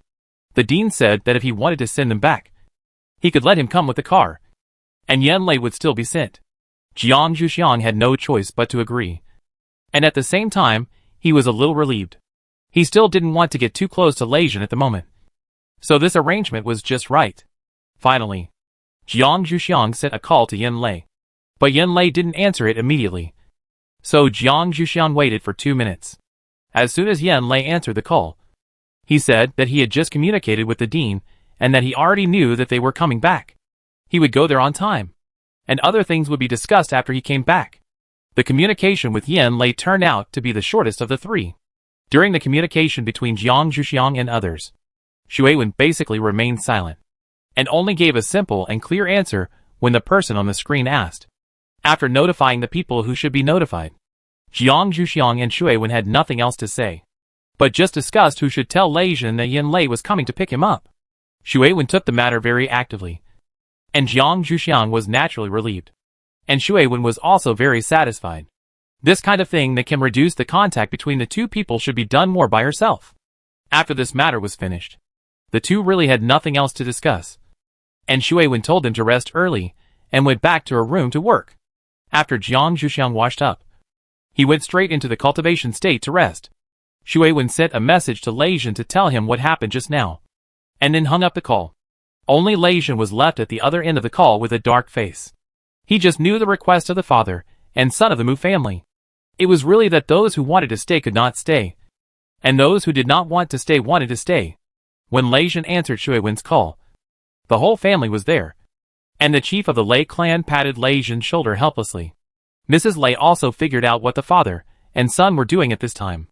She inexplicably felt that it was a good idea to let Xiao Xiang be her daughter-in-law. She would definitely treat her as her own daughter at that time. Mrs. Lei gave her son a cheering look, then took the chief of the Lei clan away, giving her son some space to calm down. After Lei Jin calmed down, he decided to take Jiang Zhuxiang back with the car, trying to cherish every opportunity to spend time with Jiang Zhuxiang. On the second day, the Lei family shelter became bustling, and people who had been locked up in the confinement room for a long time were a little excited to breathe the air of freedom. Lei Jin's team of superpowers appeared among these people as a team to maintain order, which made these people quiet down. Of course, Jiang Zhuxiang was not among them. First, she was not a member of the Lei family yet. And second, she didn't want these people to see her. The water pattern did not appear in front of these people. At present, the water pattern should remain mysterious to avoid alerting water erosion. By noon, the Lei family sent away all the redeemed people, including the Mu family father and son. Before leaving, the Mu clan leader was secretly trying to stay, but he was not able to stay in the end. After these people were sent away, the Lei clan leader asked his son, "Should we invite them to our home for a meal, just as a farewell?" Lei Jin said, a little surprised, "It's a bit too casual at home. After all, we don't have much cooking skills." When he finished speaking, Lei Jin was still a little depressed. There was a saying before the end of the world, if you want to capture a person's heart, you have to capture her stomach. It seems difficult for him to achieve anything in this regard. Chief Lei patted Lei Jin on the shoulder, feeling a bit disappointed. "We can ask the canteen to deliver it. Don't they like the food in the kitchen? Son, you are a bit too inflexible." However, Chief Lei could still understand his son's state. After all, people in love will have lower intelligence. Mrs. Lei also said something rarely. After all, it is more sincere to entertain at home, even if the food is not made by yourself. Lei Jin nodded in agreement. but was a little worried that Jiang Zhuxiang and the others would refuse, and hesitated to send a message to Jiang Zhuxiang. Mrs. Lei saw that her son had not taken any action, so she took the initiative to send a message to Jiang Zhuxiang on his behalf. When Jiang Zhuxiang received the call from Mrs. Lei, he was a little surprised and picked up the phone quickly. After the two exchanged a few pleasantries, Mrs. Lei mentioned the main topic and said that she would invite them to her home for a meal before leaving. If it was Lei Zhen who invited him, Jiang Zhuxiang might find an excuse to refuse. But if it was Mrs. Lei who invited him, Jiang Zhuxiang agreed after consideration out of courtesy to the elders. This is also one of the reasons why Mrs. Lei took the initiative to send a call to Jiang Zhuxiang on behalf of Lei Zhen. Mrs. Lei has more experience than Lei Zhen, and she has a more accurate grasp of Jiang Zhuxiang's psychology. After seeing Jiang Zhuxiang agreed, Mrs. Lei chatted with Jiang Zhuxiang for a while, and her tone was more enthusiastic than before. Jiang Zhuxiang was a little overwhelmed. Finally, Mrs. Lei said that they would also invite them, so there was no need to trouble her, and Lei Zhen would pick them up at that time. Jiang Zhuxiang reluctantly agreed. The original expectation of letting Shuiwen try to refuse was finally shattered. When the elders took the initiative to invite Shuiwen, Shuiwen should be unable to refuse like her. After Mrs. Lei hung up Jiang Zhuxiang's call, she signaled the Lei clan leader to send a message to Shuiwen, asking him to agree to the dinner. Chapter 141. Treatments of Ice and Fire. Clan leader Lei followed his wife's instructions and enthusiastically invited Shuiwen to his home for dinner as a farewell. Shuiwen couldn't refuse, so he had to say that he would ask Jiang Zhuxiang's opinion. Clan leader Lei immediately said that Jiang Zhuxiang had accepted his wife's invitation. Shuiwen agreed immediately, but he couldn't let Jiang Zhuxiang go to Lei's house for dinner alone. Clan leader Lei hung up the call and gave his wife a look that said it's done. When Lei Zhen finally made up his mind to send a call to Jiang Zhuxiang, his parents told him that they had already done it. Lei Zhen was a little ashamed of his efficiency, and was naturally very grateful for his parents' help. So, when clan leader Lei asked him to go to the cafeteria to order the evening dishes, Lei Zhen went without hesitation. Not to mention that the Lei family was preparing for the dinner in the evening. Jiang Zhuxiang and Shuiwen agreed to go to the cafeteria for lunch. They met outside the door and walked to the cafeteria together. Because there were only two people, they did not choose a private room.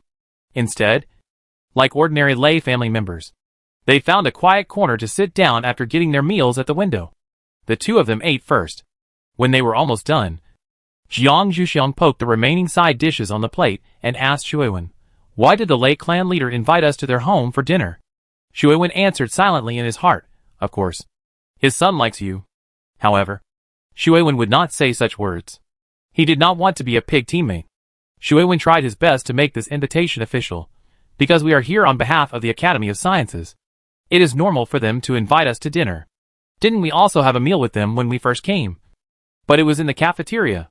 Jiang Zhuxiang didn't want to get so close to Lei Zhen's family, but he couldn't refuse an invitation from his elders. After listening to Shuiwen's explanation, Jiang Zhuxiang felt relieved. The two put away the plates and went back to the room to pack up. After all, they were leaving tomorrow, and the afternoon passed quickly. In the evening, the two went to the Lei clan leader's house together. Mrs. Lei came out to entertain them. Lei Zhen and the Lei clan leader were preparing the table in the restaurant and arranging the dishes sent from the canteen. When Jiang Zhuxiang and Shuiwen walked into the restaurant, they could easily recognize that the dishes came from the canteen. Jiang Zhuxiang completely believed the reason Shuiwen had given before, and his expression became more relaxed. Of course, Chief Lei did not intend to brag, but frankly said that no one in his family was good at cooking, and all the dishes were ordered from the kitchen. Jiang Zhuxiang still appreciated Chief Lei's frankness. Shuiwen was the same, but Shuiwen could not appreciate it anymore. Mrs. Lei pulled Jiang Zhuxiang to sit next to her, and then asked Lei Zhen to sit on her other side. Shuiwen was squeezed between Chief Lei and Lei Zhen, and watched Lei Zhen sit next to Jiang Zhuxiang. When Chief Lei saw Shuiwen's slightly dissatisfied expression, he explained sincerely that his wife had always liked little girls, so she asked Jiang Zhuxiang to sit next to her. Shuiwen had no way to deal with this blatant conspiracy. Was he going to tell your wife not to like Jiang Zhuxiang? She had no choice but to sit down. Shuiwen still believed in Jiang Zhuxiang's determination. She was not someone who could be abducted by such a meal. So, the next meal at the table clearly proved Shuiwen's conclusion. Jiang Zhuxiang did not accept the dishes Lei Jin picked for her at all, and ate the dishes that Mrs. Lei helped pick for her once, and then said she would do it herself. Mrs. Lei looked at Lei Jin with sympathy over Jiang Zhuxiang. It seemed that this little girl was comparable to herself back then. Now she could only hope that her son would have the perseverance of his father at that time. A strong woman is always afraid of a clinging man. However, Lei Jin was not too depressed, because when their relationship was the best before, Jiang Zhuxiang had never accepted him picking food for her. Lei Jin was just taking the opportunity to test her this time. Now he was sure that Jiang Zhuxiang didn't like others picking food for her. He could avoid bad luck in the future. However, for Jiang Zhuxiang, in Shenong Valley, the master and brothers treated her as a boy. So eating was a test and competition between each other. And when walking in the secular world, the dishes were served with public chopsticks. So how could they use their own chopsticks to pick them up? So in order not to waste, Jiang Zhuxiang ate the first dish that Mrs. Lei picked up for her, and then refused it. It was more comfortable to do it herself. After dinner, Mrs. Lei tried to invite Jiang Zhuxiang to stay at home, but Xu Wen firmly declined. She took Jiang Zhuxiang back to their room.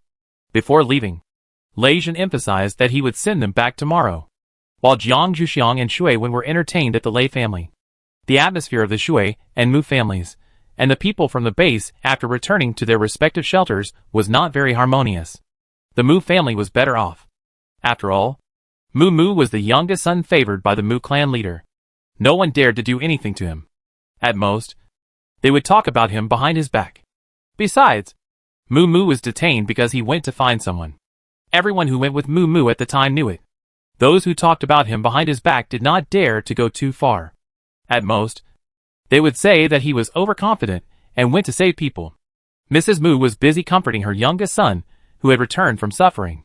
Clan leader Mu also warned his other sons not to cause trouble for Mu. Of course, whether they listened or not was another matter. After Wang Shi brought people back to the base, the leaders of the base did not say much, but said that the contribution points spent on them would be deducted from their subsequent income, and that these people would be transferred to places with heavier tasks. Whether they could survive at that time would depend on their luck. After all, this transfer also took care of them to a certain extent. The heavier the task, the more income, and these people had no objection. After Xue Fu brought people back, Shui asked him to arrange punishments for everyone except Xue Sha, and then took Xue Sha to the training room. Xue Fu did not dare to stop and leave, for fear of hearing the young patriarch's screams. Every time he made a mistake, Shui would use his special ability to torture Xue Sha. He also said that he wanted him to feel his water-related special ability, so that he could improve as soon as possible. With such a patriarch and young patriarch, we can't blame ourselves for missing the gentle Xue Wen father and son. The young patriarch is also a pitiful person. After Xue Fu dealt with the punishment of others, he received a message from Shi asking him to find someone to carry Xue Sha out. Xue Fu really didn't want to see Xue Sha at this time, lest he remember that he saw him in such a miserable state and tortured himself. Xue Fu notified the people who played well with Xue Sha to go over and do this, and continue to deal with the things that had accumulated during his absence. Chapter 142 Lei Jin's Farewell. When Xue Fu had almost finished his work, he went to find his father, the old housekeeper of the Xue family. At this time, the old housekeeper of the Xue family had also finished his work and was resting in the lounge. When he saw his son coming in, he asked gently, "How is one?" Xue Wen looked at his father with a frown. Generally, when his son comes back, shouldn't he be concerned about his son's situation first? Didn't his father have enough fun talking to Xue Wen last time? However, as a filial son, Xue Fu still answered his father's words unhappily. Very good. At least much better than the current situation of the young patriarch. After hearing what Xue Fu said, the old clan leader also changed his face a little helplessly. The clan leader is punishing the young clan leader again. How can a father be so cruel to his son? Xue Fu nodded in response. His father was impartial. Although he missed Xue Wen, who was far away in the Academy of Sciences, he was also more concerned about the Shrisher father and son in front of him. All he could do was to expose the absurd things that Shrisher father and son did to his father. In this way, when Xue Wen made a move in the future, he would have a reason to persuade his father not to help either of them. When Xue Fu spared no effort to weaken the impression of Shrisher father and son in his father's mind, Shui Wen and Jiang Zhuxiang returned to the room and confirmed with Yan Lei the time he would come tomorrow. Shui Wen fell asleep with the joy of going home, and Jiang Zhuxiang replaced sleep with cultivation as usual. There was no conversation that night. The next morning, Yan Lei drove the landing vehicle in the cold frost and arrived outside the Lei family shelter. After Lei Jin received the news from the communicator, he personally went to the door to welcome Yan Lei in, and carefully took him to the inner living room, intending to let him wait here for Jiang Zhuxiang and Shui Wen to come. Of course, he would accompany them. During this period, Lei Jin was instilled with a lot of things by his father, such as if you want to pursue someone, you must first improve your favorability in the eyes of the relatives of the person you like. Especially the favorability of the younger or older brother-in-law determines whether you can stay with the person you like for a while. Therefore, Lei Jin's attitude towards Yan Lei at this time can be said to be very polite, which made Yan Lei have goosebumps. Yan Lei quickly contacted Jiang Zhuxiang, told her that he had arrived, and asked her when she could come. Jiang Zhuxiang was in the exercise room when she received Yan Lei's communication. She said that she would be there in about half an hour, and asked him to wait a little longer, and took the initiative to explain that Shui Wen was with her, and they would go together later. And the eldest brother did not need to send a communication to brother Wen to ask. Yan Lei heard what Jiang Zhuxiang said. He gave up the plan to communicate with Shui Wen with some regret, and could only hope that Lei Jin would become more normal next time and not make himself too miserable.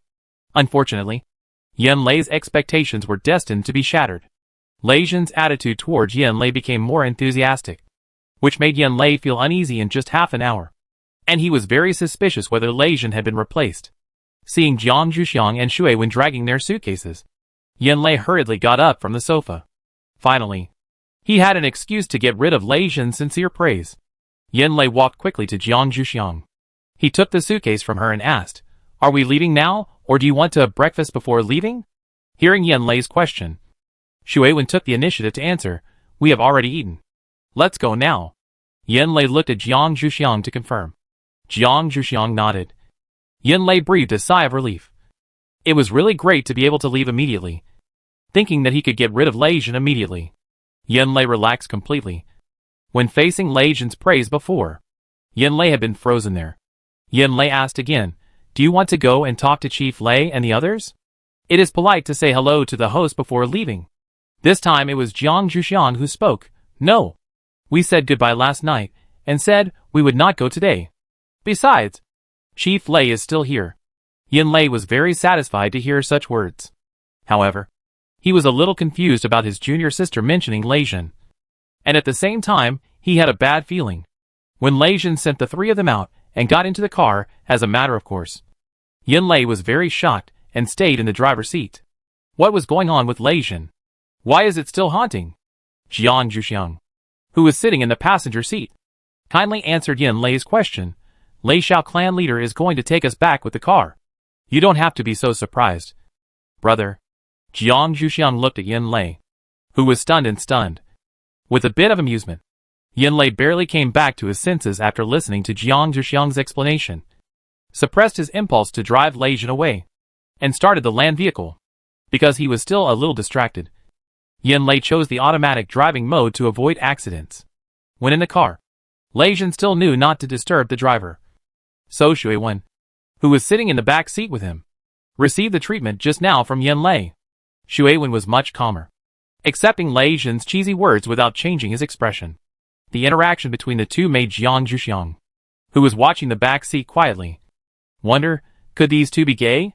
If Lei Jin knew that his behavior of trying to please his brother-in-law had been misinterpreted by Jiang Zhuxiang to this extent, he would still do so.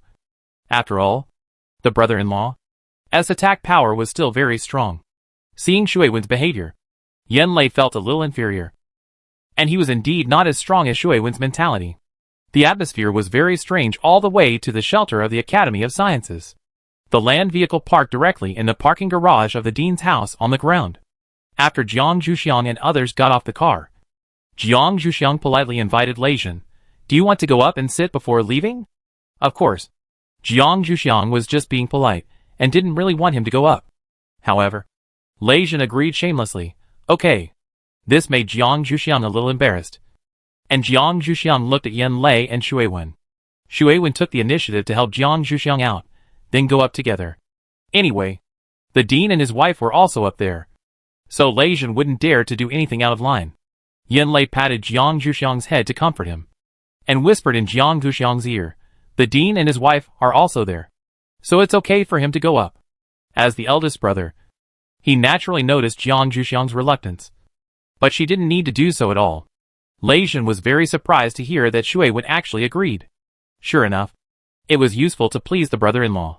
When he followed Jiang Zhuxiang and the others up, and saw that the dean and his wife were also there, the heat in his heart subsided a little, and he also understood why Shui Wen agreed.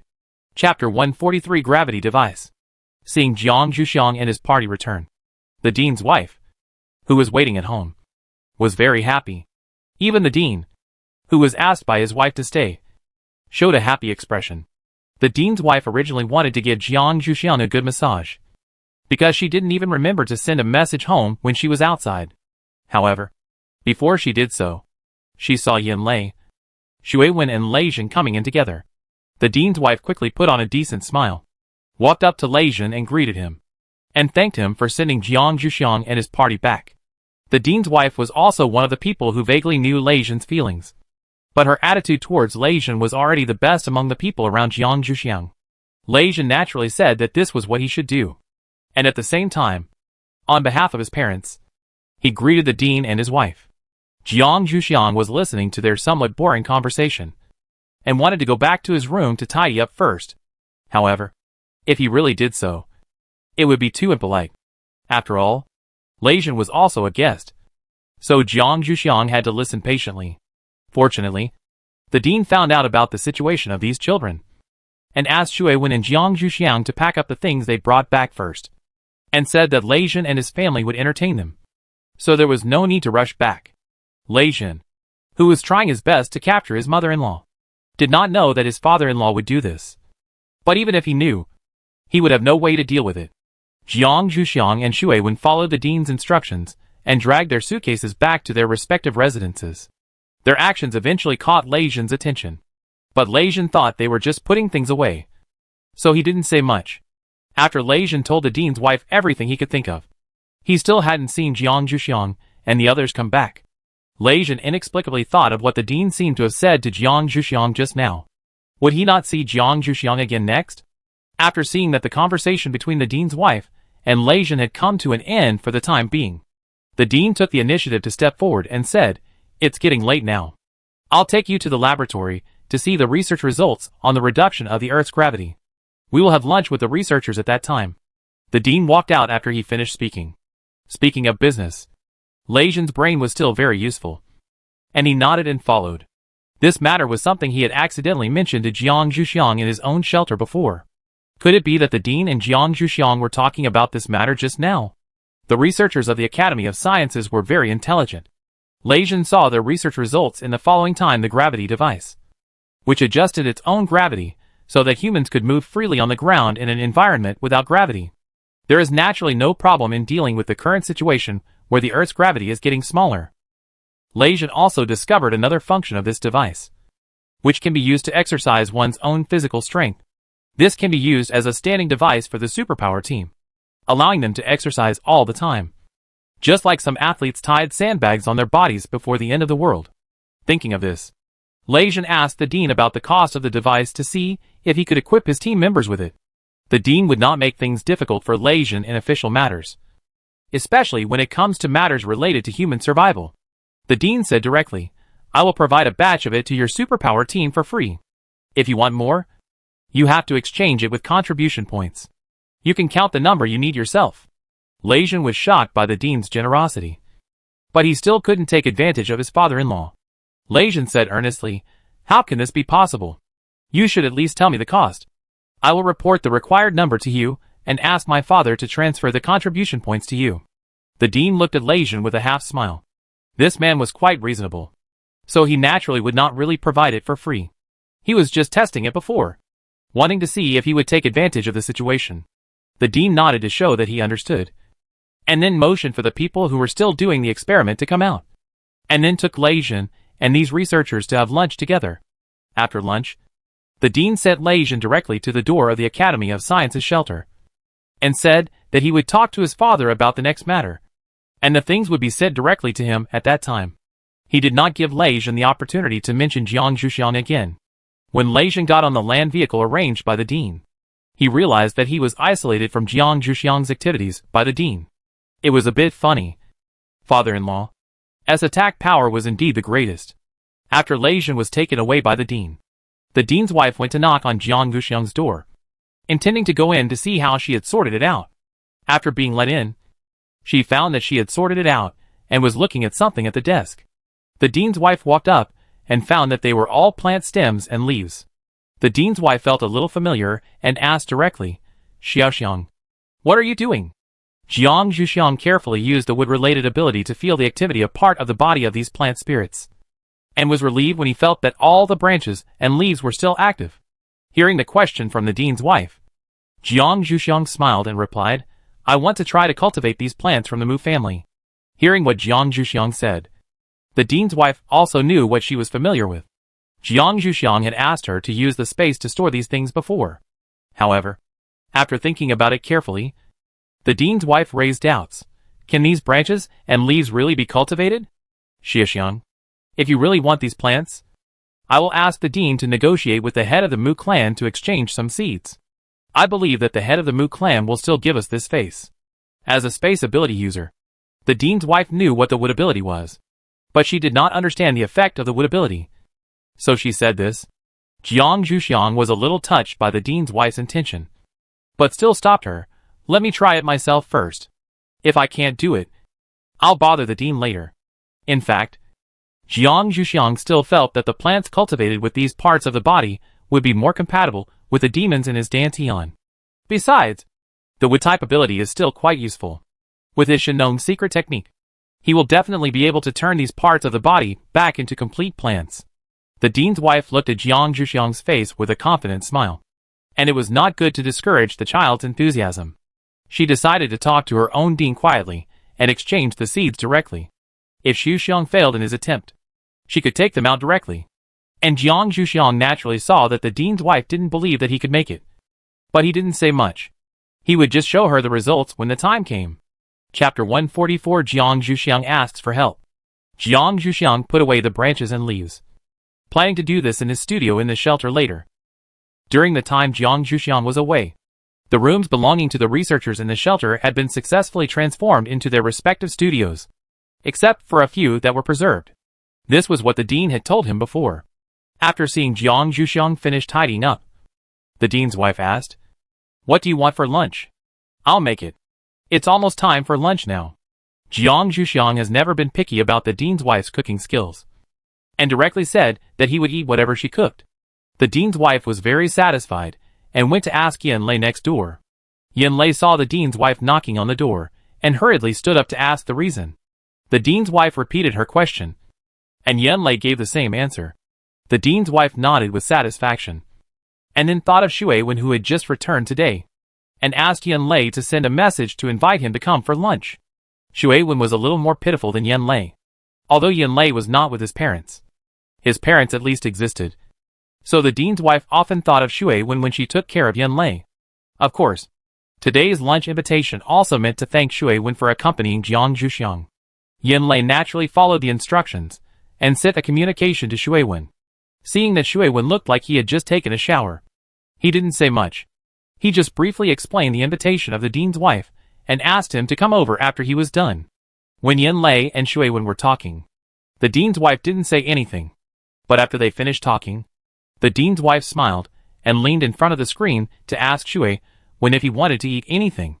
Shui Wen was startled by the dean's wife's face that suddenly leaned in, and took a step back. However, the communicator was in his hand, and he couldn't distance himself from the dean's wife unless his arm suddenly became longer. After Shui Wen reacted, he stopped moving and had to quickly speak the same words as Yen Lei and the others, hoping that the dean's wife would leave the screen quickly.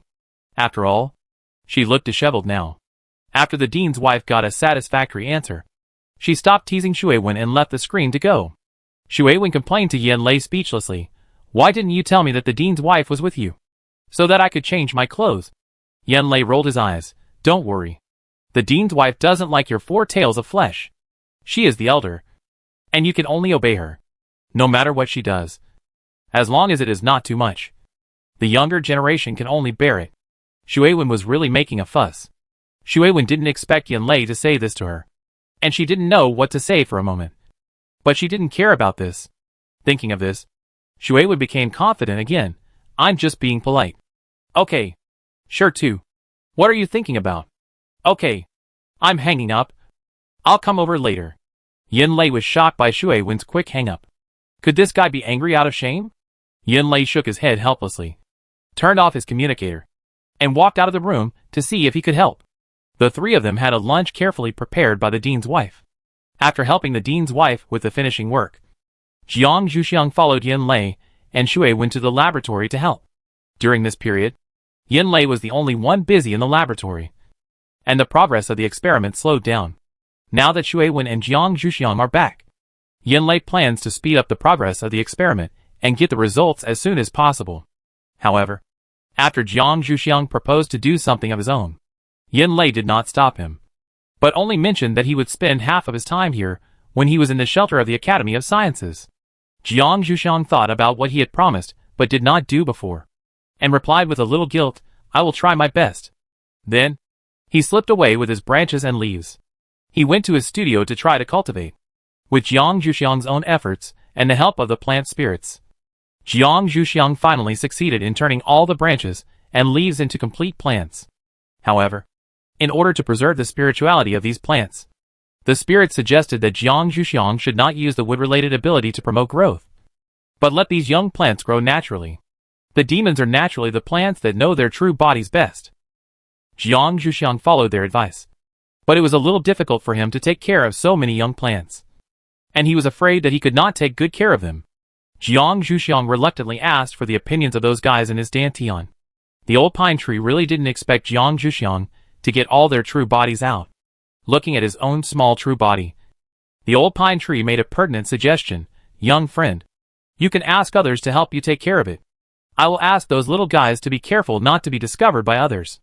Jiang Zhuxiang agreed reluctantly, but there were no other wood-type superpowers in the Academy of Sciences except himself, so it was still a problem to find someone to help. Jiang Zhuxiang was thinking as he walked towards home, holding a pot of plants in his hand. It was the tea tree that was most active in cultivating the main body before. Now it is attached to the main body, and is gently swaying its delicate branches.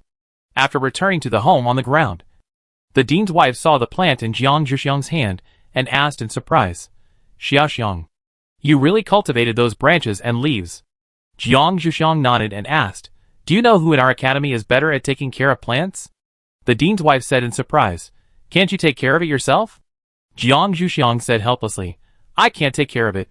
The dean's wife was really surprised. Xiaoxiang, you didn't cultivate them all, did you? Jiang Zhuxiang nodded. The dean's wife thought of the number of branches and leaves she had seen before, and felt that Jiang Zhuxiang really couldn't take care of them all by himself. The dean's wife thought of the staff at the farm of their Academy of Sciences.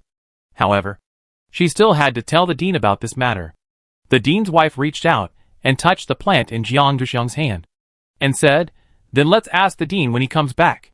He should have a way. After the dean's wife said this, Jiang Zhuxiang also thought of the farm of the Academy of Sciences, where he had been several times before. Maybe there was someone there who could help him take care of these plants that had become spirits. Jiang Zhuxiang nodded in agreement. After the dean came out of the shelter, his wife told him about the matter. The dean looked at the plants that Jiang Zhuxiang brought back and thought that this was an opportunity. He nodded and agreed to help Jiang Zhuxiang find a solution, but also said that he would first look at other plants cultivated by Jiang Zhuxiang. Jiang Zhuxiang naturally agreed to the dean's request, believing that the dean would not covet his things. Chapter 145. One-day trip to the farm. On the second day, Jiang Zhuxiang took the dean to her studio to see the young plants of the demon spirits she had cultivated.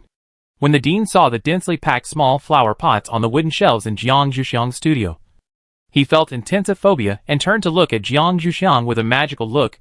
Xiaoxiang, why did you want to get them all at once? Jiang Zhuxiang answered innocently, I just tried to cultivate them, and then I succeeded. Although Jiang Zhuxiang knew that her wood-related abilities and Shenong's secret method were good, she never thought that she could cultivate them all at once. The dean's wife, who came behind the dean, rubbed Jiang Zuxiang's head and glared at the dean. Are you not happy that your child has talent? The dean rubbed his stiff face and quickly retorted, no. I'm just a little shocked. Today is worse than tomorrow. Xiaoxiang, I will take you to the farm today to see if there is anyone who can help you take care of these plants. Jiang Zuxiang nodded and looked at the dean's wife. Are you going too? The dean's wife looked at Jiang Zuxiang with a smile. Xiaoxiang, do you want me to go? Jiang Zuxiang naturally nodded. The dean's wife must have been to the farm before. They went together as an outing. It is said that this was the favorite family activity of parents before the end of the world. Seeing Jiang Zuxiang nod, the dean's wife rubbed Jiang Zuxiang's head again, and then looked at the dean. The dean would naturally not stop them. And the family of three drove to the farm of the Academy of Sciences with great interest. Even Jiang Zuxiang, who had been to the farm several times, was shocked by the concealment of the farm every time he came. The rock wall at the entrance of the farm was carefully removed, and after the vehicle entered, it was closed again. Jiang Zuxiang knew that it would definitely not be visible from the outside that there was a door here. This method of combining nature and technology is not much inferior to the mechanical techniques of Shenong Valley before. Jiang Zuxiang thought silently. After entering the entrance, we drove for a while, and arrived at the living area of the farm. All the people working on the farm lived here. The dean parked the car in the parking lot. He walked into the yard with the dean's wife and Jiang Zuxiang. The head of the farm came out with an assistant to greet them. Jiang Zuxiang silently looked at the assistant. It seemed to be another senior brother Wu Jing whom he had met once. The dean naturally noticed this, but didn't say much. After all, I told him to take care of him at that time. When the farm people took care of him, they found that Wu Jing had good ability, and it was not impossible to promote him. The dean talked to the head of the farm for a few words, learned about the current situation of the farm, and then told him the purpose of his visit. The farm manager was a bit troubled when he heard that he was helping Jiang Zuxiang take care of the plants. He naturally knew how favored Jiang Zuxiang was. He had seen her work here before, and she was easy to get along with. He just didn't know why she suddenly started growing plants. Although he knew that she had wood-related abilities. Wasn't the previous one more interested in research? It was really a thankless job to help such a seemingly ignorant lady take care of plants. The farm manager scratched his head and looked at Wu Jing. It was said that this person was the senior brother of that person before.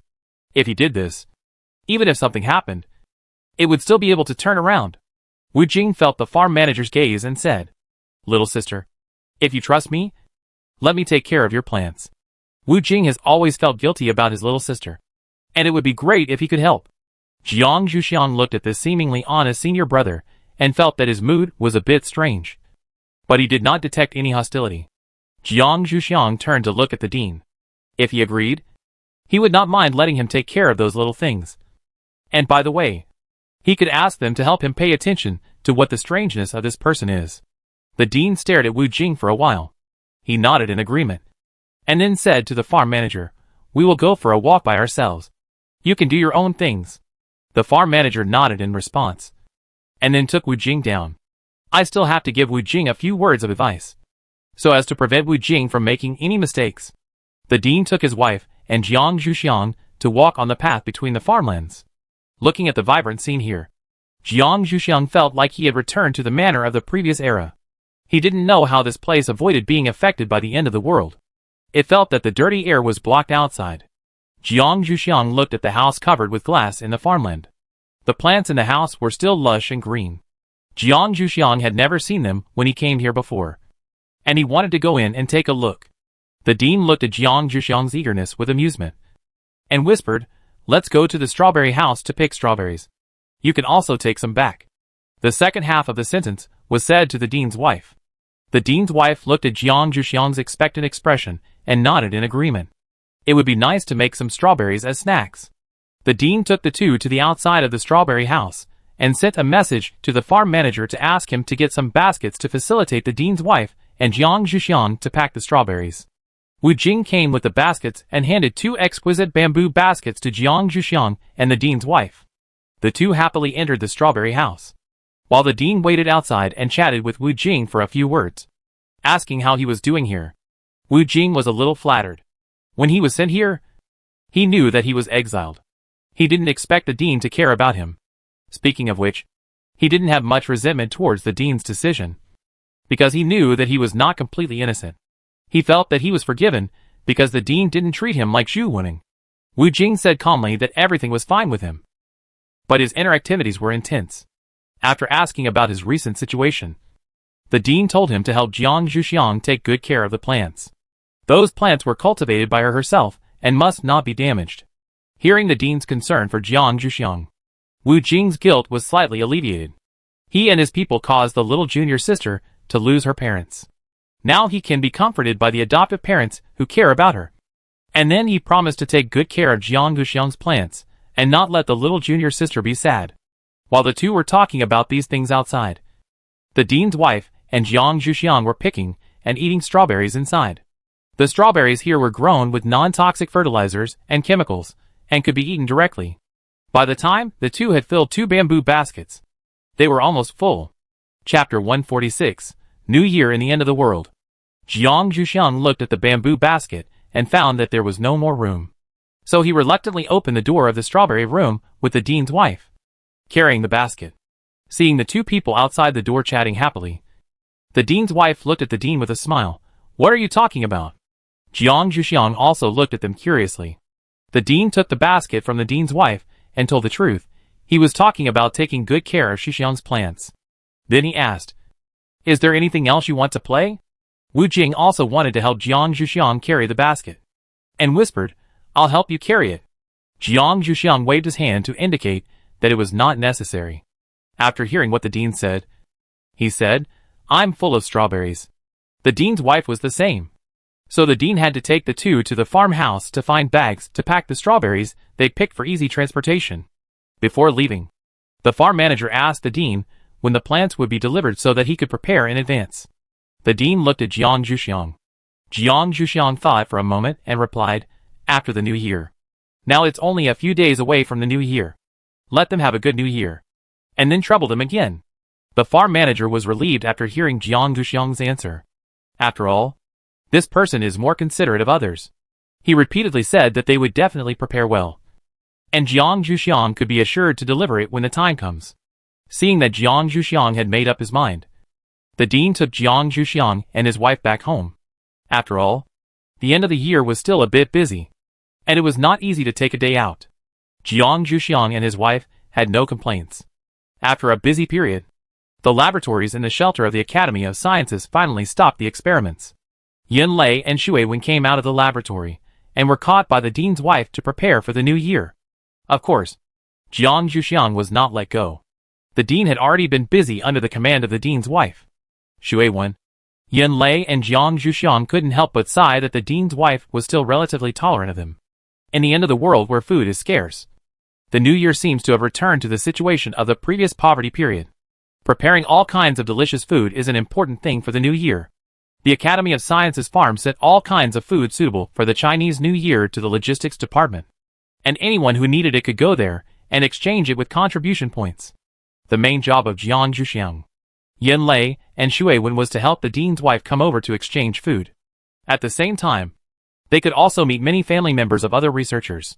When they met, they were very enthusiastic to tell Jiang Zhuxiang that they must follow the dean to their home for dinner.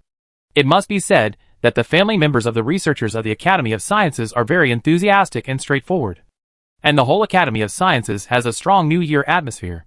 When the Academy of Sciences was busy preparing for the new year, other places were also preparing for the new year.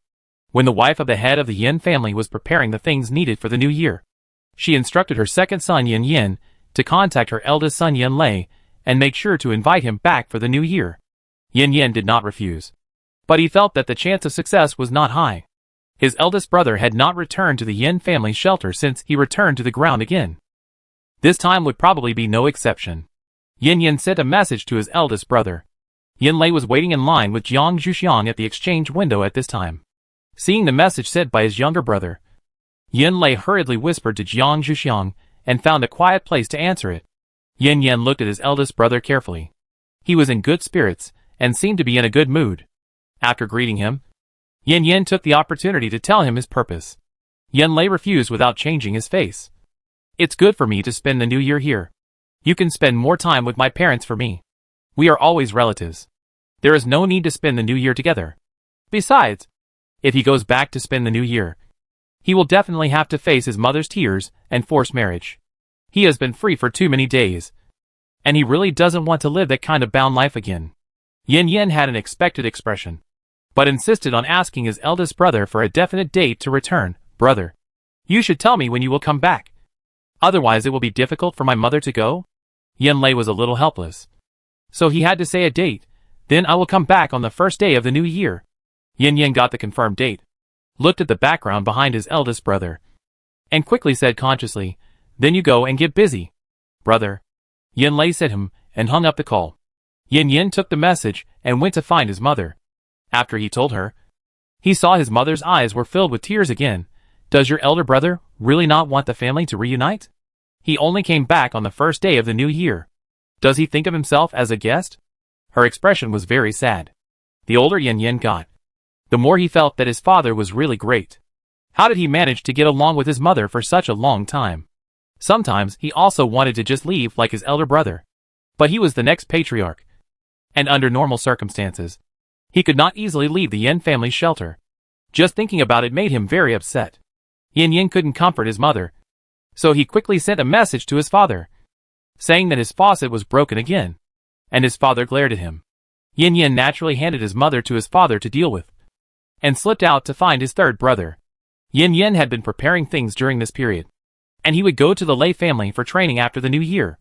When he saw his second brother coming, he asked, not surprisingly, what's wrong with mom again? Yin Yin sighed helplessly. She asked me to ask my eldest brother to come back for the new year, but he didn't agree and was crying there again. Then, he looked at the things Yin Yin had sorted out with envy. You are relieved after the new year, and I will be the only one here in the future. I really don't know what to do. Yin Yin patted his second brother's shoulder, looking helpless.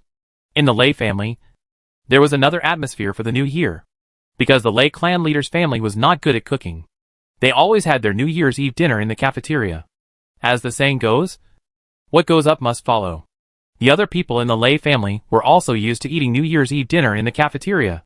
Therefore, the Lei family's cafeteria had been preparing the ingredients needed for the New Year's Eve dinner during this period. And the Lei family's superpower team also went out to fight mutant beasts several times.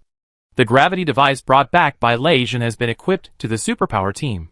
The Lei family's superpower team is really more powerful when fighting mutant beasts, and is not affected by the lightning of the Earth's gravity.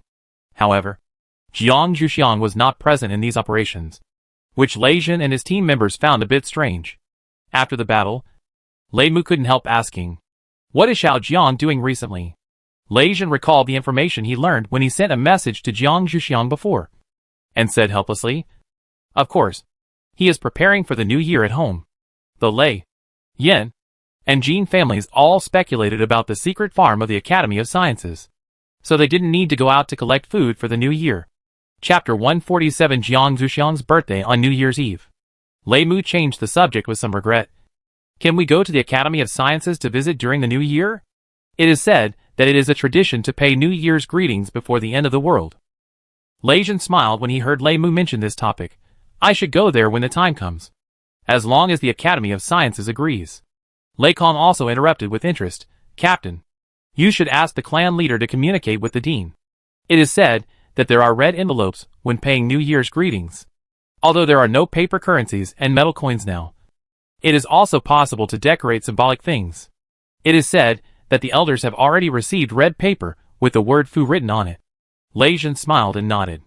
He would naturally let his father communicate with the dean. This was related to whether he could make things clear with Xiao Xiang. After thinking about it, Lei Jin asked Lei Kong to collect the prey. They should prepare to go back.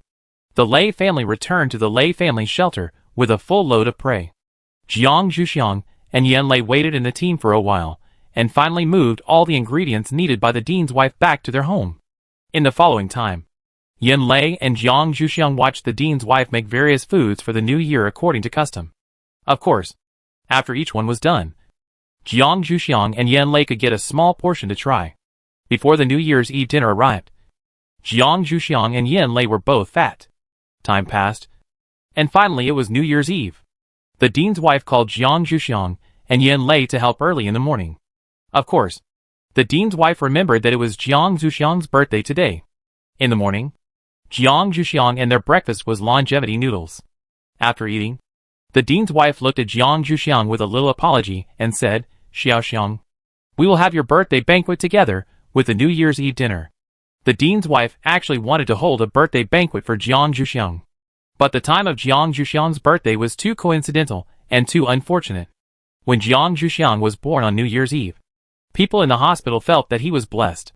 Jiang Zhuxiang actually felt speechless when he knew that his birthday was New Year's Eve. Hearing the words of the dean's wife, he quickly said that it didn't matter. Although Jiang Zhuxiang said it was okay, the dean's wife still felt a little guilty and decided to make a big cake for Jiang Zhuxiang as compensation. After making the decision, the dean's wife began to get busy, and at the same time directed the dean and Yan Lei around, while Jiang Zhuxiang, the birthday boy, was driven to the side to play. Jiang Zhuxiang was a little speechless, thinking, "How can I play alone?" In the end, I just watched from the side and helped if there was any help. Busy until the afternoon. The dean's wife put a few dishes in the food box and followed the dean with Jiang Zhuxiang and Yan Lei to a special building on the ground, the ancestral hall. When building this ancestral hall, the dean specifically stated that it was for the living people of the academy to worship the dead, which was different from the ancestral halls in ancient times that were only used to worship their own ancestors. At this time, someone was already placing offerings in the ancestral hall. The dean's wife led Jiang Zhuxiang to the tablets of her parents. She placed the offerings one by one, and at the same time kept saying that they would take good care of Jiang Zhuxiang in the future, so that they could rest assured. After that, the dean's wife made way for Jiang Zhuxiang to talk to them. She took the dean and Yan Lei a little further away, so that Jiang Zhuxiang would not be embarrassed to say it.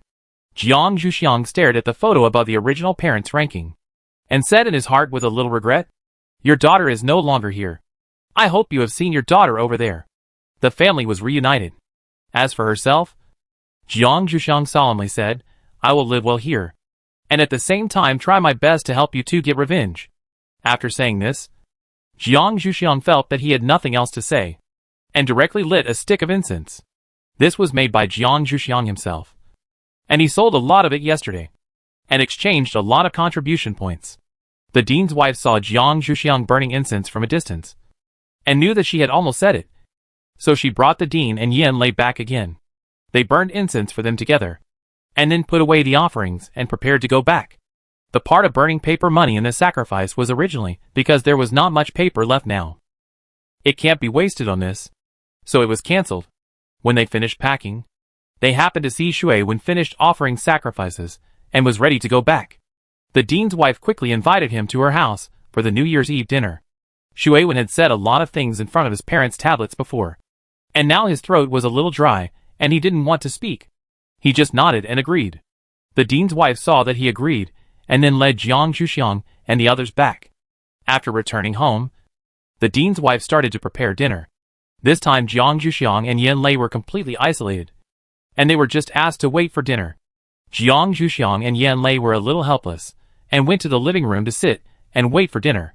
Yan Lei sat for a while, and remembered that the gift he prepared for Xiaoxiang was still in his room. So he stood up and went to his room to get it. Jiang Zhuxiang was the only one left in the living room. Jiang Zhuxiang's communicator suddenly rang. Jiang Zhuxiang opened it, and saw that it was Lei Zhen. Why did he send a message on New Year's Eve? But it was not good not to answer it. Jiang Zhuxiang reached out to pick it up. Lei Zhen saw Jiang Zhuxiang on the screen, and couldn't help but smile. "I heard that today is your birthday. I want to say happy birthday to you first. Can I bring you a birthday gift when I come to pay New Year's greetings tomorrow?" Lei Zhen finally dug out the fact that Jiang Zhuxiang's birthday was today from his father, and he couldn't wait to send a message. Jiang Zhuxiang asked Lei Zhen a little speechlessly, "Captain, how did you know that it was my birthday today? But thank you for your blessings, and the gift is not necessary." Lei Zhen said solemnly, "Don't save on gifts."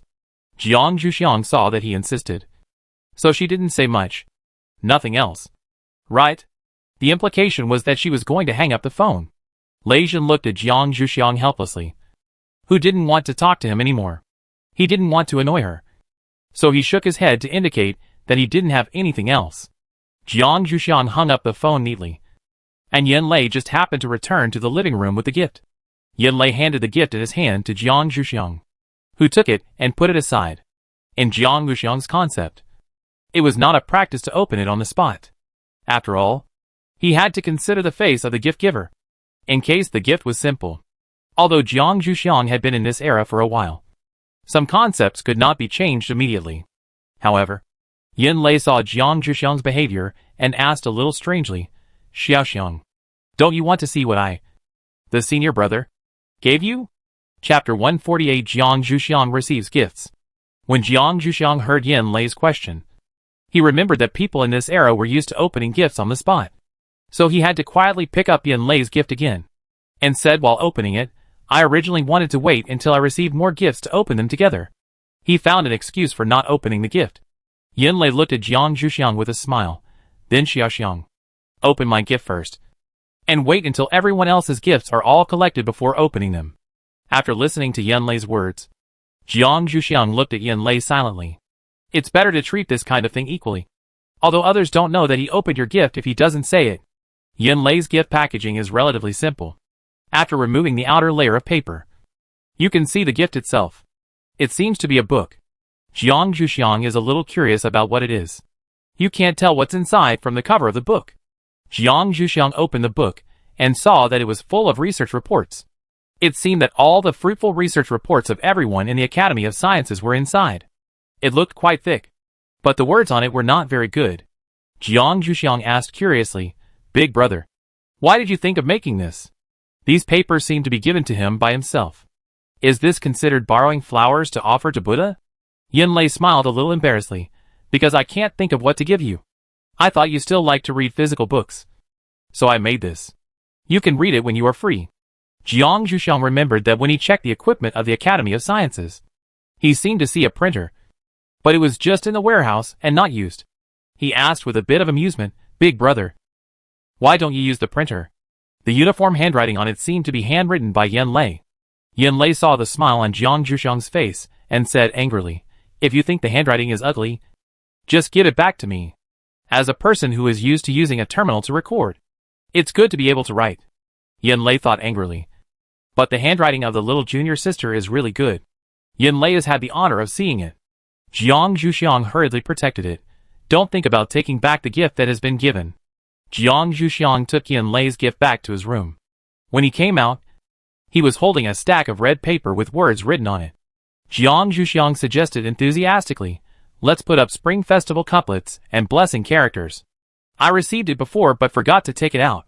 Yin Lei took the red paper from Jiang Zhuxiang's hand and looked at it, and asked curiously, Where did it come from? Written by the elders of the Lei family. I provided the red paper. Jiang Zhuxiang answered while trying to find glue. It seems that there is no such thing at home. So do I have to make it myself? Yin Lei didn't find it strange when he heard that it was written by the elders of the Lei family. He had seen the handwriting of his little sister, and it was not in this style. However, Yin Lei also thought of the question of what to use to paste, and asked Jiang Zhuxiang directly, We don't seem to have anything to paste. Jiang Zhuxiang suggested with some interest, Let's go to the kitchen to make glue. Yin Lei asked curiously, Xiaoxiang, do you know how to make it? Jiang Zhuxiang nodded. Well, it's very simple. All you need is flour and water. I just don't know if there is an empty pot in the kitchen for me to use. Yin Lei felt that Xiaoxiang didn't have to worry about this problem at all. As long as she wanted to do something, the dean's wife would provide her with the conditions no matter what. Sure enough, Jiang Zhuxiang said this when she entered the kitchen. The dean's wife found a small pot for Jiang Zhuxiang to make it herself, and pointed out where the flour bag was. So, 10 minutes later, Jiang Zhuxiang and Yin Lei harvested a small pot of non-toxic and harmless paste, and Jiang Zhuxiang excitedly took the pot out to paste Spring Festival couplets. After seeing the two people go out, the dean said to the dean's wife in silence, Are these two children too good at making trouble? Even if the landlord has surplus food, it should not be wasted like this. The dean's wife glared at the dean. Then you don't have to eat tonight. Anyway, the nutrient supplements can fill your stomach. It's a waste to give you food. The dean saw that the dean's wife was angry. He hurried forward to please her. For a while, the kitchen was full of pink bubbles. Speaking of which, Jiang Zhuxiang was directing Yin Lei to put up the curtains. Xue Wen happened to be at their house. Seeing that the two people's things were quite interesting, He stood beside Jiang Zhuxiang and watched for a while. He didn't rush to enter the door, and at the same time interrupted to point out how to put it up. Yan Lei didn't know what to do after being directed by the two people, so he simply stopped. He looked at the two people standing below helplessly. "Where exactly do you want me to post it?" After saying this, Yan Lei looked at Shui Wen and said, "Why don't you go in first?" He sent one person away so that he could do his own work. Shui Wen still had some sense, and quietly went in to greet the dean and his wife. Yan Lei hurried to post the Spring Festival couplets under the command of Jiang Zhuxiang, so that he wouldn't be directed by the two people again after Shui Wen came out. After the Spring Festival couplets were posted, the next one was the word Fu, which could be posted while standing on the ground. Yan Lei put away the latter, gave Shui Wen 2 pieces when he came out again, and asked him to post them himself. He also took 2 pieces and went to find a place to post them. Jiang Zhuxiang only had the last 2 in his hand. Jiang Zhuxiang applied paste and pasted them upside down on the front door.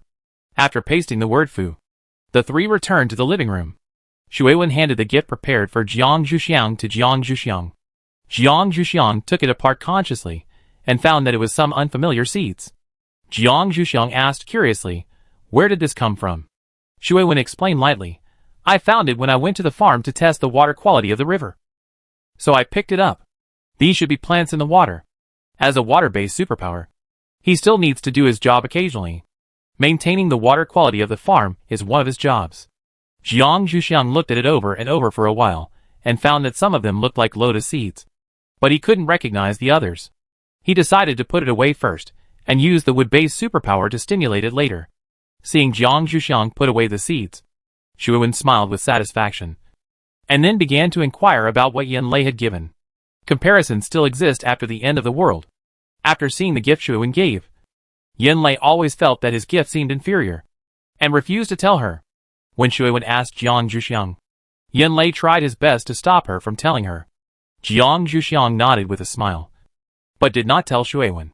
Just at this time, the dean's wife called the 3 people over and said that they could eat. So the matter was turned over. On the New Year's Eve dinner table, the dean's wife used the existing ingredients to set up a table full of dazzling things.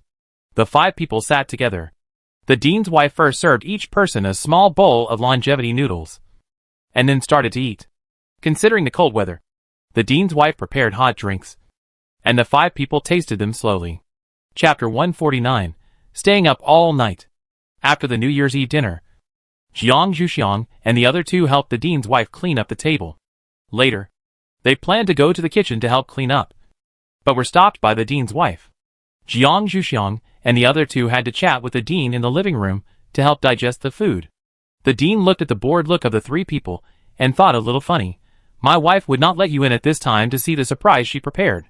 When Jiang Zhuxiang and the other 2 were a little bored, the lights in the living room suddenly went out, and the dean's wife pushed a big cake out with a cart, singing the birthday song that sounded weird to Jiang Zhuxiang. When the dean's wife pushed the cake in front of Jiang Zhuxiang and stopped, Yan Lei carefully reminded Jiang Zhuxiang to make a wish and blow out the candles. Jiang Zhuxiang did as he was told without knowing why. People in this era really celebrated birthdays in a strange way. Not only did no one wish him a happy birthday, but the ceremony was also very strange. After the dean's wife saw Jiang Zhuxiang blow out the candle, she turned on the light in the living room again, and then handed Jiang Zhuxiang a knife, signaling her to divide the cake. Jiang Zhuxiang was good at dividing things.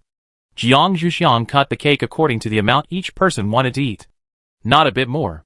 To be honest, Jiang Zhuxiang didn't think these people could eat it. After Jiang Zhuxiang divided it, these people took it and ate it. Jiang Zhuxiang also reached out and took a piece, and ate it slowly, while being cautious. Just now, she used the communicator to check the tradition of celebrating birthdays in this era.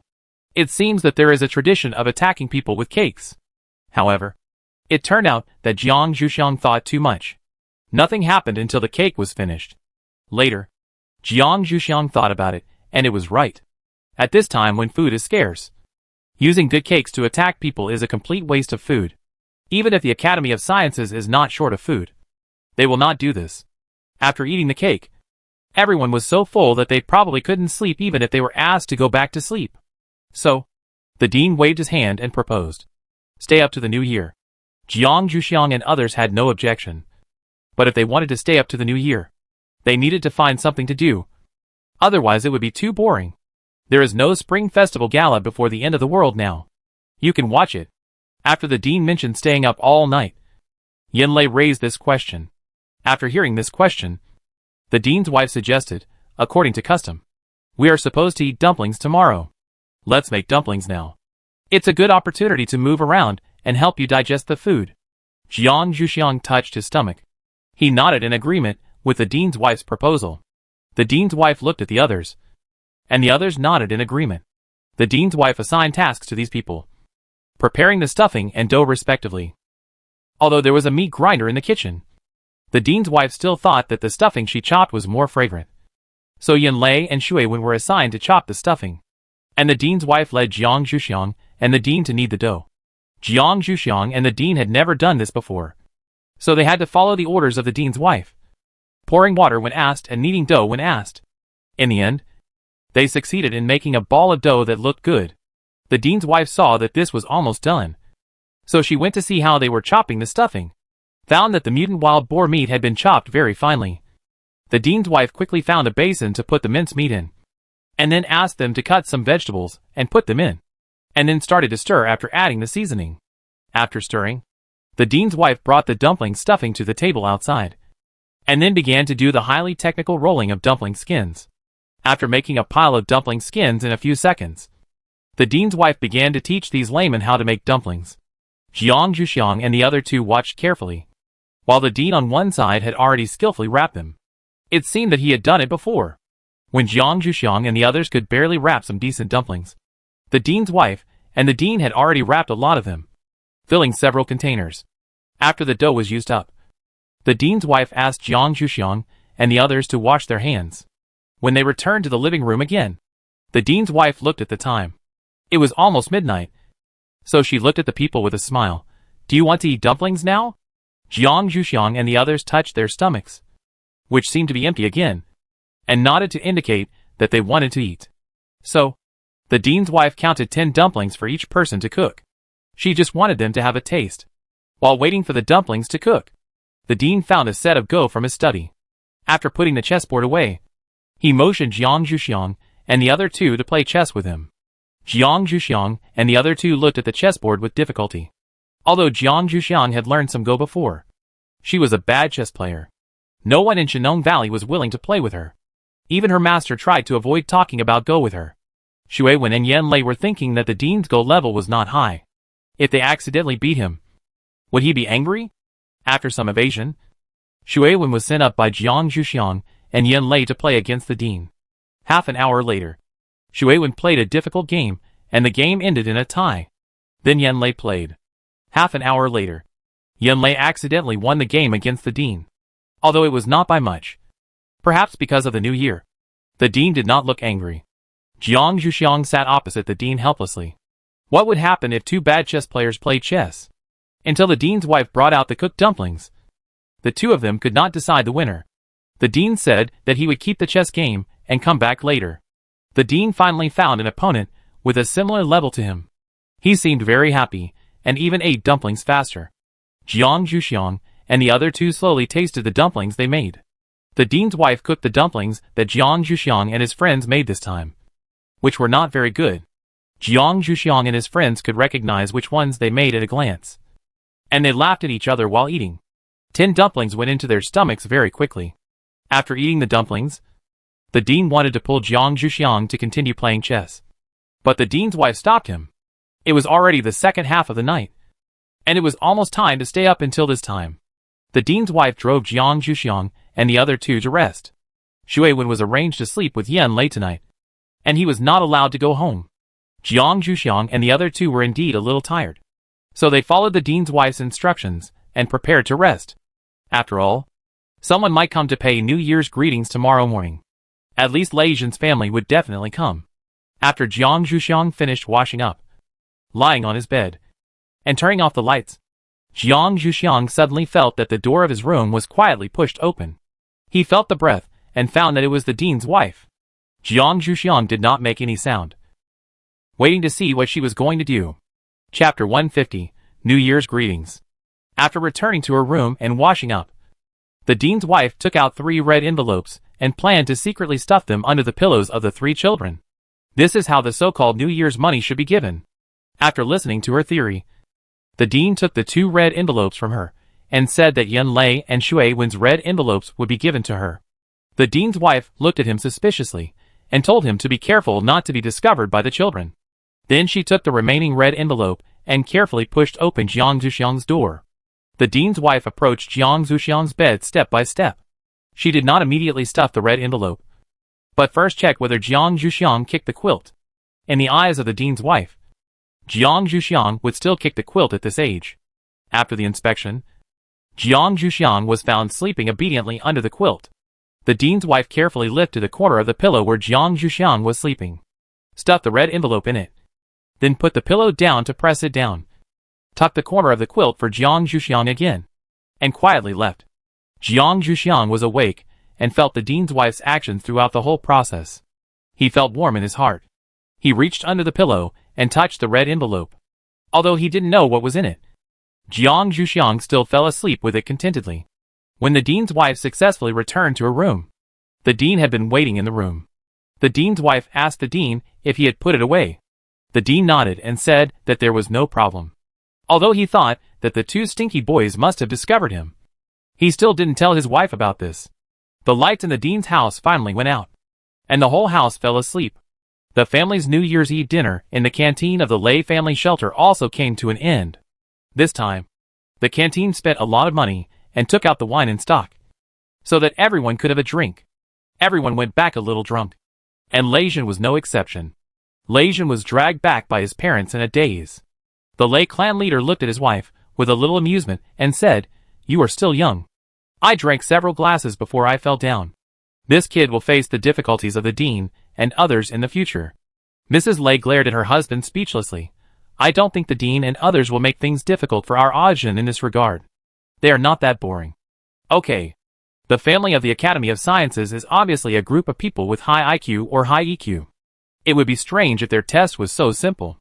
Patriarch Lei was glared at by his wife and touched his nose a little embarrassedly. He returned to his house and settled his son. Mrs. Lei began to discuss with Patriarch Lei about going to the Academy of Sciences to pay New Year's greetings tomorrow. "We will leave early tomorrow, but I don't know what gifts to bring." Mrs. Lei has never been good at this, so it's better to ask her husband's opinion. After thinking about it, Patriarch Lei said, "They probably don't like other things either. Let's pack up some of the more bizarre things we collected in the wild and bring them with us, since we can't use any of them anyway."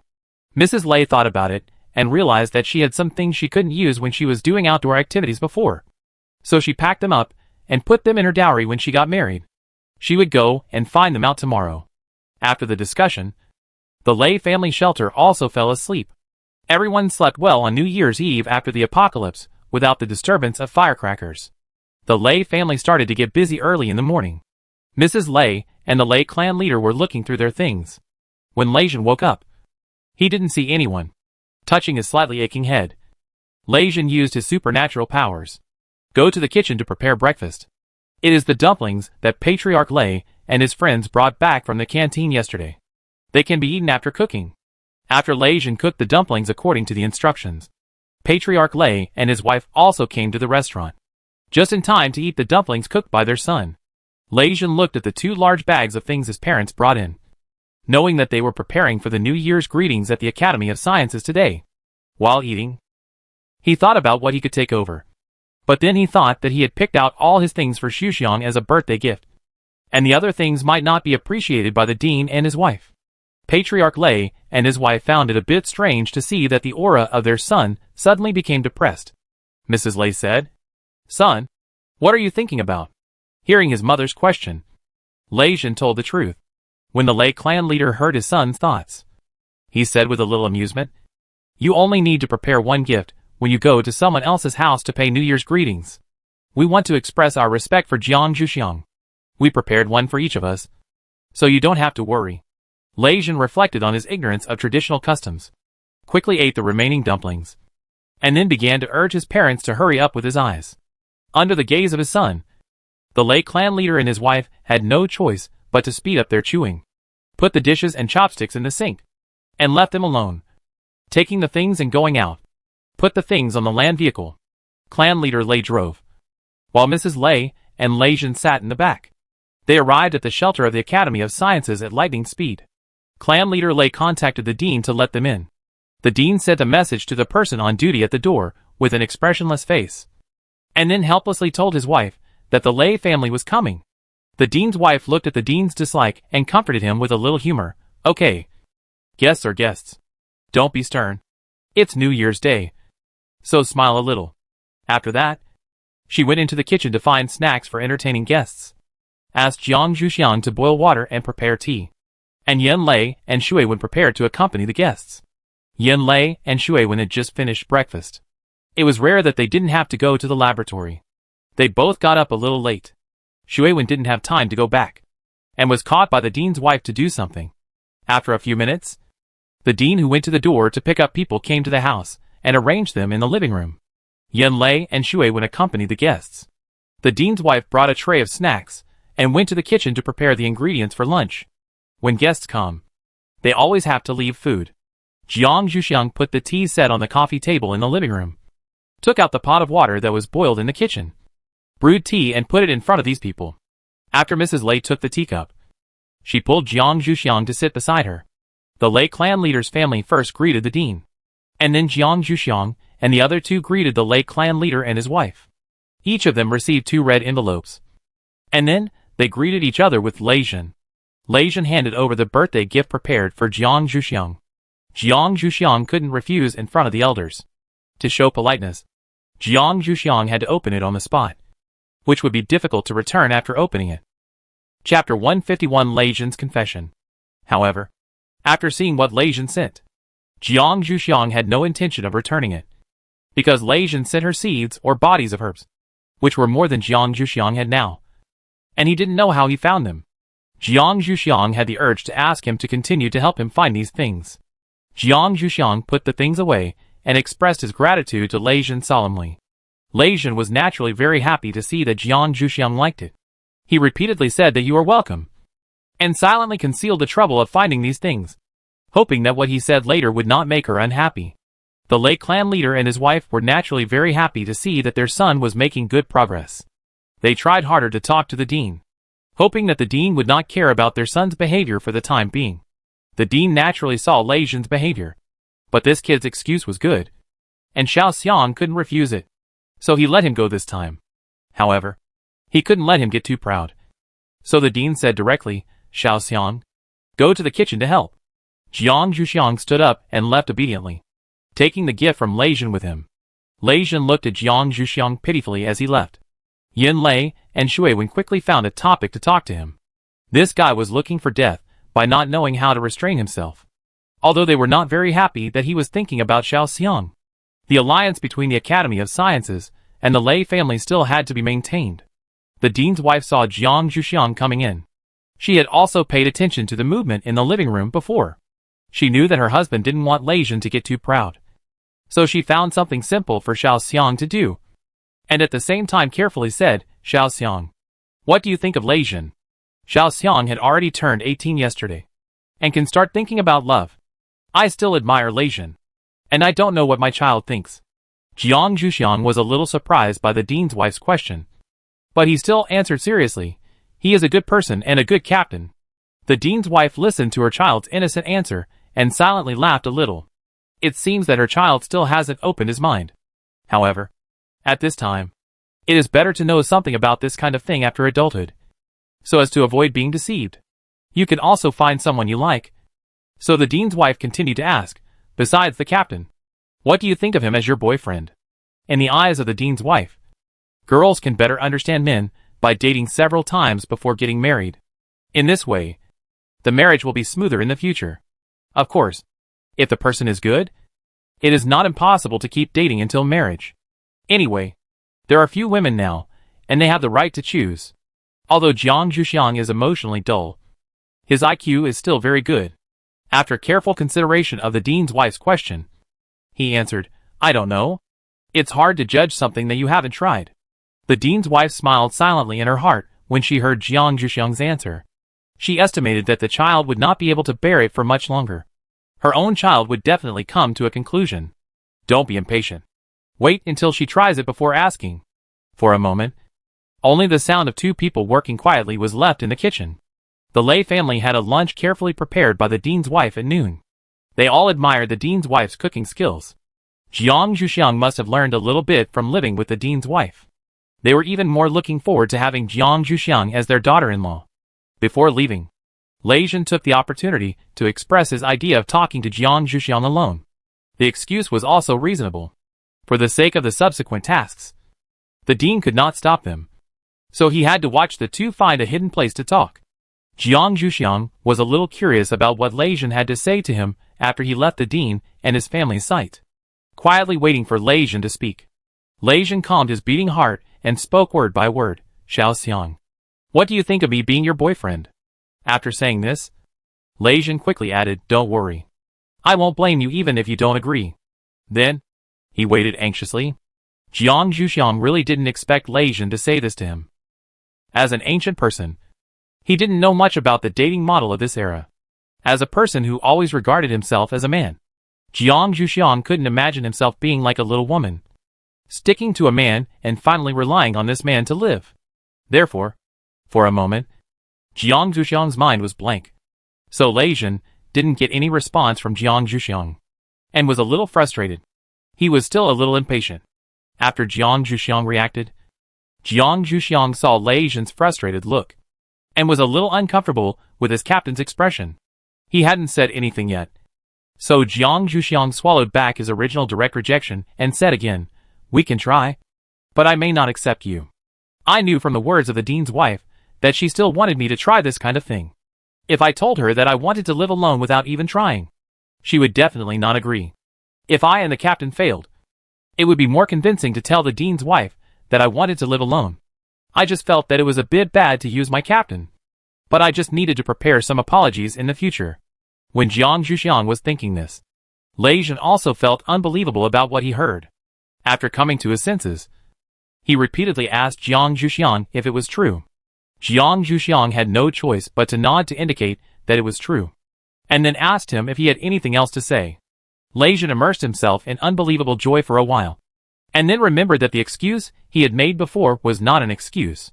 He told Jiang Zhuxiang that Jinin, Yan Yan, and Mumu would go with him to find Tao Tai for training, and wanted Jiang Zhuxiang to mention it to Tao Tai in advance to avoid Tao Tai accidentally hurting him. Lei Zhen's tone was cautious, fearing that his decision without discussing it with her would make her unhappy. Jiang Zhuxiang was a little speechless about his captain's tone. Did he think that these additional people would pose a threat to Tao Tai? Tao Tai has always been very sensible when training people. However, after being reminded by Lei Zhen, Jiang Zhuxiang remembered that he had not greeted Tao Tai for the new year. He must send a message to Tao Tai when he returns. Tao Tai probably didn't have the habit of celebrating the new year at that time, so it didn't send a message to him. Jiang Zhuxiang and Lei Zhen said that they would tell Tao Tai, and then asked Lei Zhen again if he had anything else to do, and then said that he could leave. They had disappeared from the sight of the dean for so long, and the dean might come to find them. Chapter 152, the first mission after the new year. Lei Zhen had just expressed his feelings to Jiang Zhuxiang. He originally wanted to stay alone with Jiang Zhuxiang for a while, even if he couldn't hold hands or hug. However, since his little Xiang said so, he couldn't disobey her.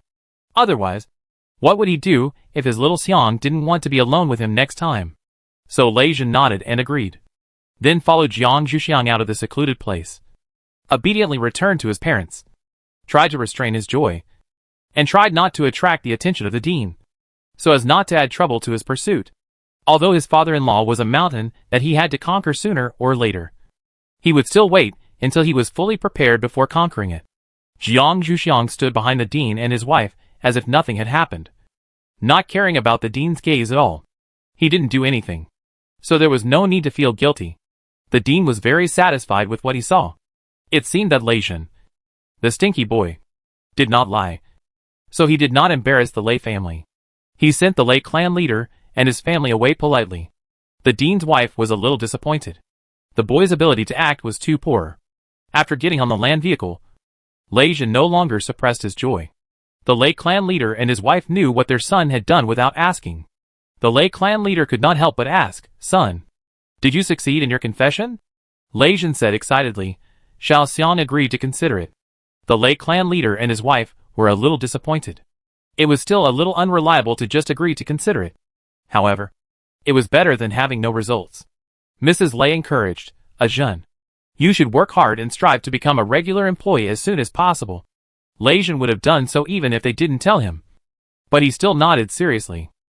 Humans who survive the end of the world would not let themselves enjoy themselves for too long. The atmosphere of the entire new year only lasted until the third day of the new year. During this period, the Lei, Yan, and Jin families, and the people from the Academy of Sciences exchanged New Year greetings, and redetermined the time for the things that had been agreed before the new year. Lei Jin's team of superpowers would also take action again. The Lei clan leader also handed over the matter of contacting Mumu to Lei Jin himself, and let Lei Jin control how much Mumu knew in the future. After all, the Lei family still didn't trust the people at the base. The Lei clan leader's implication was that Lei Jin should be more cautious about the Mu family. Lei Jin was still very clear-headed when it came to matters that did not involve Jiang Zhuxiang. Lei Jin encrypted his communicator before sending the gathering time of their team to Mumu. As for how he could come here, that was his business. Although Mumu was naive, he still had some brains.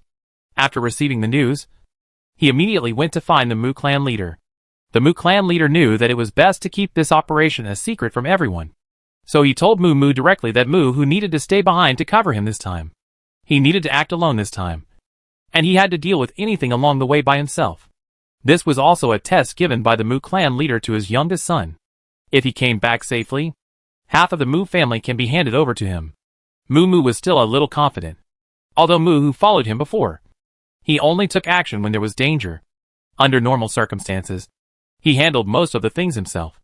This time, he told his father about this matter just to ask how to be more concealed. And Mumu directly brought it up. The head of the Mu clan had already made arrangements for this matter. And he said directly, I will tell others directly that you have to practice in Sanma Garden during this period to break through the level of supernatural powers. You will set off tonight and rush there in the dark. You will be at the Lei family when it is almost dawn. The Lei family and the Mu family shelter are still some distance away. I just don't know if Mumu can handle all kinds of situations at night. However, Mumu is a wood-type mutant after all. And he still knows something about mutant plants. As long as he is careful of mutant animals, he is not too worried. Mumu listened to his father's arrangement and still admired his father's arrangement. He said that he would go back to prepare first. At the same time, the Yin family and the Jin family were having similar conversations. But Yin and Jin had come to the Lei family alone before. The relationship between the families did not require them to act so cautiously. They were eager to try. They had seen Tao Tai once before, looking forward to fighting Tao Tai again. Lei Jin, on the other hand, was a little worried about whether he should go to pick up his own Xiaoxiang. After all, he was a potential boyfriend, so he had to behave well. Lei Jin mentioned it to Jiang Zhuxiang in the daily fixed communication, but was rejected by Jiang Zhuxiang, saying that if he wanted the dean to know, he should do it. Lei Jin had to give up this idea a little unwillingly. He silently said that he would wait halfway when the time came. Anyway, there was only one way from the shelter of the Academy of Sciences to the shelter of the Lei family. And he was not afraid of not being able to pick up anyone. After Jiang Zhuxiang hung up the call, he remembered that Tao Tai had said to him before that he would give him a birthday present. He just didn't know what Tao Tai would give him. So he was still looking forward to this action. Jiang Zhuxiang thought about the type of gift that Tao Tai would give him. And then he entered the state of cultivation. In the early morning, Jiang Zhuxiang came out of the state of cultivation, put all the things he needed in his personal space, opened the door, left a note on the table about his whereabouts, and then quietly opened the door. After he went out, he closed it gently, and then he started to hurry on his way after filling himself with a tube of nutrient. After rushing for a while, Jiang Zhuxiang silently saw a black shadow in front of him. Jiang Zhuxiang observed it carefully and found that the black shadow did not seem to move, and then considered whether he should care about him. Jiang Zhuxiang decided to get closer to see what it was. So he approached quietly. The closer he got, the more Jiang Zhuxiang felt the thunder energy on the black shadow, and silently guessed that it couldn't be a member of the Lei family. It was not until he came in front of the man that Jiang Zhuxiang recognized that this person was his captain, who was sleeping soundly. Jiang Zhuxiang silently woke the man up and handed him a tube of awakening potion. After he woke up, he began to ask, "When did you come here?" Lei Jin hurriedly sorted out his description, hoping that his own Xiaoxiang didn't see that he had just woken up. Hearing Xiaoxiang's question, Lei Jin quickly answered, "Midnight." Jiang Zhuxiang was speechless. This person didn't need to be so enthusiastic. He waited for him on the road in the middle of the night. No wonder he fell asleep. He was practicing at that time. No wonder there is a saying that people in love have a negative IQ. Although Jiang Zhuxiang didn't know what a negative number was, Jiang Zhuxiang gently warned Lei Jin, "In the future, if I say you don't need to come to pick me up, you really don't need to come. What will your parents do if something happens to you?" Chapter 153, Feelings on the Road. Lei Jin smiled slightly in the darkness. His own Xiaoxiang was caring about him. If it were in the past, Lei Jin would never have thought that one day he would put a person in the same position as his family, and even have a tendency to surpass him. Perhaps this is the charm of love. Don't you see? From ancient times to the present, how many kings love beauty instead of the country? Jiang Zhuxiang is not a person who likes to nag. After saying this, he didn't say anything more and continued to move forward. Lei Jin consciously followed. When Lei Jin and Jiang Zhuxiang arrived at the meeting place of the Lei family, a breakfast restaurant on the ground building, the other people of the Lei family had already arrived. These people stood up and greeted Jiang Zhuxiang. They hadn't seen Jiang Zhuxiang for a while. Unlike their captain, who went to the shelter of the Academy of Sciences to pay New Year's greetings, Jiang Zhuxiang responded to the greetings of these people one by one, then sat down and asked curiously, "When will the others arrive?" Jiang Zhuxiang didn't know that their gathering time was earlier than Lei Jin told the others. This was also Lei Jin's intention to meet Jiang Zhuxiang in advance, and to distinguish them from the other three. Therefore, hearing Jiang Zhuxiang's question, Lei Jin immediately replied, "It will take another half an hour. Let's wait while eating breakfast." Jiang Zhuxiang frowned. "I have already drunk the nutritional supplement. It is better to wait for them to arrive and eat together. It is better not to treat them differently too obviously." Jiang Zhuxiang's tone did not mean to blame, but simply put forward her own ideas. This is also because she knew why Lei Jin treated them differently. In the final analysis, it was to take care of herself. Lei Jin naturally would not ignore Jiang Zhuxiang's opinion. Originally, he had breakfast first to take care of his little Xiang. Since Jiang Zhuxiang had already drunk the nutritional supplement, it didn't matter when he had breakfast. Lei Jin readily said, "Then wait another half an hour." The boss, who was waiting on the side, nodded to show that he understood. Half an hour later, Lei Jin and others finally waited for the other three people. But the conditions of these three people were not the same. Although Jin Yin and Yin Yin also had traces of fighting on their bodies, but overall they looked relatively neat. And Moo Moo, the whole person seemed to have rolled on the ground for several times. Lei Jin and his team members tried hard to control themselves from laughing. Moo Moo also saw the state of the other two people. He asked a little embarrassedly, "Is there a place where I can tidy up?" Lei Kong stood up and led him the way. The breakfast shop naturally had a restroom, which was enough for Moo Moo to tidy up. After Moo Moo walked away, Lei Jin began to ask Jin Yin and Yin Yin what happened. Jin Yin and Yin Yin described their experiences on the road in detail. Generally speaking, the mutant beasts and mutant plants became more irritable, and they were also affected by the decrease in the Earth's gravity, which made it inconvenient to fight. Hearing the reason behind them, Lei Jin directly asked Jiang Zhuxiang if he had brought any extra gravity devices. The day before Jiang Zhuxiang set out, the dean prepared several more gravity devices for Jiang Zhuxiang to prevent him from encountering any unexpected situations on the road. Jiang Zhuxiang put them directly in his personal space at that time. When he heard Lei Jin's question, he took out two of them under the cover of his backpack. He also explained, "The dean mentioned to me that the Jin and Yin families would be informed of the gravity device today. If you come out later, you can get it. This is not that the Academy of Sciences deliberately delayed, but that the Jin and Yin families would not deal with such matters during the new year. So the Academy of Sciences did not say a word." Jin Yin and Yin Yin naturally understood Jiang Zhuxiang's implication. They did not expect that Jiang Zhuxiang would actually defend the Academy of Sciences now. Obviously, in the previous action, they felt that this person did not have a high degree of recognition of the Academy of Sciences. Although the two thought so, they did not delay their actions, and quickly equipped themselves with gravity devices. That light feeling was really uncomfortable. After the equipment was ready, the two stood up and jumped a few times. They really felt that they had recovered to their previous state. They expressed their gratitude to Jiang Zhuxiang sincerely, and asked Jiang Zhuxiang how many contribution points he needed. They naturally did not think that Jiang Zhuxiang would provide such a good thing for free. Jiang Zhuxiang said a number, which was the same price as the gravity device provided by Science I to the Lei family. It was also a fair treatment. Although this thing was free for Jiang Zhuxiang, the dean had a saying that a little rice is a favor, and a big rice is a grudge. It is better not to give others the impression that the Academy of Sciences is easy to talk to.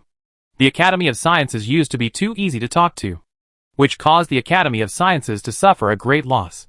Hearing the number Jiang Zhuxiang said, Jin Yin and Yen Yin subconsciously looked at the people of the Lei family.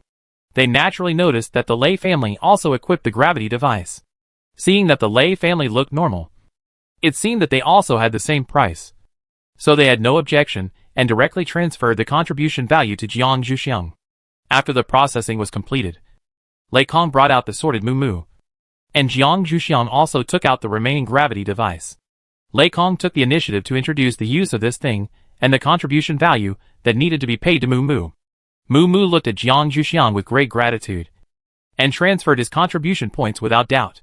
He did not suspect that Jiang Zhuxiang was blackmailing him. It seemed that he had suffered from the decrease in gravity. Jiang Zhuxiang saw Mu's performance and unconsciously compared it with the performance of Jin Yin and Yen Yin just now. He still felt that Mu's behavior was more comfortable, although it was human nature to consider oneself. Who would not like a simpler person? Unfortunately, before and after the end of the world, people are becoming more and more considerate of themselves. The human touch between people is really less than that of Jiang Zhuxiang's era. After everyone arrived, the owner of the breakfast shop consciously brought the breakfast that Lei Jin had ordered before. Because of the presence of other people, Lei Jin still spent a lot of money. After eating, everyone started to set off. On the way, Jiang Zhuxiang, Lei Mu and Mu were all wood-type superpowers. The three were arranged by Lei Jin to act together. Jiang Zhuxiang was supposed to be arranged beside Lei Jin, but was rejected by Jiang Zhuxiang. Jiang Zhuxiang took the initiative to walk at the end of the three people in the action, and Lei Mu and Mu moved in front and behind, which was considered to be a care for Mu. This behavior made Lei Jin unconsciously jealous, but it was not easy to show it in front of outsiders. Moreover, as a boyfriend in the probation period, jealousy is not an open act.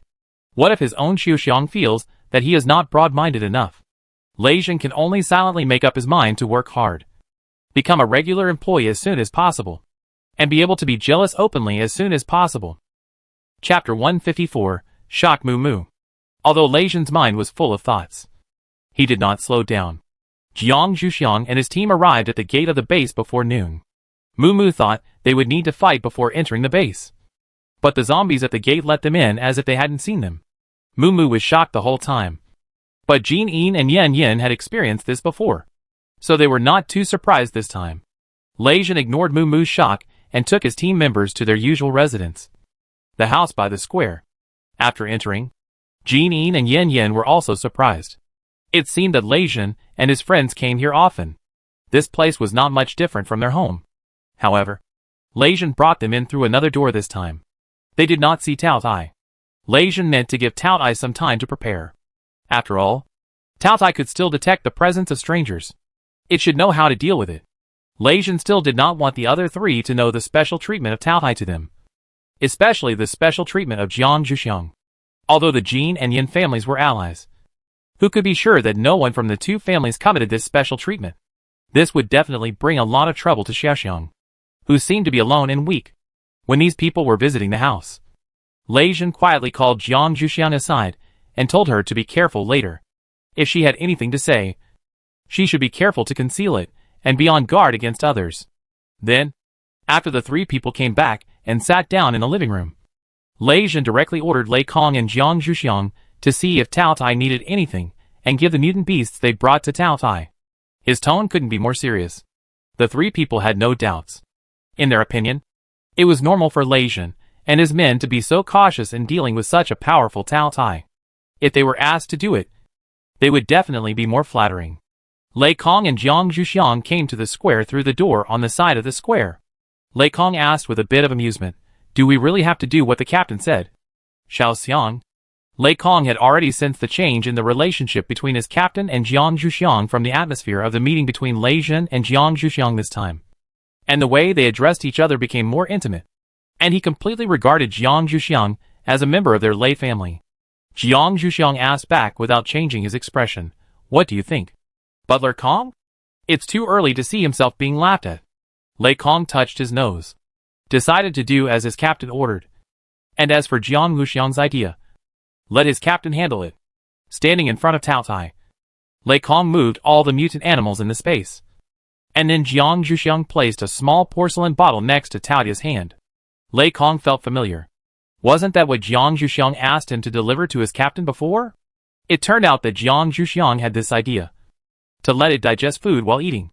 Tao Tai first looked at Lei Kong with satisfaction, then looked at Jiang Zhuxiang with a little grievance, but still put away the small porcelain bottle and began to enjoy his meal. Lei Kong looked at Tao Tai with amusement, and then asked Tao Tai what he needed according to his captain's instructions. Tao Tai naturally felt the breath of a stranger, and knew that he needed to be careful if he wanted to get close to his own junior. So he asked Jiang Zhuxiang to comb his hair. This is also a fair way to communicate with his own junior, and it will not arouse suspicion. Lei Kong naturally agreed, and he also knew that Jiang Zhuxiang was very happy to do this. So Lei Kong gave Jiang Zhuxiang a look that said be careful and returned to the house to report to his captain. Also for the three people to see. The three people really looked very normal, and said that they would help with lunch, and they would prepare Jiang Zhuxiang's portion. And there was still a little guilt in their expressions. It was the same as Lei Jin's performance, when he first heard Jiang Zhuxiang combing the fur of Tao Tai. Lei Jin's team members were a little amused in their hearts. And when they looked at each other, they all conveyed that they were as naive as we were before. Jiang Zhuxiang didn't know that they were acting like this in the house. He focused on combing Tao Tai's hair, and kept nagging Tao Tai to eat slowly and eat less. Tao Tai chewed while he was chewing. He nodded lazily. As for whether to do it or not, it depended on his mood. Of course, he would also take Jiang Zhuxiang's mood into consideration. Jiang Zhuxiang also knew that his persuasion could only play a limited role, but he still had to say it. Jiang Zhuxiang mentioned that Tao Tai wanted to give him a birthday present. Of course, Jiang Zhuxiang didn't ask Tao Tai for a gift, but he felt that Tao Tai obviously had nothing and didn't need a gift. Tao Tai didn't respond to Jiang Zhuxiang's words, but just continued to eat. After Jiang Zhuxiang finished combing her hair and lunch was ready, Lei Jin came out in person to call Jiang Zhuxiang to eat lunch under the teasing eyes of his teammates. Jiang Zhuxiang chatted with Tao Tai for a few words at the end, and then she and it needed to act as strangers. Lei Jin did not urge, and let Jiang Zhuxiang and Tao Tai finish their chats. Then he stepped aside to let Jiang Zhuxiang go in first, and followed Jiang Zhuxiang in. After entering the restaurant, Lei Jin prepared Jiang Zhuxiang's lunch first, and placed it in front of the chair she was sitting on. Jiang Zhuxiang silently pinched Lei Jin while he was busy, indicating that he should restrain himself. Lei Jin pretended that he had no feelings, and after there was nothing he could do for Jiang Zhuxiang, he quietly returned to his seat and sat down. Regarding Lei Jin's performance, Jean and Ian thought it was because of Jiang Zhuxiang's previous behavior of combing the fur of Tao Tai. Although they felt it was a bit too sticky, it might be their habit, so the three of them had nothing to say. As for the other team members, they were all silently complaining in their hearts. It turned out that the captain they saw before was still restrained. Fortunately, they didn't know that their captain was just a potential boyfriend. Otherwise they would be more surprised. This time, Lei Hua was the chef as usual. Moo Moo was already very surprised when preparing the lunch ingredients. He didn't expect that they could actually use mutant beast meat and vegetables as lunch. The family banquet of the Moo family was just at this level. Usually, they still eat more nutritional supplements. It's no wonder that his father wanted to ease the relationship with the Lei, Yan, and Jean families. While eating, Moo Moo secretly made up his mind to perform well and try to impress Lei Jin and others so that his family could eat mutant beast meat and vegetables every meal in the future. In fact, the Moo family has quite a few plants. But the Moo family treats plants as resources for practicing wood-related abilities, and would never eat them as vegetables. This is one of the reasons why Moo Moo was shocked. The vegetables for this lunch were all grown by Lei Moo using seeds. He was also asked to help, and Moo Moo also secretly hid a seed and planned to take it back. Chapter 155. Team up to fight. After a hearty meal, Lei Jin asked Jin Yin, Yin Yin, and Mu Mu for their opinions on whether to take a nap before going to fight with Tao Tai. Because according to Tao Tai's habit, they also need to sleep for a while after a hearty meal. Although Jin Yin and Yin Yin had seen Tao Tai before, they only attacked from a distance. At this time, they naturally followed Lei Jin's advice, and went to rest in the room assigned to them. As for Mu Mu, the original purpose of joining the Lei family's superpower team was to get closer to the Lei family. He had never considered fighting with Tao Tai before. At this time, he wanted to find Lei Mu and Jiang Zhuxiang, who seemed to be gentle to him, to ask them if they had fought with Tao Tai before, and then consider whether he wanted to try it. Jiang Zhuxiang heard Mu Mu's question and looked at Lei Mu with a bit of amusement. This matter was really difficult for Jiang Zhuxiang to answer, because she herself had never fought with Tao Tai. Jiang Zhuxiang pushed the question to Lei Mu. Let Lei Mu tell you about this matter. He is more experienced. Mu Mu listened to Jiang Zhuxiang's words and thought about it. It made sense. Jiang Zhuxiang was a girl after all. No matter how strong her ability was, fighting and killing were not beautiful. Brick looked at Lei Mu and waited for his answer. Lei Mu thought for a while. If you want to fight Tao Tai, it's not impossible, as long as you are strong enough to fight. For me, I always team up with others as an auxiliary. You can also take this approach. You can ask the two people who came with you if they are willing to let you be an auxiliary. It can be regarded as helping each other. Our wood-type abilities also need to be well trained. Maybe one day we can fight independently. Although Lei Mu said so, he could have fought independently a long time ago, just to encourage Mu Mu. Along the way, he also saw that Mu Mu was well protected by the chief of the Mu clan. His wood ability should only be used as an auxiliary. I hope he can hone it well. Mu Mu listened to Lei Mu's words and thought about it. He estimated his ability to withstand blows. He decided to follow Lei Mu's suggestion and go to Jin Yin and Yin Yin to discuss the team formation. No, they are resting now. It's not good to disturb them. I'll talk to them when they come out. Seeing that Lei Mu solved Mu Mu's problem, Jiang Zhuxiang turned his attention to his own affairs. Before leaving, I gave the plants in my studio to Yan Lei to take care of, and also moved some of them to the farm of the Academy of Sciences. I don't know how Yan Lei is doing. While Lei Jin and the others are resting, Jiang Zhuxiang sent a message to ask about it. When Yan Lei received Jiang Zhuxiang's message, he had just finished lunch. After listening to Jiang Zhuxiang's questions, Yan Lei told her what he saw in her studio in the morning, and he had already agreed with the farm when to send some of the plants over, so that Jiang Zhuxiang could experience it outside without worry. Afterwards, Yan Lei said a little sadly, Xiaoxiang, why do you like to run out with others? If you don't go out, you can take care of the plants yourself. Right? Of course. Yan Lei said this not because he was unwilling to help take care of the plants, but he just didn't like his junior sister going out with other men. Jiang Zhuxiang naturally wouldn't misunderstand Yan Lei's words, but he could only pretend that he didn't understand the implication of his words, and smiled awkwardly, saying that he was going to hang up the call. Yan Lei didn't entangle, put away the sad expression on his face, and reminded Jiang Zhuxiang to be careful outside again, and then watched Jiang Zhuxiang hang up the call. After Jiang Zhuxiang dealt with this matter, he also felt a little sleepy, and talked to Lei Mu and Mu Mu. He also went to his room to rest. An hour later, the people who were taking a nap got up one after another. Mu Mu took the time to talk to Jin Yin and Yin Yin about requesting to form a team, and expressed his willingness to be an auxiliary. After listening to this, Jin Yin and Yin Yin said that they would ask Lei Jin first. After all, they didn't know that they could form a team. It's better to ask clearly. What if Tao Tai is not satisfied? Lei Jin didn't say much after listening to the story of Jin Yin and Yin Yin, although their team members basically like to fight Tao Tai alone.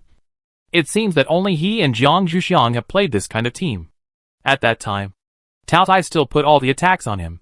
He completely indulged Jiang Zhuxiang's attack, and occasionally deliberately bumped into him to make Jiang Zhuxiang happy. Lei Jin said that you can decide for yourself. Jin Yin and Yin Yin were relieved to see that Lei Jin did not object. They had also formed a team when they fought against Tao Tai last time. They were a little scared to fight alone this time. Now it was better to form a team, even if the team members were not very reliable. It was a kind of peace of mind. The two told Mu Mu about agreeing to form a team. Mu Mu was also very happy. It was not good to watch others make progress when they came out. It would be better if he could participate in it. Lei Jin saw that his team members, and the three people were ready. So he walked out of the house, first to ask Tao Tai if he could start. The others followed behind Lei Jin, and were eager to try. Tao Tai also woke up after feeling Jiang Zhuxiang's breath. When Lei Jin asked, he lazily said that he was ready at any time. After hearing Tao Tai's answer, Lei Jin quickly stepped aside, and signaled his team members to decide the order themselves. Since he would be the last one anyway. The other team members had already discussed the order in the room. Now they came forward one by one to compete with Tao Tai. Some of them persisted for a long time. And some persisted until they could not stand up. The training of Lei Jin's team members lasted for 2 hours. And then it was the turn of Jin Yin, Yin Yin, and Moo Moo to form a team to fight. Moo Moo carefully held the plant seeds suitable for fighting brought from home in his hand, ready to stimulate them at any time.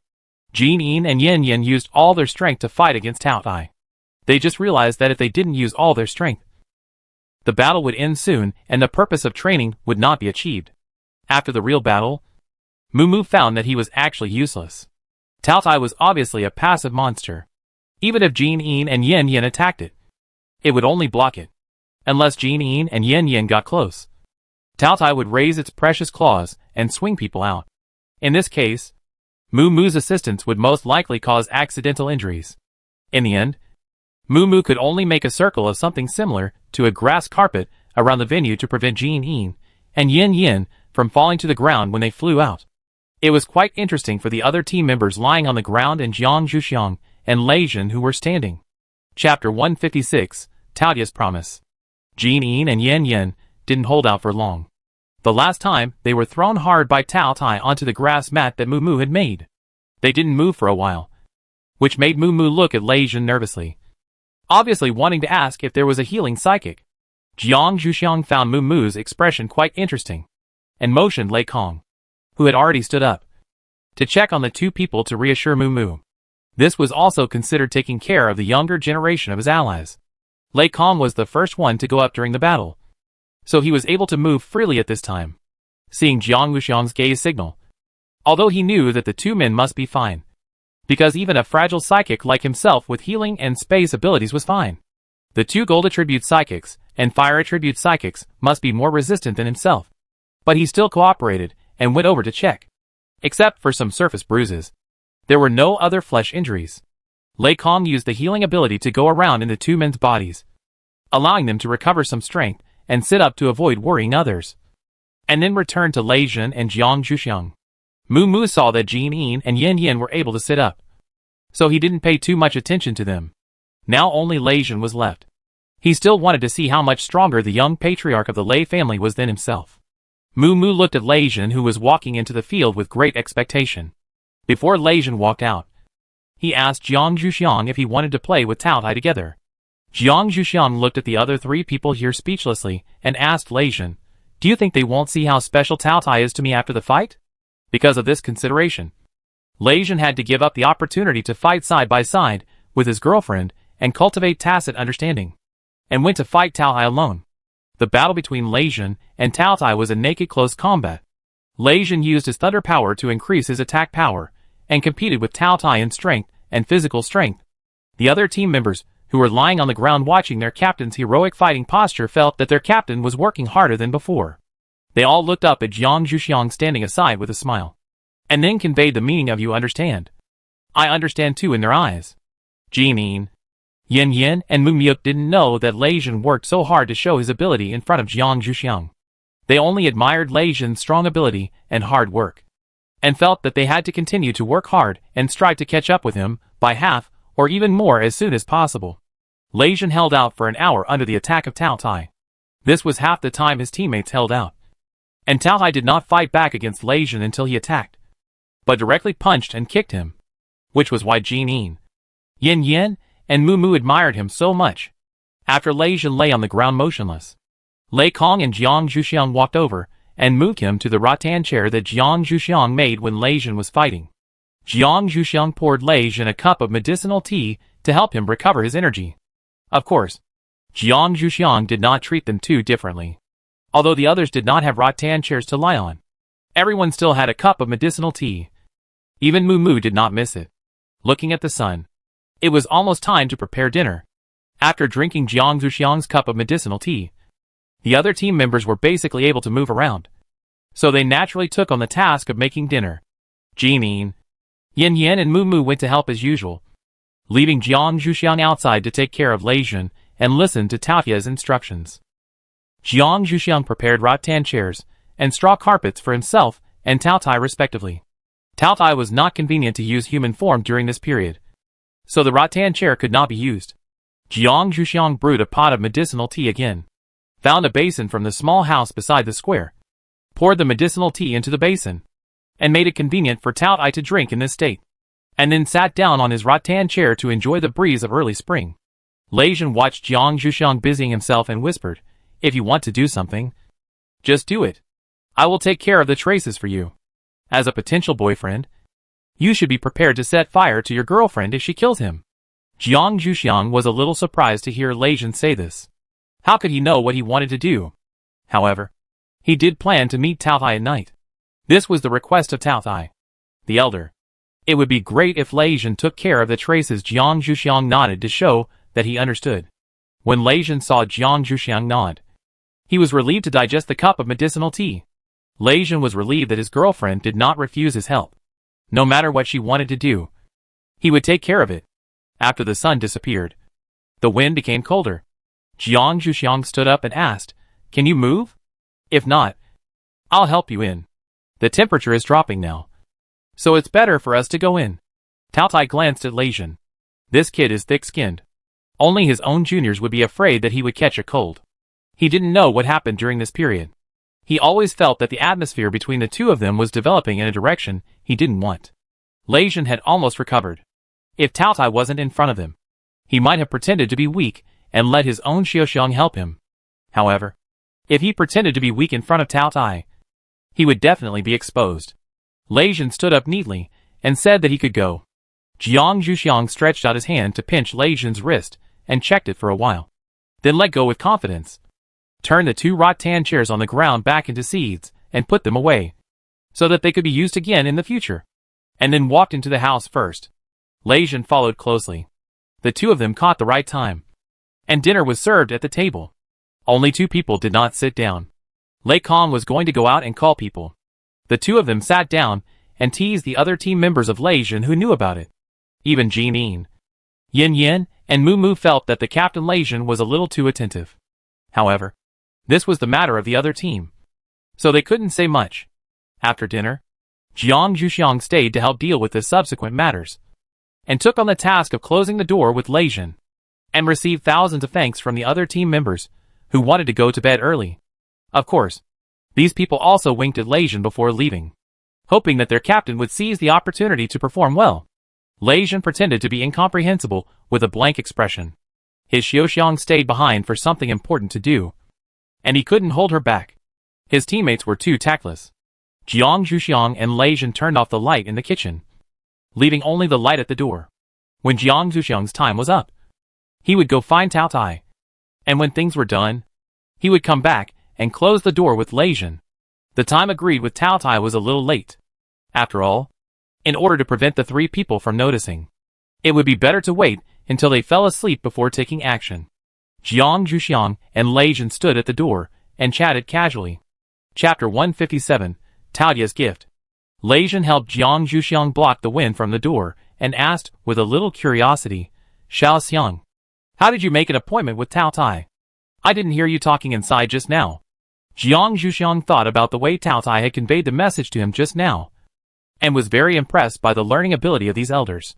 Tao Tai sent a message to him, and it was not that he couldn't tell Lei Jun about it. Lei Jun also knew that he had installed a communicator for Tao Tai before.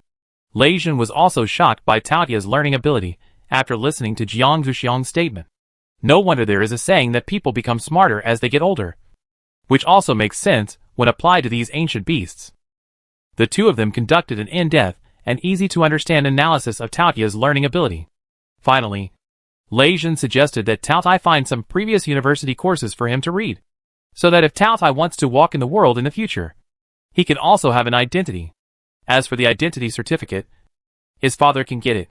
Jiang Zhuxiang did not object to finding learning materials for Tao Tai, but it was more convenient for the Academy of Sciences to prove the identity.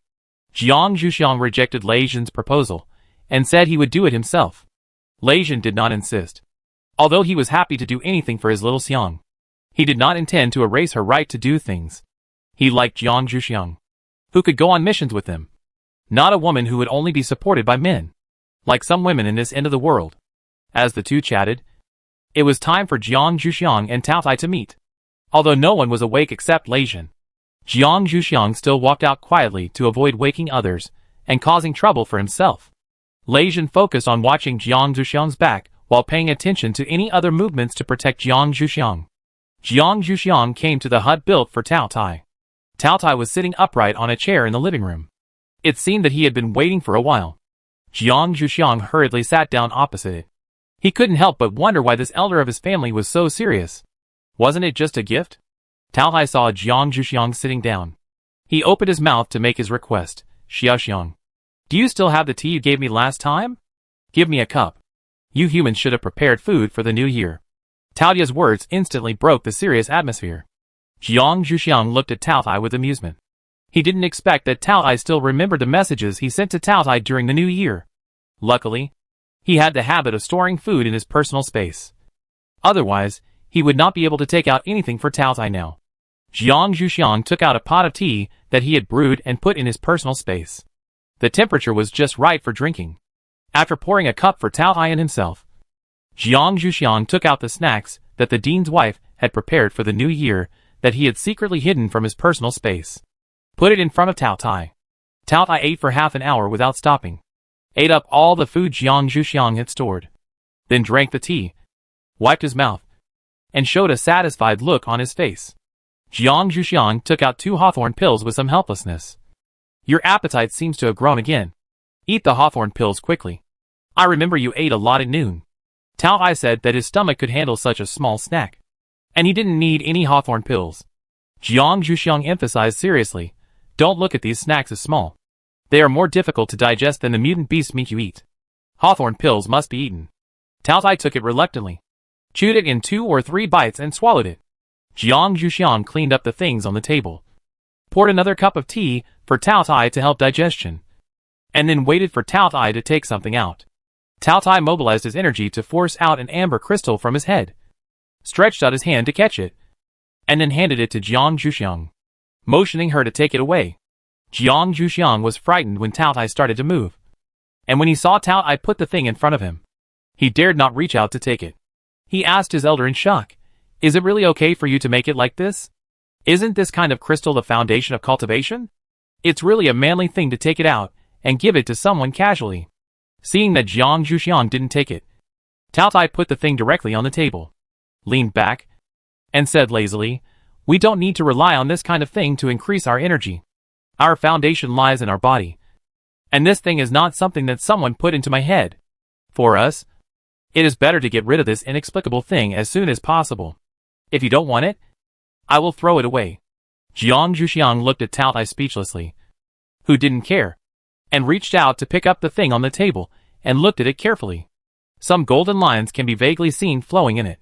Jiang Zhuxiang confirmed with Tao Tai again that this would not affect its strength, and then put it away, and said that if it wants to go back in the future, he will not occupy it and not give it.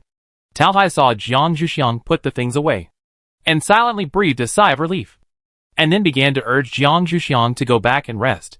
Don't you have 3 strangers coming this time? You should go back quickly, so as not to be suspected. Jiang Zhuxiang thought that Lei Jin was still waiting for him at the door, so he didn't delay any longer. He said goodbye to Tao Tai and walked out. Lei Jin saw Jiang Zhuxiang coming back, and led Jiang Zhuxiang in. The two of them closed the door together, looked at Jiang Zhuxiang's face, and asked, is Tao Tai looking for you for something? Jiang Zhuxiang said helplessly, nothing. Just gave me a gift. As for what it was, Jiang Zhuxiang didn't plan to tell Lei Jin for the time being. Even if he didn't know what it was for, whether it was from Tao Tai's body, it would be better to be cautious. Lei Jin also knew not to ask. He believed that if he could tell, his Xuxiang would definitely tell him. Lovers still have little secrets, and it would be better for him, the prospective boyfriend, not to ask questions, and said considerately, then Xiaoxiang, go and rest first. I'll turn off the lights and so on. Jiang Zhuxiang thanked him for his hard work and went back to his room. Lei Jin turned off the lights and went back to his room. Cao Tai waited until the building on the side of the square was completely dark before quietly leaving the base in human form. He found an empty and uninhabited place, turned into his original form, moved around, and felt his own strength. After forcing the amber crystal out, the restrictions on himself were reduced a lot. One of them was that he could walk out of the base, and the other was that his own strength was restored to 90% of the original. Cao Tai felt that the thing he gave to his junior must have been made by those who sealed them before. He hoped that Xu Xiang could figure out what it was, although he didn't tell her clearly when he gave it to her before. With the curiosity of that junior and Shenong, she would definitely not let go of that thing. Chapter 158, Sensitive Enemies. After stretching his muscles, Cao Tai planned to call the nearby zombies to ask about the situation. Cao Tai was now right inside the original zombie encirclement. The zombie that was summoned was the most intelligent one in this circle of zombies, but he could only tell Cao Tai what he wanted to know in a stiff tone, which was completely inferior to the zombies in the base. However, Cao Tai didn't care much. For Cao Tai, these zombies were like puppets for him to drive. He was just asking for convenience. For the Cao Tai with particularly high intelligence, he would spend some time to train them. The rest depended on their own luck. In the minds of the fierce beasts that have survived from ancient times, being strong is the fundamental reason why others value you. After understanding the situation, Cao Tai returned to the base. At present, there are still humans brought by the group of his own juniors in that place. He still has to deal with them, and cannot disappear immediately. After they leave, he can consider going out for a walk to see how other old friends are doing now, or bring his own junior to them to see. I think they also miss Shenong's kindness. The people at the base were trained by the Cao Tai, who had recovered his strength, and the others who stayed in the shelter also noticed their movements. In the Sandma garden of the Mu family, the Mu family members, who went out with Mu before were still being punished in the garden. After they finished a day of punishment, they would gather together to point at the houses in the center of the garden and vent their dissatisfaction. The clan leader's son is good.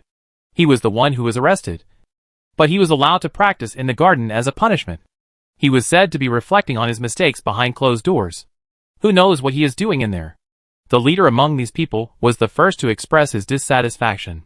Although the punishment was said by the clan leader, they dared not be dissatisfied. But Mu was only the youngest son of the Mu family, and he was not the young clan leader yet. They were not convinced. The person sitting next to him echoed, yes. The clan leader is biased after all. Obviously. We all have the surname Mu. The person sitting on the other side of him raised other opinions. Have you seen anyone sending things over during this period? Is our Mu family's young master still in there? The person who just agreed raised an objection. Maybe he brought enough things before going in. I heard that the tribe leader personally delivered them. It's not easy to make some concessions on such matters. The person who raised other opinions added meaningfully, even if the things are well prepared. But no one has collected the waste during this period. People in there always have some things to throw away. The leader listened to the two people singing and thinking carefully, and felt suspicious.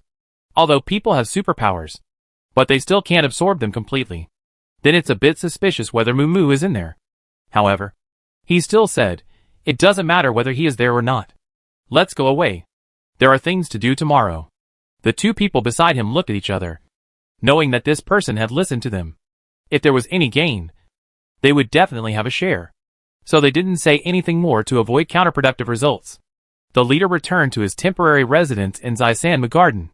He turned on the communicator and edited their suspicions into a message, sent it to a person, and received a confirmed true or false reply. A smile appeared on his face. They were the defenders of orthodoxy. There was no reason to abandon the eldest and establish the youngest. They would definitely find out where Mu went. If he was doing something important, the eldest young master should also have a share. The Shui family.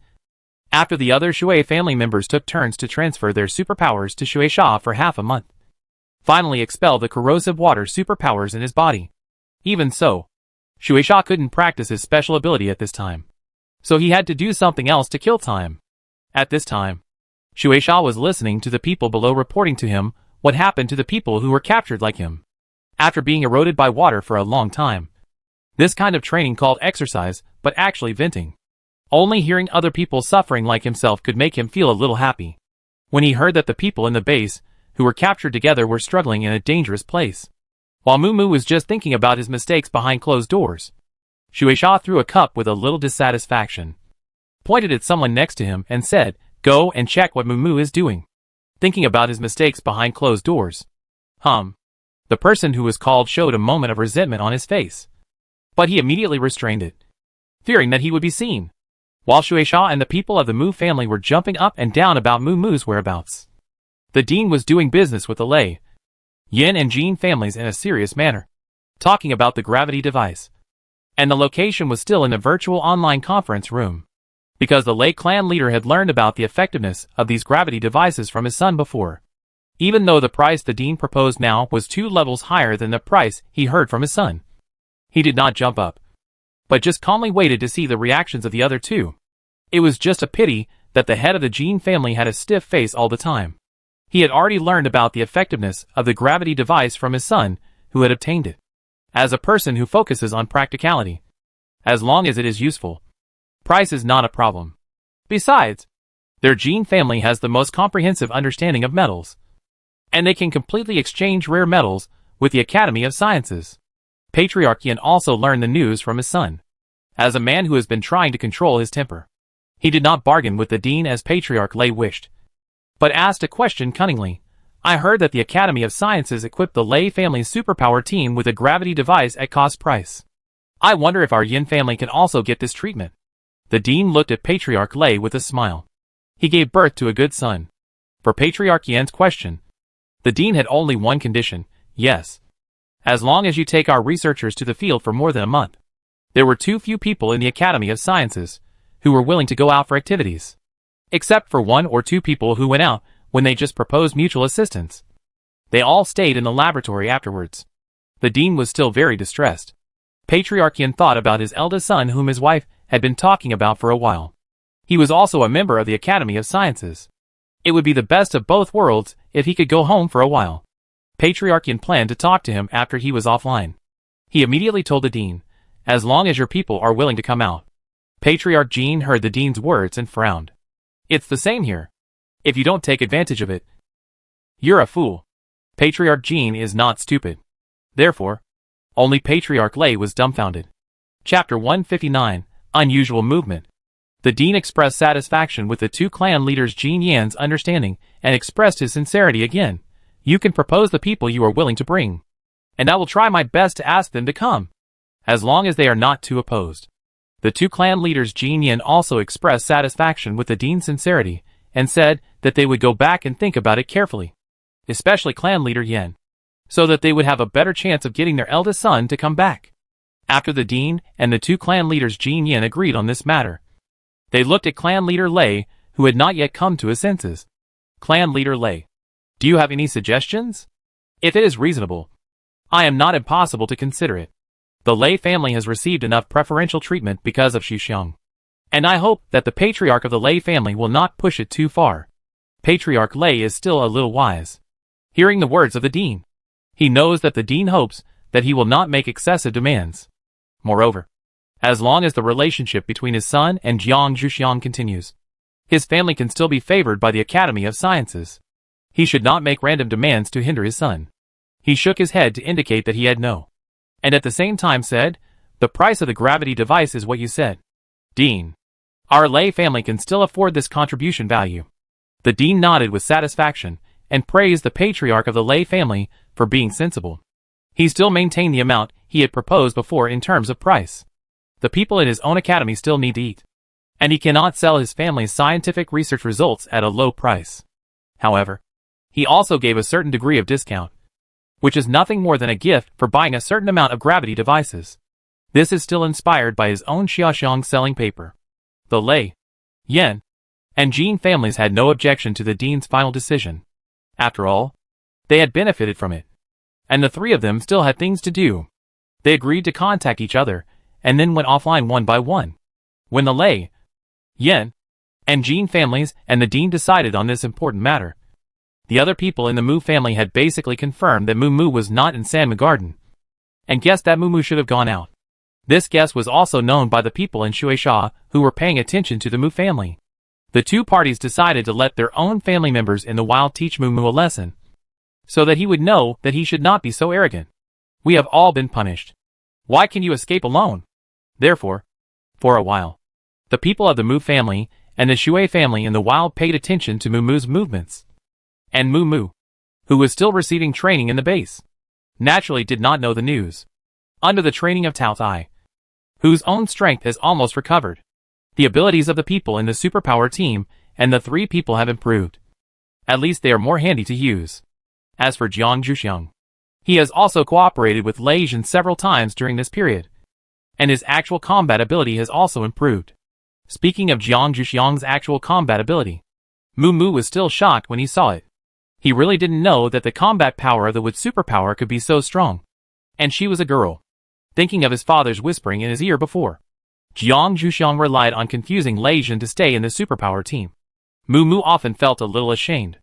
Therefore, Muumu, who originally wanted to ask Jiang Zhuxiang how to better train his Wood superpower, did not take any action for a long time, but just kept paying attention to every battle of Jiang Zhuxiang, hoping that he could see some mystery. However, Jiang Zhuxiang's ability training method is a combination of daily training provided by the Lei family and special methods in Shenong's secret technique. Muumu can't learn it just by looking at it. Therefore, after hesitating for several days, Muumu finally decided to go directly to Jiang Zhuxiang for advice. After another battle with Tao Tai, Muumu approached Jiang Zhuxiang hesitantly, wanting to ask her to take a walk nearby and talk about the training method of wood-related abilities. When Lei Jin saw this man who had been watching his little Xiang approaching, his expression suddenly became ugly. He didn't know what kind of courage this kid had. Dared to covet his Xiang. After glaring at him for several times, Lei Jin knew that the key to being poached was still to see the will of the person in the corner. Lei Jin planned to see how his Xiang would deal with this person whom he thought was a love rival. Jiang Zhuxiang listened to Muumu's request. He also knew that this person's goal would not be him.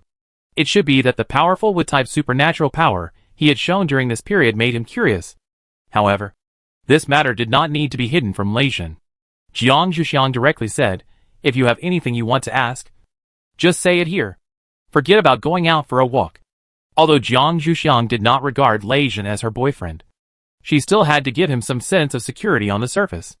So Jiang Zhuxiang also tried to be transparent in this matter, which was the result of the dean's wife often talking to Jiang Zhuxiang before. Muumu looked at Jiang Zhuxiang with a little surprise. Doesn't this person care about others hearing about her ability training method? In Muumu's eyes, it is normal for people to cherish their own things. However, since she doesn't care, there is no need for him to remind her. Jiang Zhuxiang, I want to ask how you trained your ability to be so powerful. Jiang Zhuxiang heard that he was indeed asking this question, and he didn't think there was anything to hide. He couldn't reveal the Shenong's secret technique, but he could still tell the Lei family's daily training method. So Jiang Zhuxiang told him the truth. Muumu really didn't expect Jiang Zhuxiang to directly tell his experience like this, but he doubted the credibility of this answer. In his opinion, Lei Mu's Wood ability was not as strong as Jiang Zhuxiang's, and Lei Mu had practiced for a few more years than Jiang Zhuxiang. So Muumu raised this doubt. Jiang Zhuxiang looked at Muumu, who was not easy to fool, a little helplessly, and didn't know what to say for a while. He looked at Lei Jin, hoping that he could understand what he meant and help him. Lei Jin was relieved when he heard that Muumu had been paying attention to his Xiaoxiang for this matter, and heard him ask about his Xiaoxiang's training method. Such a young man would never get much favor from his Xiaoxiang.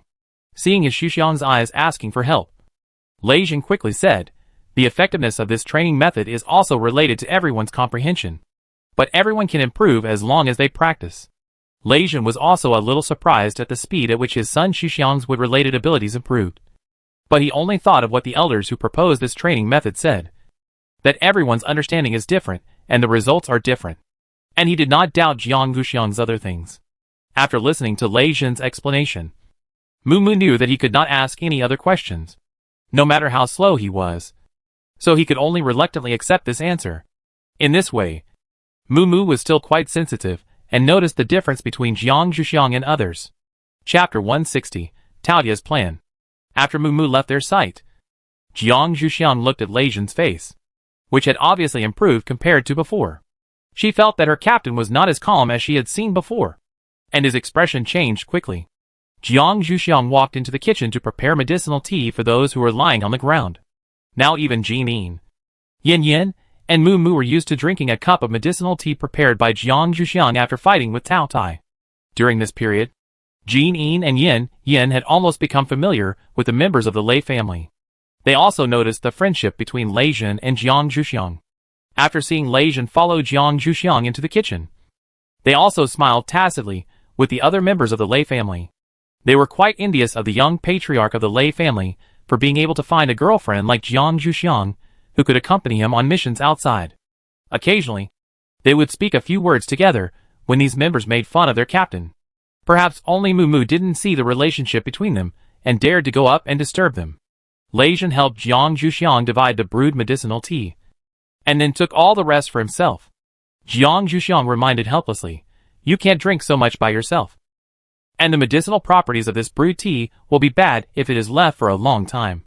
Lei Jin directly poured himself a cup and drank it, and then gave the rest to Lei Kong to put in a space, and emphasized that he was not allowed to drink it secretly.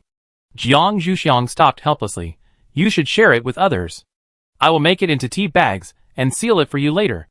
You can brew it yourself and have as much as you want." Lei Jin was very satisfied with Jiang Zhuxiang's compromise, but he was still unwilling to share the things.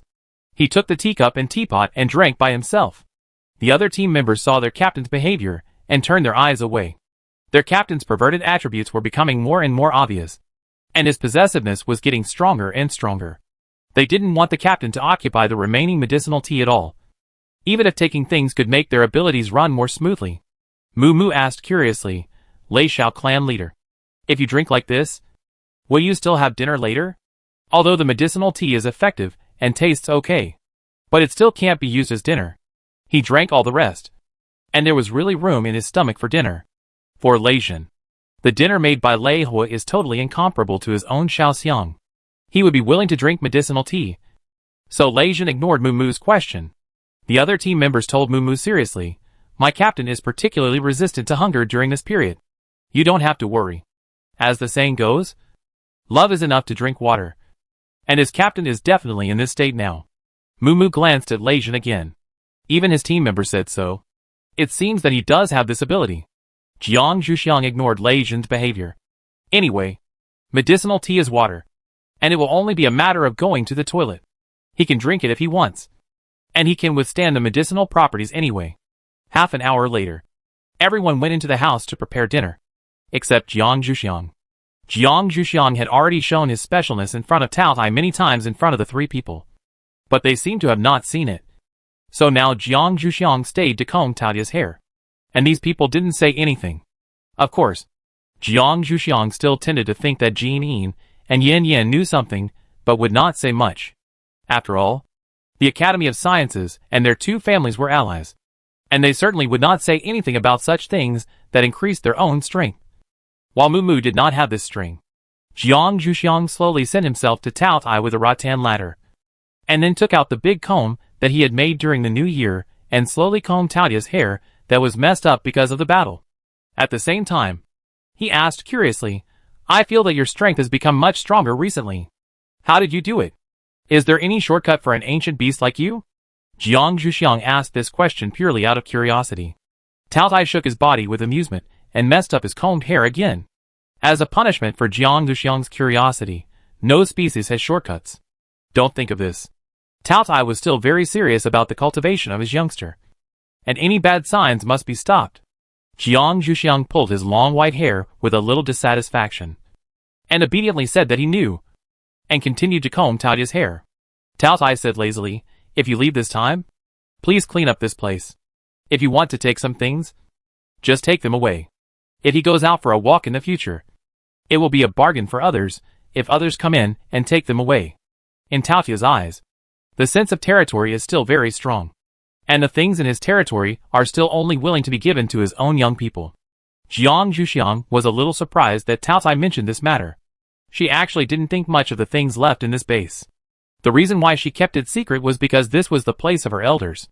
However, since Tao Tai said so, Jiang Zhuxiang said that he would tell Lei Jin and the others.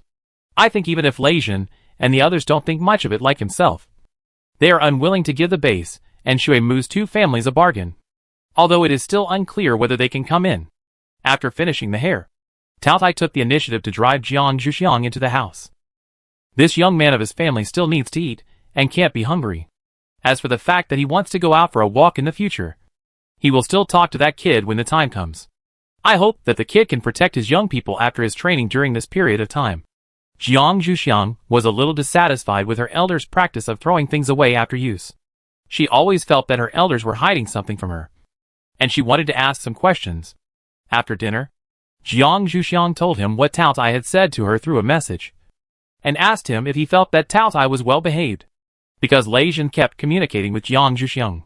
Jiang Zhuxiang would occasionally tell Lei Jin about his doubts.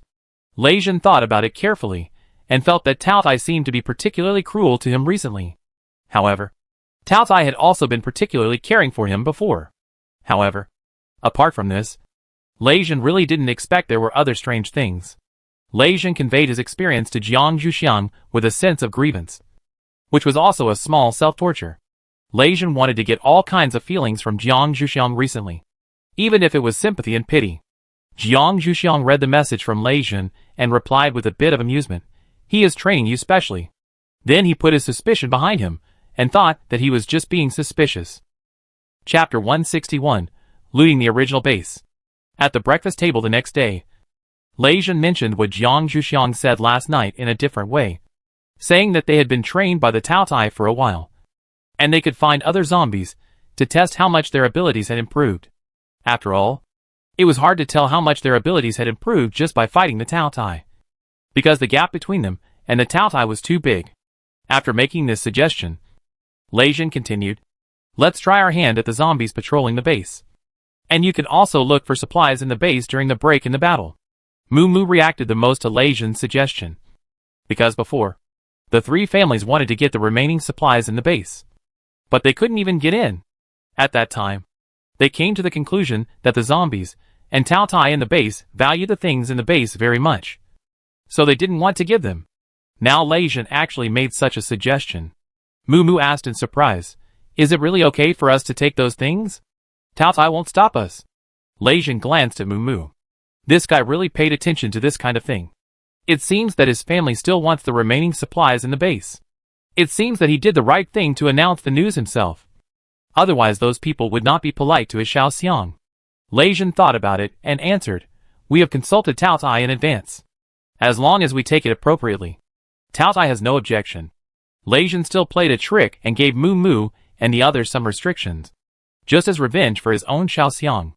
After listening to Lei Jin's explanation, Moo Moo began to believe that he could actually fulfill the expectations of the three families before and obtain the remaining supplies in the base. Although there were restrictions and other people went with him to get it, it was better than not being able to enter the door before. Taking these things back, his father would also be relieved. However, he had the ability of wood, so how to take the things back when he got them was still a problem. Moo Moo also expressed his concerns in advance. "Then after I get the things, they belong to me. Right? The implication is that no one else will snatch them from him. Right?" After listening to Moo Moo's words, Lei Jin felt quite amused. Everyone here is better than him. Right? If they want to snatch them from him, he can't struggle, and they can't get what they want by themselves. So does the thing in his hand look particularly good? I didn't expect this kid to look naive, but he thinks a lot. Lei Jin looked at Moo Moo and said, "The things you get are naturally yours. We will take what we want by ourselves." After that, he looked at Jin Yin and Yen Yen and asked them to express their opinions. Jin Yin and Yen Yen also found it very funny, but he still expressed his opinions without making Lei Jin feel embarrassed. Moo Moo knew that what he said might make these people have a lower impression of him, but since he was alone, he could only be petty. And then Moo Moo remained silent. Lei Jin began to talk about how to go for this kind of opportunity to obtain supplies. It is more efficient to act separately. As the Lei family with the largest number of people here, Lei Jin still said in a gentlemanly manner how to divide into groups. "You guys go first." Jin Yin and Yen Yen knew that Lei Jin was taking care of them, so they didn't hesitate and took the initiative to say, "Young Master Lei, you should be the one to divide the groups. We believe that you won't let us suffer too much." As soon as this sentence came out, Moo Moo, who originally wanted to be grouped with the two, couldn't speak. Compared with the Lei family, who were more numerous and powerful, Moo Moo originally thought that Jin Yin and Yin would be more willing to act with him. But he didn't consider that the families of these two people were allies with the Lei family. The main reason was that the Shui and Mu families and the base were allies. But when their interests were involved, they were still ruthless in fighting for them. So they didn't think the so-called allies were trustworthy. Lei Jin saw their attitude and naturally knew what they were thinking. So he didn't make things difficult for them. He directly arranged for Lei Kong and Lei Mu, who were relatively weak in the Lei family's superpower team, to follow the two men. Jin Yin and Yen Yin were naturally very grateful. Lei Kong was also a space superpower, which was very helpful for their actions. As for Mu Mu, in order to prevent him from thinking that the Lei family wanted to rob him, Lei Jin didn't arrange for the Lei family to act with him. So he let him act alone, hoping that he could come back intact from the zombies. Mu Mu was very happy when he heard Lei Jin's arrangement, but he regretted it when he was chased and blocked by high-level zombies. Of course, this is a later story. Let's not talk about it for now. After arranging the actions of the allies, Lei Jin also divided the remaining Lei family members into groups. As for himself, he naturally acted with his own Xiao Xiang. After the grouping, each of them said where they wanted to go. Mu Mu naturally chose the area where the Mu family was. Originally, he should have gone to the Shui family and the base. But now that he was alone, it was better to keep a low profile and not be too greedy. Jin Yin and Yen Yin also first chose the area where their families were originally located. Lei Jin said that he would go to the Academy of Sciences with Jiang Zhuxiang first. As for the other Lei family members, they would go to the Lei family area first, and then go to other places. After the matter was settled, everyone quickened their breakfast pace to buy more time for the next thing. Mu Mu finished his meal the fastest, washed his dishes, and set off directly. The rest of the people looked at Mu Mu's eager look silently. Was he afraid that we would snatch it from him? After the rest of the people finished their breakfast, they cleaned up the kitchen and then set off separately. Jiang Zhuxiang led the way in front, leading Lei Jin to the direction of the Academy of Sciences. Jiang Zhuxiang had never lived in the Academy of Sciences before, and now she could lead Lei Jin because the dean had sent her a map of the Academy of Sciences in the base on a whim before this trip.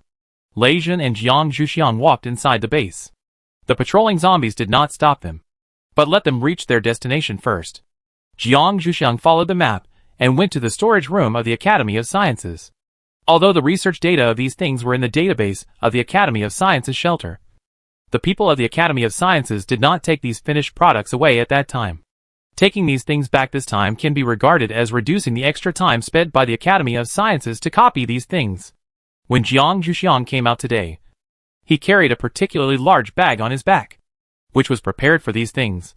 Chapter 162 Lei Kong Who Bears Grudges. Pushing open the door of the achievement storage room, Jiang Zhuxiang saw that the achievements were displayed in glass cabinets. There was a password on each glass cabinet. Even if ordinary people came in without the password, they could not take these things away. If someone wanted to break the glass forcibly, the achievements inside would be destroyed and an alarm would be sounded. These things were revealed to Jiang Zhuxiang by Yen Lei and Shui Wen during their usual chats. Now there is also such a place in the shelter of the Academy of Sciences. Yen Lei and Shui Wen also took Jiang Zhuxiang to see it, because Jiang Zhuxiang had not thought about coming here this time. He now needed to send a communication to the dean to ask about the password. In addition to the owners of these achievements, only the dean knew the password. Jiang Zhuxiang sent the communication to the dean for convenience, so that he could get all the passwords at once. The dean was a little surprised when he received Jiang Zhuxiang's call. After all, this kid doesn't like to send messages home once he goes out. Last night, his wife complained about him, saying that he shouldn't have agreed to let Jiang Zhuxiang go out so frequently. After answering the call, he heard that Jiang Zhuxiang was talking about this matter. The dean was a little surprised at her efficiency. After all, when the dean gave Jiang Zhuxiang the map before, he really didn't expect that she would have the opportunity to go there so soon. However, the dean still gave Jiang Zhuxiang the password and said that if she liked anything, she could keep it herself. At that time, he would help her talk to the owner and give them the corresponding contribution value. Jiang Zhuxiang just looked around and felt that the ideas of the researchers in the Academy of Sciences were strange. He didn't want anything. He just said that he knew the promise of the dean, hung up the communication, and then began to enter the passwords one by one. After opening the glass cabinet, he carefully put the results into his backpack and tried to speed up as much as possible. Lei Jin did not enter the results storage room with Jiang Zhuxiang. He waited for Jiang Zhuxiang to come out outside the door.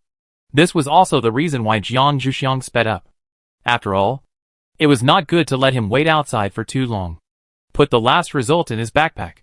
The backpack seemed bulging. Jiang Zhuxiang was a little grateful that the gravity of the earth had become smaller now. Otherwise he would definitely be inconvenient to move with so many things on his back. Jiang Zhuxiang walked out of the storage room and saw Lei Jin standing there bored. He walked over with a smile and reminded him, "I'm done. Let's keep going inside." Lei Jin saw the big bag on Jiang Zhuxiang's body and reached out to weigh it. Although it was not very heavy, he still tentatively said, "I'll help you carry it." Jiang Zhuxiang waved his hand to indicate that it was not necessary. He could still carry this little stuff by himself. Lei Jin had no choice but to continue to follow Jiang Zhuxiang inside. The next place the two of them arrived at was the warehouse of the logistics department of the Academy of Sciences. There were not many things left here. Most of them were some experimental materials that had not been used. They did not take these away when they evacuated. Only food. But even if there weren't many, these things were not something Jiang Zhuxiang and his partner could take away. Jiang Zhuxiang stood there, considering whether to expose his personal space. He could disguise himself as a space ability. Anyway, there was Lei Kong, a dual ability user, in the team, so it wouldn't be too conspicuous to have one more person. Lei Jin saw Jiang Zhuxiang standing there without moving. Thinking that she didn't know what to do, he suggested, "I'll call Lei Kong over." At their speed, they should have dealt with it almost. Jiang Zhuxiang was relieved when he heard Lei Jin's suggestion. To be honest, he hadn't really planned to expose this secret in front of Lei Jin. He and Lei Jin wanted to part ways in peace in the future. It would be better not to expose this deadly thing. Jiang Zhuxiang nodded in agreement. Seeing Jiang Zhuxiang agreed, Lei Jin started to contact Lei Kong. Lei Kong had just put a bunch of metal into his space and felt that he was heavier. He received a call from his captain and quickly answered it to ask what was going on. Jin Yin walked a few steps away to show that he had no intention of eavesdropping. Lei Jin told him about the situation here, and Lei Kong had expected this situation before coming out. He didn't find it strange and agreed readily. Anyway, the things here had been installed. After hanging up the communication, Lei Kong and Jin Yin told each other about what was going on there and what he was going to do. Jin Yin didn't stop him. After all, Lei Kong was still a member of the Lei family. The more important things in his house have been packed away. As a gold-type psychic, the most important thing is the metal. Because of the problem of survival when transferring before, only food was transferred at the first time. Now taking these back is enough for Jin Yin. Jin Yin also suggested, "I'll take you there, so it will be faster." In Jin Yin's eyes, neither the space power nor the healing power is strong in combat, and they still need more protection from combat-type psychics like them. Lei Kong naturally heard the implication of this person's words, and silently gritted his teeth, but still controlled his emotions and agreed. He was too lazy to do anything when someone was acting as a thug. The two hurried to the area of the Academy of Sciences. Lei Kong implemented the principle of not taking action. All along the way, Jin Yin was fighting the zombies. When they arrived, Lei Jin and Jiang Zhuxiang looked at the two people's different appearances, and silently thought that Jin Yin must have offended Lei Kong. Otherwise, he would not be so miserable. Lei Jin and Jiang Zhuxiang knew the nature of Lei Kong very well. He was a grudge-bearing sesame-filled bun. When they were with Lei Kong, they would go over the words in their minds before speaking to avoid offending him. Jiang Zhuxiang looked at Lei Kong, who was talking to Lei Jin, and quietly moved to Jin Yin's side, telling him where he could change his clothes, and asked him to quietly tidy up and come back. Jin Yin looked at her gratefully. Although he didn't know why she told him so secretly, he still appreciated her kindness. He knew that he didn't look good now. After Jiang Zhuxiang saw Jin Yin leave the warehouse, he turned around and saw Lei Kong looking at him. Jiang Zhuxiang smiled reflexively, hoping that he would not bother with him. Lei Kong was quite tolerant of Jiang Zhuxiang, especially now that his captain had made his feelings clear to her, so she didn't need to be so careful at all. He would not bear a grudge against her for such a small move. He thought she just wanted to ask, "Don't you need to sort these things, Xiao Jiang? Although I can put them in like this, I will definitely have to put other things in later. It will be bad if they are damaged by then." Jiang Zhuxiang thought about it and felt that it was right.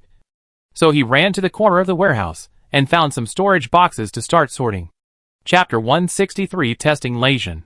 Leijin hurried over, looked at Jiang Zhuxiang's classification basis, and began to help Jiang Zhuxiang sort it out. As the saying goes, men and women work together. Work is not tiring. Jiang Zhuxiang and Leijin quickly sorted the things that occupied a quarter of the warehouse into the storage box, sealed the lid of the storage box, and made room for Lei Kong to put the things away. Lei Kong didn't say anything else. Just put his hand on the top of the storage box, mobilized the space ability, and put the storage box into the space. The three walked out of the warehouse and waited for Jin Yin to come to them at the door of the warehouse, and discussed where to go next. Leijin first asked Jiang Zhuxiang if there was anything else he needed to take. Jiang Zhuxiang thought about it and didn't think of anything else he needed to take.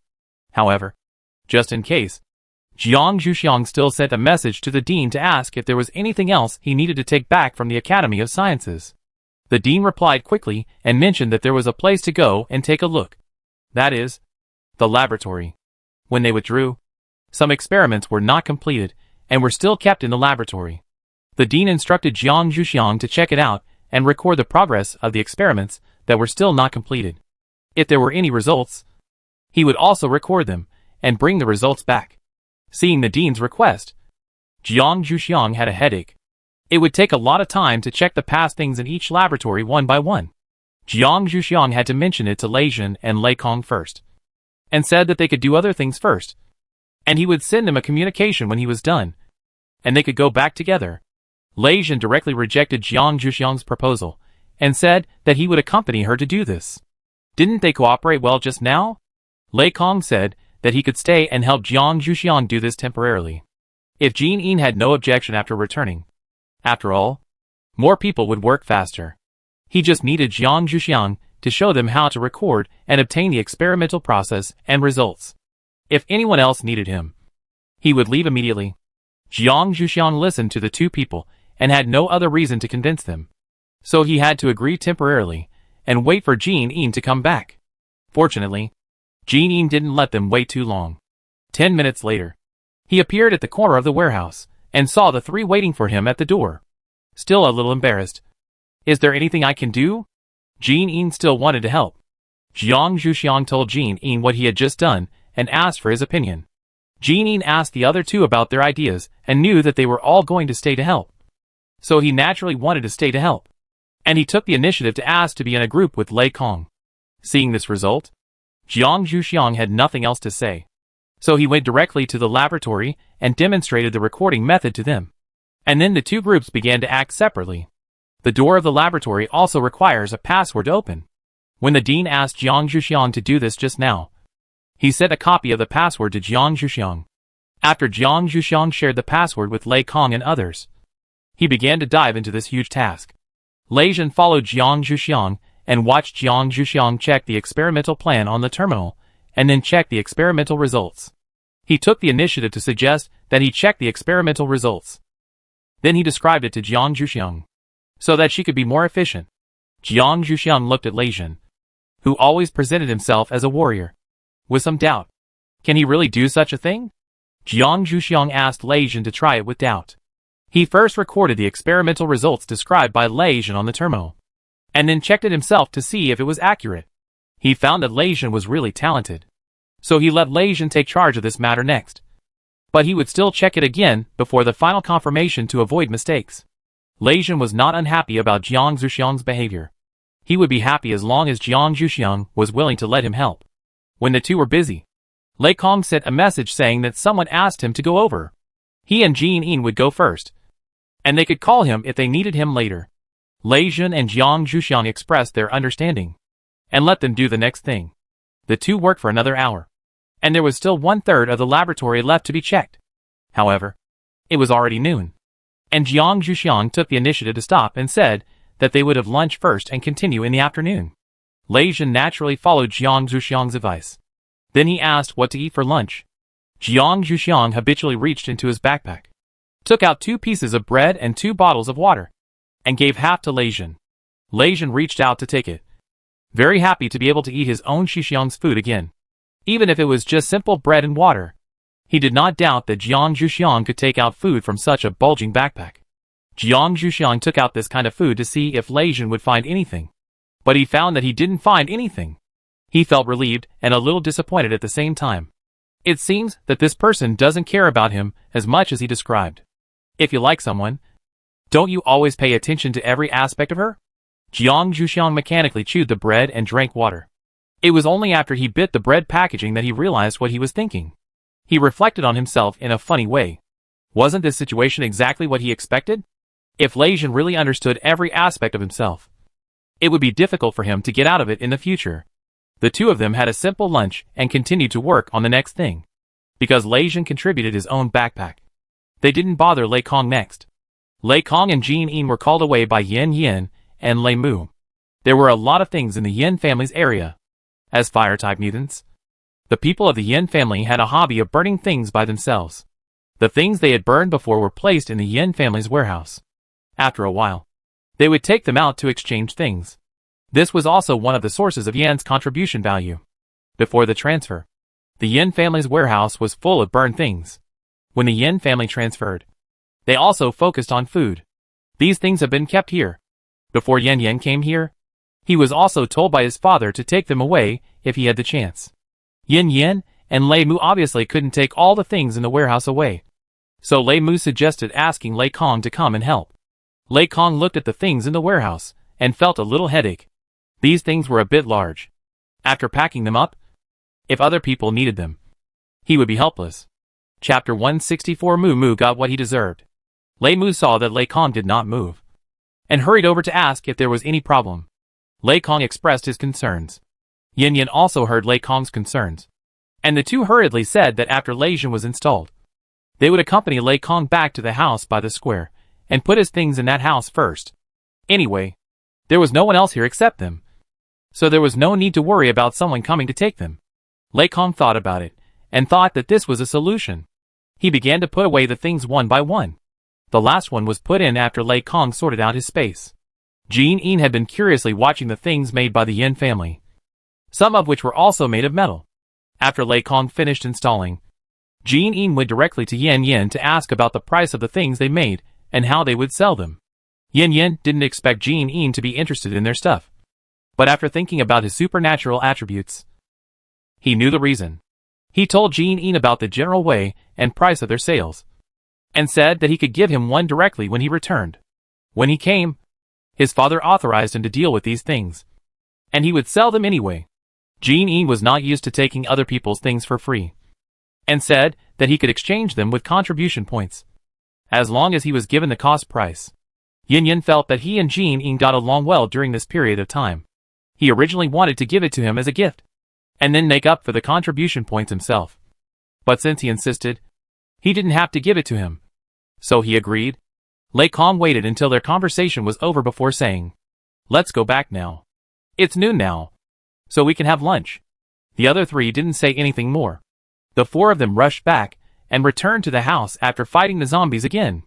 Lei Kong cleaned up his own space first, piled the other things he had packed in the living room, and waited for them to come back to claim them. Then he went into the kitchen to see if there was anything to eat. The other three were also in the kitchen, as Lei Hua had always prepared lunch before.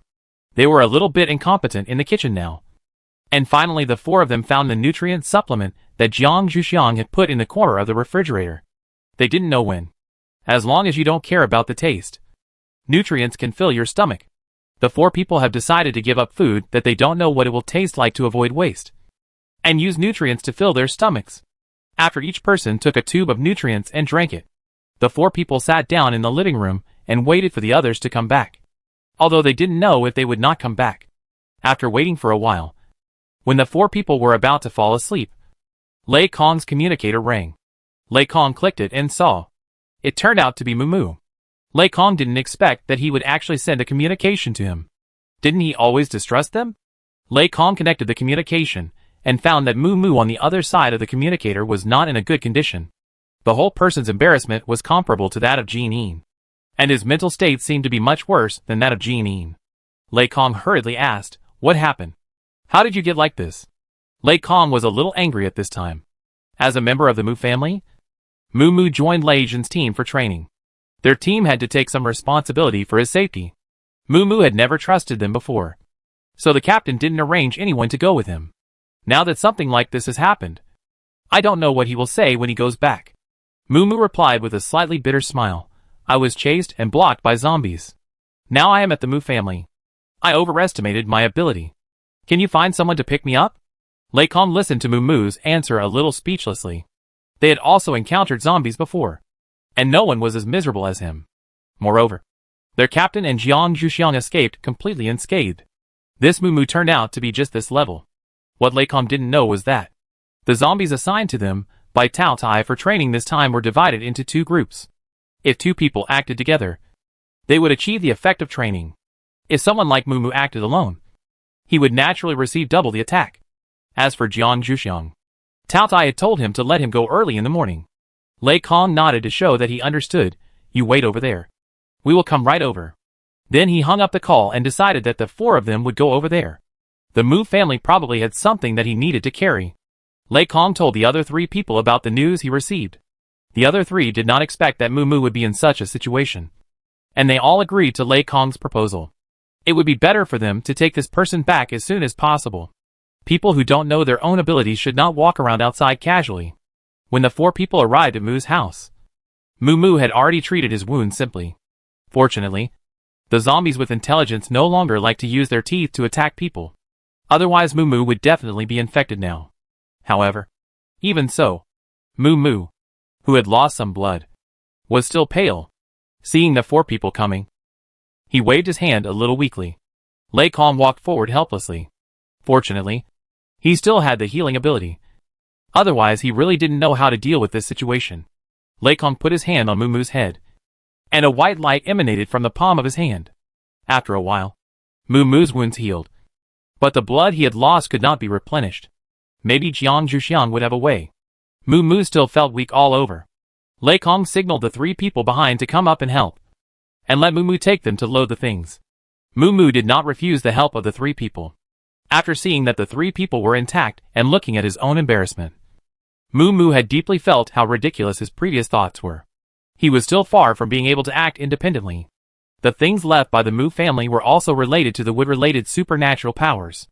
Although the Moo family shelter now has a salmon garden, the plants in that salmon garden are only 1/10 of the original salmon garden. Those plants were taken away because they were the oldest. The reason why the Moo family practiced best next to those plants was that the Moo clan leader had recently discovered that the current salmon garden's practice effect was not as good as before. So this time, Moo was also asked to take the remaining plants back before going out. Moo weakly instructed the four people on how to pack up the plants.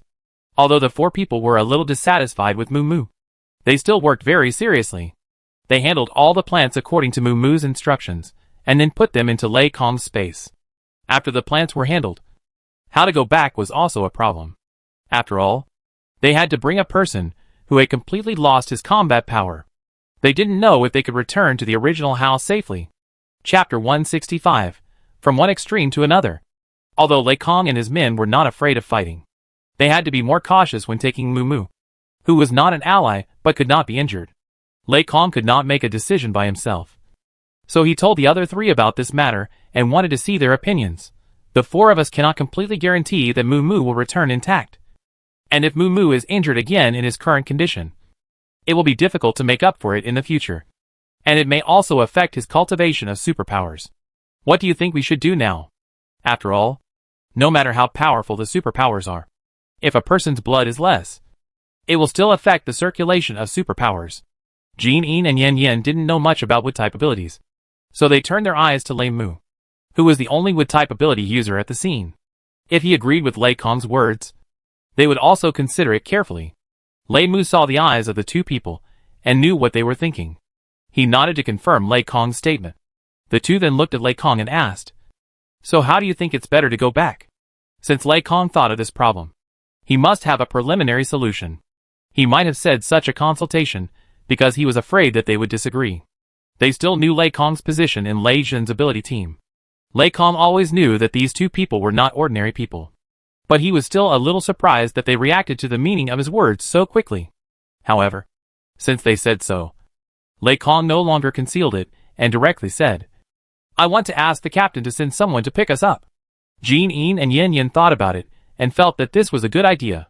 If Lei Jin could come to pick them up, the probability of their safe return would be higher. The two expressed their ideas. Lei Kong was very happy that they affirmed their captain's strength.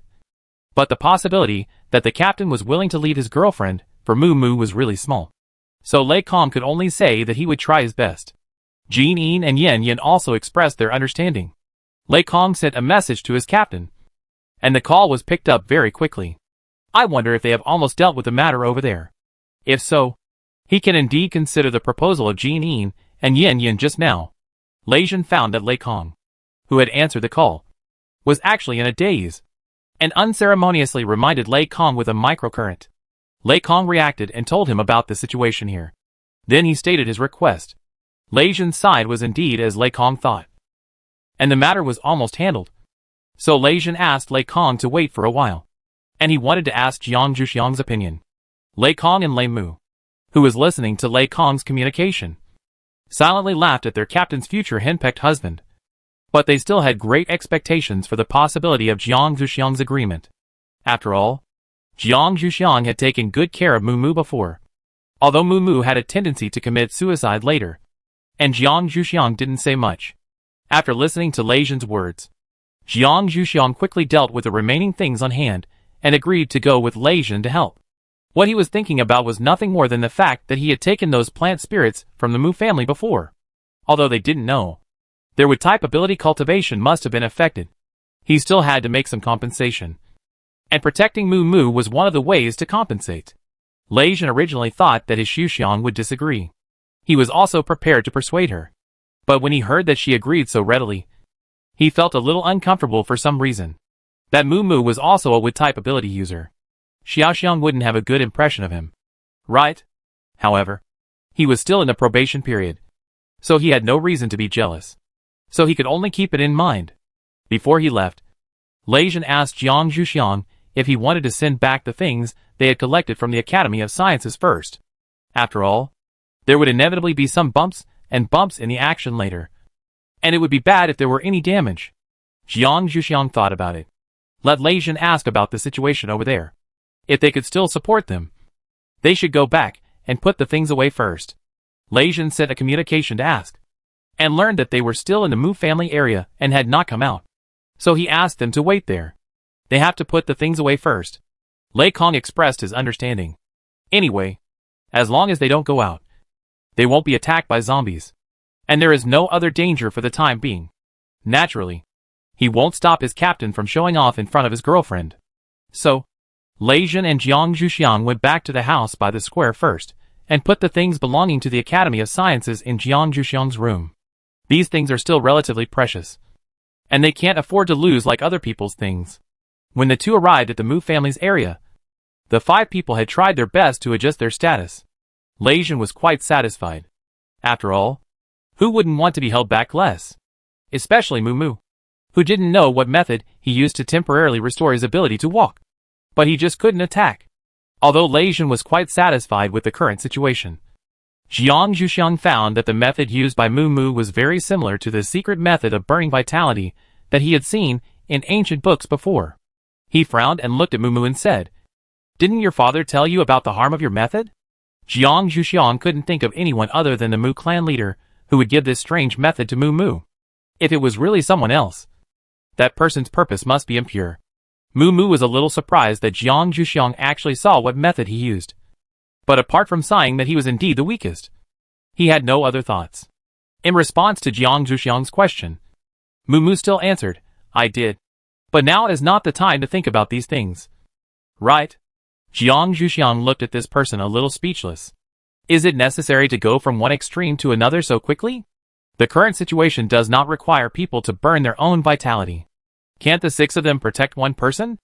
I hope that when the Mu clan leader knows about it, he will not be angry with others. I will think about whether there are other ways to make up for him later. Jiang Zhuxiang did not try to tell Moo Moo the danger of his idea, because it was his father's responsibility. As the saying goes, if a son is not taught, it is the fault of the father. Outsiders doing such things are generally thankless. Jiang Zhuxiang turned his head to look at Lei Jin and others, indicating that they could start discussing how to go back. Although Moo Moo currently has the ability to act on his own, he still needs to arrange for someone to protect him. Lei Jin and others watched the conversation between Jiang Zhuxiang and Mu Mu just now. And they also knew that there was something wrong with Mu Mu. But now was not the time to talk about it. They unanimously decided to go back and ask Jiang Zhuxiang what was going on. Chapter 166 Help Mu Mu. After discussing with Lei Jin and Lei Kong, they decided to let Lei Mu and Lei Kong protect Mu Mu, while they and their little Xiang led the way, and Jin Yin and Yan Lei followed behind. At this time, Jiang Zhuxiang no longer tried to hide his specialness, and did not object to Lei Jin's decision. Anyway, if Lei Jin acted with him, if the zombies appeared and avoided them later, they could say that they were intimidated by Lei Jin. The way back was incredibly smooth, and the zombies avoided the group from a distance. Those who knew about it, such as Lei Mu and Lei Kong, were naturally not surprised, while those who did not know about it, such as Jin Yin, Yan Yan and Mu Mu, did not expect Jiang Zhuxiang to have such a specialness. They still recognized Lei Jin's statement of deterrence by force. Lei Kong and Lei Mu would not explain it. Protecting Jiang Zhuxiang was the common understanding of their team. After putting Mu Mu in his room, Jiang Zhuxiang signaled Lei Mu to join him in transferring some wood energy. The same energy can help the injured recover faster, and also reduce the damage to his body caused by the secret technique Mu Mu had used before. Although Lei Mu didn't know Jiang Zhuxiang's purpose, he knew she wouldn't do it without a purpose, so he took the lead in transferring energy. Then Jiang Zhuxiang also held Mu Mu's wrist, and transferred some of her own wood energy into him. Seeing that Mu Mu fell asleep under the comfort of these two powers, Jiang Zhuxiang signaled others to follow her out. When other people saw how Jiang Zhuxiang handled the situation, they were also curious about why she did this. They followed her advice and walked out. Jiang Zhuxiang closed the door, went straight to the living room and sat down, and began to explain why she did this. Mu Mu used a method that his father gave him to save his life. This method is quite harmful to his body, especially when he lost so much blood. Now the energy of Lei Mu and I can only help him relieve the pain. I still need to find information on how to deal with it specifically, and I may not be able to solve it. During this period, Lei Mu and I still have to give him wood-related abilities. Otherwise his condition is likely to get worse. Jiang Zhuxiang didn't know how to say good things to Patriarch Mu. How could he dare to hand over such a thing to his son, whose mind was not yet determined? He was not afraid of ruining his son. No. Now his son had been almost ruined by him. Lei Jin was a little uncomfortable when he saw Jiang Zhuxiang transferring superpowers to Mu Mu. But after hearing Jiang Zhuxiang's explanation, he asked worriedly, "Zhuxiang, will this affect you?" Jiang Zhuxiang didn't think that his transfer of superpowers would affect him. And even if it did, Jiang Zhuxiang was not afraid. However, Jiang Zhuxiang thought of his master's teachings in the past, and still didn't tell the truth. Instead, he said with a little embarrassment, "It will have a slight impact, but I can practice it back in the future." Lei Jin also knew that overusing his superpowers would have such consequences, but he couldn't tell Jiang Zhuxiang not to worry about Mu Mu, so he could only make up for it later. The other team members saw that their captain cared so much about Jiang Zhuxiang, but didn't ask about Lei Mu's situation at all. They all looked at Lei Mu with a hint of ridicule, wanting to see how Lei Mu would react to their captain's behavior of forgetting his teammates for the sake of beauty. But they saw that Lei Mu's face was calm. The other team members were quite bored and went to do their own things. Jin Yin and Yan Yan were also very curious about Lei Mu's behavior, and the two of them whispered to each other. Jiang Zhuxiang saw that these people accepted Mu Mu's situation. He talked to Lei Jin and went back to his room to find information to solve the problem. Some members of the Lei family were still outside. Lei Jin said, "Jin Yin and Yan Yan, if you want to go out, go again. This time you two can go together." After seeing Mu Mu's greedy fate, Jin Yin and Yan Yan said, "It's enough for us to get our own things. You can just take the rest." Lei Jin would naturally not take advantage of them. He said, "Then you can pick whatever you need after we get it back." Of course, the Lei family's things were not included. Jin Yin and Yan Lei accepted this distribution, and then they began to find things to do. Lei Jin continued to wait in the living room for the team members, who were still outside, to come back. While Lei Jin was waiting, Jiang Zhuxiang first looked up on the communicator whether there had been any cases like Mu Mu's before. In order to be able to treat the superpowers, Jiang Zhuxiang had downloaded many cases of superpowers going wrong in the communicator, which came in handy now. However, Jiang Zhuxiang's actions were destined to be useless. Although superpowers had all kinds of strange conditions, there was no case like Mu Mu who tortured himself. Since he couldn't find a similar case, Jiang Zhuxiang decided to ask for help. Jiang Zhuxiang's first person to ask for help was the Dean. After all, the Dean could now access the virtual network and find out more information. Jiang Zhuxiang edited the situation here into a message and sent it to the Dean. Then he began to wait for the Dean's reply. The Dean received Jiang Zhuxiang's message and complained a little speechlessly. Can Lei Jin still be the captain? Why does he always have problems when he goes out recently? Although the Dean was a little angry with Lei Jin, he still had to deal with his own Shixiang's request for help. The Dean dug out the previous information from the corner of the virtual network and sent it to Jiang Zhuxiang's communication, asking Jiang Zhuxiang to judge for himself. After all, he had never encountered such a situation. At the same time, he said, Xiaoxiang, you just do your best in this matter. You don't have to solve it. Don't make it too difficult for yourself. According to the Dean's idea, Lei Jin should have handled this matter. It was because Xiaoxiang was too kind that he was fooled by Lei Jin to do this. Jiang Zhuxiang naturally replied to the message and said that he would see to it. If he really couldn't handle it, he would naturally give up. It hasn't come to that point yet. After looking through the information for an afternoon, Jiang Zhuxiang finally saw a way to solve Mu Mu's situation, which is to upgrade Mu Mu's ability. In this way, the energy generated during the upgrade of the ability will automatically repair Mu Mu's body, and the consequences of his burning vitality can basically be eliminated. However, Mu Mu's current physical condition makes it impossible for him to upgrade his ability. Jiang Zhuxiang decided to help him replenish his blood first. After finding a way, Jiang Zhuxiang breathed a sigh of relief and decided to go out to see if the others had returned. It was almost time to make dinner. The other members of the Lei family were already in the living room. When Jiang Zhuxiang arrived, they were showing Lei Jin what they had obtained. And Jin Yin and Yan Yin were also watching. Chapter 167 Treatment. Lei Jin noticed Jiang Zhuxiang's arrival at the first time and waved to Jiang Zhuxiang to come over. After seeing Jiang Zhuxiang standing next to him, Lei Jin said directly, Xiaoxiang, if you have anything you like, go and get it yourself. Jiang Zhuxiang glanced at Jin Yin and Yan Yin and found that they did not raise any objections. He then glanced at the other people in the Lei family, who also seemed to be indifferent.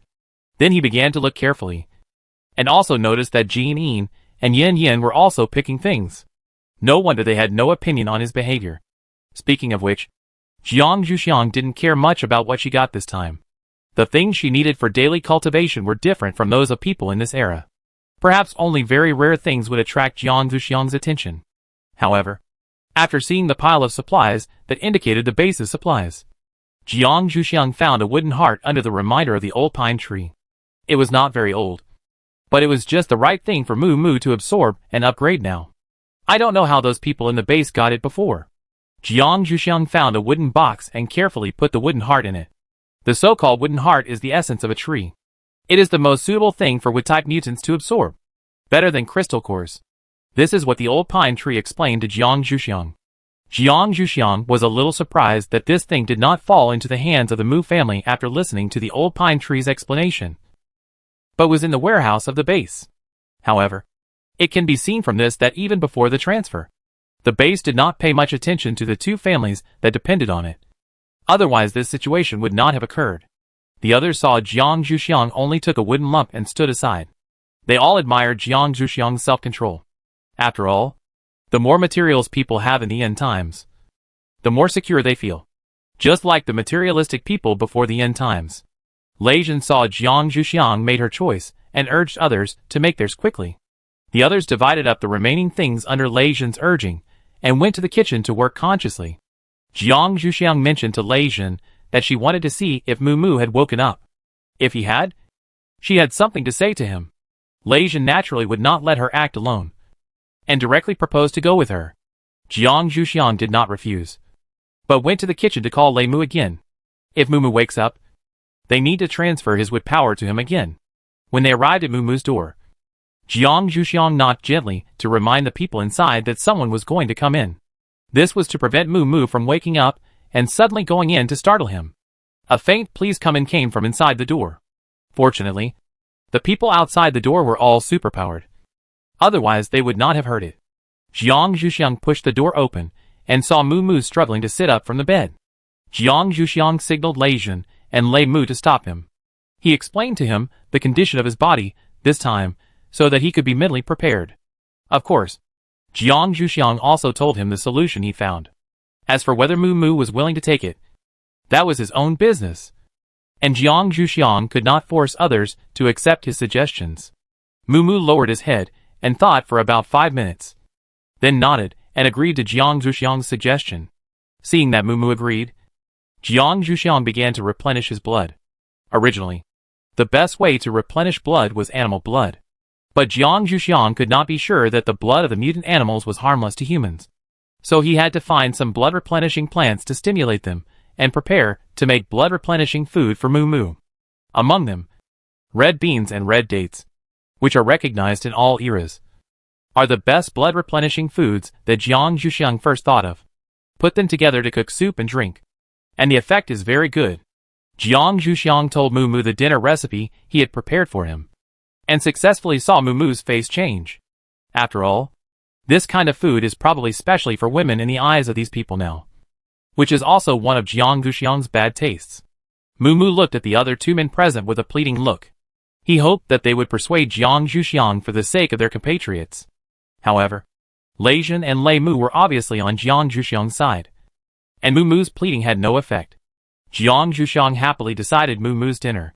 He handed the wooden box that had just contained the wooden lumps to Mu Mu, and asked him to use it as a pillow when he slept. The energy emitted by the wooden heart could gently relieve Mu Mu's pain. Then, Lei Mu and Jiang Zhuxiang gave Mu Mu another power, and then left Mu Mu's room with Lei Jun. Mu Mu opened the wooden box that Jiang Zhuxiang handed to him, wanting to see what was in this box that exuded a comfortable atmosphere. When Mu Mu saw the wooden lump in the box, he was a little disappointed with its appearance.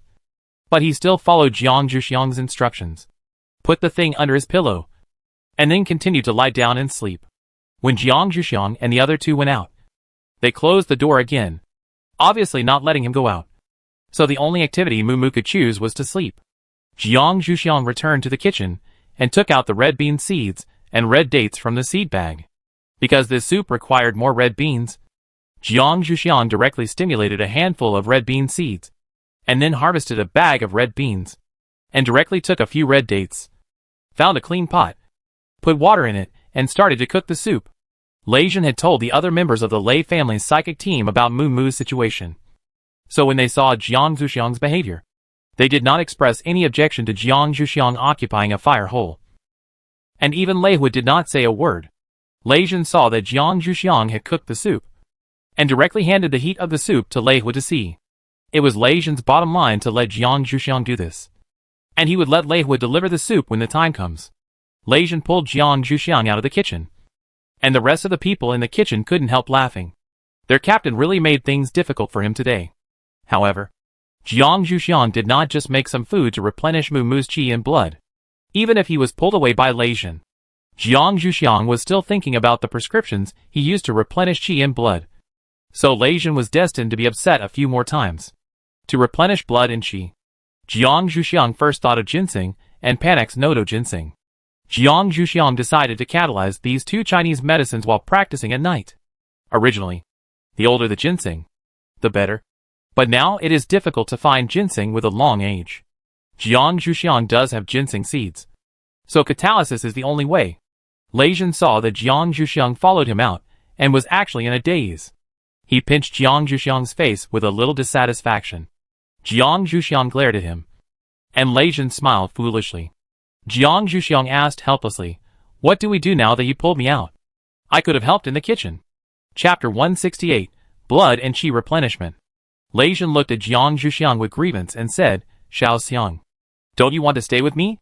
Even if I am still in the probation period, we should spend more time together. Xiao Xiang, you can understand whether I am suitable for you." Jiang Zhuxiang felt a little guilty after hearing Lei Jun's words, but he agreed. The 2 sat down in the living room and started chatting. Jiang Zhuxiang could also take a break and think about which prescription to use to nourish Mu Mu. Even though Jiang Zhuxiang's red bean and red date soup occupied a fire, dinner was quickly completed under Lei Hu's busyness. Lei Kong came in and called Jiang Zhuxiang and Lei Jun to eat, and Jiang Zhuxiang got rid of this somewhat embarrassing situation. Lei Jin looked at Jiang Zhuxiang's impatient look and felt a little frustrated. It seemed that Xiaoxiang still couldn't accept his closeness. What should he do?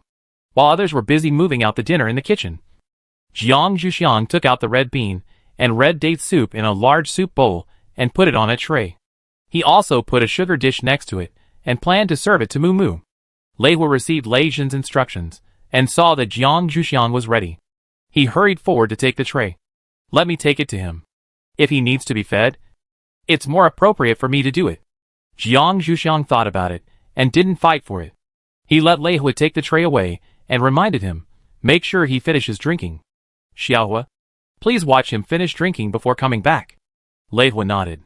After hearing Jiang Zhuxiang's careful instructions, he felt that his captain's concerns were not unreasonable, since the fire in his hand was taken over by someone else. Jiang Zhuxiang went to have dinner with the others. After dinner, Jiang Zhuxiang saw the clean soup bowls in the kitchen. He was satisfied with Lei Hua's work and mentioned it in front of Lei Jin. Lei Jin decided to give Lei Hua some rewards after returning. This kid did a good job. After Jiang Zhuxiang and Lei Jin finished talking about Lei Hua, he thought that he had been out all day and had not seen Tao Tai yet. He hurried into the kitchen to make tea, took some snacks and hawthorn pills, and went out to see it.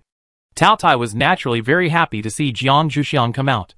Because only Jiang Zhuxiang came out, Tao Tai did not hide, turned into a human form to talk and drink tea with Jiang Zhuxiang. And Tao Tai also asked Jiang Zhuxiang when they would go back. Jiang Zhuxiang said, one of us was injured today. We may need to wait for that person to get better before we can go back. Tao Tai listened to Jiang Zhuxiang's words, and thought of the zombies reporting to him today that someone wanted to fight 2 against 1 and was beaten by them.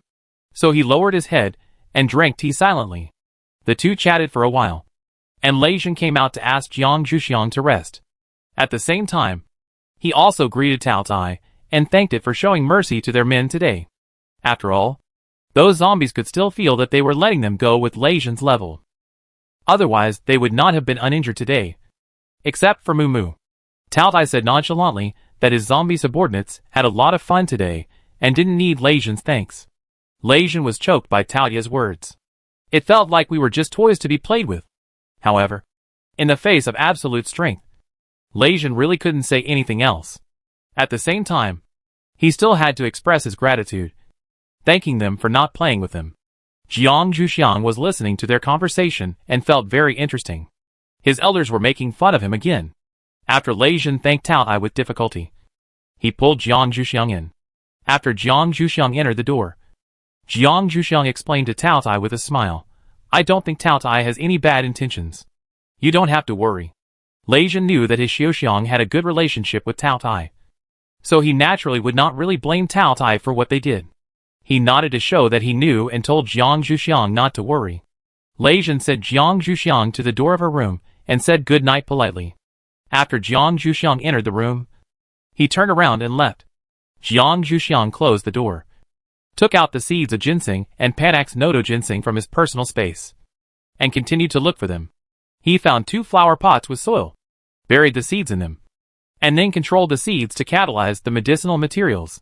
After the 2 medicinal materials were successfully catalyzed, Jiang Zhuxiang did not take them out immediately, but placed them in front of his futon. This is the advice given to me by the old pine tree, saying that the energy overflowed from my cultivation can improve the quality of the catalyzed plants. Jiang Zhuxiang sat cross-legged on the futon and started today's cultivation. After a night, Jiang Zhuxiang came out of the state of cultivation. He first checked the ginseng and Panax nodo ginseng in front of him and found that their quality looked much better. At least the ginseng looked a bit like old ginseng. Jiang Zhuxiang had thought about it carefully before and decided how to use the ginseng and Panax nodo ginseng. Today, he could take some time to prepare the medicine. But he didn't know if Lei Jin and the others were going to go out today. After Jiang Zhuxiang finished washing up, he took the ginseng and Panax nodo ginseng and walked outside. He happened to see Lei Jin waiting in the living room. So Jiang Zhuxiang asked his questions. Lei Jin said, today, other people will go out to see if there are any fish that have slipped through the net. Xiaoxiang, if you want to stay here, you can. However, he must accompany them. Otherwise this place will become the private space of Xiaoxiang and Mu Mu. After Jiang Zhuxiang got a satisfactory answer, he didn't say anything more, but went outside for daily training. Lei Jin naturally followed Jiang Zhuxiang. After Jiang Zhuxiang finished training, he suddenly remembered to ask Lei Jin when he would go back. So he asked directly, "When do you plan to take us back?" Lei Jin carefully thought about whether there was any hidden meaning in Xixiang's words, whether Xiaoxiang wanted to go home, and replied, "We will go back when Lei Mu is better. Didn't you say that he is not suitable for long-term movement now?" Jiang Zhuxiang listened to Lei Jin's words, and thought of what he had said before. He nodded and said nothing else. Back in the house, the others who got up were already preparing breakfast. Jiang Zhuxiang still stewed red bean and red date soup for Mu Mu. People who saw it in the kitchen sympathized with Mu Mu and decided that they must not get hurt. Otherwise they would be tortured like this. After breakfast, Lei Jin led his team members out, including Jin Yin and Yin Yin, and let them decide what to do, whether it was looking for things or fighting zombies, as long as they didn't come back before dinner. Jiang Zhuxiang didn't expect Lei Jin to give such an order to his teammates. But this was all done without her knowledge. She only saw that Lei Jin didn't go out. Chapter 169 Medicinal Diet. Jiang Zhuxiang told Lei Jin that he was going to prepare Chinese medicine for Mu Mu, and asked him to go and see what Mu Mu was doing now. If he was awake, he should help him walk around. After all, he couldn't stay in bed all the time. Lei Jin was not dissatisfied with his little Xiang for giving him a job. Instead, he felt that it was right for him to stay. Otherwise his little Xiang would have to do this kind of thing himself. In fact, if Lei Jin hadn't stayed, Jiang Zhuxiang would have found someone to stay and help. And the most likely person would be Lei Mu. In the past, when Jiang Zhuxiang treated patients and saved people, there were always little medicine apprentices or maids following him. And Jiang Zhuxiang didn't have the habit of doing everything himself. After seeing Lei Jin leave, Jiang Zhuxiang decided to boil the 4 gentlemen soup, using equal parts of ginseng, white atractylodes, poria, and licorice. Ginseng was already obtained last night, and the other herbs were also in Jiang Zhuxiang's seed bag, so it was relatively fast to catalyze them. Jiang Zhuxiang took out the seeds of the other 3 herbs, and catalyzed the amount needed during this period in half an hour. He first took out the amount needed for today, and stored the others in his personal space. He would take them out when he needed them next time, so that the medicinal properties would not be lost easily. After cutting equal amounts of ginseng, Jiang Zhuxiang took out a casserole, put the herbs in, put 3 bowls of water, and started to boil them. While watching the fire, Jiang Zhuxiang prepared another medicine, Panax Nodo ginseng and wolfberry soup, which was a prescription for food supplements. Jiang Zhuxiang put the things he needed into the casserole after processing them separately and started to cook them. Mainly Panax Nodo ginseng, Chinese yam, wolfberry, longan meat and mutant pork ribs. After Jiang Zhuxiang finished handling the 2 prescriptions, he had nothing to do for the time being. So he walked out of the kitchen to see if Lei Jin had helped Mu Mu out. Walking into the living room, Jiang Zhuxiang saw Mu Mu sitting on the sofa, covered with a thin blanket, with no uncomfortable expression on his face, and Lei Jin sitting next to him. Jiang Zhuxiang walked over to Lei Jin and sat down, asking Mu Mu, "How do you feel today?" Mu Mu heard Jiang Zhuxiang's question and told him about his own situation honestly. After a series of events yesterday, Mu Mu still trusted Jiang Zhuxiang's ability and hoped that his cooperation would allow Jiang Zhuxiang to help him completely solve his sequelae this time. Jiang Zhuxiang listened to Mu Mu's description and felt that the effect of the wooden heart was better than he had imagined. So he told Mu Mu, "You must keep the things in the wooden box I gave you yesterday. That thing is very good for you. Now the kitchen is making a medicine soup for you to replenish blood and nourish qi. You have to drink it later, and wait until your body recovers to normal. You are about to start trying to upgrade your superpowers. This is the last step to solve your problem. Do you have a suitable crystal core?" Mu Mu thought of the things his father gave him before he came out, and nodded to indicate that he did. However, regarding the upgrade, Mu Mu raised an objection. "Our family is used to upgrading in Sama Garden. Can I go back and upgrade again?" Jiang Zhuxiang couldn't answer him about this question, although Jiang Zhuxiang felt that it didn't matter where he upgraded. Jiang Zhuxiang looked at Lei Jin. If Mu Mu hadn't been injured while following their team, Lei Jin wouldn't care where he upgraded. In this situation, in order to reduce other unexpected situations, Lei Jin was tough for once. "You were injured in our team, and we must ensure that you are normal when you go back. So you only have 2 choices now. One is to upgrade here, and the other is to return to the Lei family shelter to upgrade. Moo Moo frowned when he heard Lei Zhen's words. He chose to return to the Lei family shelter to upgrade. Moo Moo felt very insecure upgrading here. Lei Zhen had no objection, so they could go back earlier. While Lei Zhen and Moo Moo were talking, Jiang Zhuxiang went to the kitchen to see how the medicine was boiling. It hadn't boiled to the right degree yet, so Jiang Zhuxiang stirred it with a spoon and let it continue to boil. Then when he returned to the living room again, he heard that Moo Moo chose to return to the Lei family shelter to upgrade. Jiang Zhuxiang added, relying too much on something to upgrade is actually not conducive to cultivation. Just like her own cultivation method, it can adapt to any energy to practice. Moo Moo heard Jiang Zhuxiang's words. He was also a little thoughtful, and the atmosphere became quiet for a while. It was Lei Zhen who broke the silence. Xiao Xiang, are you hungry now? It's almost time to make lunch. Jiang Zhuxiang said helplessly that there was no place to make lunch now, and both fires were boiling medicine. Lei Zhen suddenly said, then let's go outside to barbecue. It seems that we haven't eaten outdoors for a long time. Besides, Moo Moo already has the medicine prepared by Jiang Zhuxiang, so he probably can't eat lunch. Jiang Zhuxiang saw the expression on Lei Zhen's face, and was a little speechless about Lei Zhen's narrow-mindedness. He looked at Moo Moo and said, then let's make some porridge for Moo Moo first, and it will be just right to eat with the medicinal food later. It happened that the rice cooker was still usable. When Jiang Zhuxiang was looking for the mutant pork ribs just now, he saw that there was still some rice in the refrigerator, which was just right for making porridge. Lei Zhen could accept Jiang Zhuxiang's suggestion. He could also cook porridge. Lei Zhen took the initiative to go into the kitchen to get busy. He generously left Jiang Zhuxiang to Moo Moo. Jiang Zhuxiang explained to Moo Moo gently, our captain is quite caring for the team members. This time he was worried about your situation, so he was so tough. I hope you don't mind. Although Jiang Zhuxiang didn't think Moo Moo would believe it, Jiang Zhuxiang still found a more appropriate reason for Lei Zhen's behavior. Moo Moo could still see the true meaning of Lei Zhen's behavior, but since Jiang Zhuxiang said so, Moo Moo nodded to show his understanding. Lei Zhen's speed was still relatively fast. While Jiang Zhuxiang was explaining this, Lei Zhen cooked the porridge and took out a large piece of mutant meat from the refrigerator, thawed it, cut it, and brought it out. Jiang Zhuxiang went to help, went to the kitchen to get the necessary seasonings, and put them outside. Lei Zhen had already put the meat in place, and was looking for wood suitable for grilling. Tao Tai looked over here with a little curiosity, and found that it was such a small piece of meat. So he lost interest, and continued to eat its mutant meat. Lei Zhen lit the fire, put the iron net on the fire, spread aluminum foil, and brushed it with oil. Then, he could put the cut meat on it. While Lei Zhen was busy, Jiang Zhuxiang marinated the cut meat, so that it would be more flavorful when grilled. Jiang Zhuxiang also went to the kitchen to get chopsticks and tongs to make it easier to put the meat on the aluminum foil.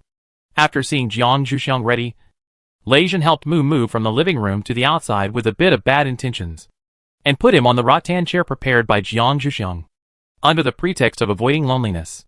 Chapter 170, A Rare Waste.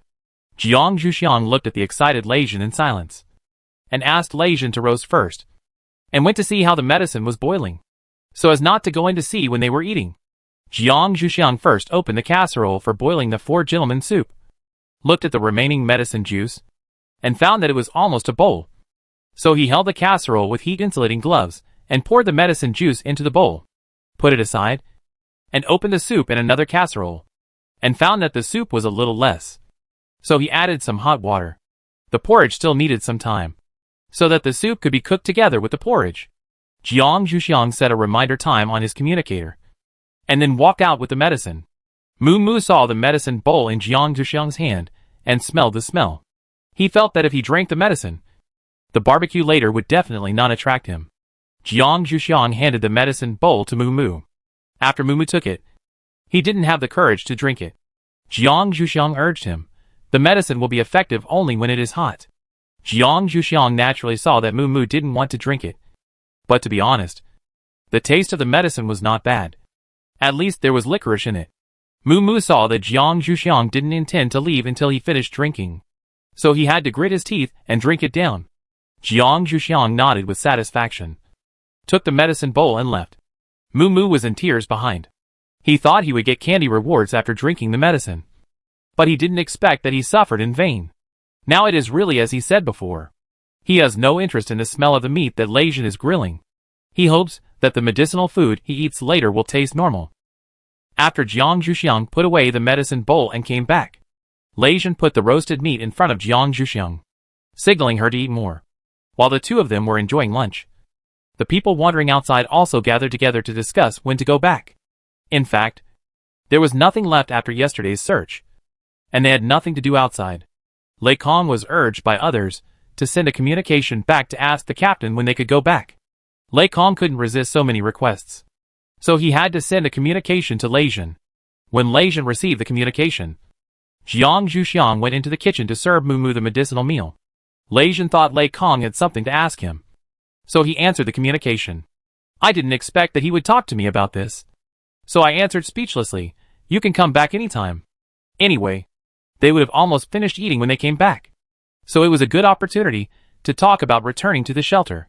Jiang Zhuxiang put the porridge and medicinal soup on the small table in front of Moo and motioned him to eat. Sat down in front of Lei Jin again.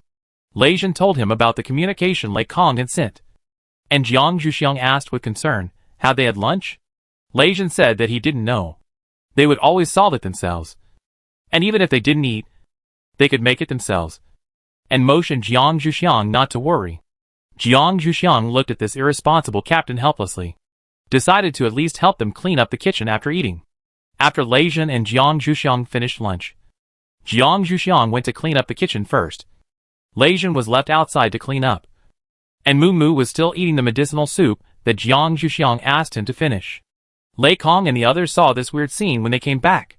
Moo drank the last mouthful of soup expressionlessly, stacked the bowls and chopsticks, and silently looked at the dazed crowd to see when they would wake up and help him take it in, and take himself in by the way. His lunch was 100% damaged. Lei Kong was the first to come to his senses, and asked his captain curiously, "Where is Xiao Jiang?" Lei Jin said with some dissatisfaction, "I'm cleaning the kitchen for you. Why don't you go in and help?" Lei Kong was a little embarrassed when he heard what his captain said, and hurried inside. Moo took the opportunity to say, "Take me in too." Lei Kong and others took Moo into the house, leaving Lei Jin to continue cleaning. Of course, when they saw Jiang Zhuxiang, they would persuade her to come out to help their captain. Tao Tai was lazily napping not far from Lei Jin. Just now, Jiang Zhuxiang also let Tao Tai try human barbecue, and in the end most of the barbecue went into Tao Tai's stomach. Of course, Jiang Zhuxiang stuffed Tao Tai with 2 hawthorn pills at the end of lunch. If someone saw this scene at this time, they would definitely think that humans are inferior to beasts. Fortunately, Jiang Zhuxiang came out to help Lei Jin soon. After Lei Kong and others prepared lunch for him, Lei Jin told him about going back. The time was set for tomorrow morning, and Moo still needed someone to take care of him, so he might consider preparing some means of transportation for Moo at that time. When it came to means of transportation, Jiang Zhuxiang immediately thought of the big cart that transported prisoners before. Did Moo have to ride it again? Jiang Zhuxiang raised his question with a smile. Moo heard Jiang Zhuxiang's question, fearing that Lei Jin really wanted to take him back like this. He immediately said that he didn't want to ride that, and said that he would suffer secondary injuries if he sat on that, and he could walk by himself. Lei Jin had originally planned to do so, but now that Moo disagreed, he had to think of other tools. So Lei Jin handed this problem over to Lei Kong to solve. Lei Kong thought a little speechlessly that they should just forget about making tools, because if Lei Mu couldn't walk anymore, they could take turns carrying him, because making tools was too troublesome. So Lei Kong told him his thoughts. Lei Jin thought about it, and thought it was okay. So the matter was decided, and the rest of the time was left to them to pack their own things, because Lei Kong's space needed to store the things they collected this time, and there was no way to store their personal things. Lei Jin also reminded them to leave the things they didn't need to take back here, so as to avoid too much trouble on the road. Jiang Zhuxiang returned to his room, put all his things in his suitcase, and then put the suitcase in his personal space. He only planned to put some toiletries outside as a cover, and the toiletries would be packed in a small suitcase. Fortunately, the materials of the Academy of Sciences were all placed in Lei Kong's space. Otherwise it would be a bit inconvenient to take them out. After sorting out their own items, everyone went to the living room to sort out the materials they brought back. These things need to be sorted out well, otherwise Lei Kong's space may not be able to accommodate them. Jiang Zhuxiang sealed the experimental records and experimental results of the Academy of Sciences in a sealed bag and stuffed them into the boxes of experimental materials. In this way, the things of the Academy of Sciences took up the least space, and other things could be piled on top of their things. Lei Kong saw that Jiang Zhuxiang was the first to sort out, so he packed the things of the Academy of Sciences first and asked Jiang Zhuxiang to help others sort out if possible.